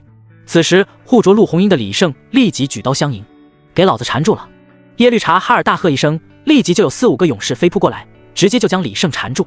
哈哈哈！耶律察哈尔大笑着再次扑向落单的陆红英。白衣军，保护夫人！无法脱身的李胜大喝一声。相护！耶律察哈尔冷笑一声道：那也得老子给你们机会才行。随即他扬起手中的长矛就刺向陆红英。陆红英想要躲避开，只觉得腰际一疼，似乎是扯出伤口了，结果就慢了半拍。眼看着那长矛就要刺向他的右肩位置。夫人！此时几个还未来得及赶过来的白衣军大呼出声来，脸色惨白一片。他们若是护主不力，只怕是以后就别想继续在白衣军待了。夫人，此时李胜和江勇也拼命地朝着这边扑过来，想要救下陆红英。陆红英在韩宇心目中的地位，他们自然是比任何人都清楚的。若不是因为陆红英，这次韩宇是断然不会再次重披战袍，重回沙场之上的。可惜几人相隔甚远，压根就来不及了。眼看着长矛就要刺中陆红英，嗖的一声呼啸声而过，耶律察哈尔举着长矛的手直接就被一把利剑穿透。啊！耶律察哈尔手中的长矛顿时应声落地，整个人也快速后退几步。陆红英见状，更是猛地抬脚飞踢过去，直接就将对方给踢飞数米开外。夫人，此时江勇等人也已经飞身过来。没事，陆红英摇头示意着，还好刚刚那一剑，否则他还真是无法脱身。剑！陆红英好像想起了什么，扭头看向刚刚飞剑飞来的方向，哒哒哒哒哒哒，只见一支40-50人的白衣铁骑朝着这边飞奔来，是白衣军！陆红英下意识地喊了出来。江勇和李胜也是一愣，扭头看去，顿时面露喜色，看来他们终于等到援军了。没错，这一支白衣铁骑就是1年前被韩宇遣返的将士。原本韩宇是不打算再重启这支嗜血的队伍的，但是怎奈何形势所逼，这次重新起封白衣军也是迫不得已。只是这一支队伍一直都隐藏在丰都城的闹市之中，隐姓埋名，在必要时刻能够挺身而出，守护丰都城百姓的安危。白衣军竟然是白衣军！此时耶律察哈尔也是被吓得面色大变，之前不是说这支队伍已经离开了吗？为何还会出现在这里？此时耶律察哈尔还被白衣军之前的恐怖所支配着，所以压根就没有任何还手之力。快撤退！撤退！耶律察哈尔大声嘶吼着，因为恐惧就连声音都有一些沙哑了。他必须撤退，保住这最后几千精锐，这是他最后的筹码了，他必须要守住了，否则若是被斩杀了，他就真的什么都没有了。红色铁骑军见状，也皆纷纷的快速朝着自己的营地撤退而去。白衣军见过江统帅、李统帅，此时已经走来的白衣军纷纷下马，齐刷刷的抱拳朝着江勇和李胜行礼。江勇和李胜皆是白衣12骑的统帅之一，更是白衣少主的左膀右臂，但凡是白衣军见了，皆要行礼。庆元，人数可以到齐。江勇开口，语气严厉，不容置喙。是，全部白衣军人员已经全部到齐，总共48骑。一名戴着面具的白衣军快速上前2步。很好，江勇满意的点点头。一旁的陆红英和黑风等人都傻眼了都，没想到这江勇和李胜竟然在白衣军之中有如此高的地位，之前真是小瞧了他俩了。各自归队。江勇大喝一声，是。白衣军皆是齐刷刷的应了一声，然后就以极快的速度迅速的分成了7组，每一组有7人。而此时跟着陆红英身后的4个白衣军也纷纷的站了出来，快速的走至了其中4组的前面站定。两外一组是刚刚那个被叫做庆元之人，而江勇和李胜也各自站到了自己的队伍前面。江勇双手抱拳，朝着陆红英开口道：“白衣军恭迎少主夫人。”其他人的白衣军皆是齐刷刷的抱拳大呼：“白衣军恭迎少主夫人！”声音铿锵有力，震耳欲聋，响彻整个夜空。这一幕看的是让人热血沸腾。陆红英也是愣住，没想到这些人竟然真的都是夫君的军队。此时他扎扎实实的体会到了一把什么叫做白衣军少主夫人之尊。黑风等剩下的鬼军皆是面面相觑，他们这是走了什么狗屎运，才能有机会看见如此多的大佬级别的人物？很快，几个老将在耶律阿达尔的威压之下，再次带着一支骑兵小心翼翼地折返了回来。那些年轻的骑兵在看见满地的尸首、鲜血淋漓的血腥的场面，皆是被震撼的场面给吓得瑟瑟发抖，后脊冷汗直冒。这画面实在是太过于血腥残忍了些，就连空气中都飘散着一股浓烈又厚重的血腥味道，令人作呕。妈呀！恶魔回来了！真的是恶魔回来了！有几个胆小的骑兵更是被这一幕直接给吓得屁滚尿流，转身就夺命而逃。哪怕是他们明知这一支嗜血的铁骑早就已经离开了，但是恐怖的气息却依旧久久不散。此时内心的恐惧和不安早就已经占据了他们所有的身心，这促使他们只想要拼命地逃离这里，逃离这里的一切的一切。唉，几个老将无奈地叹口气，也没有开口阻拦，毕竟都还是个半大点的孩子，哪里经受得这样的血腥场面。不过该找的人还是得找，大家将每一具尸体都翻过来仔细查看。其中一名老将开口了，他们的任务就是找到树绿墨叶，无论是死是活，都要将去给带回去交差。是。几个比较胆大的留下来的骑兵纷纷点头。之后众人就开始在尸体堆里面翻找起来。只是当他们徒手翻过一具具的尸体时，还是被那脖子上那一道触目惊心的划痕所震撼住。一刀割喉，深可见骨，这到底是一只怎么样恐怖的幽灵的存在？饶是他们胆子再大，心底也是有一些畏惧的。直到找了1个多时辰，这时才听见不远处的草丛里传来了一阵惊呼声：“找到了，我找到了，找到树绿墨叶勇士了，他还活着，还活着！”众人皆是大喜。也顾不得身上早就已经被鲜血染红的衣衫，急匆匆地朝着不远处的方向奔去。雪山脚下，韩宇看着眼前整齐划一、双手抱拳、齐刷刷跪在眼前的12名战士，也是被震撼住了。这12人全身还沾染着尚未干涸的血迹，厚重的血腥味刺鼻的难受，但是却依旧无法掩盖他们身上散发的那一股强大的气势。白马被鲜血染红了的雪白蓑衣，腰佩弯刀，白纱遮面，背负弯弓，脚踏草靴，这些装备几乎和他的白衣军相差无几。但是唯一不同的是，这些人的腰际位置还各自挂着一个狼纹形状的腰牌。他知道这上面雕刻着他们的名字，一旦战死，这些名字就会立即有人顶替上。所谓的雪狼12师永远都只有12人，不能多也不能少。此时站在一旁的小梦哪里见过这样的阵势，更是吓得双脚一软，差一点就给对方跪下了。之前虽然他从未曾见过这一支雪狼之师，但是从小到大却是听着有关他们的故事长大的。他们是雪族最为传奇的传说之一，他们更是整个契丹族的梦魇。曾传闻他们曾经在一夜之间直接斩杀契丹数十万精锐部队，以一敌千，简直就是最为恐怖的存在。他们的杀伐之声更是骇人听闻，这绝对是人世间最为恐怖的铁骑，没有之一。而一旁的白族长、白长老等人也是面面相觑，没想到这支雪狼12师竟然对韩宇这么个年轻人如此恭敬。他们可都是雪族的大佬级别的人物，这些人竟然连看都不曾看他们一眼。在他们眼底，只有韩宇一人，也只臣服于他。大家都起来了吧？韩宇手轻轻一扬，是。声音依旧是整齐划一，铿锵有力，震耳欲聋，惊天动地，响彻云霄。其中一名将士上前一步，微微躬身道：“将军，此乃众将士送予你的见面礼。”见面礼。韩宇微微蹙眉，只见几名骑兵已经将穿着铠甲的尸首、韩月一并奉上。是白木的尸首。白族长略微颤抖的声音响起。当初是白木主动请缨，替代韩宇出去给那些契丹狗一个交代的。看见这满目疮痍的尸首，还是让人忍不住泪目。白木，白长老目光瞥向身首异处的尸首，也是一阵心酸不已。当初白木想要加入守护灵卫的，只可惜因为他天生脚力畸形，而无法如愿。听闻这次雪族危机，他更是挺身而出，牺牲自己护整个雪族周全。这一壮举更是感动了整个雪族人。韩宇也看向那具已经有一些风干的尸体，看着那张面目狰狞的面容，他的心情极其复杂的，因为他心底清楚，眼前这个男人是为了救他而死的。看着尸身的受损程度，想来在契丹狗手中也是受了不少罪的吧。下意识的，他缓缓闭上了双眸，紧握拳头，手背上的青筋直冒，一团无形的寒气萦绕在他的拳头之间。突然，他猛地睁开了眼睛，双眸已经变成了嗜血的血红色，手掌猛地用力张开，一把晶莹剔透的雪影剑就再次现身掌中，此时还微微的冒着一丝寒气。雪影剑。雪狼12师见状，皆是纷纷跪地叩拜。雪狼12师恭迎战神归来，声势浩大，气势恢宏，震慑的人心微颤。雪影剑乃是战神的随身之物，只有真真正正的战神才会拥有此剑。此时站立在远处的雪族人皆是纷纷的跟着跪拜在雪地之上，恭迎战神归来。大家的声音夹杂了太多无法言喻的感情在里面了。他们终于盼到战神归来的这一日了。他们雪族不会再被灭族，更是会在战神的庇护之下永世昌荣下去。而此时，韩宇周身也被一股冰冷的寒气所萦绕起来，红色的眼眸微微颤动了一下，大喝一声：“杀！”只见一股滔天的杀气直接就从韩宇的身上散发出来，在场的所有人皆是被这一股强大的杀气所震慑住了。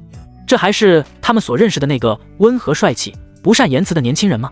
这简直就是一只嗜血的猛兽，此刻正饥渴难耐的想要吸取新鲜的血液。这就是传闻中的战神之力，化气为冰，冰封3尺，血影刀现，杀魔嗜血。此刻韩宇也终于明白了这句话的真真正正的含义了。血影剑现世就是嗜血杀戮的开始，一场血腥的大屠杀即将现世，无人能抵挡，更是无人能阻止。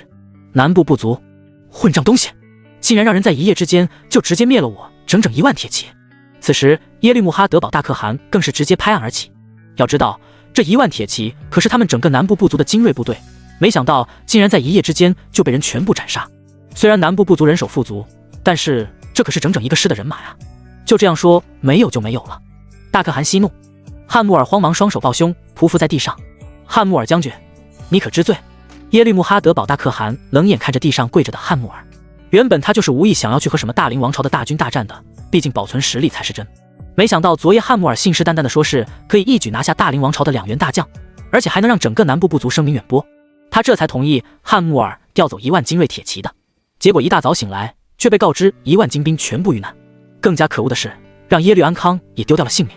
耶律安康作为他的舅父，自然在军营之中也占据一定的作用力的。眼下他不仅失去1万精兵，更是失去了1员得力干将，这让他如何不动怒？大可汗，臣等知罪，还请大可汗能看在陈以往的功绩上，可以免臣死罪。汉穆尔开口替自己求情，你胆子倒是不小，竟然敢给自己求情。耶律穆哈德堡更是冷哼一声，这个汉穆尔3朝元老不仅骁勇善战，战功显赫，更是难得的一名谋士。只可惜倚老卖老，利用手中权势威逼利诱他娶白灵云那个老女人，多次对他的决策指手画脚，这仇他可还记得呢。倒不如就此除了他，以解除心腹大患。老臣也是实事求是，还望大可汗体谅。汉穆尔压根就不畏惧眼前这位大可汗的，要知道他只不过是一个傀儡罢了。在整个南部部族真真正正掌权的，当然是部族唯一的可敦白灵云。这个跟随着了3个王朝的女人，其实力不容忽视。她虽然并未真真正正的掌握朝政，但是却在背后运筹帷幄，主持大局。体谅？本可汗今日就不体谅了。随即耶律穆哈德堡大手一挥道：来人啊，废除汉穆尔的将军职务，以害我1万精锐，铁骑殒命，救父命丧皇权为证，处以车裂之刑罚，以儆效尤。什么？汉穆尔没想到这次耶律穆哈德堡竟然动真格的了，而且还直接拿他开刀，顿时也慌了起来，大喊着：大可汗，你不能动我，不能动我，动你又如何？耶律穆哈德堡冷笑道，他早就已经压抑许久了，眼下总算是被他逮到了机会了。此时不杀，更待何时？住手！突然一道冰冷的女人声音传来，只见一行人急匆匆地走了进来，为首的当然是打扮精致、衣着华丽的白灵云了。汉穆尔见状，更是直接挣脱开那些士兵的束缚，冲过去抱着白灵云的脚跟，鬼哭狼嚎大喊着：可敦，救命，救我！白灵云直接就冷眼扫了汉穆尔一眼，吓得他慌忙松开了手，退到了一边去。耶律穆哈德堡看见是白灵云这个老女人来了，脸上立即带着一副谄媚的笑意迎了上来。可敦，你怎么来了？大汉，若是我不来，你岂不是要背负上弑师杀重臣的罪名了？白灵云低声开口。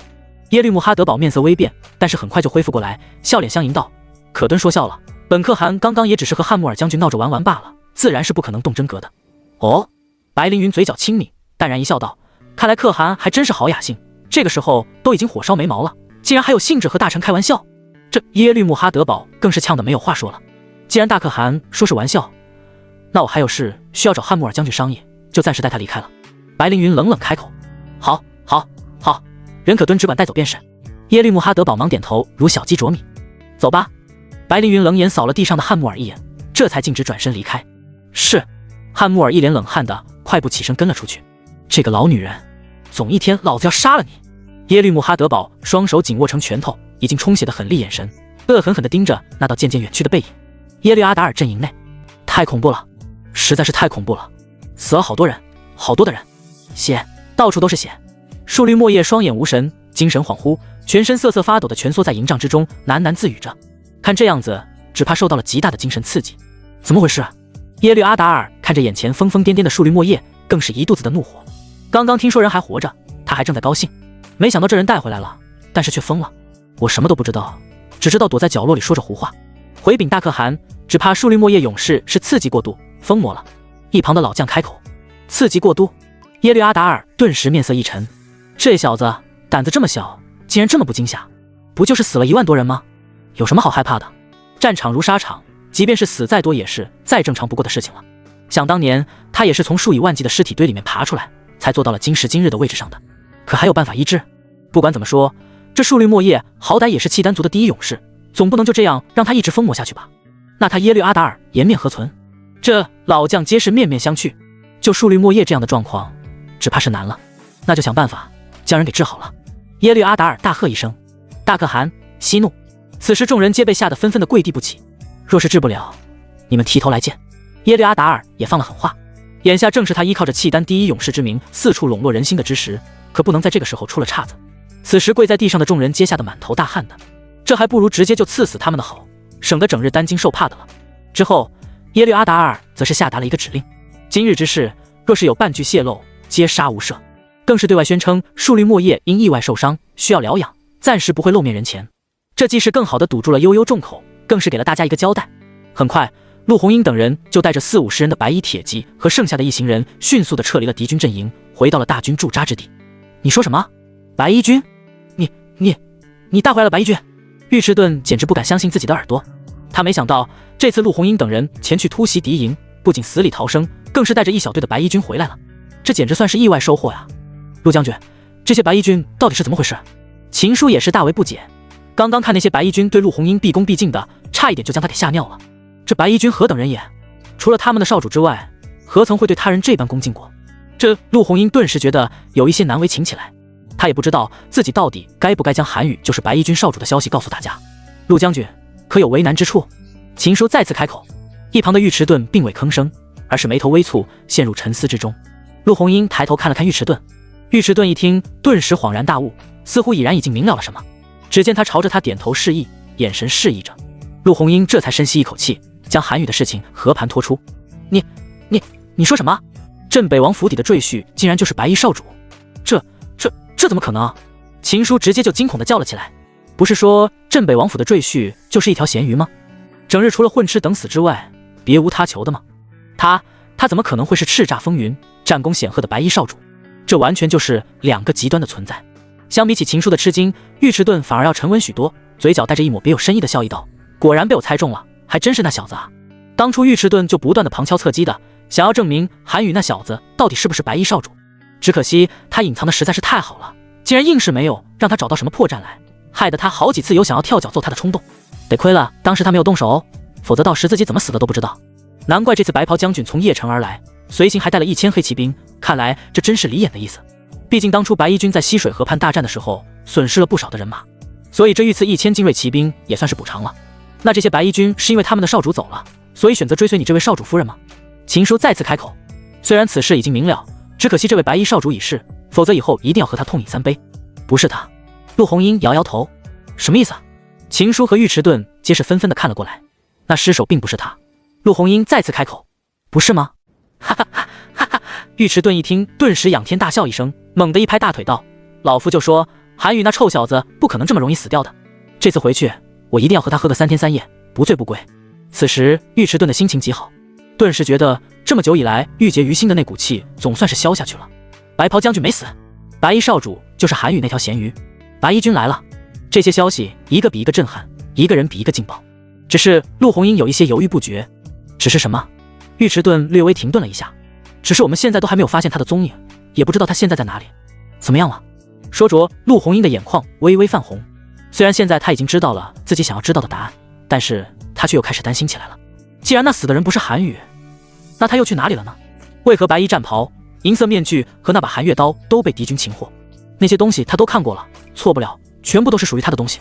此时他怀中的那银色面具还透着一丝寒光，他认得的。我看这八成是那小子的金蝉脱壳之计，只怕现在还不知道在哪里逍遥快活呢。尉迟钝大笑着开口，他实在是太了解韩宇那小子了，脑瓜子灵活，鬼点子多，像这种办法只怕也只有他想得出来了。陆红英一顿，好像这说的也极其有道理。就按照韩宇当时的情况来看，紧急之中想着这么一个脱身的办法也不是不无可能的。他就说嘛，他那么厉害的人，又怎么可能会如此轻易的就被敌军给斩杀了？陆将军放心吧，那小子应该很快就会联系我们的了。尉迟钝信心满满的开口。陆红英也点点头表示赞同。若是韩宇真的没事的话，肯定会想尽一切办法的回来找他们的。他的男人，他了解的。不过我还有一件事情。陆红英缓缓地将遇见了那一支恐怖骑兵的事情说了出来。什么？你是说还有一支只有12人的骑兵出现？尉迟钝也是微微吃惊。陆红英点点头，继续开口道，而且对方还抢走了白衣战袍和那把寒月刀，可知道他们是什么来历吗？尉迟钝开口，不知道。陆红英无奈地摇摇头道，不过好像听他们说是什么雪狼12师，好像那些契丹人还挺害怕的。雪狼12师？尉迟钝想了想，好像之前在哪里听过这个名字，但是具体是哪里听过的，却一时间又想不起来了。雪狼12师吗？一旁的秦叔却是面色大变。陆红英再次点头。怎么可能？秦叔的一脸不敢置信的表情。怎么？你知道？尉迟钝看了过来，他们应该不会就是传闻中以12人之力全歼契丹10万精锐铁骑的幽灵骑兵吧？秦叔开口，这支幽灵骑兵他当时也是略有耳闻的，据说当时可是令整个契丹族都闻风丧胆的恐怖骑兵。什么？幽灵骑兵？尉迟钝顿时也恍然大悟，瞬间就想起来了。据说这支幽灵骑兵可是整个契丹族的噩梦，简直比白衣军对他们造成的影响还过犹不及。你们都知道？陆红英也露出了吃惊的表情。为何自己从未知晓这支恐怖骑兵的存在？你不知晓也是正常的，毕竟这都已经是40-50年前的事情了。尉迟钝淡淡的开口。像这种老黄历的故事，若是没有老一辈的提及，下一辈的又怎么可能会知晓？之后尉迟钝就将自己所知晓的这支恐怖骑兵的信息大致的说了一遍。陆红英也是听得满眼震惊之色。尉迟将军，你说这只幽灵骑兵拿走了他的东西，会不会和他有关系？陆红英不确定的开口。虽然他现在没有证据，但是他却觉得韩宇和这只恐怖骑兵肯定是有着什么千丝万缕的联系的，否则对方也不会杀入契丹内部，只为了取走他的东西。这尉迟顿了顿道，也并不是不可能。陆红英和秦叔的面色皆是微变。南部部族内，多谢可敦救命之恩。汉木尔直接就给白凌云跪下了。白凌云突然举起手中的一把匕首，直接一把就抵在了汉木尔的脖子上，阴冷的开口道：你可知晓，我眼下杀了你的心都有。可敦饶命！汉木尔慌忙求饶，为何昨夜没有告诉我卡尔已经遇难的消息？为何你当时不救他？白凌云因为气急，握着匕首的手都有一些微颤，自己刚刚才得知自己竟然已经痛失爱子。可敦，我昨夜离开的时候，耶律安康将军还好好的，至于我走了之后发生了什么事情，我真的没有办法去控制的。汉木尔一脸的无辜表情。撒谎！白凌云更是勃然大怒，若是当时你带着他一起离开，他还会死吗？汉木尔顿时语塞，当时那种场景，他能自己保住小命，死里逃生已经算是不错的了，又哪里会想到去救别人？你让我失去了一个儿子。白凌云的语气又冷了几分，手中的匕首更是朝着对方的脖子又靠近了几分，一道血痕就立刻显现了出来。可敦，若是你想要我给耶律安康将军赔命的话，那你就杀了我吧，我毫无怨言。说着，汉木尔就闭上了眼睛，等待死亡的来临。哐当一声，白凌云直接将手中的匕首扔在地上，冷冷的开口道：死！你若是死了，那谁来替我卖命？汉木尔顿时暗自松口气的感觉，刚刚他还真是害怕白凌云真的一刀就结果了他。记住了，今日你欠我一条命，来日可是要还的。是。汉木尔点头。愿誓死效命可敦，赴汤蹈火在所不辞。北部部族这边，大可汗耶律察哈尔率领着他的红衣铁骑偷偷的回营了。此时来人通报，什么？他回来了？耶律阿达尔微微眯了眯眼。这耶律察哈尔在1个月前率领着他那10万精锐红衣铁骑，成功的占领了上京之地，更是扬言要在那里建立王朝的。没想到这才1个月的时间就打道回府了，而且看着架势，只怕也是被那些邻军打得落荒而逃的吧？这次可带回了多少人马？耶律阿达尔开口，大概也就部族2000铁骑左右。来人告知，部族2000铁骑。说着，耶律阿达尔就打了一个寒战，因为他心底也就大致猜测得出，那接近10万的精锐铁骑去了哪里，只怕是直接去阎王爷那里报道去了吧。白衣军血洗上京城的事情，在半个月之前就已经传遍了整个契丹族，大家都在猜测耶律察哈尔是否还能活着回到族部。没想到他生命力倒是顽强，竟然还真活着回来了。虽然只剩下2000铁骑，但是小命总算是保住了，也算是不亏。当初他意气风发的率领着自己的10万精锐铁骑就要进攻上京城的时候，他还特意来找过他的，这可惜他拒绝了，因为他手底的兵马有限，即便是跟着对方去了，他也只能算个小跟班而已的。宁为鸡头，不做凤尾。眼看对方大半归，他是不是也该过去慰问慰问了？毕竟他那剩下的2000红衣铁骑也算是精锐，若是能纳入麾下的话，也不失为一件好事。走，过去瞧一瞧他去。说着，耶律阿达尔就起身走出营帐。为了保险起见，他更是率领了一支5万的精锐，浩浩荡荡的出发了。他这次总算是可以在耶律察哈尔面前吐气扬眉一回了。之前耶律察哈尔仗着自己的势力强大，压根就没有将他放在眼底，平日里对他也是吆五喝六的。眼下他已经失势，不带着铁骑去炫耀一番，难解他心头之恨。这就是部族之间的勾心斗角，弱肉强食，以强凌弱乃是常态。至少耶律阿达尔不知道的是，他前脚刚走，后脚就有一小支铁骑正悄咪咪地从后方杀入。哒哒哒哒哒哒，低沉又沉闷的马蹄声缓缓地响起来。在月色的笼罩之下，一支身着雪白的戎装的精锐铁骑正在缓缓行进之中，宛如幽灵一般。为首的人身穿白色战甲，身披白袍，手持晶莹剔透长剑，在月光的照耀下，隐隐透着一丝寒光。而在他的身后跟着一支仅仅只有12人的铁骑兵，手中的弯刀更亮晃晃泛着荧光。哒哒哒哒哒哒，伴随着马蹄声，一行人很快就穿过了一片丛林，走到了一处营帐的后方位置。韩宇冷眼扫了一眼守卫松懈的敌军阵营，嘴角微微上扬，露出一抹阴冷的笑意。也许是因为他们觉得这密林里全部都是荆棘，压根就不会有人会从这里来吧，所以这些契丹狗才随意的安排了10来个人把守着。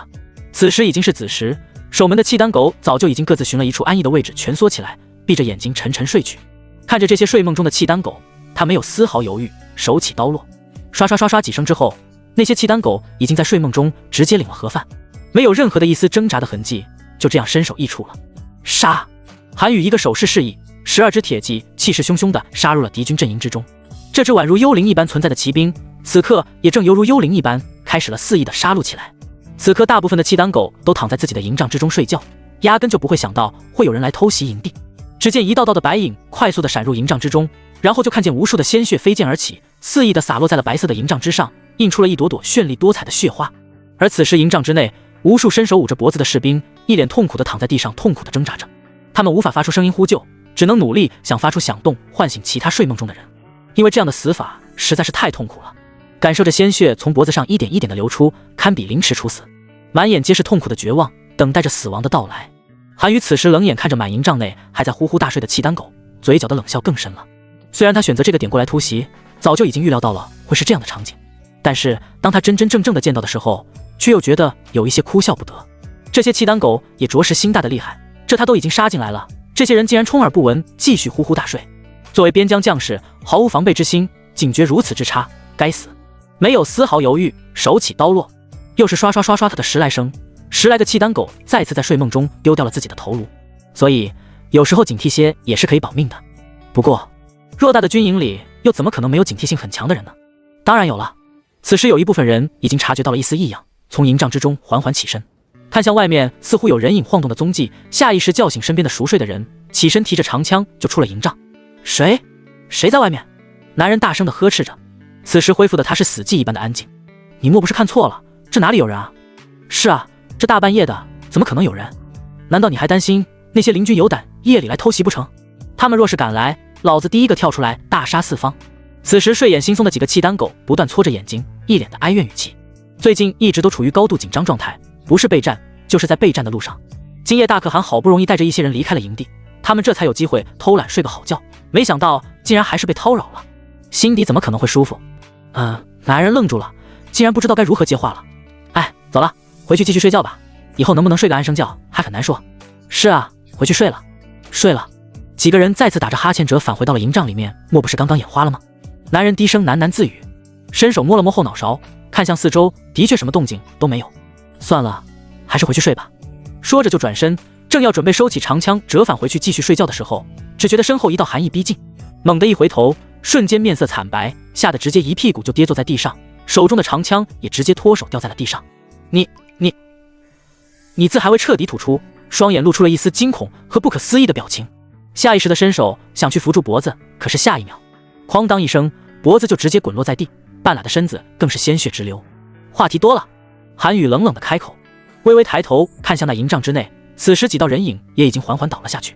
他眯了眯眼，手中的血影剑一挥，只见一道寒光扫去，直接就劈开了营帐的帘子。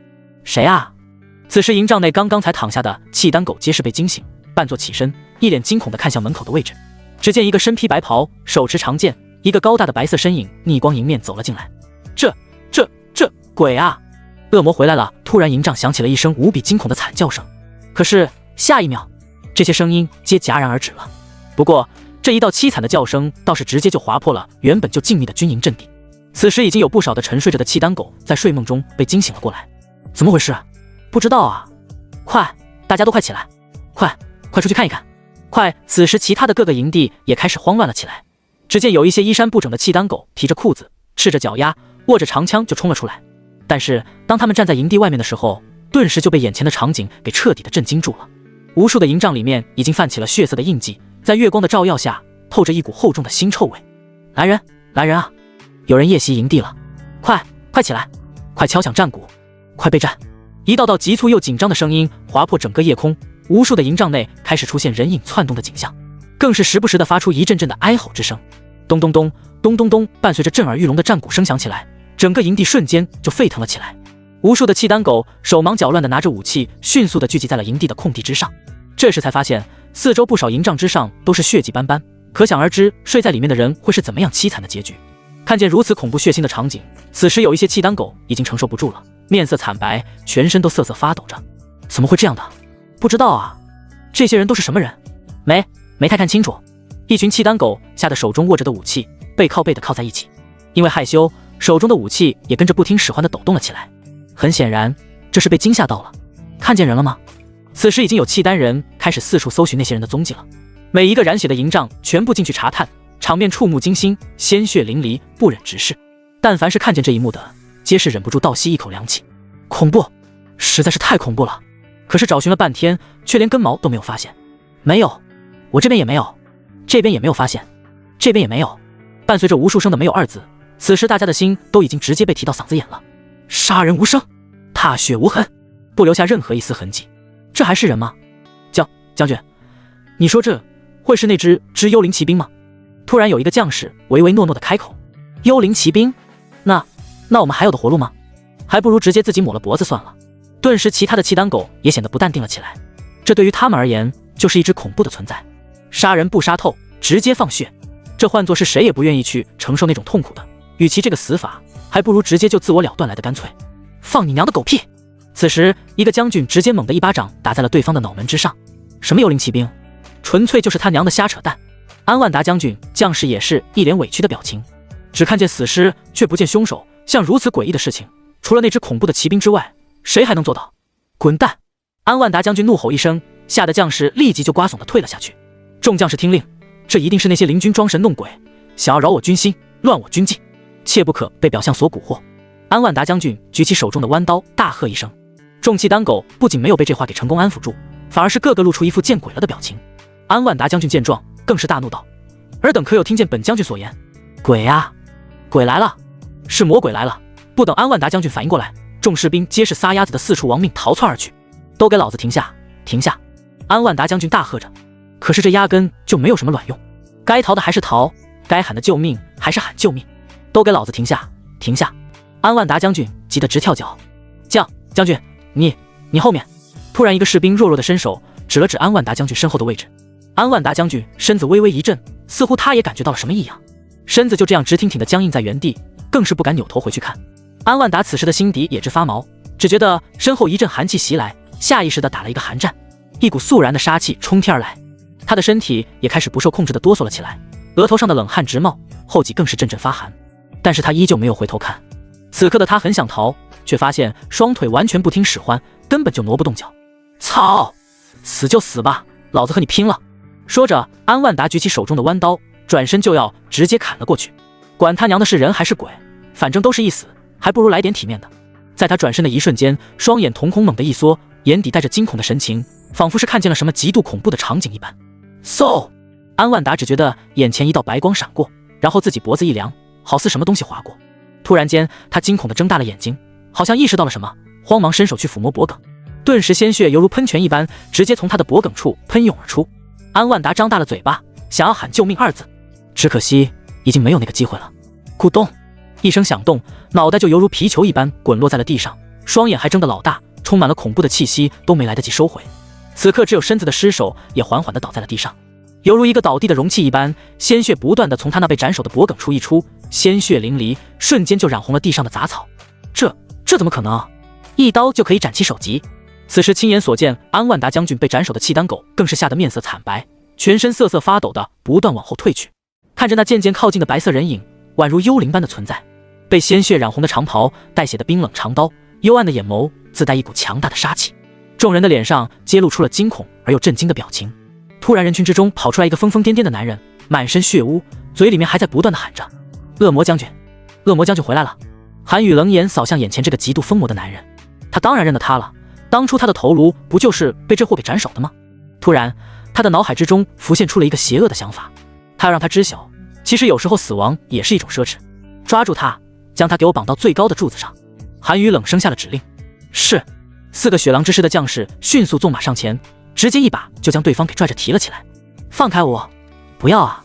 恶魔回来了！此时树绿墨叶还在尽快的惨叫着挣扎着，可惜这一切都无济于事。很快他就被五花大绑的绑在了最高的木桩之上。此刻整个阵营之中就他一人金鸡独立，一览众山小。恶魔将军回来了，大家快跑啊！此时的他突然好像又清醒了过来，满眼惊恐之色，就好像见鬼了一样的表情，大声的喊着。此时其他的契丹狗在听到这些话之后，皆是面露微色，全身颤抖。什么？是恶魔将军！恶魔将军他还没有死，快跑啊！恶魔将军他杀回来了，他们真的回来了，快逃命去吧！此时整个军营里的人皆是发出一阵阵的哀吼声，大家都抱头鼠窜，想要以最快的速度远离这场惨绝人寰的大屠杀。可是遇见了雪狼12师这支幽灵骑兵，又怎么可能会有侥幸存活下来的机会？只见一道道的白影快速的在人群之中闪过，就看见一道道喷洒而出的血液飞溅3尺之高，有一些压根就还来不及喊出救命的话语，就已经被无情的抹了脖子。此时的韩宇早就已经杀红了眼，手中的雪影剑和寒月刀一起并用，一起疯狂地斩杀着这些毫无任何反抗之力的头颅。鲜血，他喜欢这浓重的血腥味道，更是喜欢这种快刀斩首的感觉，真的让他酣畅淋漓，快感袭来。但凡是他经过的之地，必定是血溅三尺，头颅横飞。魔鬼，他们都是魔鬼，快逃啊！这些魔鬼吃人头了。此刻侥幸已经逃远的契丹狗更是骑马奋力地狂奔着，朝着远方逃命而去，还边逃边惊恐地大喊着救命。可是他们似乎忘记了，这里是他们的大本营。谁又还会来救他们呢？其他的部族吗？这个时候各部族皆是人人自危，又怎么可能会有人出手相助？像这种惹火烧身的蠢事，他们当然是不会做的。只要这场大屠杀不会蔓延到他们的部族，他们只会是选择睁一只眼闭一只眼了。毕竟活着比什么都重要。而雪狼12师依旧是面无表情，手起刀落，干脆利落。一道道划开的血口子，一股股不断涌出的嫣红鲜血，这都使他们陷入极度的兴奋之中。他们喜欢看着这一群契丹狗在临死之前做着最后一丝垂死挣扎的模样，因为那是他们欠他们的。40多年前的那个大雪纷飞的夜里，他们的族人，那些手无寸铁的妇孺，也是被这样残忍的杀害的。皑皑白雪早就已经被嫣红的鲜血染成了血红色，嫣红的血水顺着山脉流向了山脚，那才是真真正正意义上的血流成河。据说当年那血水依旧没有干涸，偶尔也会在雪山的深处发现一股股的血红色的血水流出，这是他们在哀鸣，是他们在喊冤。惨叫声、嘶吼声、求饶声、哀吼声，声声入耳，似乎在不停地提醒着他们那一场无情的大屠杀到底有多残忍。他们死不瞑目，他们想要报仇雪恨，而这一支雪狼12师的幽灵骑兵就是背负着他们的仇恨而来的。此刻他们只不过是以牙还牙了而已，所以他们不会停手，更是不可能停手。从他们重返人世间的那一刻开始，就已经注定了这一场血腥的杀戮必不可免的。杀戮还在无情地继续着，惨叫声不绝于耳，在皎洁的月光的衬托之下，显得越发的诡异人。不要，你们杀了我吧，求求你们了，不要这样对我。此时陷入绝望之中的树绿墨叶似乎也意识到了韩宇的用意了，他故意让他亲眼见证他们这场惨绝人寰的血腥大屠杀的场面，让他知道这就是得罪了他的下场，简直比死还要难受100倍、1000倍。此刻他才知道，有时候死亡反而是一种解脱。他现在只求一死。陆红磊这边，范将军，前面就是敌军阵营了，我们还要继续前行吗？陆红磊不确定地开口。虽然他们是有8万人马，但是这整个契丹可是有约莫30万的大军啊，这8万人马又算得了什么呢？虽然他是救人心切，但是却不是个鲁莽之辈，凡事也是知晓三思而后行的道理的。范闲猛地勒住马缰，看向不远处的漠北原，淡淡的开口道：既然白衣军已经出现了，只怕女战神他们已经和对方遇见了吧，危机也算是解除了。白衣军的意外出现，无疑是给他们吃了一颗定心丸，只要有白衣军在的地方，他们就是安全的。陆红磊也赞同的点点头。只要白衣军现身了，那陆红英他们饶是遇见了什么危险，想必也是能化险为夷的。只是陆红磊的眼底快速地划过一抹担忧的神情，那些白衣军可是奔着白袍将军的尸首方向而去的，就是不知道陆红英他们会不会也跟着一同前往。陆将军、范将军，出大事了！此时前方探路的将士急匆匆地跑了回来。何事？陆红磊顿时一脸的紧张和不安。好像是其中一个契丹狗的部族被人给夜袭了，死伤无数，惨叫声连连。说着，将士下意识地打了一个寒战，那声音听着实在是太人了些，即便是隔着一段距离，都依旧能从那一声声凄惨的声音之中感受到前所未有的恐惧，那是对死亡的恐惧。有人夜袭敌军营地。陆红磊和范闲互看了一眼，心底也已经大致猜测得了什么。知晓是哪个部族吗？范闲开口。好像是之前斩杀白袍将军的那个部族。将士不确定的开口，毕竟他们眼下得到的情报有限，也只能半猜半就了。看来真的是他们。陆红磊悠悠开口，这除了白衣军之外，自然是不可能有其他人胆敢夜闯敌营的。他们要赢回自家少主的尸骨，哪怕是粉身碎骨也不畏惧，也在所不辞的。这就是战魂。陆将军，那我们现在是？将士有一些不确定的开口。若是再继续往前面走，可就是危险区域了，随时随地都有可能再遇大批的契丹狗。陆红磊犹豫了一下之后，举起手中的长矛道：大家暂时先在原地安营扎寨，稍作歇息片刻。范闲并未吭声，想来是默许了。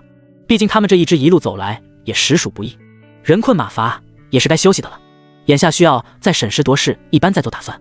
而此时耶律察哈尔族部内，耶律察哈尔，你这一趟可是去了好生久远，差一点我都以为你不会再回来了。耶律阿达尔说着就仰头大笑了起来，眉宇之间皆带着一抹讥讽之意。眼下这耶律阿达尔就是败军之将，犹如丧家之犬一般坐在自己的位置上一声不吭，哪里还有往日的傲慢和嚣张气焰。他这次出兵中原可算是损失惨重，不仅差一点让他辛苦培养的红衣铁骑军全军覆没，更是差一点就赔上了自己的小命。若是他不那么好高骛远的话，也许他现在还把守着自己那10万红衣铁骑兵在整个漠北原作威作福。这人心啊，就是不能太贪，否则就是适得其反，得不偿失。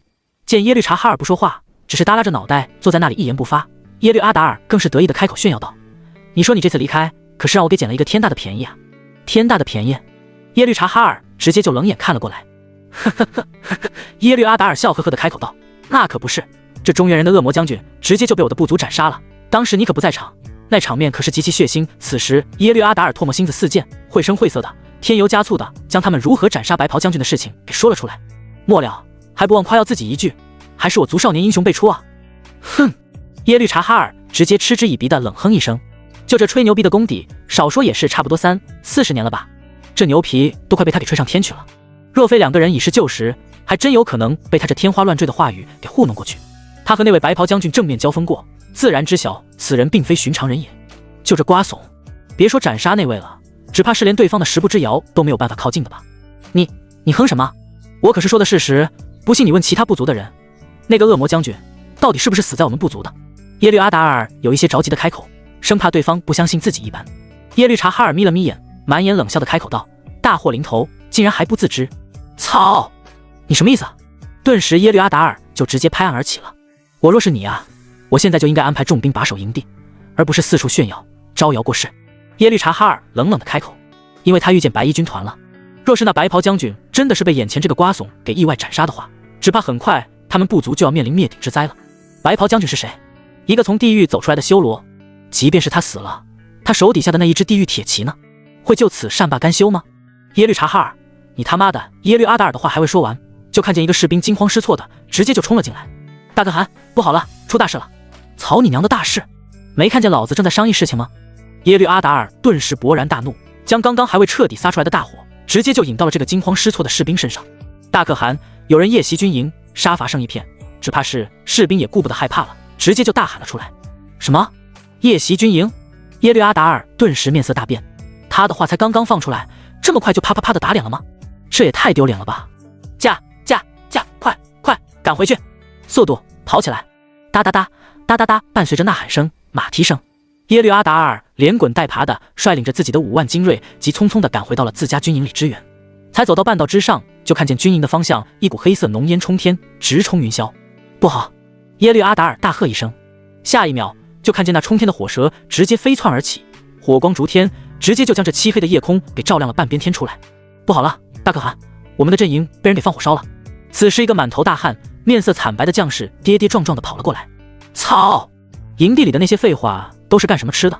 耶律阿达尔大怒道：“快跟老子回去救火！”说着，耶律阿达尔立即猛地一抽手中的长鞭，快马加鞭的朝着阵营的方向狂奔而去。此时所有的物资、粮食、牛羊、保暖的用品全部还在营地之内。若是真的失火的话，那些东西怎么办？没有了这些，他们族部接下来要如何扛过这个严冬？快，大家都快跟上！此时其他几个将领也皆是齐刷刷的挥动着手中的长鞭，策马飞奔而去。哒哒哒哒哒哒，伴随着急促的马蹄声传来，耶律阿达尔一行人满头大汗的赶了回来。可惜还是回来晚了一步，因为整个大火已经直接蔓延到了整个营地之中，所有的营帐皆已经被大火无情的吞噬着，冲天的火光更是发出阵阵的热浪，迎面扑鼻而来。此刻正值寒冬，寒风萧萧，却依旧没有办法被这股热浪所温暖，反而是越发的让人觉得寒冷，后脊发凉的感觉。人呢？其他人呢？都他娘的死哪里去了？此时早就已经怒火中烧的耶律阿达尔疯狂的大喊着，叫嚣着。整个营地可是留守了整整5万铁骑兵的，为何会任凭这大火无情的吞噬着一切，却无动于衷？直到现在，他压根就没有看见一个前来救火的将士，一个都没有。安静！死寂一般的安静，没有人任何回答他的话。人呢？他娘的都死绝了吗？耶律阿达尔更是怒不可遏的大喊着：“大可汗，好像我们的阵营被人给一锅端了。”此时有一个契丹狗结结巴巴的开口：“你说什么？”耶律阿达尔气得直接一把就抓住了那个契丹狗的领口的衣服，就直接将其给拽了起来。大可汗，饶命啊！契丹狗早就已经被吓得3魂少了7魄了。说那些人到底去哪里了？耶律阿达尔当然是不会相信自己的整整5万的精锐骑兵会就这样凭空给消失了，这是绝对不可能发生的事情，一定是另有隐情的。大可汗，他们好像一个人都没有出来。契丹狗哆哆嗦嗦的开口说出实情。草你娘的！胡言乱语，妖言惑众，其心可诛。随即耶律阿达尔直接拔刀，一刀就结果那个契丹狗。大可汗契丹狗一脸不敢置信的表情，死死地盯着眼前他敬爱的可汗，没想到自己竟然会是死在他的手里。你不等对方说完，耶律阿达尔猛地一把抽回了弯刀，鲜血淋漓，那契丹狗直接就领了盒饭，倒地不起。那双惊恐的眼睛此时还睁得老大，似乎是不相信自己就这样死了，不是战死沙场英勇就义，而是死在自家可汗的手中。不甘心吗？自然是有的。悔恨吗？当然也有了。都给老子找，即便是掘地3尺也要将人给老子找出来。耶律阿达尔冷喝一声。是。此时众人皆是纷纷开始围着大火，借着光亮四处寻找人的踪迹。尉迟顿阵营里，你说什么？契丹狗一部族被人夜袭，而且还一把大火烧了整个军营。尉迟顿听到这个消息的时候，满眼的震惊之色。这契丹狗的阵营都在漠北原腹地，四周都是有层层的重兵把守着，那可算是铜墙铁壁了，想要进入谈何容易。这人不仅进去了，而且还偷偷的放了一把大火，可算是绝对的惊天大瓜了。是的，眼下的大火已经吞噬掉了整个军营，只怕里面的人士前来回禀消息的将士没有再继续说下去了。哈哈哈哈哈哈！尉迟顿顿时仰头大笑几声。这狗日的契丹狗，眼下也尝到了这大火的滋味了吧？之前那些契丹狗进攻各个城池的时候，杀人放火，罪恶滔天，无恶不作。每次看见那些被大火无情摧毁的房屋建筑，皆是心疼不已。现在总算是出了一口恶气了，可知晓是谁纵的火？陆红英着急的开口，不知道为何，他觉得此事肯定和韩愈有关的。虽然现在他迟迟并未现身，但是他可以感觉得到，他们距离很久，很快就能再次重逢了。不知道。士兵猛地摇头示意着，毕竟那可是契丹狗的腹地，自然不敢靠得太近了，否则容易暴露行踪，被抓现行的。下去吧。陆红英略微有一些失望的招手示意着。是。士兵迅速的退出了营帐。你们说，这到底会是谁有这么大的本事呢？秦叔忍不住开口了。哈哈，尉迟顿大笑道，还能有谁？当然是那臭小子了。尉迟将军的意思莫不是说是？秦叔惊恐的睁大眼睛，一副欲言又止的表情，想说却又不敢说，不说却又忍不住想要说。对了，尉迟顿心领神会的猛点头道，眼下也就只有那臭小子做得出来这样的事情了。对于韩愈，其实他对于他的印象都还停留在那慵懒躺在躺椅上的咸鱼模样。不过他在邺城期间闹出的那些看似混账的事也不少，哪一次不都是惊天地泣鬼神的？就这肆意纵火，火烧敌营的事情，算个啥？这也太生猛了吧！秦叔都忍不住惊呼出声来，而一旁的陆红英也是面色微变。若是真的是他的话，那他现在是不是不该继续待在这里坐以待毙等着了？作为他的夫人，自然是要夫唱妇随了。尉迟将军、秦将军，请允许我率领白衣军前往敌营阵地查看情况。陆红英主动请缨。陆将军，你这是？秦叔微微吃惊，这才刚刚从敌军阵营里一路杀血而归，好不容易死里逃生，现在又要去，这不是闲得蛋疼吗？去吧。尉迟顿倒是笑着挥手示意着。对于陆红英的心情，他当然是可以理解的了。这对小夫妻俩原本之前的感情就极好，眼下韩愈不知所踪，作为夫人的陆红英着急也是情理之中的事情。既然他想去，你就去吧，反正外面的那些白衣军自然是能护他周全的。谢尉迟将军成全。陆红英满眼的感激之意。其实即便是他们不答应，他还是会去的，就带着他的白衣军去迎接他们的白衣少主。陆红英离开之后，秦叔一脸费解的看向尉迟顿道，尉迟将军，你怎么就答应了呢？这一去那可是凶多吉少啊。你不懂。尉迟顿笑着摇摇头。这秦叔也是忍不住翻了翻白眼，他发现这原本刚正不阿的护国大将军尉迟顿，竟然也有私自偷偷放水的一面。要知道眼下这种情况之下，自然是不宜进军的，可是他却同意陆红英去了，这不是私自放水是什么？我们也准备一下吧，是该和这些契丹狗算总账的时候了。尉迟顿悠悠开口。尉迟将军，你这意思该不会是秦叔更是被这话吓得不轻？不错。尉迟顿点点头，总不能一直都窝着吧，该出手时就出手。秦叔竟然无力反驳。漠北原，救火呀！快点，这边快，动作都麻利点。5万精兵更是各自拿着自己的头盔，着急的去不远处的墨水河里面取水灭火。因为没有足够的装水的容器，所以大家也都纷纷取下自己的头顶的头盔去河中取水。虽然面对着滔天的大火，这点水源俨然就是杯水车薪，但是他们却也丝毫不放弃，想要凭借全力保住他们最后一点基业。而此时大火滔天的1公里开外的一处密林里，一支隐藏起来的骑兵正虎视眈眈地注视着眼前所发生的一切。战神，可否再出去一战？雪狼12师的师头百川开口了。此时微微躬身站在灌木丛后面的韩愈却摇摇头道，不急，眼下他们才刚刚浴血奋战了差不多1个时辰之久，这砍人砍得他手臂都有一些酸软的厉害了，还是应该休息一会的。毕竟有时候这砍人也是一件极其费体力活的事情。大家先稍作休息，一会再战。韩宇开口。是。百川点头，然后大手一挥，剩余的11人皆从马背上翻身下来。韩宇看着不远处那热火朝天的灭火的画面，嘴角微微上扬，勾出一抹阴冷的笑意。就这一只狗屁不足，竟然还妄图杀他泄愤，这一次算是他的回礼。正所谓来而不往非礼也。他为何此刻不着急出兵呢？那是因为他要等这5万精锐为救这滔天的大火而精疲力尽的时候，他再趁机带兵杀出去。那还是如刚刚那般，在敌军毫无招架之力的时候出手，才是最为痛快的。带兵打仗有时候也是需要动脑的，倒是可以省下不少体力活，只不过一会手臂又得泛酸了。南部部族内，这把火只怕是彻底的将耶律阿达尔的人马给烧没了吧。耶律穆哈德堡仰头看着通天的火舌，淡淡的开口。南部和北部部族之间相互隔着一条巨大的漠北河，双方一直都秉承着井水不犯河水的状态，相安无事的各自生活着。刚刚他就听到了那锣鼓喧天的动静了，但是他却故作没有听见，继续在营帐之中假装睡觉，因为他心底清楚，为何他们会遭遇如此大的灾难。这和1天前他们部族所发生的那一场大屠杀相比，简直是过犹不及。当初他们军营遭遇到敌袭的时候，对面也不是一样的隔岸观火吗？他这样做自然是没错的了。这一场大屠杀原本就是他们斩杀了那恶魔将军而引发的，这责任自然是需要他们自己来承担的。回禀大可汗，好像出事的时候耶律阿达尔不在营地里，说是带着一众人马去了耶律察哈尔那里，这才躲过一劫。一名将士刚刚得来的情报立即上报。哦，是吗？没想到他的命倒是够硬的，这样都还没有死。耶律穆哈德堡冷笑着开口。最近这耶律阿达尔是有一些飘了，以为自己部族成功斩杀那恶魔将军之后，就能在整个契丹族立下功勋了。但是他却忘记了，那恶魔将军从来就不是一个人，即便是他死了，那些手底下的小恶魔会不来寻仇？他是将事情想得太简单了。从他惹上那个恶魔将军开始，其实败局已定。那大可汗，我们现在是？将士欲言又止的表情。不用管，大家都继续回去睡大觉去。说着，耶律穆哈德堡转身就折返回到了自己的营帐之中。这几个将士皆是面面相觑，这是几个意思啊？敌人都杀到眼皮子底下了，竟然还有心思睡觉？难得就不怕敌军一会就杀过来了吗？这还让人怎么睡得着？他们可不想像对面那样，在睡梦中就被取走了首级。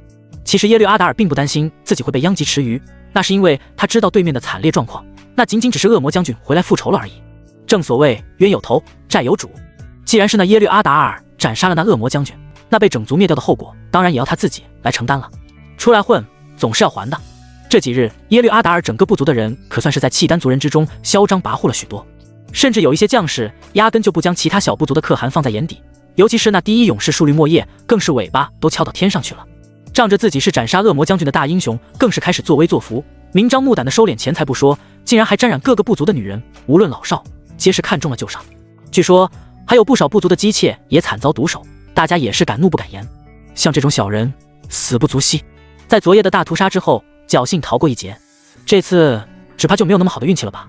约莫3个时辰之后，耶律阿达尔阵营的火势这才渐渐地被控制了下来，可是依旧还有不少的火种尚未被扑灭，但是能扑灭个大概就已经算是很不错的。此时地上躺着一具具早就已经被烧焦了的尸体，空气中更是弥漫着厚重的烤肉的香味。看见这一幕的众人，每一个人皆是面露微色，他们从未见过如此残忍的死法，有一些身首异处的，有一些断胳膊断腿的，还有一些被烧得只剩下一具焦炭的。大可汗。此时一将士上前来报，基于刚刚怒火中烧的耶律阿达尔直接挥刀刺死同胞的先烈在前，所以眼下大家说话都极其小心翼翼的，生怕那一句话没有说对就直接领盒饭。说，耶律阿达尔坐在冰冷的石墩上，语气阴冷的开口。刚刚已经确认了，绝大部分的人皆已经死在了大火之中，无一生还。说完，将士更是大气都不敢出，全身也在瑟瑟发抖之中，因为极其有可能的是，下一秒他就要狗带了。你说什么？耶律阿达尔双拳紧握，咬牙切齿的开口。整5万多人怎么可能被斩杀的如此感觉？真的是一个活口都没有给他留啊！是刚刚确认的，那些营帐里面全部都是已经被烧焦了的尸骨，只怕他们是在大火之前就已经被人给斩杀了的。将士弱弱的开口解释着，否则这些人不可能傻乎乎的躺在营帐中被大火活活的烧死的吧？哪怕是傻子也知道该逃命的。嘎吱嘎吱，耶律阿达尔并未吭声，但是他的双拳却握得嘎吱作响。整5万的铁骑兵啊，怎么可能在1-2个时辰之内就被全军覆没？这到底是谁干的？谁又有如此滔天的本事可以做到？嗖的一声，耶律阿达尔阴沉着脸猛地从地上站起身来，然后快步朝着已经被彻底烧毁的营帐阵地走去。其他人也不敢多言，快步地跟随其后。当他们走近的时候，皆是被眼前触目惊心的画面给震惊住了。此刻，他们终于知晓什么叫惨绝人寰了。地面上横七八竖的躺着被大火烧焦的黑色尸体，有一些还在不断地冒着扑哧扑哧的油滋声，地面更是被鲜血染红的痕迹。可以想象得到，这场血腥大屠杀到底给他们带来怎么样的灭顶之灾。大可汗，突然有一名将士面色惨白地走了过来了。何事？此时耶律阿达尔的心底也是慌乱的一批，他这到底是惹上了怎么一支恐怖的骑兵，竟然可以在如此短的时间之内就斩杀他5万兵马，这得派多少人才能够完成的啊？数律莫叶勇士他。将士哆哆嗦嗦的开口，半晌说不个明白。好好说。耶律阿达尔心烦意乱的大喝一声。是。将士瞬间就将舌头给捋直了。数律莫叶勇士，他被人给绑在了木桩上，活活的被大火给烤死了。说完，将士大气都不敢出了。什么？耶律阿达尔面色一沉。就在那边。将士弱弱的伸手指了指不远处的木桩。耶律阿达尔扭头看去，却看见一具早就已经被大火烤至熟透了的尸体，黑乎乎的，还冒着一丝的热气，和契丹族的熏腊肉有异曲同工之妙，空气中还能闻到淡淡的烤肉的香味。这是知道的，若是不知道的，还真以为那挂着的是一整条是烤乳猪呢。怎么知道是他的？耶律阿达尔开口。木桩之上还刻着他的名字，只怕是那些人故意留下了的吧。将士小心翼翼地回应着。什么？耶律阿达尔身子微微一震，看来果然是那恶魔将军来寻仇来了。顿时觉得心底一阵寒意袭来，只怕他这次是摊上大事了呀。就这血洗他营帐的架势，只怕即便是他当时也在这里，说不定早就已经命丧黄泉了。这到底是一支怎么样的恐怖骑兵，竟然可以如此厉害之势？那是不是说明下一个就该轮到他了？此时他也想起了之前耶律察哈尔的话，他肯定是知道什么的，所以才会告诫他。想到这里，耶律阿达尔立即转身，快步地朝着耶律察哈尔的阵营走去。眼下他们两个也算是惺惺相惜了。他有军队，对方有用兵的脑子，若是联手的话，也不会比其他的部族的差的，所以他必须要笼络好他。大可汗，你这是？众将士见状，皆是纷纷露出诧异的神色。你们1000骑兵跟着我走，其余的全部都留在这里，将这里都给老子收拾妥帖了，老子去就回来。说着，耶律阿达尔已经跳上马背之上，挥动着马鞭，扬长而去。刚刚被点名的1000骑兵也快步的上马追了上去。这几个将士皆是面面相觑，眼下这里还是混乱一片。大可汗离开了，他们要做什么？或者是该做什么？此时丛林里，战神，那老家伙走了。此时百川低声开始提醒着躺在一旁的低声闭目养神的韩宇，他也是真的累了，刚刚干的可是体力活，眼下好不容易抓紧点时间小憩一会，体力稍微恢复了些，精神头也足了。韩宇猛地睁开了双眼，那眼底的血色虽然已经褪去，但是却依稀看得见里面的红色血丝。走了正好。韩宇嘴角露出一抹邪魅的笑意，突然一个鲤鱼打挺，直接就从地面上弹跳了起来。他就是要给这老家伙重创。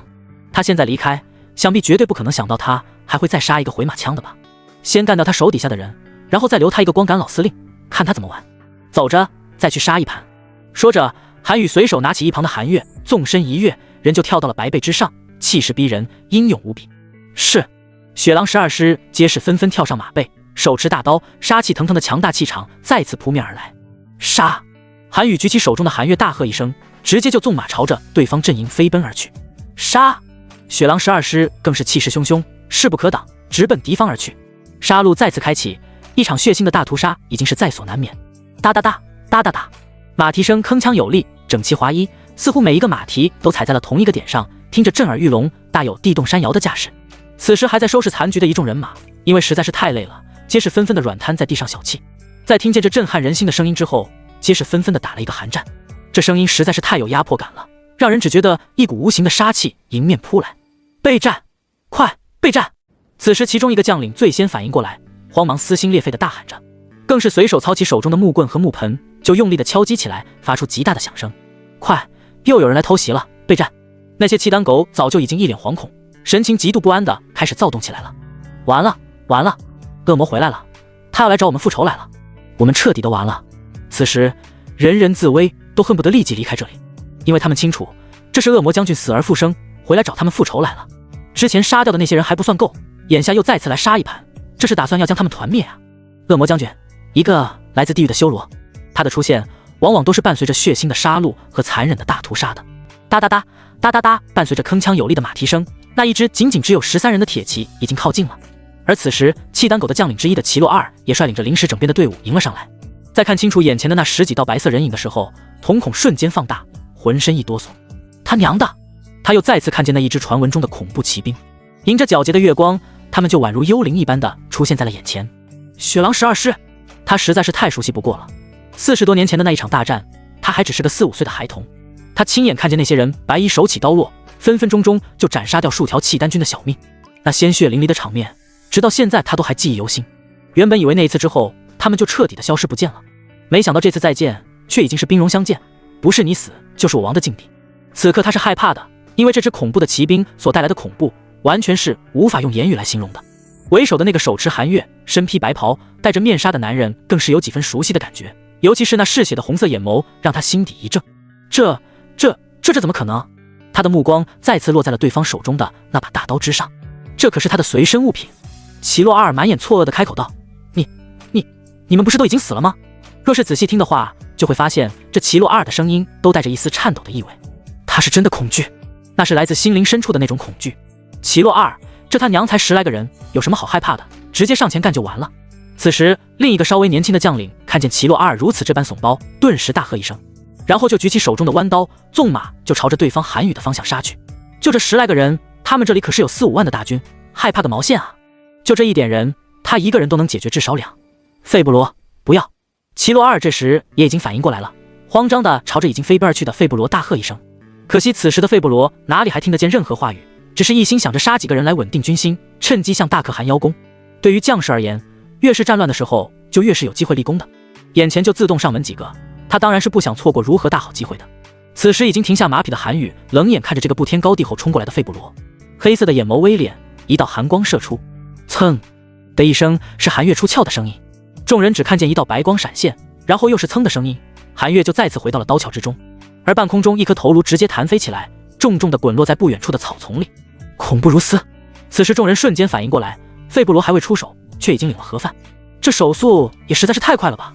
他们压根都还没有看清楚，这头都被砍下来了。快撤！大家快撤退！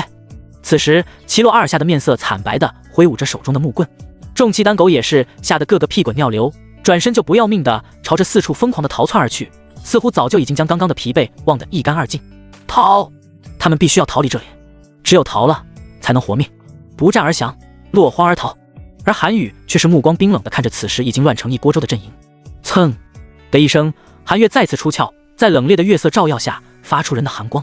只见韩宇将其直接举过头顶道：“杀！”声音铿锵有力，震耳欲聋，还带着一股子肃然的杀气。杀！此时雪狼12师也纷纷地举起自己手中的弯刀，纵马朝着那些落荒而逃的契丹狗追了上去。斩尽杀绝，不留活口，是他们此刻信奉的唯一宗旨。手起刀落，血溅3尺，整个已经是炼狱的阵营再次2度成为了敌军的炼狱。哀吼声、惨叫声、求饶声，每一声都在震撼着人的心灵深处。这是人在极度恐惧的情况之下才有可能发出的声音，肉眼可见的死亡才是最为可怕的存在。韩宇带着一众雪狼12师直接从阵营的北门杀入，然后从南面杀出。和他预计的一样，这些早就已经身心疲惫的契丹狗完全没有什么反抗的痕迹，只是拼了命的想要逃离这个炼狱般的地方。他们再次肆意挥洒着手中的武器，开始肆意的砍杀着敌军的头颅。他们手中的利刃就好比一把无情的收割机，只要你的动作够快，就能收割更多的鲜活的生命。嗜血的雪狼12师当然需要更多的鲜血来祭拜，每一次挥刀皆是没有丝毫迟疑之色。此时四周的其他部族再次听见了震天动地的哀吼声，却躲在自己的营帐中瑟瑟发抖，始终不敢出来查看，因为他们知晓这是复仇，这是清算。他们是局外人，是绝对不能出来掺和一脚的，否则只会落得引火烧身、自取灭亡的境地。人性在面临死亡的面前永远都是自私的，大家都会下意识地选择置之度外，选择保住自己的小命，至于其他的命与我何干。此时陆红英带着的一队白衣军也已经顺利偷摸进入了漠北境地，因为之前来过一次，所以这一次倒是走得极其顺畅，路上也极少遇见契丹狗的巡逻队。整个漠北原就连人影走动的痕迹少得可怜。不对劲，陆红英立即就敏锐地嗅到了一丝不太寻常的味道来。按照道理来算，昨夜这里才发生了一场混战，整个契丹国应该会加强戒备，四处布防才是。可是眼下看这情况，别说是加强了，几乎连个守夜的人都极少。莫不是这是对方故意设下的圈套，想要引他们入局吗？虽然陆红英也想要尽快见到韩宇，但是却也没有失去分寸。自小行军打仗的经验告诉他，这里有问题。夫人，怎么了吗？江勇低声开口，你们有没有发现这一路走来都极其的顺畅，一点阻碍都没有？陆红英低声开口。江勇看了看四周，点点头道：“好像还真是的。从他们进入漠北园开始，就顺畅的有一些不像话，简直是一路畅通。他还以为是因为他们白衣军的威名远播，所以那些契丹狗才当成缩头乌龟故意躲避起来的。但是听陆红英这么一说，好像是觉得有一些反常了。夫人，你的意思是？”李胜语气凝重。陆红英点头示意着。这次为了应景，陆红英也身穿白色战袍，头戴银色面具，只不过她戴的是韩宇的那一张被鲜血染红的银色面具，这是他夫君的，他当然有权利戴着的。整个白衣军也皆是无任何异议。乍一看，坐在白马之上的陆红英还真是有几分白衣军少主的气势，只是身形略微娇小了些。陆红英犹豫了一下，这才缓缓地开口道：“要不我们直接绕道行？”李胜点点头表示赞同。操，有什么好害怕的，直接就一路杀过去得了。江勇霸气开口。眼下他们还有一半的人马，斩杀那契丹狗压根就不是问题。他们可是从地狱走出来的修罗，怕过谁了？杀人无情一向都是我们的专利。江勇，李胜直接低声呵斥了一声，这可是女战神，是他们的少主夫人，该尊重的地方还是要尊重的。而且此事陆红英考虑得很谨慎。随便你们吧。江勇自然也明白李胜的意思，不敢再继续说下去。行，那就一绕道行。说着，陆红英扭头看向身后的白衣军道：“白衣军听令，绕道行。”是。白衣军齐刷刷地应了一声，声音不大，气势却不减。陆红英十分满意的点点头，低声大喝一声道：“走！”一众白衣军齐刷刷地掉头朝着另一侧进入漠北园。此时南部不足，大可汗，出大事了！此时一士兵急匆匆地跑进了耶律穆哈德堡的营帐之中。何事？耶律穆哈德堡斜靠在软榻之上，美女左拥右抱的，好不惬意。这要是说整个契丹族谁最心大，当然是非这耶律穆哈德堡莫属了。竟然能在这个节骨眼上还能如此享受。刚又有一支10多人的白衣铁骑杀入北部部族，又掀起一场极其血腥的大屠杀。什么？又杀回来了？耶律穆哈德堡也是一惊，这不是2-3个时辰之前才血洗了一场，这怎么又回来了？这可是要将南部部族赶尽杀绝的意思。现在战况如何？耶律穆哈德堡开口。和上次一样，也是惨叫声不断，只怕这次也是够呛。士兵开口，找人去盯着，有任何情况第一时间禀报。耶律穆哈德堡开口。虽然他知晓这些人是冲着耶律阿达尔及其他的部族而去的，但是万一这些人突然又将这把火给烧到这边来了呢？防人之心不可无。是。士兵起身离开。耶律穆哈德堡一把搂过怀中的女人，猛地亲了一口道：“来，我们继续。”之后大手一把扯开女人胸口的衣襟，一双圆滚滚的浑圆就露了出来。耶律穆哈德堡毫不犹豫地俯身亲了下去，顿时就引起了一阵阵女人的娇羞声响起。正在这里如火如荼地进行着身体交流的时候，突然一道人影直接就夺门而入。大可汗！来人在看清楚屋子里的乱七八糟的画面之后，顿时就定格在了原地，面色微怒。此人不是别人，正是大将军汉穆尔。耶律穆哈德堡看见汉穆尔之后，却也丝毫不介意，微微抬头，从那对浑圆之中抬手起来，带着几分讥讽的意味开口道：“呵，我们的大将军来了。”此时那怀中的女子更是吓得尖叫声连连，慌忙拉起衣服遮盖住胸口的风光。看见耶律穆哈德堡这副德行，汉穆尔更是气不打一处来。这对岸是锣鼓喧天，这边却是夜夜笙歌，果然是个扶不起的阿斗啊！大可汗，汉穆尔努力地隐忍着心底的怒火，不让自己发出来。不知道大将军这次夜闯本王寝殿所为何事？耶律穆哈德堡阴沉着脸着开口。好事被打断，能有好脸色看才怪。自从上次的事情之后，他就对这个汉穆尔不再像之前那般尊敬了，也懒得装了。汉穆尔深吸一口气，再次调整心态道：“刚刚收到前方来报，说是看见一支白衣军绕道向我们这边来了，为首的好像是那个恶魔将军。”什么？恶魔将军？耶律穆哈德堡的面色瞬间就变了。他向我们这边走来了？不是说恶魔将军杀到北部部长去了吗？为何会突然改道到这里来了？这可是让他有一些危机感了。带着差不多40-50来号人，只怕是来者不善。汉穆尔开口。那现在我们是不是该准备着了？耶律穆哈德堡直接就怂了起来。他原本就不是个打仗的料，在关键时刻，所以还是得靠眼前的汉穆尔才行。看来是得准备着了。汉穆尔点点头。好，那你准备着，要多少兵马都任由你调遣。耶律穆哈德堡一脸讨好的开口。诺。汉穆尔双手抱胸，微微低头，嘴角却带着一抹阴狠的笑意。怂包就是怂包，就一个恶魔将军就足以让他方寸大乱了。耶律阿达尔和耶律察哈尔谈好了，这才刚刚从营地出来，就看见一个一个浑身是血、满身血污、面色苍白、极度恐惧的将士连滚带爬的跑了过来。大可汗，死了，都死了，都全部死了。将士语无伦次的说着，泪流满面。什么死了？你他娘的才死了，这是诅咒老子呢！耶律阿达尔大喝一声：“大可汗，刚刚杀出一队人马，直接将我们的阵营大肆捕杀，全部都是血啊，太恐怖了！”将士说着都打起了哆嗦，那画面实在是太吓人了。什么？又来了？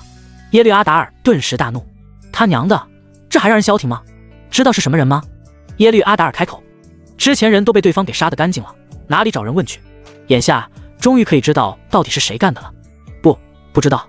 将士猛地摇头，现场那么恐怖的，他哪里还有心思去管对方是谁？能从那些个4人堆里面爬出来，都已经算是他万幸了。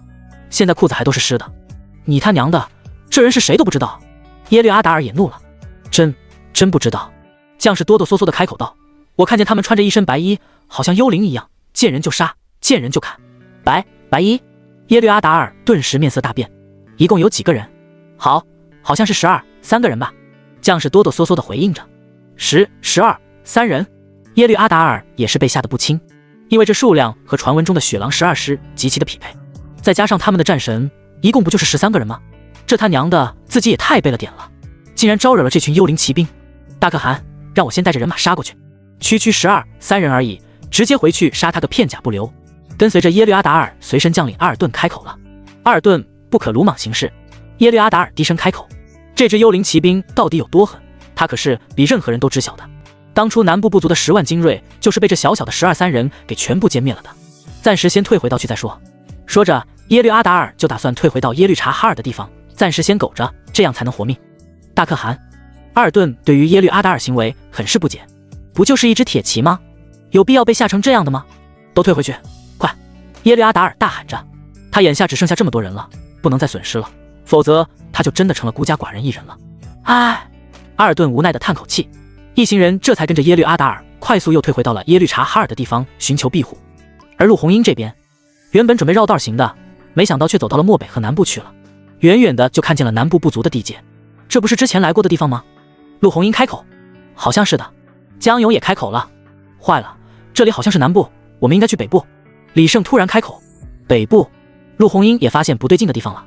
哒哒哒哒哒哒！突然，一支5万人马的契丹精锐铁骑直接迎了上来。这浩浩荡荡的人马，差不多将陆红英等40-50人给围了起来。操！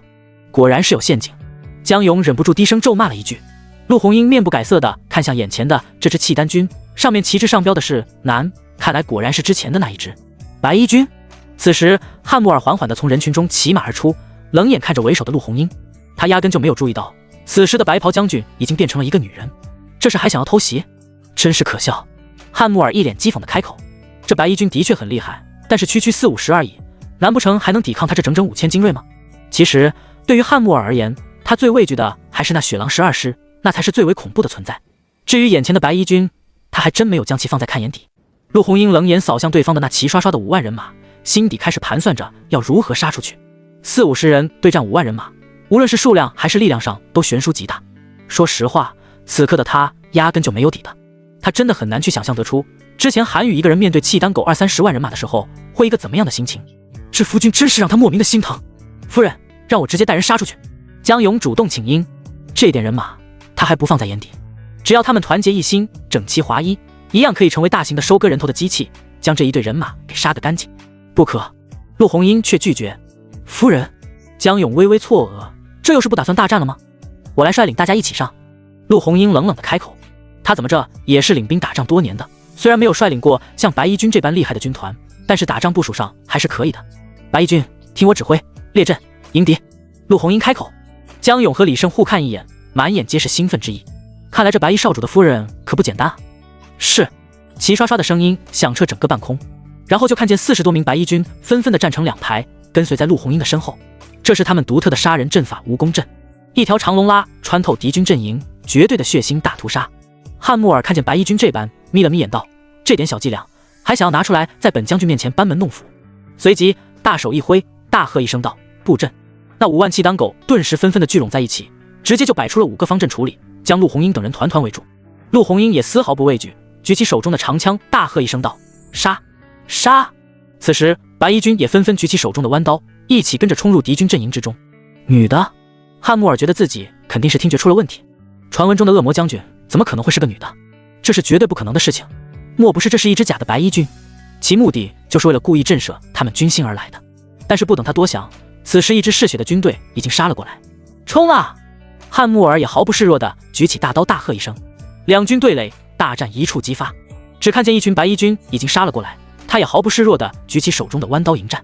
北部部族这边，很快韩宇就再次斩杀了整个部族的契丹狗，依旧是满地身首异处的尸首和鲜血淋漓的场面，厚重的血腥味充斥着整个空气之中。终于结束了，韩宇长长的舒缓了一口气。杀人并不是他的本意，但是这些人该死。战神已经全部清剿完毕。此时百川上前，好。韩宇点点头，抬头看向皎洁的月色，发现竟然处处透着一丝冰冷的气息。有人！突然韩宇的耳朵动了动，察觉到四周还有生人的气息。白川一听，顿时递给一旁的其他几个人一个眼神示意着。雪狼12师皆是迅速的分散开，然后朝着四周地毯式搜索而去。完了，被发现了。此时躲避死尸堆里的两个人发现自己行踪暴露，吓得立即起身翻身上马，拔腿就要准备逃跑。在那呢，抓住了！随即雪狼12师皆是齐刷刷的冲了过去。快跑啊！此时两个契丹狗早就已经吓得腿软了，但是还不忘记拼命拽着马匹狂奔起来。他们是被北部部族的耶律穆哈德堡安插过来偷看战况的，没想到竟然会被发现了。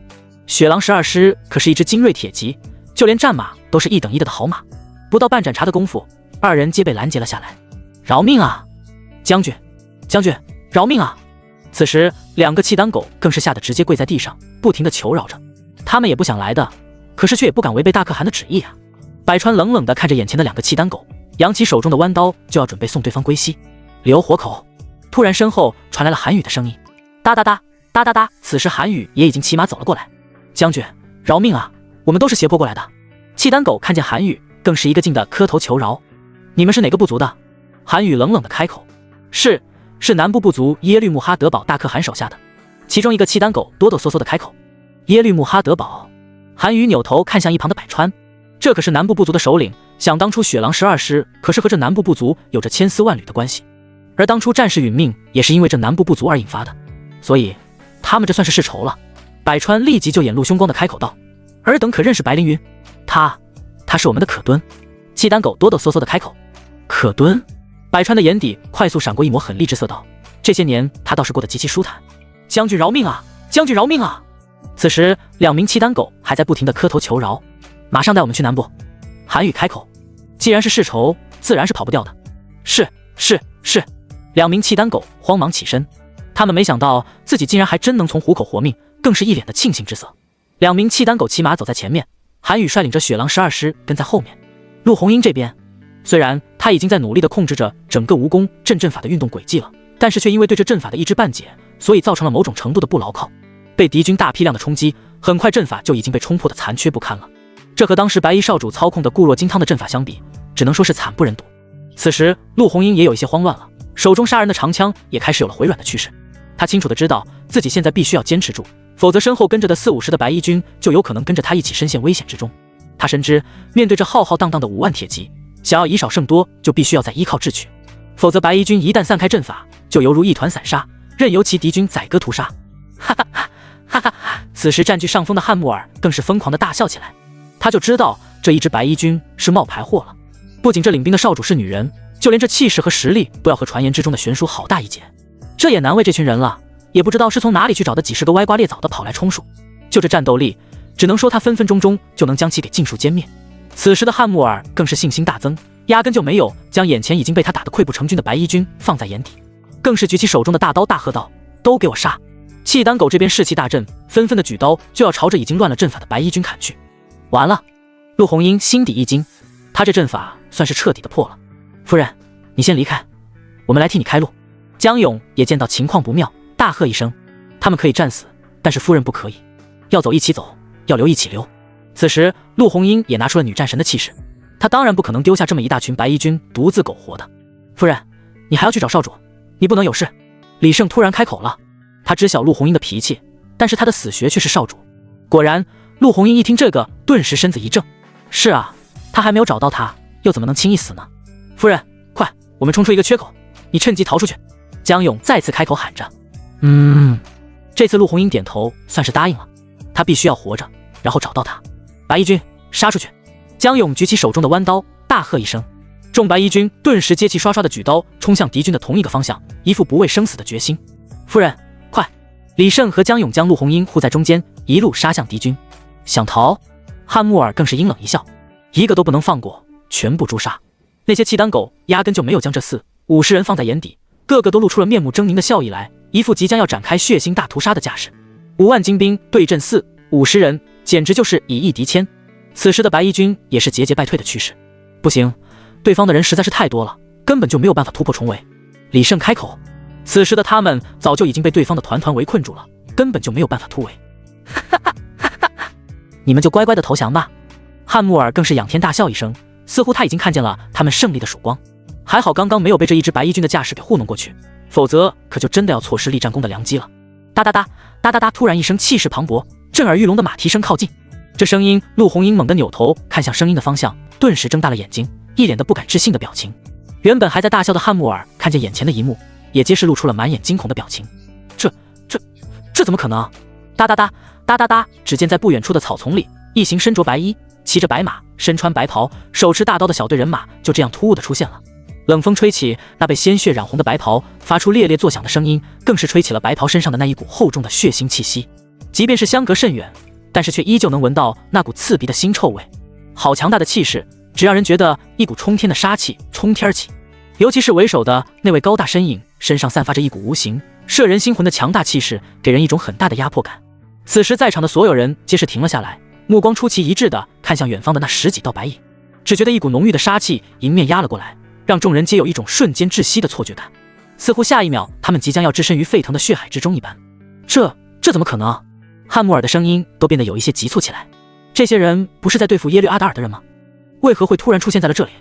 难得这么快就已经将耶律阿达尔的人全军歼灭了吗？这也实在是太神速了，只不过才短短1个时辰的功夫。是少主！江勇突然大喝一声。此时其他的白衣军也纷纷的反应过来，他们的白衣少主真的回来了，真的是少主，少主回来了。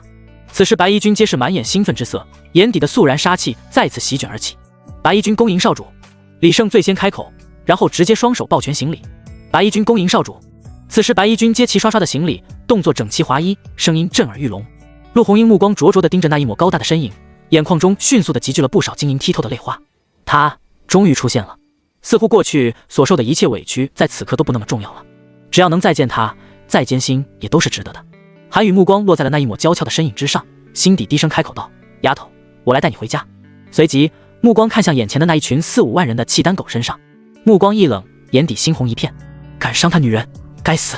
下一秒他举起手中的寒月大刀，大喝一声杀，随即一马当先，举着大刀就直奔敌军阵营而去。杀！雪狼12师也纷纷举起大刀，以气吞山河之势直奔敌军而来。一场血腥的大屠杀必不可免！快！挡住！挡住！都给老子挡住了！此时汉穆尔也反应过来了，吓得慌忙大喝着，自己则是节节后退。陆红英也反应过来了，举起手中的长枪道：白衣军杀！此时的白衣军早就已经士气大振，整齐划一地举起手中的大刀，开始疯狂的反击。此刻的他们再次找回了当初的那种大屠杀的感觉，各个动作干脆利落，下手快、准、狠，皆是一刀毙命。疯狂的杀戮再次重现。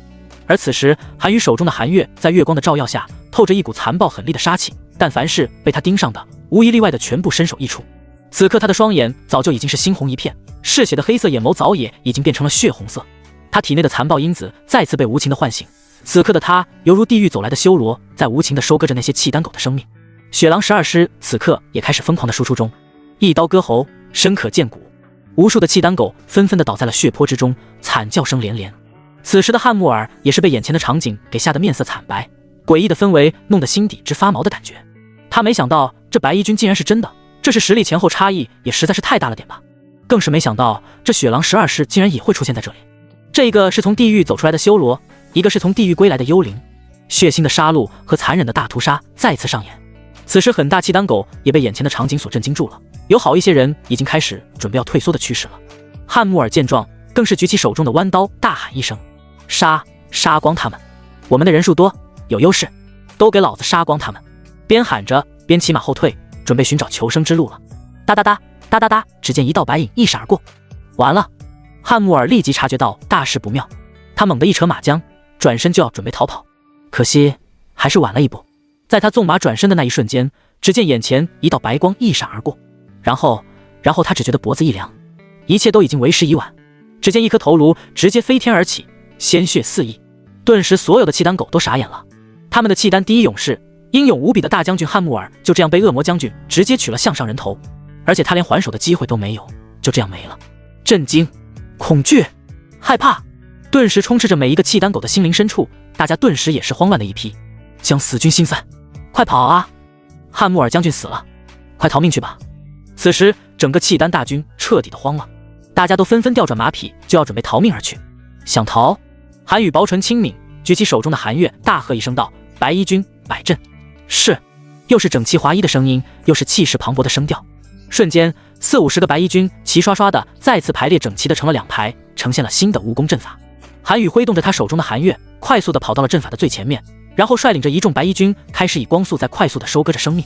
但凡是白衣军路过之地，皆是血溅白袍，身首异处。这一幕看得陆红英是目瞪口呆的，这次是真真正正的蜈蚣阵法的实力，简直和他刚刚率领的不可同日而语。就在陆红英发呆之际，此时韩宇却已经骑马而来，伸手猛地一伸道：“过来！”陆红英毫不犹豫地伸手过去，借力直接就跳到了韩宇的马背之上。韩宇一手搂着陆红英的腰际，一手继续肆意地砍杀着契丹狗的头颅。陆红英也毫不示弱，举起手中的长枪，也是一枪一个。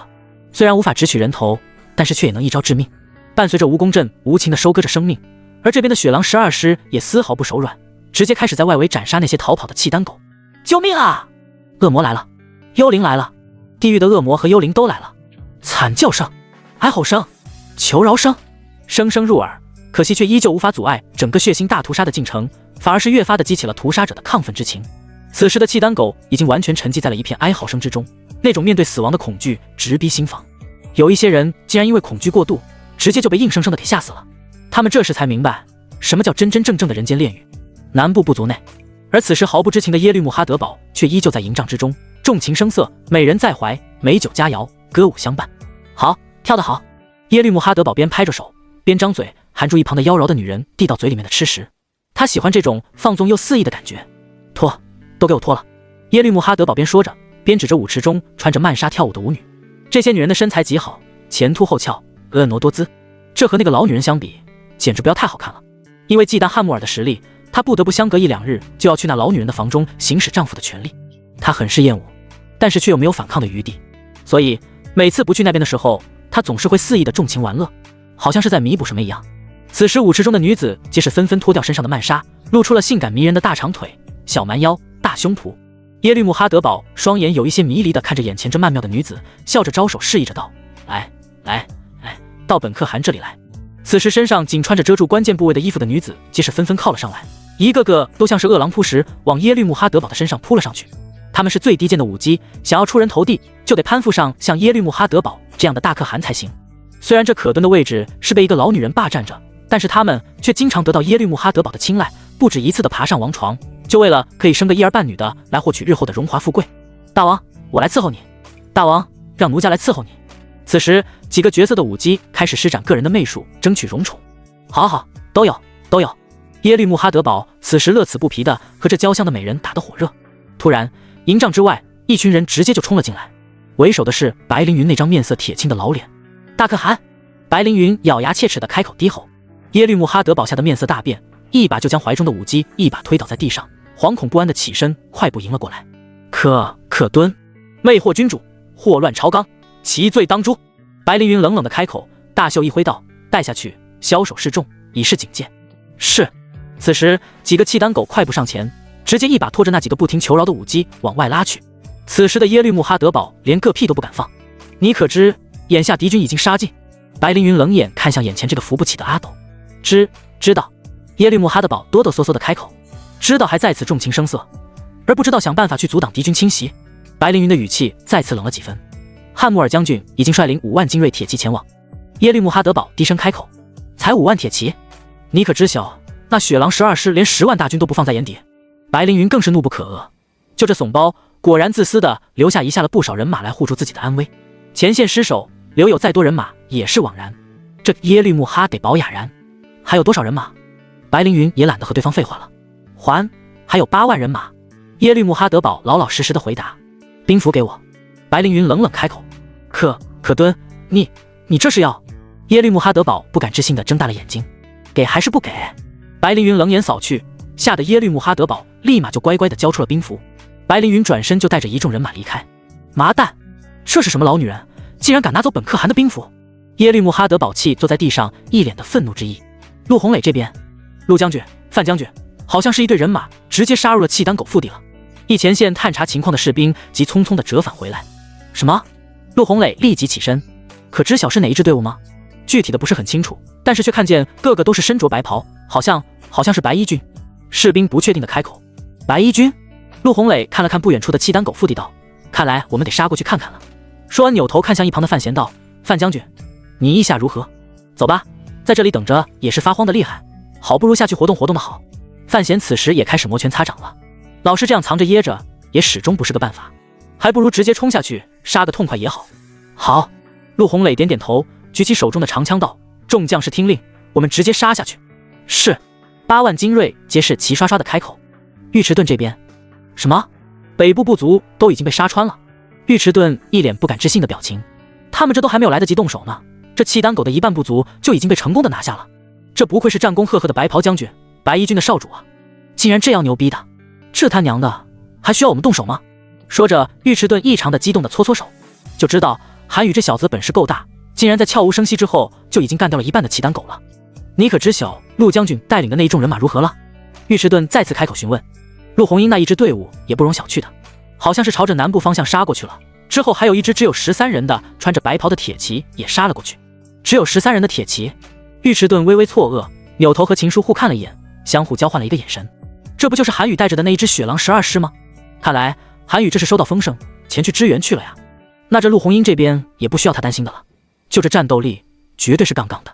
尉迟将军，不如我们带着人马从西面向北面进攻，到时候可以和白袍将军相呼应，来一个两面夹击，让敌人无可遁形。秦叔开口建议着。饶是韩宇率领的骑兵很是厉害，但是毕竟这契丹狗可是有不少人马呢，想要彻底的肃清，那就必须得全面进攻，绝对不能给对方任何喘息之机。拔草不除根，吹风吹又生。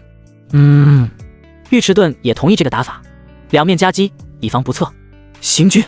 尉迟钝也不再犹豫，大喝一声，一众大军皆是齐刷刷的行进之中。此时的韩宇这边，风起云涌，天色大变，血染满地，尸横遍野。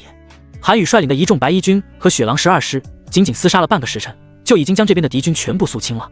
恐怖如斯，就连陆红英也是被这强大的杀人气势给震撼住了。此时若不是韩宇从身后搂着他的腰际，只怕他还真的差一点就摔下马背去了。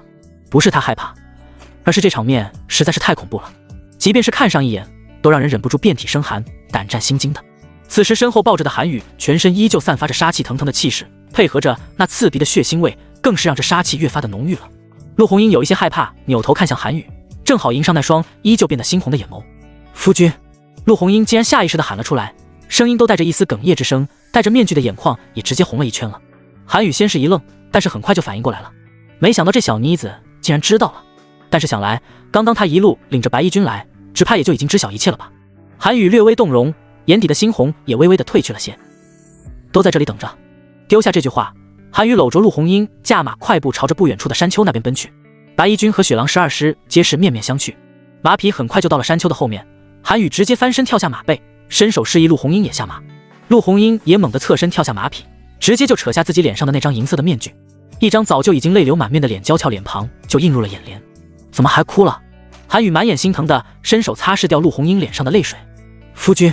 陆红英直接一把就扑倒在了韩宇的怀中，原本以为再也见不到了，眼下再见自然是喜不自胜的。傻丫头，怎么还哭了？韩宇伸手轻拍陆红英的后背作为安抚。眼下两个人都身披战甲，在这荒野之地含泪相拥，还别说，另有一番滋味在心头。他们告诉我你的身份，我以为再也见不到你了。陆红英还是委屈巴巴的边哭边说，若不是这次意外的话，是不是韩宇打算一辈子都瞒着他？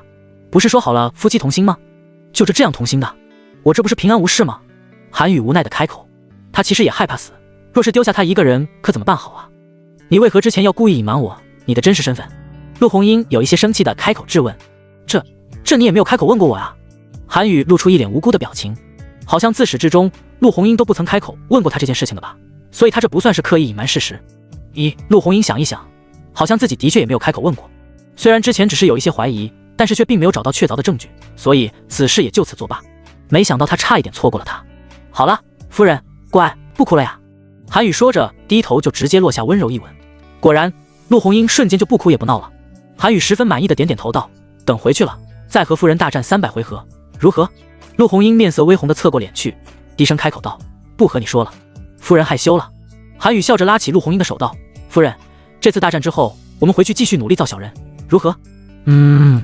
陆红英竟然羞红着脸，轻轻点头。北部部族这边，耶律阿达尔待在耶律察哈尔的营帐之中，迟迟不敢出门。他现在是彻底的害怕了。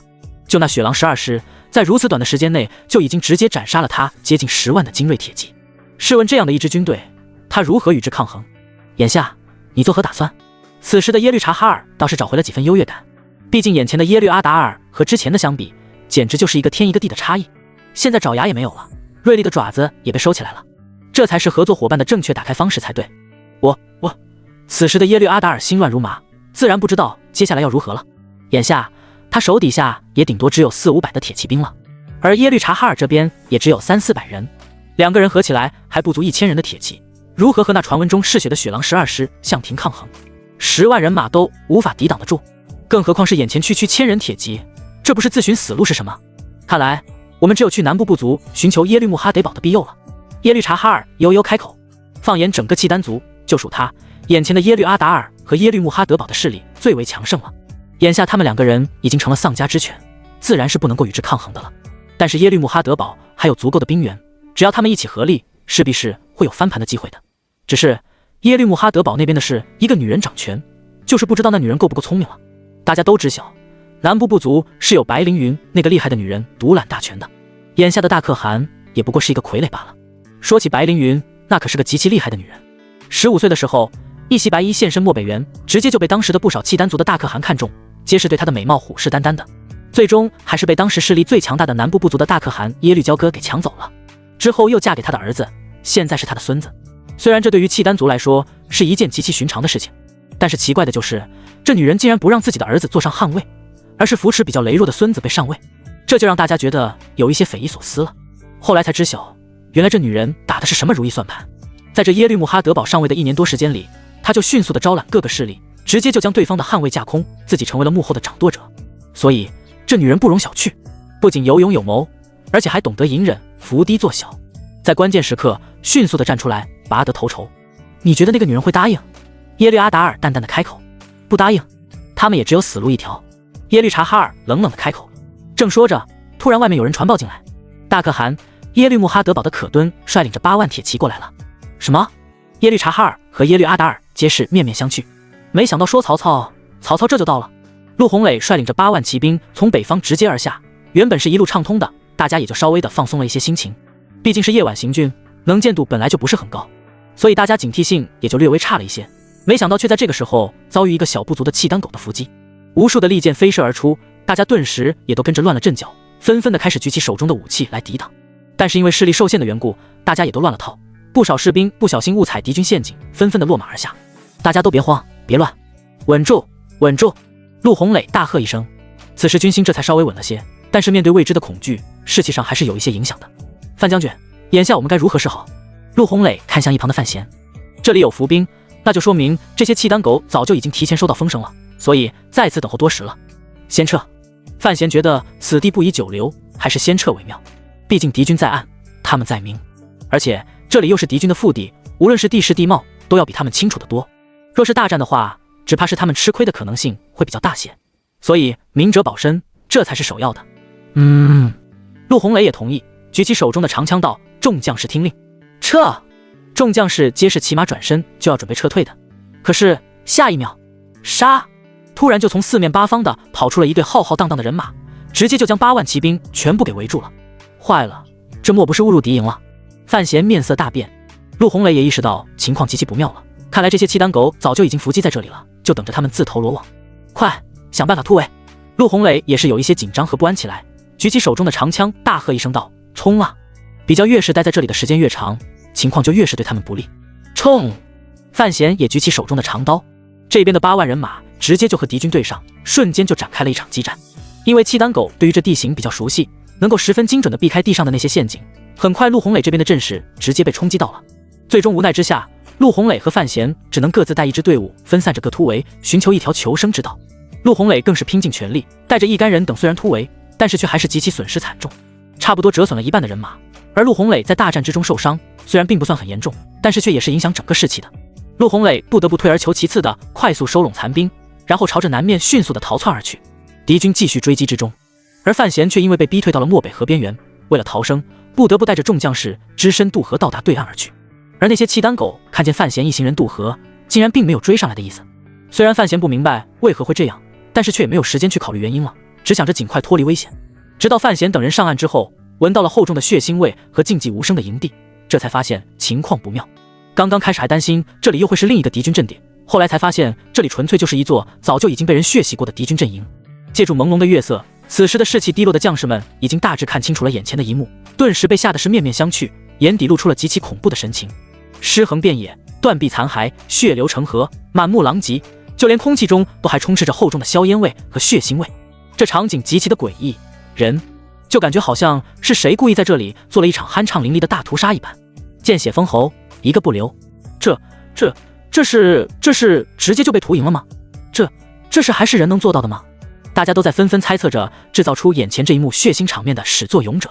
毕竟像如此凶残的大屠杀，他们可皆是第一次见识到，只怕是谁看了都害怕的吧。范闲都忍不住倒吸一口凉气，此刻他也终于知晓为何那些契丹狗不敢追过来了。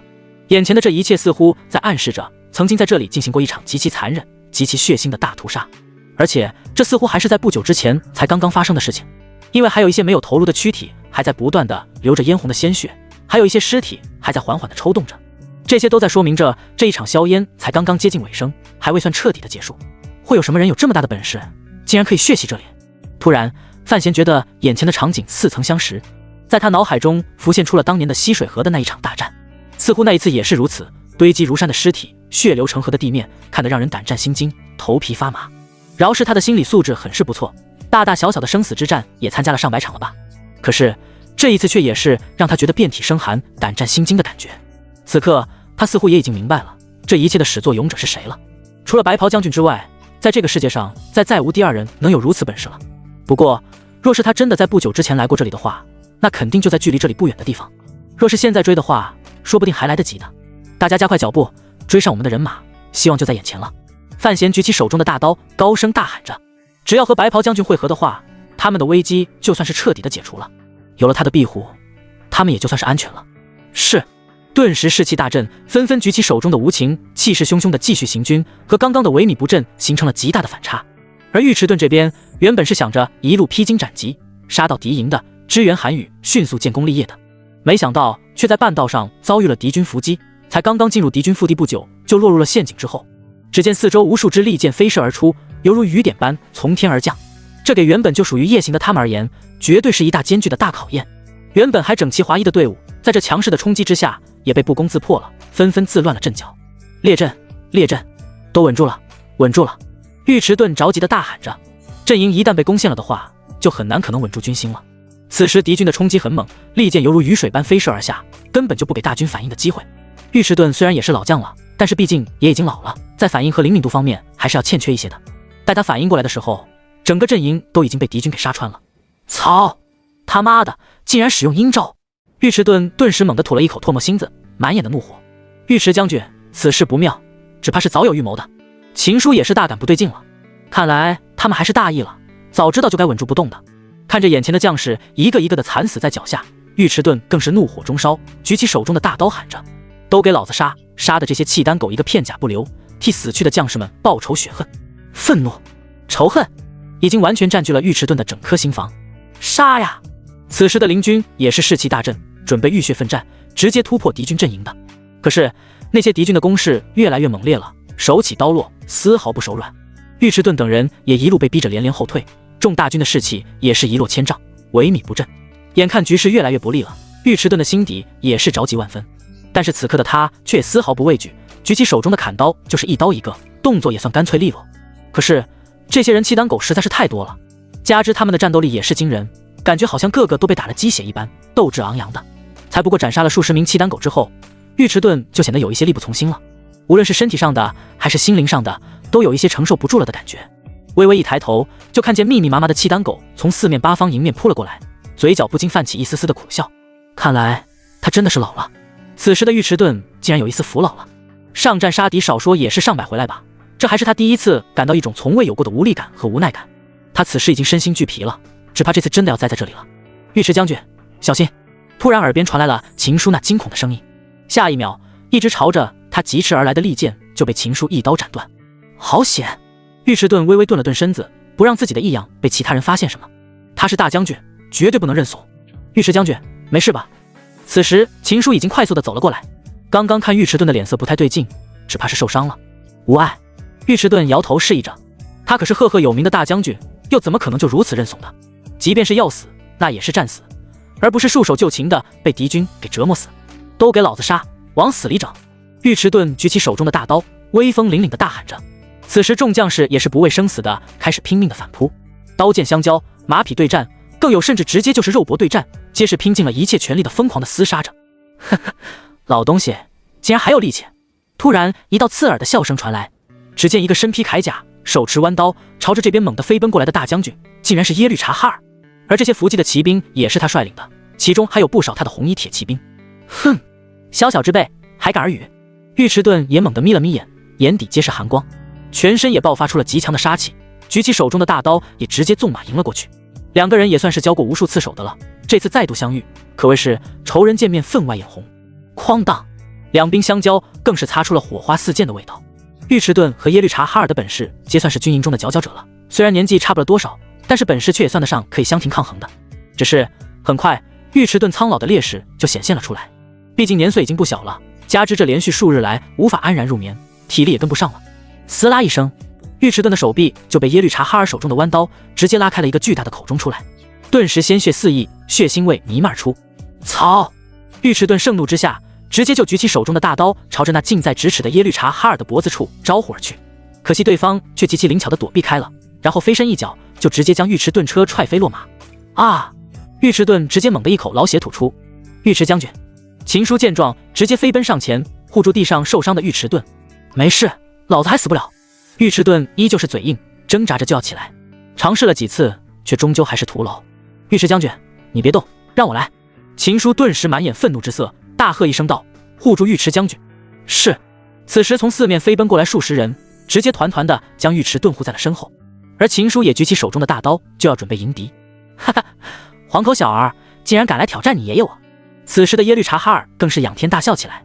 像秦叔这样只有20多岁的年纪，对于他而言压根就是连毛都还没有长全的小儿罢了，所以压根就没有将秦叔放在眼底。我要杀了你！秦叔举起手中的大刀就要准备迎面冲击而去，即便是明知道他打不过对方，但是他也要背水一战，因为眼下整个阵营的对阵如此强势的敌军，根本就没有多大的胜算的可能。呵呵，耶律察哈尔大笑一声道：“又是一个不要命的，前来送死的。”说着就举起手中的大刀，准备直接来一个一刀制敌。突然一把利剑嗖的一声朝着他飞射而来，耶律察哈尔迅速的反应过来，猛地一个快速的闪身躲避开了利剑的射击，可是那利剑却射中了其身后的连续3个契丹狗。这耶律察哈尔面色微微一变，似乎意识到了什么不对劲的地方了。哒哒哒哒哒哒，一声沉重又震撼的马蹄声传来。很快，在不远处的草丛里缓缓地冒出了一个头戴银色面具、身披白色战袍的一道伟岸的身影。哒哒哒哒哒哒，很快整个白影已经出现在眼前，而跟在他身后的却是几十个白色身影，个个皆是身披白色战袍，蒙着面，只露出一双眼睛。这是此刻耶律察哈尔顿时眼睛都已经被恐惧的表情完全占据住了。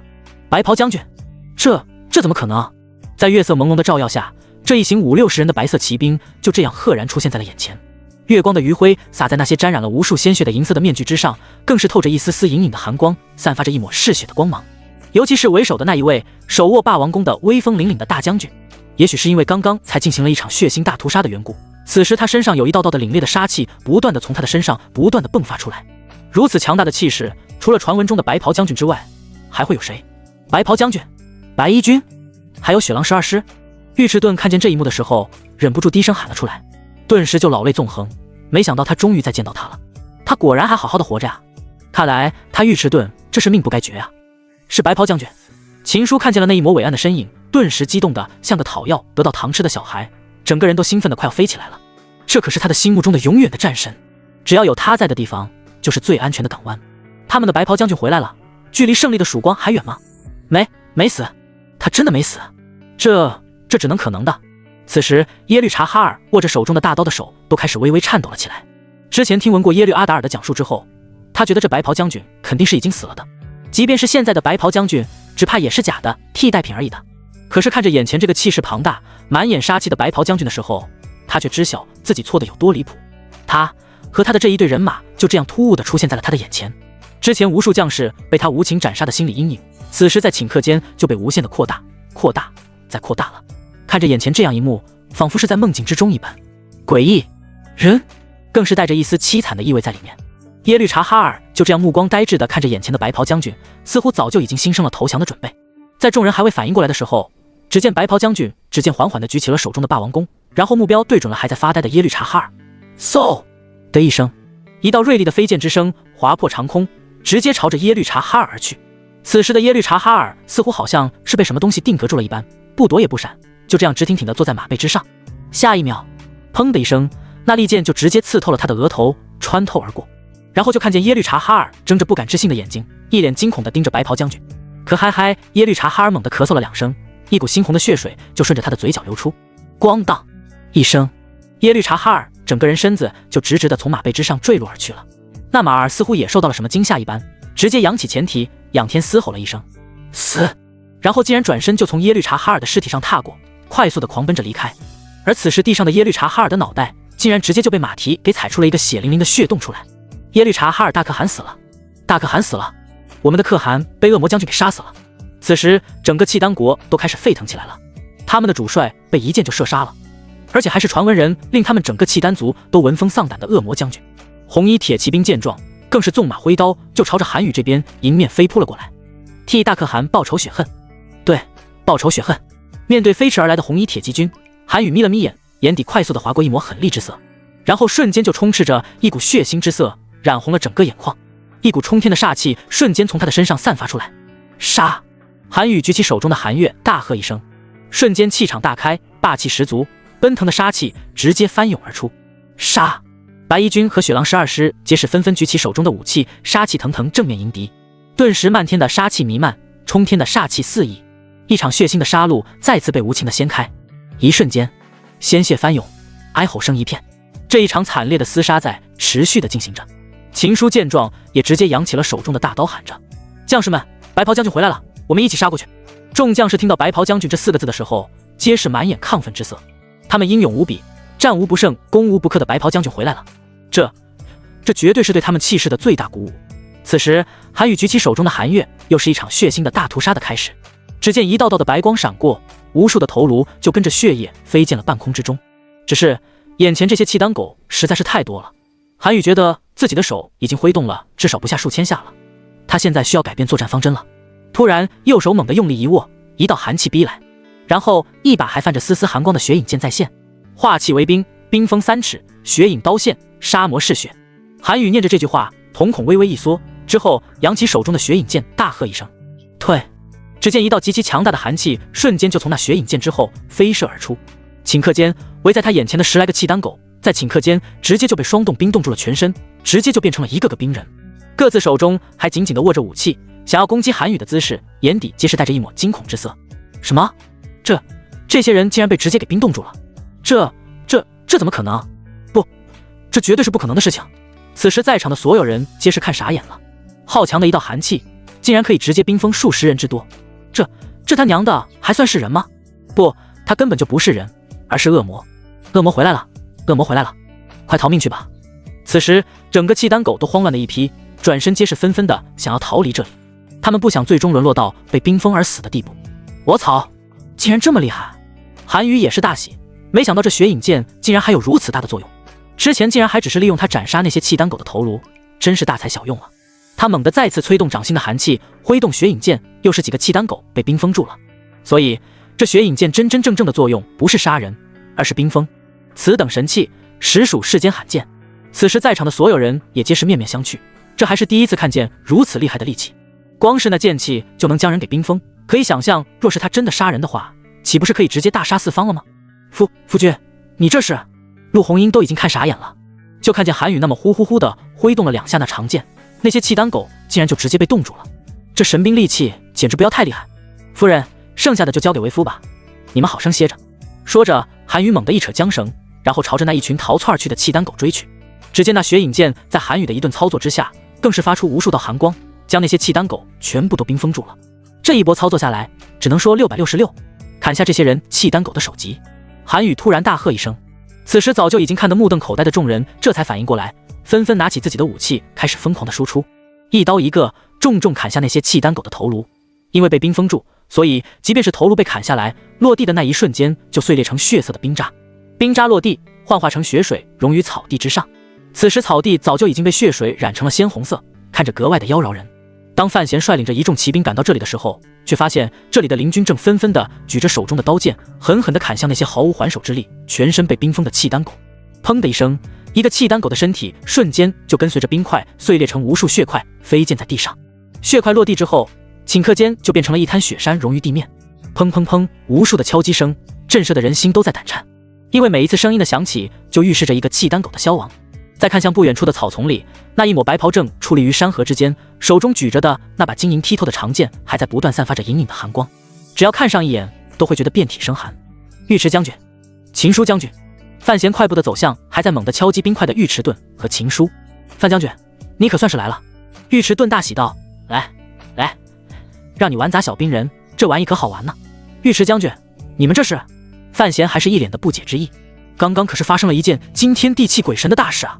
尉迟盾神秘兮兮的低声开口，此事若不是他亲眼所见的话，只怕是他是怎么都不会相信这是真的。什么？范闲更是下意识的凑近了一些来打探。我跟你说啊，此时尉迟盾简明扼要的将所有的事情娓娓道来。这怎么可能？虽然是自己已经亲眼所见，但是范闲还是觉得是那么的不真实的感觉。这些小兵人都在这里了，还有什么不可能的？尉迟盾顿时面色一沉，自己刚刚可是讲述的声情并茂的，竟然还不相信？莫不是他的语言组织能力不行吗？哎呀，先管他娘的，先将这些小兵人都给砸碎了再说。说着，尉迟盾就抡起手中的无情，继续猛地砸了下去，满眼都是狠厉之色。砰的一声，一个契丹狗再次化成了一滩血水，彻底的消亡了。好，我也来。范闲也没有再多说废话，抡起袖子就开始开干，更是指挥着跟着一起来的将士们。将士们都将这些契丹狗给老子砸得稀巴烂去。是，顿时一行人士气大振，将刚刚的被追杀的狼狈和愤怒全部都撒在这些被冰封的契丹狗身上。只听见无数的砰砰砰的声响，震耳欲聋，震撼人心。在众人的齐心协力之下，数万契丹狗就全部殒命。哈哈哈，真 TM 的痛快啊！尉迟盾仰天大笑起来。是啊，这是我第一次杀人，杀得这么的随心所欲，这么的舒心的。秦叔也是感慨万千，面对这些毫无任何招架之力的契丹狗，能不杀得痛快吗？夫君，陆红英看着不远处挺立于白马之上的那道熟悉又陌生的背影，双眼含泪。战神已经肃清。突然，雪狼12师纷纷的翻身下面，跪在地上，双手抱拳。好。韩宇点头，举起手中的血影剑，大喝一声：镇魂！只见一道白光乍现，顿时还在欢愉之中的众人好像是受到了什么刺激一般，皆是呆立在原地不动。在这一刻，好似四周的空气在瞬间就被静止了一般。眨眼睛，那些人皆纷纷的动了起来。我们刚刚是怎么了吗？不知道啊。那些契丹狗怎么都死了？是啊，怎么全部都死了？大家一脸懵逼的面面相觑。刚刚好像发生了什么奇怪的事情，然后他们竟然发现自己什么印象都没有了。难道刚刚只是一个梦吗？除了韩宇和那雪狼12师之外，这些人关于刚刚的记忆全部被消除了。这是血影剑的作用，它会突然出现血腥大屠杀，更是会消磨掉这些对它残存的记忆，因为它原本就是不存在的，更是不需要被世人所铭记。当范闲发现自己突然就站在邻军的阵营之中了，也是微微一阵错愕，自己是怎么来的，竟然一点印象都没有了。远远的看见老熟人了，顿时心情激动不已。尉迟将军，秦叔将军。范闲激动的骑马猛地狂奔来，他终于找到组织，找到队伍了。范将军，尉迟盾和秦叔也是一阵大喜。范将军，你这是为何会搞得如此狼狈？秦叔忍不住开口。哎，你们不知道，我们刚刚经历了一场生死大战啊！之后范闲就将刚刚的所有遭遇都说了出来，这一路跟着满地的尸体找过来，没想到还真的让他给找着了。那陆红磊陆将军现在是？尉迟盾开口。哎，陆将军和我们走散了之后就再也没有联系了。范闲无奈的开口。什么？尉迟盾和秦叔面面相觑，下意识的扭头看向不远处矗立的那两道白影。而此时站立在草原之上的韩宇和陆红英并排着站立着，两个人都没有说话，只是目光灼灼地看着远方的山河。他们终于要可以归家了。夫君，这次回去之后我就解甲归田，如何？陆红英缓缓开口，扭头看向一旁的韩宇。韩宇轻轻点头示意着，若是这次真能回去过着闲适的生活也好。不好了，陆红磊陆将军出事了！尉迟钝急匆匆地跑了过来。韩宇面色一沉，和陆红英对视了一眼。陆红磊这边，完了，陆将军，这些人只怕是要将我们给赶尽杀绝了。此时，一个将领气喘着开口，眼下他们已经被那些契丹狗追击到了一座雪山口了，似乎大有继续追击的意图。陆红磊仰头看了看面前的皑皑白雪，一咬牙道：“那就进雪山躲避一阵子。”他知道这些契丹狗畏惧雪洞，所以一般都不敢追进去的。他们只需要在里面待上1-2日，待那些契丹狗离开之后，出来便可以了。进雪山，众人皆是一愣。眼下这残兵败将的，差不多也就5000人左右吧。这些人一起进入雪山腹地，还有活路吗？进，必须进！陆红磊已经下了决心，其他人不敢多言，只能硬着头皮跟着陆红磊一起进入了雪山腹地之中。而此时追击陆红磊而来的队伍，竟然是由白凌云和耶律阿达尔率领的10万精锐。他们是故意将陆红磊往这雪山的腹地赶的，因为他们要做一件大事，必须得师出有名。可顿，我们真的要进去？耶律阿达尔心底还是有一些隐隐觉得不安的感觉。这里可是雪山，可是他们契丹人曾经的噩梦之源。看着眼前这满天纷飞的大雪和安静的吓人的诡异的氛围，就弄得心底直发毛的感觉。这若是进去了的话，只怕是当然要进了。我们这是肃清叛敌。白凌云冷笑着开口，他等这一天实在是等得太久了，久到他都差一点忘记这路要怎么走了。雪山脚下，不好了，白族长、白长老，又有一群契丹狗闯进来了。小梦急匆匆地跑进了屋子里。什么？又来了？白族长和白长老顿时面面相觑，看来他们雪族的灭族危机还尚未彻底的解除啊！而且还有一小队的灵军进来，好像是被那些契丹狗给逼迫进来的。小梦开口：“灵军？”白族长顿了顿道：“可有看见雪狼12师的踪影？”没有。小梦猛摇头示意着。坏了！白族长的面色微变，伸手猛地掐指算了算道：“只怕危机真正的来了。”白长老也是掐指一算，面色瞬间大变道：“他回来了！”这句话一出，白族长和白长老皆是面面相觑。快，小梦，马上给雪狼12师发求救信号！白族长慌忙开口示意着。是。小梦转身就朝着外面跑去。守护灵卫！白族长大喝一声。在。此时，白使者和白护法皆快速走了进来，马上去幽灵谷搭救那一支灵军，将他们先暂时带到安全的地方。白族长开口。是。白使者和白护法又迅速地退了出去。眼下整个守护灵卫也仅仅只有12人了，这是唯一可以护住他们雪族的族人的队伍了。他回来了，那我们是？白长老一副欲言又止的模样。怕什么？战神已经回来了，难道我们还怕他不成？白族长十分硬气的开口。白长老沉默不再说话。韩宇这边，在知晓陆红磊被契丹狗追击之后，就立即带着众人前往支援。只是一路走来，却发现只有一些死掉的将士的尸体之外，并未见到大军的影子。怎么办？莫不是红磊他已经……陆红英没有再继续说下去了，但是眼眶却微微泛红了。韩宇却拉着陆红英的手道：“放心，他一定会没事的。”陆红英点点头。之后，韩宇就率领着一众人直接就杀入了之前他们遇袭的地方。没想到竟然还有契丹狗在收拾残局，哪里见过如此大的阵仗，个个都被吓得屁滚尿流的。原本还想要来捡一些兵器啥的，没想到却被大军压境。将军饶命啊！将军饶命啊！此时那些契丹狗皆是纷纷的丢弃掉手中捡拾的东西，跪着不断的磕头求饶。对于他们而言，还是活着比较重要。韩宇看见这些跪地求饶的契丹狗，并没有再大开杀戒，而是举起手中的血影剑，直接指向其中一名跪在眼前的契丹狗，问这是谁的阵营。契丹狗早就已经被吓得魂不守舍了，直接就将所有知晓的事情一一道来。原来这地盘属于南部部族耶律穆哈德堡的地盘，而刚刚袭击陆红磊他们的是这耶律穆哈德堡的可敦白凌云率领的大军。白凌云现在已经和耶律察哈尔、耶律阿达尔合作，说是要一起共同抵抗灵军。白凌云，又是他。韩宇的面色并不是很好看的感觉，因为他知晓这个白凌云不简单，是个有野心也有背景的女人。她是雪族人，当年意外闯入了契丹狗的腹地，在见识了所谓的世俗之后，她就疯狂地迷恋上了权势和地位，之后更是甘愿委身于南部部族的大可汗，一跃成为了整个契丹族权势滔天的女人。后来又辗转反侧地嫁了2次，一直都活跃在契丹族的南部部族，成为掌控整个南部部族的操盘手。其实她一直都对雪族的雪莲果觊觎已久，然而40年前的那一场血腥大战，也是因为她想要争夺雪莲果而引发的。眼下雪山又出现灭族的危局，只怕10之8九那女人脱不了干系的。嗖的一声，突然雪山的方向响起了一声刺耳的哨声。不好！韩宇面色大变，这是雪族在紧急情况之下才会拉响的求救信号。说那白凌云率领着大军去哪里了？韩宇冷冷开口。可敦带着人马追击着那些灵军，一路向北面的雪山方向去了。果然，韩宇瞬间明白白凌云的目的了。这次雪莲果再次现世，想必他也不会轻易放手。韩宇一把猛地拉扯缰绳，调转马头，带着一众人浩浩荡荡地赶往雪山的方向。至于这些契丹狗，不杀也罢。这次最后的一战即将要离开帷幕了，这也是最为关键的一战了，不仅仅是为了大凌王朝了，更是为了整个雪族。幽灵谷之中，陆将军，这丛林怎么觉得阴森森的感觉，有一些的慌。一名大将哆哆嗦嗦地开口：怕什么？不就是一片峡谷吗？难道还能有怪物吃了你不成？陆红磊大声呵斥着。虽然此刻他的心底也是没底，毕竟这里面感觉鬼气森森的，全身都直冒冷汗。但是没办法，那些契丹狗追击得很是紧，他们不得不冒险进来。是，大将顿时就不敢再言语了。我们继续往里面走，寻找躲藏之地。陆红磊开口示意着，说着还不忘记扭头看向身后。没想到这次契丹狗竟然真的是穷追不舍，竟然都已经追到这里来了。他也只能继续往雪山深处逃命去了。还想往哪里逃？突然一道尖锐的女人的声音阻断了众人的去路。陆红英猛地抬头一眼，却看见浩浩荡荡的5万大军直接就堵在了前面的路上，而且为首的竟然还是一名女将军。只见对方穿着战袍，头发高高挽起，手中拿着大刀，骑着战马，一副高高在上的姿态。陆红英记得这整个契丹族并没有出现任何女将军，怎么会突然就蹦出一个？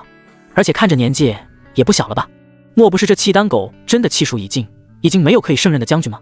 还需要派一些老弱妇孺出来充数？不过看着老女人的气势，倒是不像是普普通通的寻常人。你是谁？陆红磊恶狠狠地开口。一个来取你性命之人。白凌云冷笑着开口。这幽灵谷，他即便是闭着眼睛都能走出来的，更何况是追击这一群差不多5000人的败局之将。所以他直接就率领了5万精兵，直接绕路到了前面，堵住了陆红磊的去路。陆红磊气得面色铁青的扭转马头，做事就要带着众人原路逃窜而去。哒哒哒哒哒哒，没想到后面的追兵也已经追击了过来，前面无路，后面无门，所以他们这是被人给堵死在这里了。别想着逃跑了，你们今日是插翅难飞了。说着，白凌云冷笑着，猛地一抬头，无数的锐利的利剑就齐刷刷地对准了陆红磊等人。在白凌云的眼中，杀人不过是头点地的问题，杀掉这些灵军，就当是千千万万死去的契丹人报仇雪恨了。毕竟他现在还尚未建立功勋，想要让这些人信服于自己，就必须要拿出一点功绩来。而眼前的这些人正好是建功立业的大好时机，又岂能错过？陆将军，现在我们怎么办？这些人只怕是真的要将我们置于死地啊！一名大将低声在陆红磊耳边低语着。陆红磊紧了紧握在手中的长枪，心底也是异常的紧张，因为他从那女人的眼中看见了嗜血的杀戮。反正都是一死，还不如拼死一搏，说不定还能杀出一条血路来。杀出去！陆红磊举起手中的长枪，大喝一声，竟然有几分女战神的霸气。杀！此时众将士也是决定跟着一起搏一搏。哼！白凌云冷哼一声道：“放箭！”嗖嗖嗖嗖嗖嗖，无数的利箭犹如雨点一般，直接朝着被围困中的5000人马飞射而去。摆阵！陆红磊大喝一声，顿时所有的将士皆是快速的聚集在一起，背靠背的，一层一层的站立着。这是他们抵御飞箭攻击的战术。哐哐当当，陆红磊等人举起手中的武器抵挡，但是还是有不少将士意外中了飞箭而倒地不起。眼看着局势很是紧张，陆红磊等人大有全部牺牲的前兆。突然，半空中飞出无数的绿色藤蔓，上来！然后就听到了一道男人的声音。陆红磊仰头一看，却发现是有人伸出了援助之手。没有丝毫犹豫，陆红磊大喝一声道：“大家抓住藤蔓，借力离开！”众士兵顿时纷纷的伸手抓住不知是谁抛过来的绿色藤蔓，直接就从飞箭雨之中飞身出去。陆将军，快走！一个将士大喝着：“你们先走，我给你们做护盾！”陆红磊大喊着，手中的长枪更是行云流水的抵御着飞箭的袭击。陆将军，将士皆是一阵感动不已。快走！陆红磊大喝一声，他的力量是有限的，若是再多耽搁1秒钟，危险就更进一步靠近一分。将士们皆是含泪的快速离开，他们知道这是将军在乎他们的周全。果然来了！白凌云冷笑一声，然后直接一招手，其中一对飞箭手突然就调转了箭头的方向，直接指向不远处的几道白影。放！白凌云大手一挥，嗖嗖嗖嗖嗖嗖，无数的利箭朝着不远处飞射而去。不好！此时躲在暗处的白使者大惊道：“快躲开！”几道白影这时才纷纷的接住身侧的绿色藤蔓躲避开去，但是还是有不少被飞箭射中的人影直接就跌落在雪地之上。手给我！白使者伸手就要拉拽地上的人，却被对方一把推开道：“快走，我来给你们打掩护。”白使者还想要去拉，却被其他的几个人一把拉拽着离开。白使者，切不可因小失大。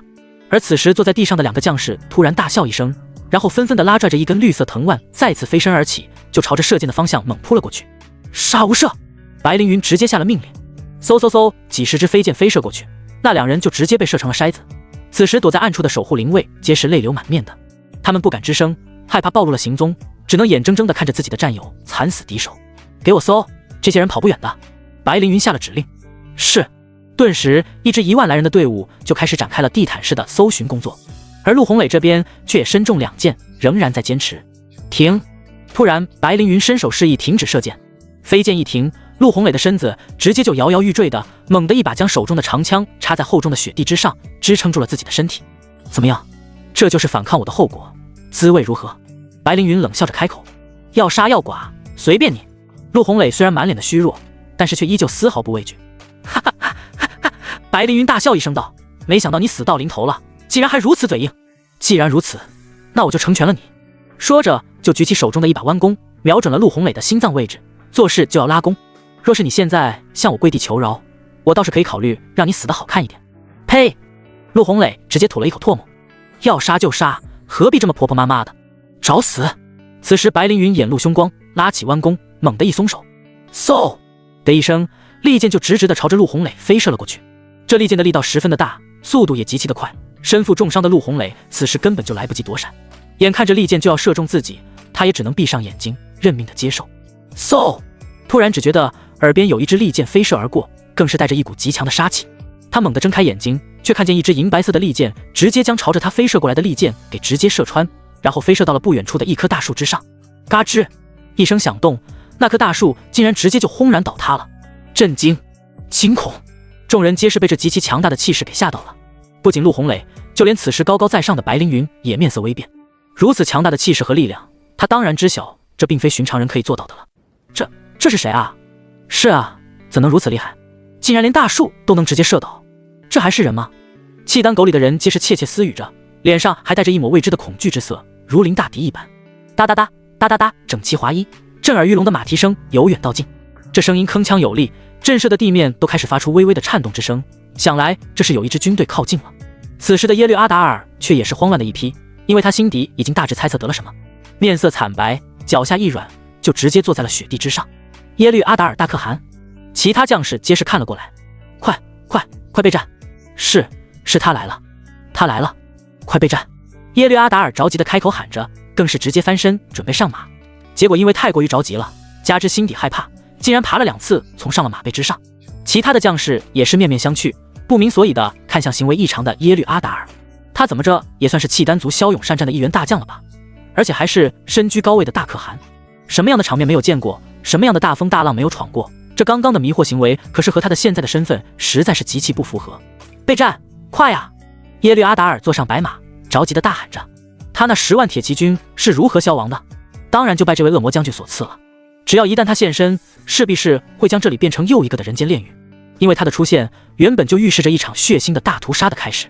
此时众契丹狗才反应过来需要准备应战，陆红磊也是一惊，扭头看向声音的来源，却看见一个身穿着被鲜血染红的白袍，戴着银色面具，手持霸王弓的威武大将军骑着白马飞驰而来。白袍将军！陆红磊下意识地喊了出来。此时跟在白袍将军身后的还是有一支只有12、3人的铁骑，皆是白衣、白马、面具，毋庸置疑，这是白袍将军的所率领足以震慑3军的精锐铁骑了。顿时陆红磊的脸上划过一抹欣喜之色，他终于还是等到了援军的到来了。下一秒，他就缓缓地闭上了眼睛，仰头直直地朝着地面摔了下去，因为他现在实在是太累，太想要休息了。红磊！此时陆红英的声音响起，直接就从马背之上飞身而起，直奔陆红磊而来。小心！韩宇没想到陆红英竟然就没心切，直接就不顾一切地跑了过去，想要阻止却已经来不及了，只能跟着纵马快步奔了过去。白凌云眼神冷冽地看向那一抹白影，这气息他实在是太熟悉不过了，即便是时隔多年，他依旧可以清晰地感知到他的存在。红磊！陆红英伸手搀扶起地上已经晕乎乎的陆红磊。大姐，你终于来了。陆红磊惨白的脸上露出一抹艰难的笑意。红磊，没事的，我和你姐夫来救你了，救你回去了。陆红英哽咽着开口，看着陆红磊受的伤还不轻。姐夫。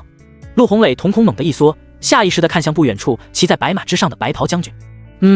他就是你姐夫。陆红英轻轻的头。真好。陆红磊突然就笑了，然后直接就晕了过去。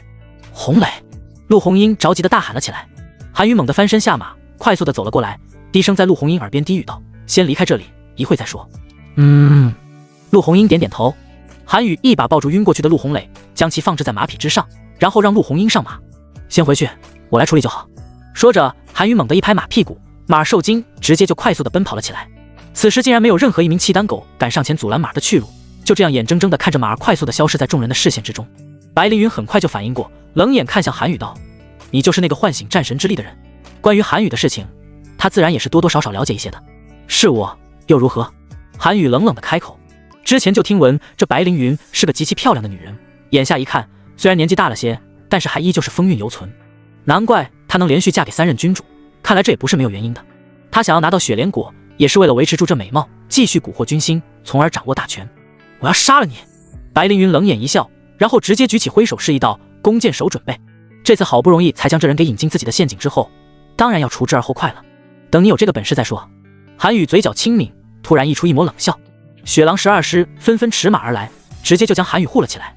既然都一起来了，那就一起送你们归西好了。白凌云说着就挥手示意道：“放箭！”嗖嗖嗖嗖嗖嗖，此时无数的利箭直接就从四面八方的飞射而来。原本还觉得弓箭准备射击韩宇的弓箭手，皆是纷纷应声倒地。什么？白凌云顿时面色大变，看向利箭飞射过来的方向，竟然是四面皆有。这怎么可能啊？他有一些不太相信。韩宇不可能在如此短时间内就将四周都布防了。那些利箭都无一例外的是，全部都直接射中眉心，穿透大脑，一箭毙命，看得让人胆战心惊，心惊肉跳的。试问，有谁能保证所有的弓箭都不脱靶，而且还100%的命中目标？当然是训练有素的白衣军团了。这原本就是一支从地狱而来的修罗，杀人不眨眼。此刻，白凌云也意识到了眼前这个白袍将军不容小觑。伴随着惨叫声不断，原本严阵以待的敌军阵营此刻早就已经直接被打散开去。很快，白凌云这边就弓箭雨的攻击下损兵折将，损失了大半的人马，而韩宇却未伤毫毛。耶律阿达尔看见这一幕，也是被吓得不轻。果然不愧是恶魔将军，竟然如此这般厉害，分分钟钟就斩杀了一大部分的人，难怪自己的10万铁骑能被他一招覆灭。耶律阿达尔不敢与其起正面冲突，直接就夹着尾巴调转马头朝着外面逃命而去了。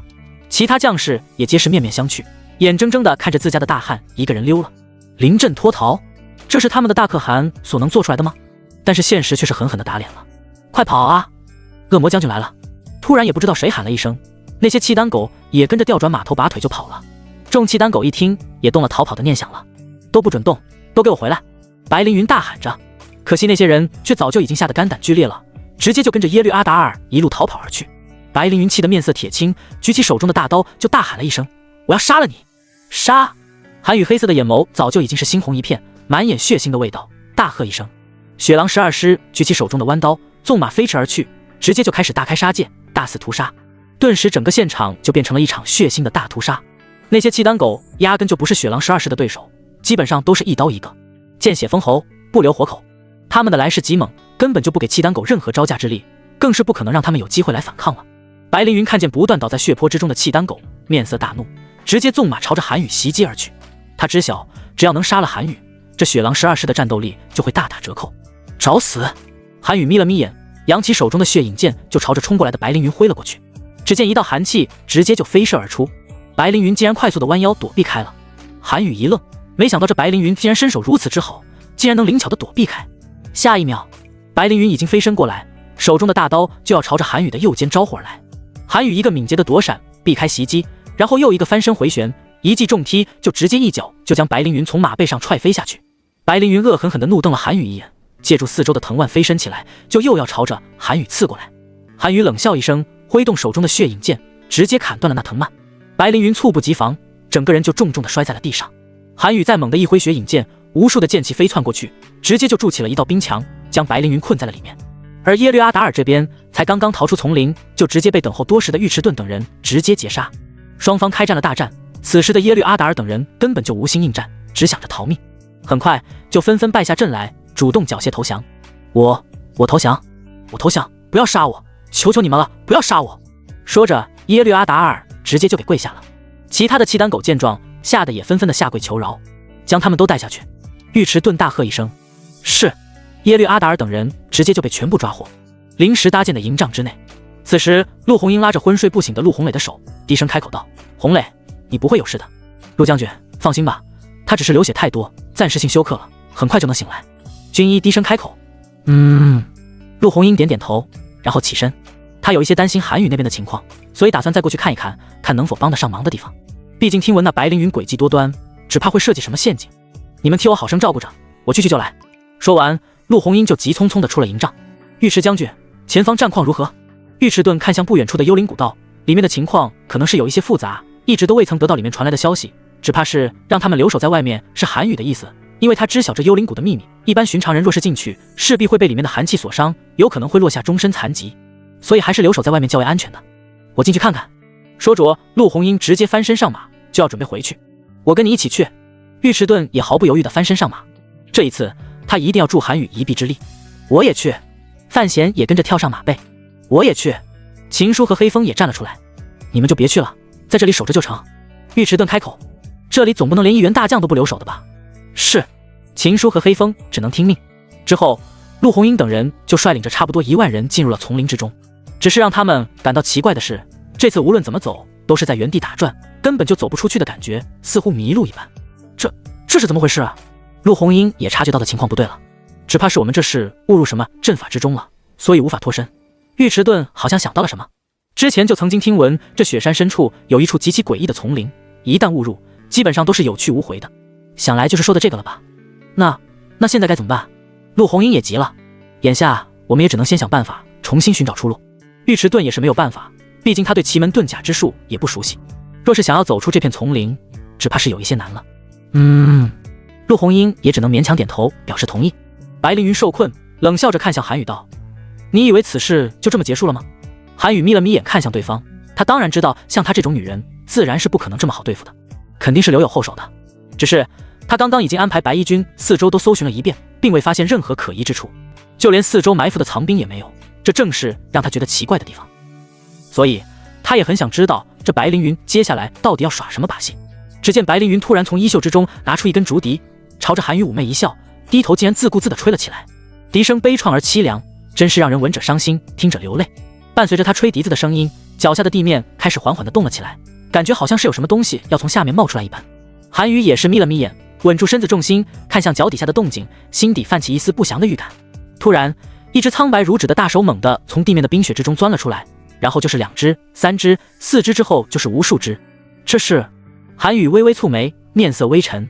战神，不好了，他用招魂术在招尸魂。百川快速地跳到了韩宇的身侧位置，大喊着：尸魂！韩宇微微一愣，脑海中却浮现出了尸魂这么一说。所谓的尸魂，就是指人死了之后，尸体因为被很完整地保存下来，然后再经过某种条件的滋养之下，身体就会开始发生变异，就会活过来。虽然尸体能行动，但是却并没有思想和意识的，和行尸走肉差不多的。原来这些都是40多年前那场血腥大战之中死去的契丹狗的尸骸遗骨。虽然他们已经死了，但是躯体却被这大雪给掩盖在了下面，保持了这尸体不腐。而白凌云早就已经在这里布置了阵法尸魂阵，一旦他吹起这笛子，这阵法就会被启动，就可以唤醒这些埋藏在雪地里的尸魂。这些苍白的手在笛声的催动之下，开始徒手扒开了地上的冰雪，然后冒出了一颗颗惨白空洞的头颅，之后就是大半个身子也跟着冒了出来。这些亡魂身上皆穿着破旧不堪的契丹狗的战袍，都是些残败之躯，缺胳膊断腿，少眼睛缺耳朵的。虽然他们已经完全没有了意识，但是手中却依旧握着无情。很快，这些尸魂就纷纷破冰而出，亮出那锐利的刀剑，开始凶猛地朝着韩宇和雪狼12世进攻。操！这女人竟然这么厉害，竟然还懂这么邪门的阵法。韩宇心底也是略微吃惊，没有丝毫犹豫，韩宇抡起手中的雪影剑就开干，一剑砍一个，一招爆头。只是奇怪的是，这些东西即便是头都被打爆了，却依旧可以继续作战。什么情况？此刻的韩宇也懵了。战神，这些东西不生也不死，不死不灭的。百川开口提醒着。那你这么强悍的吗？那这要怎么搞？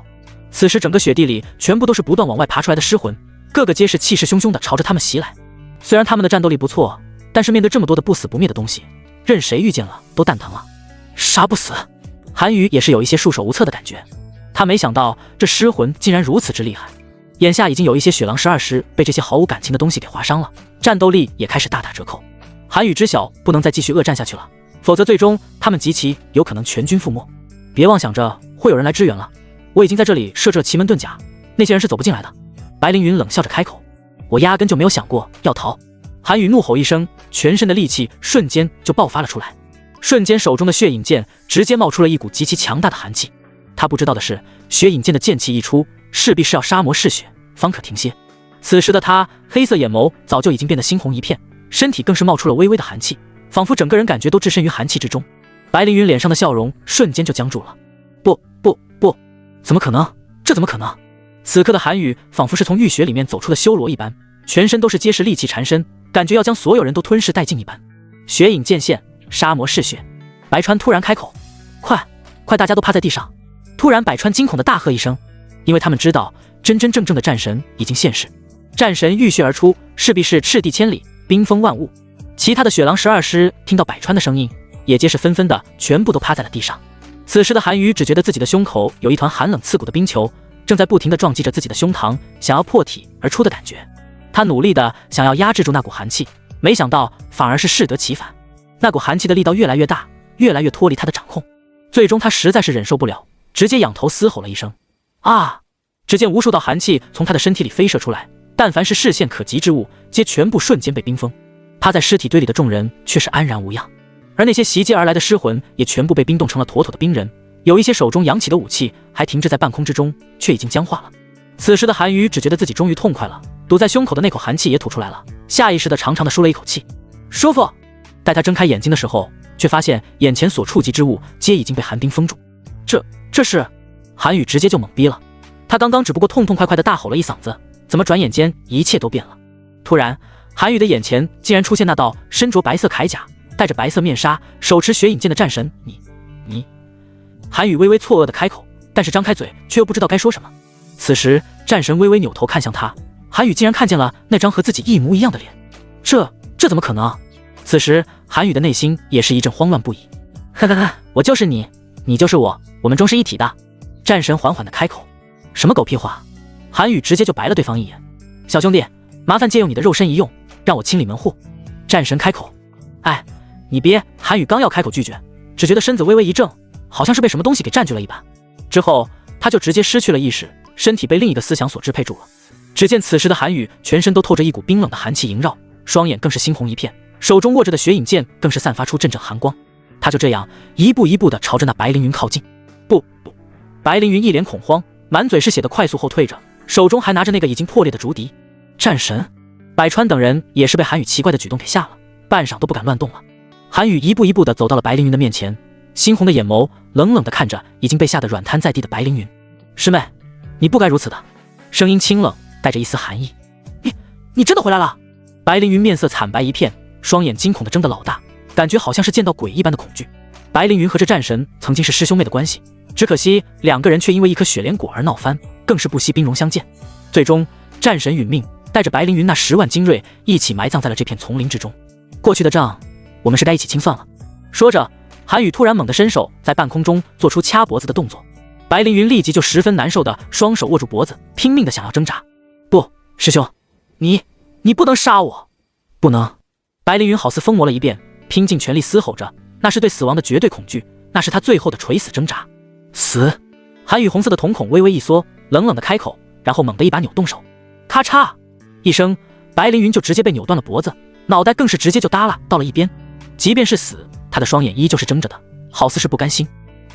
战神百川也是被这一举动给吓得半死，这可是隔空就将那白凌云的脖子给扭动了呀。其他的雪狼12师也皆是面面相觑，这让他们想到了他们曾经的领袖战神。突然，韩宇只觉得身子猛地一软，感觉好像是什么东西从身体里面被抽离了一般。此时眼前迷迷糊糊的出现了一道白影。小兄弟，你终于替我处理掉了所有的隐患，我代表整个雪族感谢你。说着就直接双手合十，朝着韩宇行了一个大礼。哎，韩宇正要说什么，突然整个人猛地清醒过来，却发现那些尸魂此刻已经重归于冰雪之中，而地上的白凌云已经死了，只剩下雪狼12师用一种奇怪的眼神直直地盯着他看。难道刚刚他错过了什么吗？韩宇正想要开口，突然江勇率领的白衣军急匆匆地跑了过来。少主，你没事吧？没事啊。韩宇摇摇头示意着。刚刚真是吓死我们了，竟然看见地上冒出了不少的尸体出来。江勇还有一些心有余悸的开口。尸体？韩宇当然知晓，那就是所谓的尸魂了。眼下他们已经重新归于了雪地之中，大家都没事吧？韩宇看向江勇身后的那些白衣军。都没事。江勇摇头示意着。白衣军大部分都受了不同程度的伤，不过还不至于致命，所以算是没事。没事了。突然，一道沧桑的声音响起。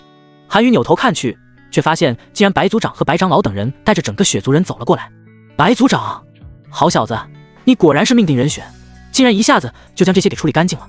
白族长一脸笑容。白族长，过奖了。韩宇轻轻点头，其实好像他觉得自己好似什么都没有做的感觉。既然你救了我们整个血族，那这就算是送你的了。说着，白长老将手中的一个袋子递给了韩宇。这是……韩宇随手接过，低头一看，没想到竟然是雪莲果。这是我们整个血族人的心意。白族长开口，谢了。韩宇也不矫情，直接就将这稀世罕见的雪莲果收了起来，就当是报酬好了。告别血族人之后，韩宇就率领着白衣军走出了那片神秘的幽灵谷，而陆红英等人也在血族人的指引下顺利的走出了林子。夫君，你没事吧？陆红英看见韩宇，直接就不顾一切的冲上前去，一把就抱住了韩宇。他刚刚是真的担心死了。我没事啊。韩宇摇头示意着，伸手拍了拍陆红英的后背作为安抚。夫君，太好了，你没事就好了。陆红英紧紧地拥抱着韩宇，不想松手的意思。此时他早就将眼前的那些将军将士全部都抛诸脑后了，他只要他的夫君安然无恙便好。韩宇哑然一笑，伸手搂住了自己夫人，只怕他若是发现此刻正被这么多人看着，会后悔刚刚的冲动吧。此时在场的众人皆是下意识的低头不语，这画面实在是不太适合他们看的。一行人在韩宇的率领之下浩浩荡荡地离开了雪山，这里原本就是一片净土，就应该让它回归宁静。大战终于结束了，很快大军就直接折返回到了漠北原的地界。此时的耶律穆哈德堡早就已经审时度势地率领着整个契丹部族残兵败将一起规规矩矩地恭迎白袍将军的到来。耶律穆哈德堡更是为了展现自己投诚的决心，更是主动地奉送上了5000匹精锐的马匹和上千万件兽皮作为礼物，更是手书一份投诚书，并承诺绝不对入侵大凌王朝的领土，更是会遵守双方的和平共处条约。这些东西韩宇自然是压根都不感兴趣的，就全权交由尉迟顿这个老将来处理了。尉迟顿看见这5000匹精锐，早就已经笑得合不拢嘴了。这可是皆是1等1的好马匹啊，若是用于作战上，绝对可以达到事半功倍的效果。之前他早就已经眼馋着契丹族养出来的马匹了，只是一直都没有什么机会。尤其是传闻中的汗血宝马，那更是彪悍，不仅步伐轻盈，而且力量大，速度快，耐力强，绝对是马之中的龙凤。眼下终于得偿所愿，更是如获至宝，更是无耻的在对方的投降书里面要求写上，每一年要契丹要向大凌王朝上缴1000匹精锐。这耶律穆哈德堡原本就是个怂货，加之自己现在又是砧板上的鱼肉，当然毫不犹豫地答应下来。尉迟顿见对方答应得如此爽快，更是又厚着老脸又多追加了好几条，全部都是要求上贡的契丹族上好的东西。而此时的陆红英和韩宇却守在营帐之中，看着尚未清醒的陆红磊，因为伤势过重，加之流血过多，所以才一直没有清醒过来，说是要慢慢的疗养。好了，夫人，军医都已经说没事了，那就一定没事的。韩宇伸手拉着陆红英的小手。陆红英也点点头表示明白。夫人，你看你也累了，要不去营帐里面休息，可好？韩宇有一些心疼的看着一脸憔悴的陆红英，这一仗打得实在是太久了，小半年就这样过去了。陆红英那原本白皙的皮肤，此时也早就已经被这寒冬给冻得有一些皲裂开，泛着一丝丝的红气，修长的双手也因为长期握枪而留下了老茧。很快，二人就回到了耶律穆哈德堡早就已经替他们安排的上好的营帐里面休息。夫人，要不我替你清洗身体？韩宇主动开口。不用了，我自己可以的。陆红英微红着小脸，毕竟两个人已经小半年没有那个啥了，眼下还是觉得有一些害羞的。夫人莫要害羞，为夫什么都没有看过呀。韩宇邪魅一笑，低头暧昧的在陆红英耳边低语道，要不一会我们直接洗鸳鸯浴吧，这样既节约水也省事。没正形的，不和你说了。陆红英的面色涨得通红，伸手就要推开韩宇，却反而被他一把拉入怀中，将他紧紧地拥入怀中。夫人，我想你了。原本还要做事推开韩宇的手瞬间就停了下来，反手就紧紧地抱住韩宇，低声细语道，夫君，我也想你了。3日之后，一骑兵手握捷报，骑马飞速行驶在邺城的大街之上，嘴里面还在不断地大喊着，边疆捷报，边疆捷报，白袍将军屠杀20万敌军，大获全胜，终于大胜了，我们的山河保住了。白袍将军，我们的护国大将军。此时街道上的百姓皆是喜极而泣，这一战实在是打得太久了，但是最终结果是好的。突然有人反应过来了，哎，不是说白袍将军已经英勇就义了吗？是啊，之前好像是传来消息这样说的。那这白袍将军怎么又斩杀敌军20万呢？这只有一种可能性，那就是白袍将军还活着。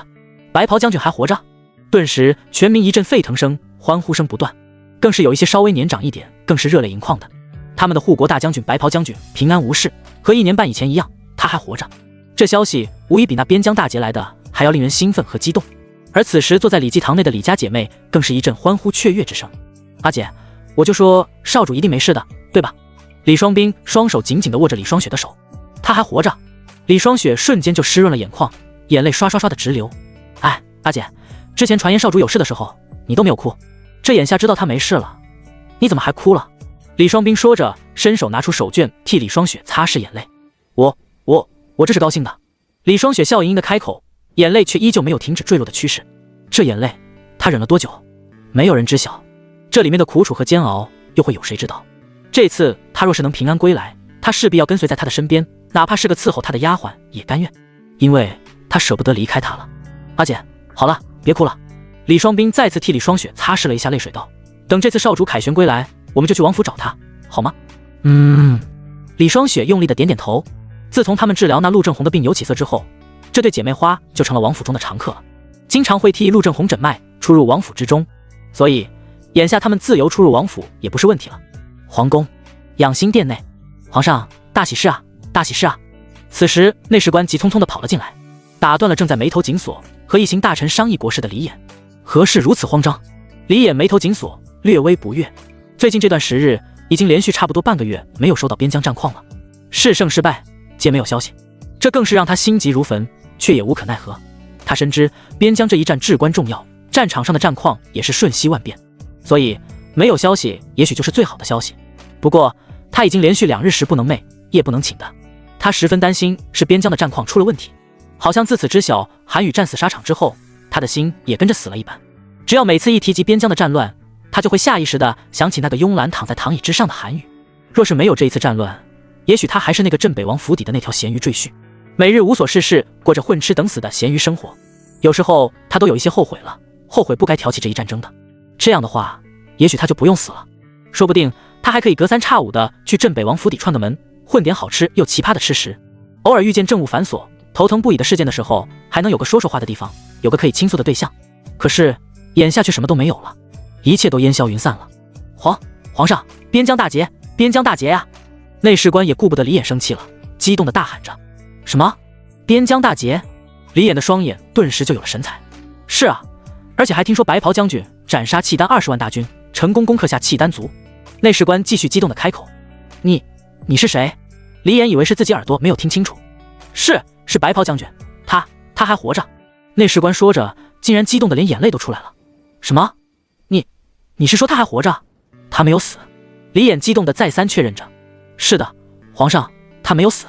内侍官直接给予了肯定的答复。哈哈哈哈哈哈！顿时李衍就仰头长笑了一声。我就知道那臭小子的命硬啊，之前那溪水河大战他都可以金蝉脱壳，这次定然也是能化险为夷的。说着，李衍的眼眶就湿润了。他还活着，真好啊！而此时的其他几位商议事情的大臣也皆是面面相觑，这还是第一次看见皇上如此失态。不过想来也是，这白袍将军并未战死的消息，可以说是比边疆大捷还要震慑人心的消息了。他们永远都忘不了，当他战死的消息传入邺城的时候，那可是全民皆丧啊！那是何等的盛况，直到现在都还记忆犹新。这全民对白袍将军的情怀，可是不亚于对当今皇上的情怀，皆是受到万民敬仰，百姓爱戴。镇北王府邸，陆正红正悠闲地躺在躺椅之上，晒着春日的暖阳。又是到了春天了，万物复苏，柳绿花红，一切都朝着好的方向发展着。这也是他这小半年以来，那一直犹如石头一般压在他心底的那股气，总算是吐出来了。第一次感到身心舒畅，轻松不已，就连躺在这躺椅之上都觉得异常的舒坦。此时他正幻想着小两口凯旋归来之后，要如何努力的让二人抓紧时间造娃了。他必须要在有生之年抱上个大胖小子。哦不，大胖孙子是男是女他都喜欢，到时候一定要倾其所有，将所有最好的全部给到他。毕竟的父亲是远近闻名的护国大将军，他的母亲是传闻中的女战神，就这2大基因组合，妥妥的人生大赢家。还有他外公可是堂堂的镇北王，当今皇上的亲舅舅，像这样的宝贝疙瘩能不宠着吗？若是用集万千宠爱于一身来形容，真是一点都不为过呀。父亲，你怎么这么高兴呢？突然门口冒出小萝莉的圆圆的小脑袋。小雨，过来。陆正红招手示意着。哦，小萝莉蹦蹦跳跳的就跑了过来。你可知道你大姐、二姐和姐夫马上就要回来了吗？陆正红笑着开口。知道啊。小萝莉猛点点头道。今天在大街上，所有人都在说这件事情呢。原本小萝莉是在店铺里面算账的，没想到却听见下面闹腾的厉害。她探出头看了个大概，这才知晓边疆已经打完了胜仗了，很快就能班师回朝了。所以大姐他们自然是要回来的了。至于那条咸鱼吗？估摸着也是夫唱妇随了吧。在漠北待了1日之后，韩宇就带着众人直接去了丰都城。此时的罗辑伤势也好的差不多了，虽然能下床走路了，只是还不能做大幅度的运动。不过看着气色倒是极其不错的。当韩宇走进院子里的时候，远远的就看见罗辑杵着拐走，风风火火的就要往外面闯。想来是接到消息之后十分激动，想要亲自来迎接他。姐夫，韩宇笑着喊了一句。哎，罗辑眼巴巴的答应下来，下一秒眼眶就瞬间湿润了。他没想到此生还能再见到韩宇，这个之前他一直都认为一无是处的小舅子，此刻看着他却是那么的威武高大。怎么不在屋子里待着，我进去看你就好了。韩宇笑着开口。你这臭小子，半晌都不来，我能不着急吗？罗辑也是一脸的无语了。刚刚通报说是韩宇回来了，要来看他，可是左等右等就是无人，他这才着急了起身出来。没想到两个却在院子里正好遇见了。好，我的错，刚刚有点事情耽搁了。韩宇笑着开口解释，并没有说实话。其实是他搂着自家夫人舍不得离开那温柔乡了，所以就多待了一小会。啊，就你本事多。罗辑没好气地瞥了韩宇一眼，突然好像又想到了什么道，你家夫人呢？怎么没有一起来？他现在正忙着处理丰都城的事务呢，没时间。韩宇开口，若是他家夫人刚刚要着急离开，否则他说不定还要再晚一些过来呢。罗辑点点头道，眼下才刚刚打了胜仗，这里的事情的确是比较多的。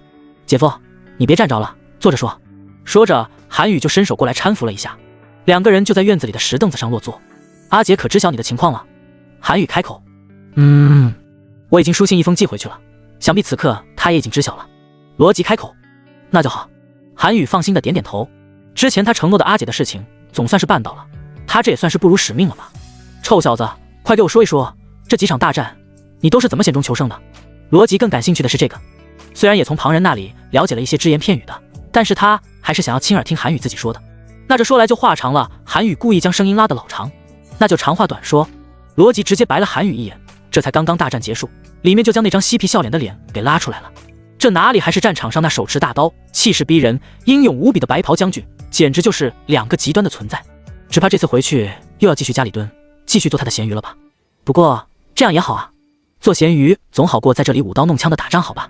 相比起让他在战场上的厮杀，他更是希望看见他过上恬静舒适的小日子。之后韩宇就将这几日的情况和罗辑做个大概的情况介绍。没想到这一聊竟然就是半下午的时间就过去了，直到陆红英过来找韩宇，两个人才匆匆的结束了谈话。两个人从罗辑那院子里出来之后，两个人就并肩的走在长长的走廊里。夫君，我听闻这院子是被李继唐家的李家小姐买下的，这次我们回来就立即将院子让了出来，给到我们住。陆红英低声开口。韩宇点点头。而且陆红英一副欲言又止的模样。而且什么？韩宇微微侧脸看向陆红英，而且还说特意嘱咐过了，你那院子必须留出来给你住，其他人都不能住。说着，陆红英就面色有一些不太对劲了，这让他想起了之前看见李家姐妹和还是白袍将军身份的韩宇同住一个院子的事情。之前他竟然还傻乎乎的不自知，其实那个时候他哪怕是稍微的想一想，也许就会发现破绽了也说不定的。可惜他当时实在是太粗心大意了。怎么，莫不是夫人吃醋了？韩宇无奈的笑笑。我才没有呢。陆红英微红着脸转了过去。夫人。韩宇伸手抓住陆红英的手臂，将她整个人都转过来和自己面对面站着道，那院子原本就是我们之前住的地方，留给我们住那是理所应当的，对吧？可是他们都知道你身份，我却不知道。陆红英说着，声音就越变越小声了。不是他善妒，只是他觉得就连外人都能猜测到韩宇的真实身份，而自己这个内人却浑然不知，他这是在和自己赌气。好了，他们也是后来才知晓我身份的，之前也是不知道的。韩宇开口解释着。真的？陆红英仰头，眼底略微带着一丝笑意。韩宇这次将之前李家姐妹花发现他身份的事情经过全部都从实招了出来。听到这里，陆红英都有一些佩服这对姐妹花的观察能力和洞悉本领，这可不是普通的大家闺秀所能及的。看来这对李家的姐妹花还真是有一些不简单呢。不过这倒是让他想起了那娇滴滴的身影和那柔弱的身段，看着就惹人怜惜不已。突然他好像猛地想到了什么，仰头看向韩宇道，夫君，若是你真的喜欢那对姐妹花的话，我不介意你娶她们进门，到时候我可以和她们一起伺候夫君左右。啊！韩宇也是一愣，没想到陆红英竟然会突然提出这样的要求。虽然他知道这个时代的女子皆是以夫为尊，什么细作三妻四妾的都是可以大度接受的，但是作为女战神的陆红英竟然也是有这种思想，倒是让他感到些许的意外的。他这算是拉下了身段，为了他委曲求全了。夫君，我说的是真心的。陆红英开口。其实他知道他经常因为军中要务而来冷落韩语，总是让他一个人独守空房，实在是有一些不太合适。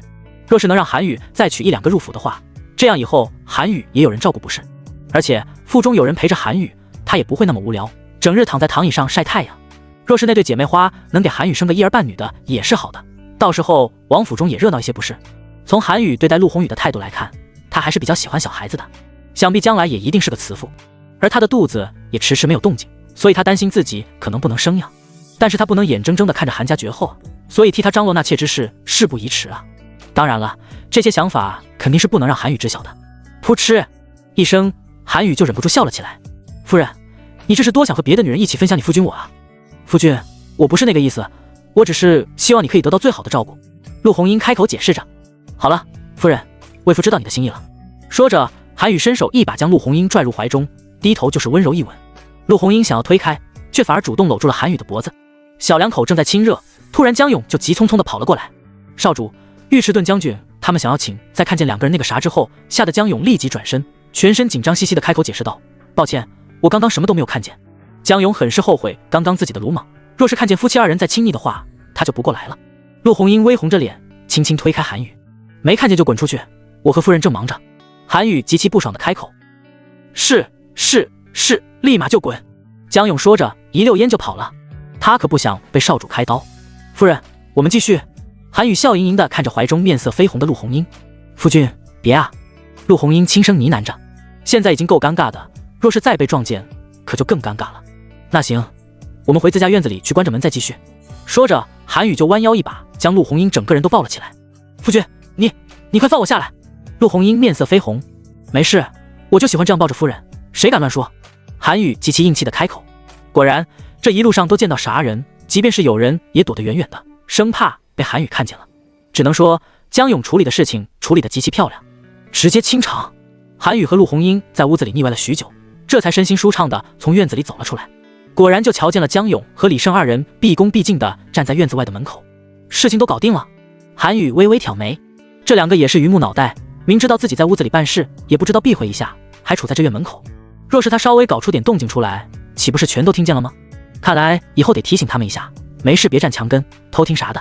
他倒是无所谓，就是担心被自家夫人知晓了，可是会害羞的，毕竟是女孩子嘛，面皮子薄，那也是必然的了。是的，少爷都搞定了，人也被抓起来了。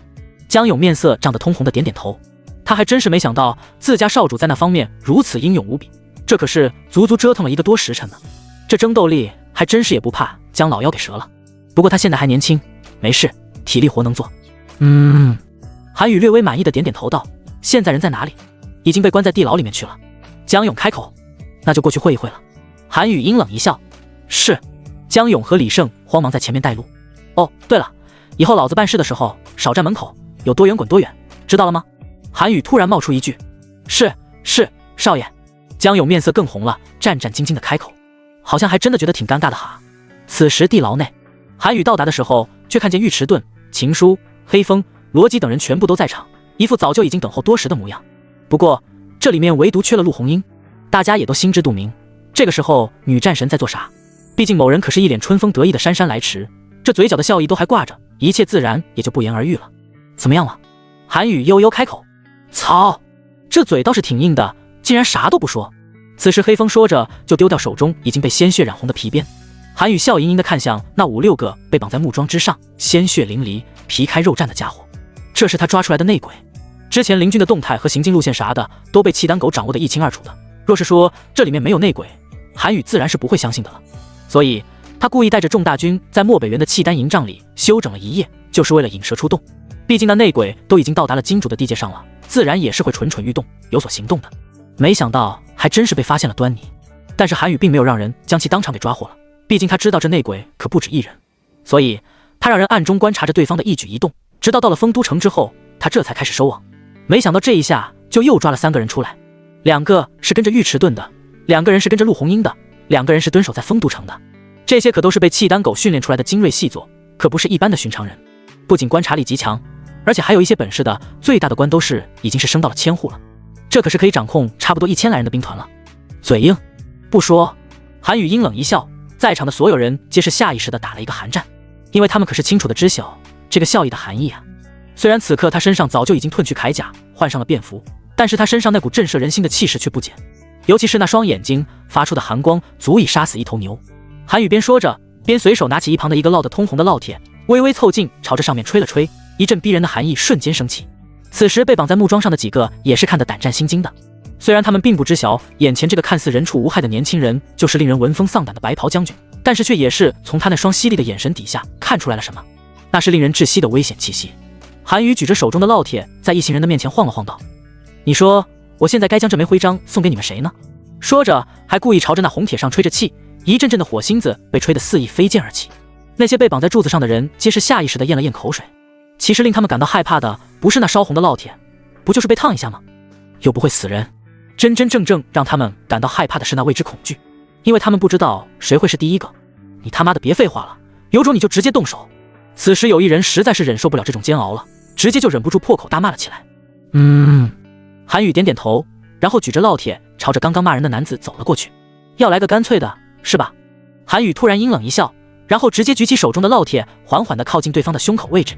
这是一贯的落铁印记的地方，要落就落，老子不怕你。细作此刻还在嘴硬着。行，这个要求可以满足你的。韩宇点点头，然后将手中的烙铁缓缓地顺着对方的腹部一路向下，位置越来越低，越来越低。此时那细作身体已经开始瑟瑟发抖了，豆大的汗珠也缓缓地流了下来。放轻松，别紧张，我会很轻的。韩宇语气很轻，但是听着却很冷。而此时他手中的东西继续往下，然后突然就在对方的裆部停了下来，脸上露出了邪魅的笑意道：“忍着点哦。”随即他目光一愣，毫不犹豫的一把就按了下去。吱吱吱，顿时一阵刺耳的声音传来，然后就是白烟滚滚而来。啊！然后就是细作无比凄惨的惨叫声。在场所有人看见这一幕，都忍不住倒吸一口凉气。这东西人的嘴实在是太硬了，无论怎么撬都撬不开，气焰还极其嚣张不已。这些人就是但求一死而已，所以压根就不可能会好好配合之说。所以刚刚可是各种刑法都用了一遍，竟然全部无用。没想到这白袍将军一出手，果然是够阴狠啊！这一招只能说太损了。尉迟钝等人也是互相交换了一个眼神，皆是没有吭声，继续让韩宇来搞定。其余被绑着的5人见状，双腿都开始不听使唤的哆嗦起来。这可是他们的命根子啊，简直比要了他们的命还要残忍。这他妈的还是人吗？竟然是直接整他们的命根子。怎么样，滋味如何？韩宇冷笑着看着眼前已经几乎疼得晕厥过去的细作。你此时细作已经变得有气无力的了。不说。韩宇微微蹙眉道：“看来这温度还是不够啊，要不再给你添一把火，如何？”尉迟钝等人皆是下意识的伸手护住自己的那个位置，这再加把火还不得给直接搞爆了呀！江勇！韩宇大喝一声，大手一扬：“是，少爷！”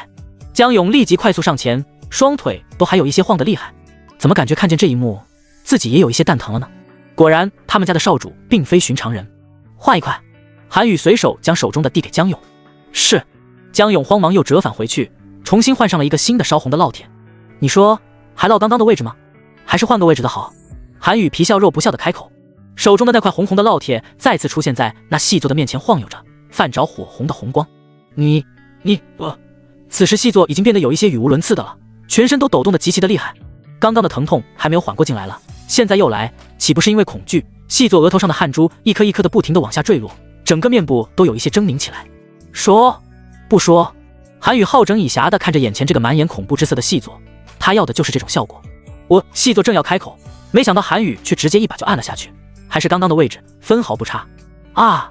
细作凄惨的叫声顿时响彻整个地牢，尉迟钝等人都有一些不忍心看下去了，皆是扭头过去，顺带还夹紧了双腿，只怕以后得留下心理阴影了不可。难怪这韩宇不带着陆红英前来，看来这也是有原因的呀。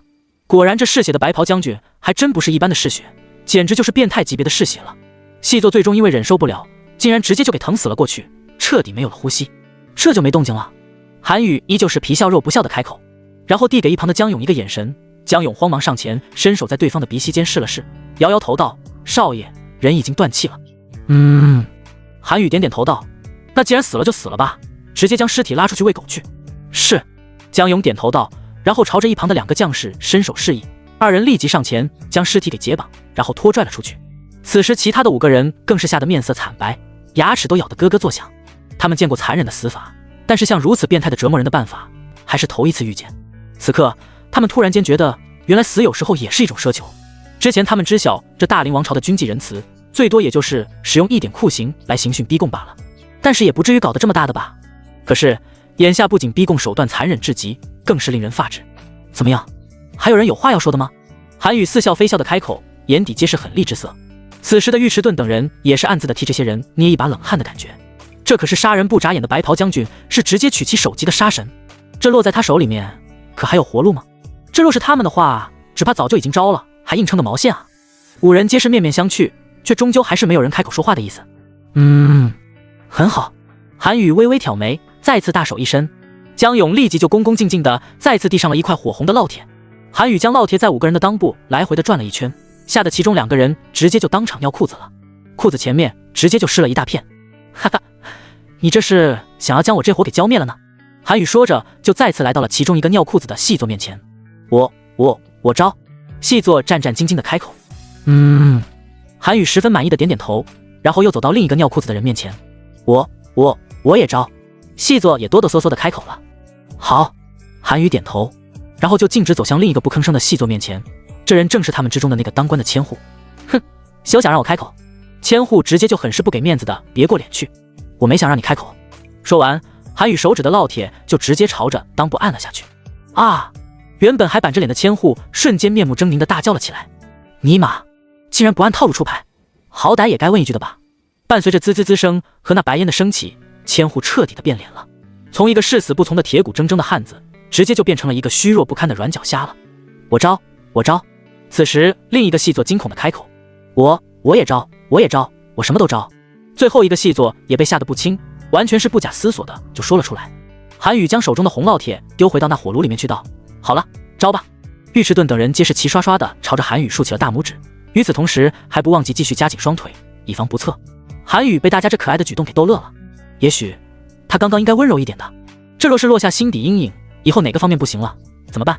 不会怪他吧？很快这些人就全部都招出来了。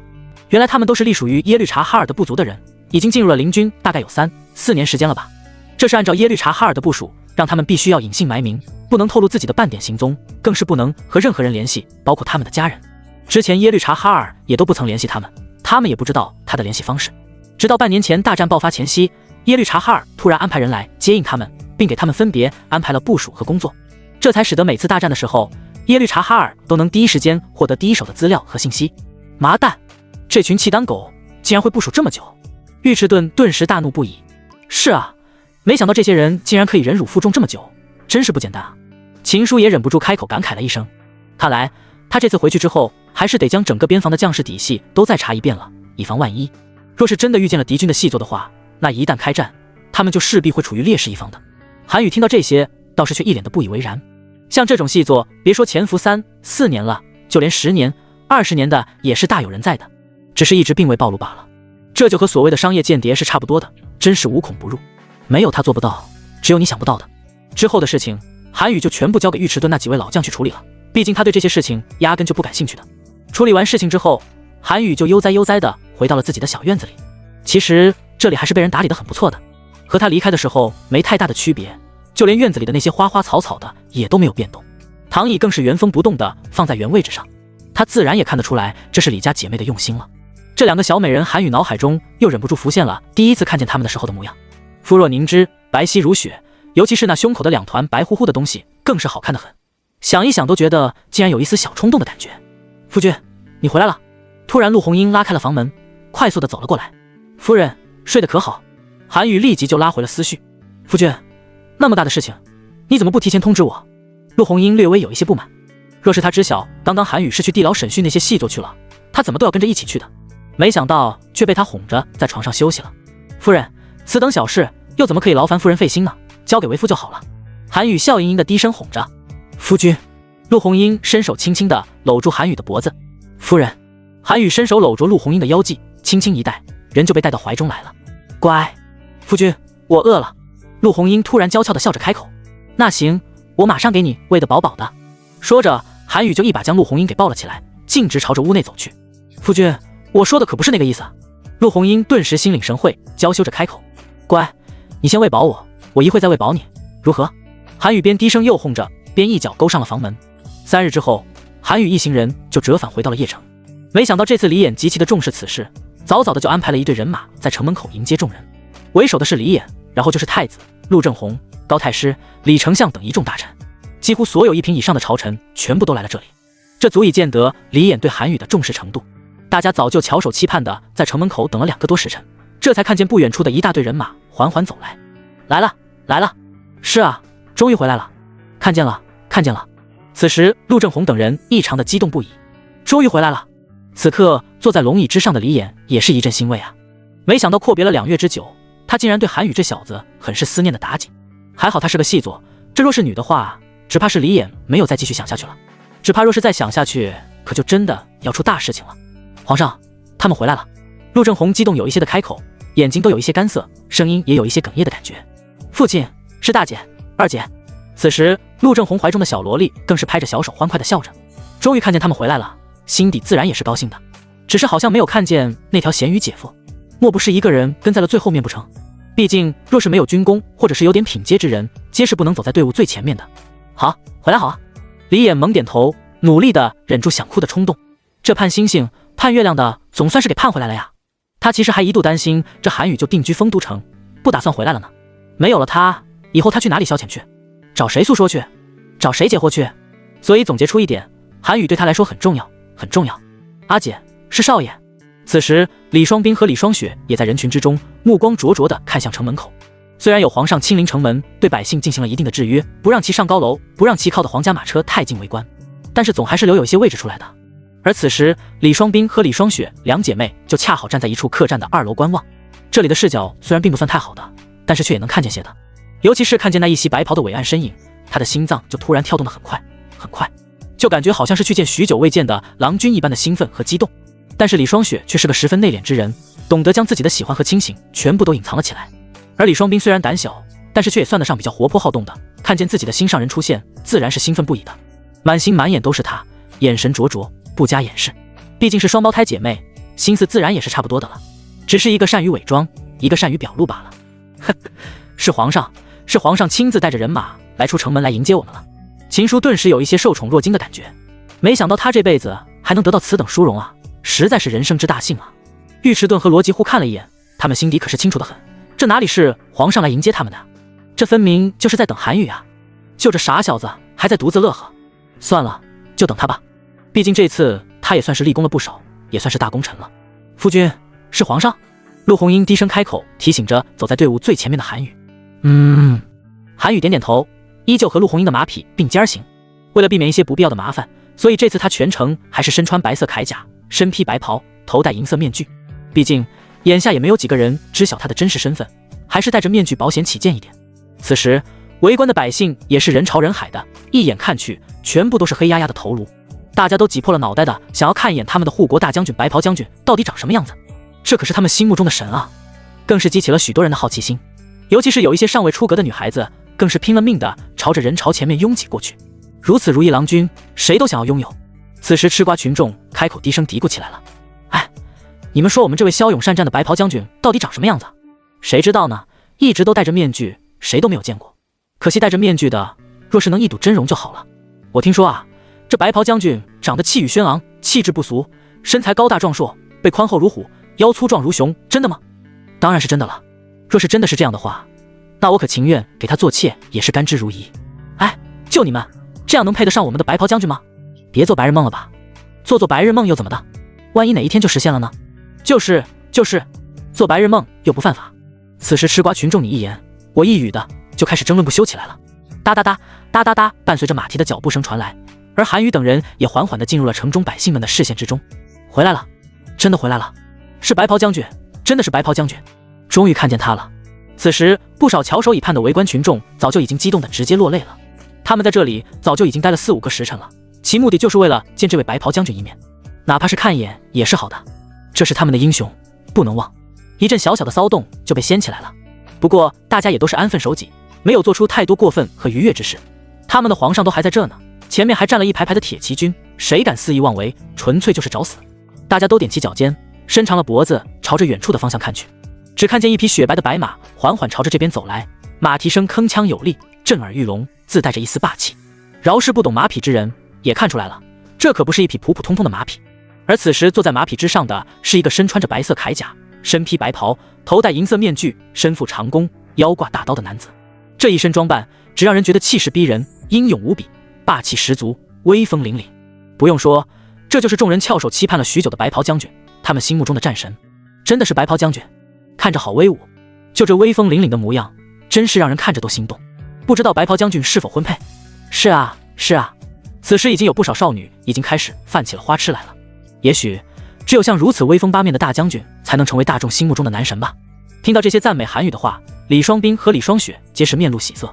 眼下这些人还未曾见过这白袍将军的真容，就如此兴奋了。若是真的看清楚他的长相的话，岂不是都要疯魔了？当然，他们自然是不可能透露任何有关他的信息的。阿姐，我感觉有一些紧张。李双冰伸手紧紧地抓住了李双雪的手，此时他的心都快要从嗓子眼跳出来了，那是绝对的心动的感觉。李双雪十分明白地回握住李双冰的手，其实他此刻的内心也是无比汹涌澎湃的。得此夫君，夫复何求？韩语目不斜视，霸气十足的纵马走在最前面，而陆红英则紧随其后。不是他不愿意跟着韩语一起走，而是不能。眼下他可是万众瞩目的焦点人物，全城的百姓的视线都落在了他的身上，所以他自然很是识趣的退居二线，和身后的尉迟钝、秦书、黑风、范闲等人并排而行。而他们身后却是跟着一辆马车，马车里面自然是坐着受伤还未彻底恢复过来的罗辑和陆红磊了。这两个人伤势来看还算比较严重，所以暂时无法骑马而行，也就只能委屈巴巴的坐马车了。丰都城的百姓还十分贴心的特意准备了2辆马车，让二人各自乘坐一辆。马车后面才是跟着战无不胜、攻无不克的雪狼12师和白衣军的将士们。这次韩宇特意将他们一并给带了回来。其实这是李演的意思，说是要论功行赏，自然是少不了这一支精锐铁骑的。原本韩宇是拒绝的，但是想到他们也跟着自己出生入死这么久了，却始终是默默无闻的小角色，眼下也该他们功成名就的时候了。哪怕是在邺城谋个一官半职啥的，也算是对他们这些时日来为朝廷殚精竭虑、浴血杀敌的报酬了。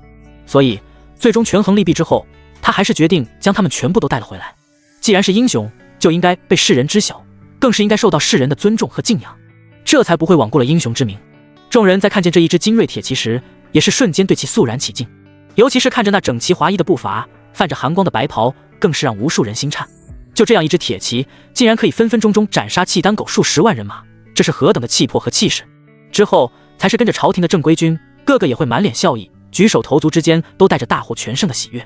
他们终于回来了，终于可以回家见到亲人，见到友人，见到故人了。这一仗实在是打得有一些太长了些，整整小半年的时间啊！来了，来了，快敲响鞭鼓！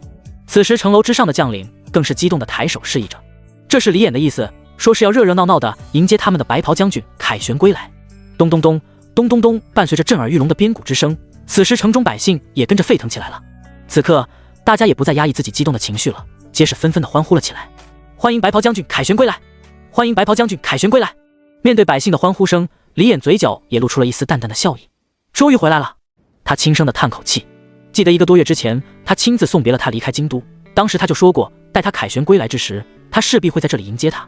眼下这一切终于都实现了，而他也一言九鼎，亲自率领着众大臣前来迎接。虽然也有不少老臣谏言，让他在皇宫中等候即可，可是他真的等不了了，更是迫不及待的想要第一个见到他的，所以他力排众议，还是来了。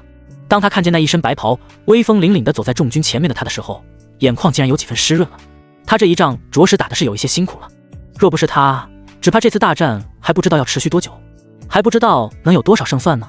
父亲，那个走在最前面的白袍将军好生威风啊！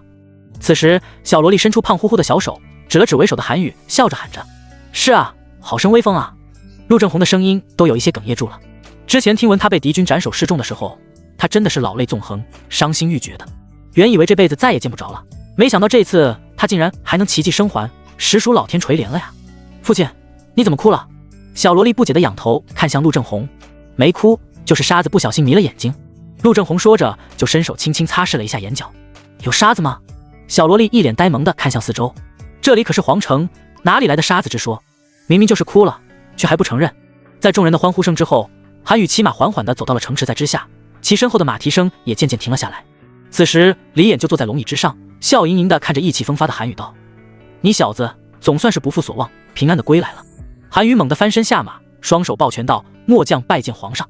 李演眼神微微一动，听着韩宇话里的意思，是不打算将自己的身份公之于众吗？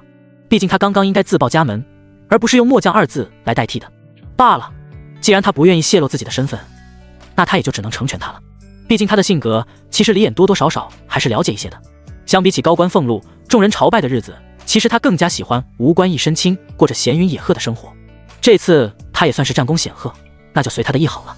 好，白袍将军辛苦了，快快平身。李衍大喝一声：“谢陛下。”韩宇嘴角微微勾起一个小弧度，看来李衍这是明白他的意思了。他可不想暴露了自己，否则以后肯定是没有安生日子过的了。想要继续过上闲鱼的生活，就必须要摆脱一切的束缚。这人啊，一旦成名之后，就有许多的事情不能做了，更是会受到世俗的影响，而不能随心所欲地做一切想做的事情了。而此时，其他坐在马背之上的众将士也皆是齐刷刷地跳下马背，尤其是那雪狼12师和白衣军，就连下马的动作都是整齐划一，让大地都为之一震。这气势，这阵仗，真不愧是传闻中的精锐铁骑，让不少人都为之一震。不过，也有眼尖的人发现了一丝端倪。咦，你们快看，那一小队人马的白衣军怎么感觉好像有一些不同？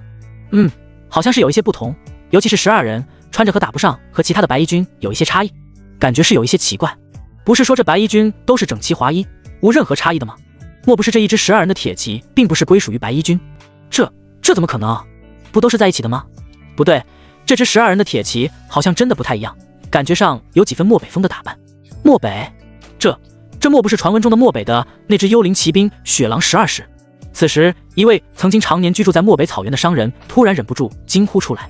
但凡是在漠北待过一段时间的人，谁人不知，谁人不晓，有关他们漠北的那一则传闻漠北的幽灵骑兵，那是整个契丹族的梦魇所在，更是不能提及的噩梦。据传言，这次大战能够大获全胜，除了白衣军之外，这雪狼12师也是功不可没的。而且还听说这支精锐铁骑此时已经归于白袍将军麾下了。雪狼12师吗？两位几个听闻过此事的人也皆是面色大变，身体都忍不住的颤抖了2下，都纷纷的看向那一支精锐铁骑。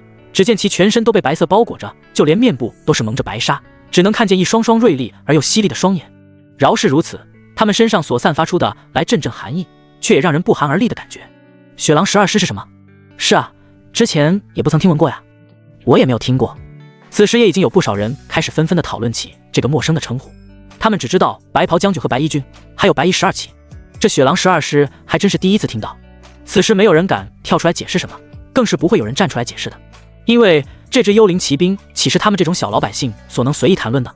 此时的众人皆是纷纷的拱手跪地拜见李衍，拜见皇上，皇上万岁，万岁，万万岁！诸位将士都辛苦了，都平身吧。李衍十分满意的点点头。果然，这白袍将军带出来的队伍就是不一样，就连这声音都他娘的不知道提高了好几个分贝。这可是他第一次看见如此声势浩大的队伍，这可是完全得益于韩语啊！谢皇上。此时众人才一一起身。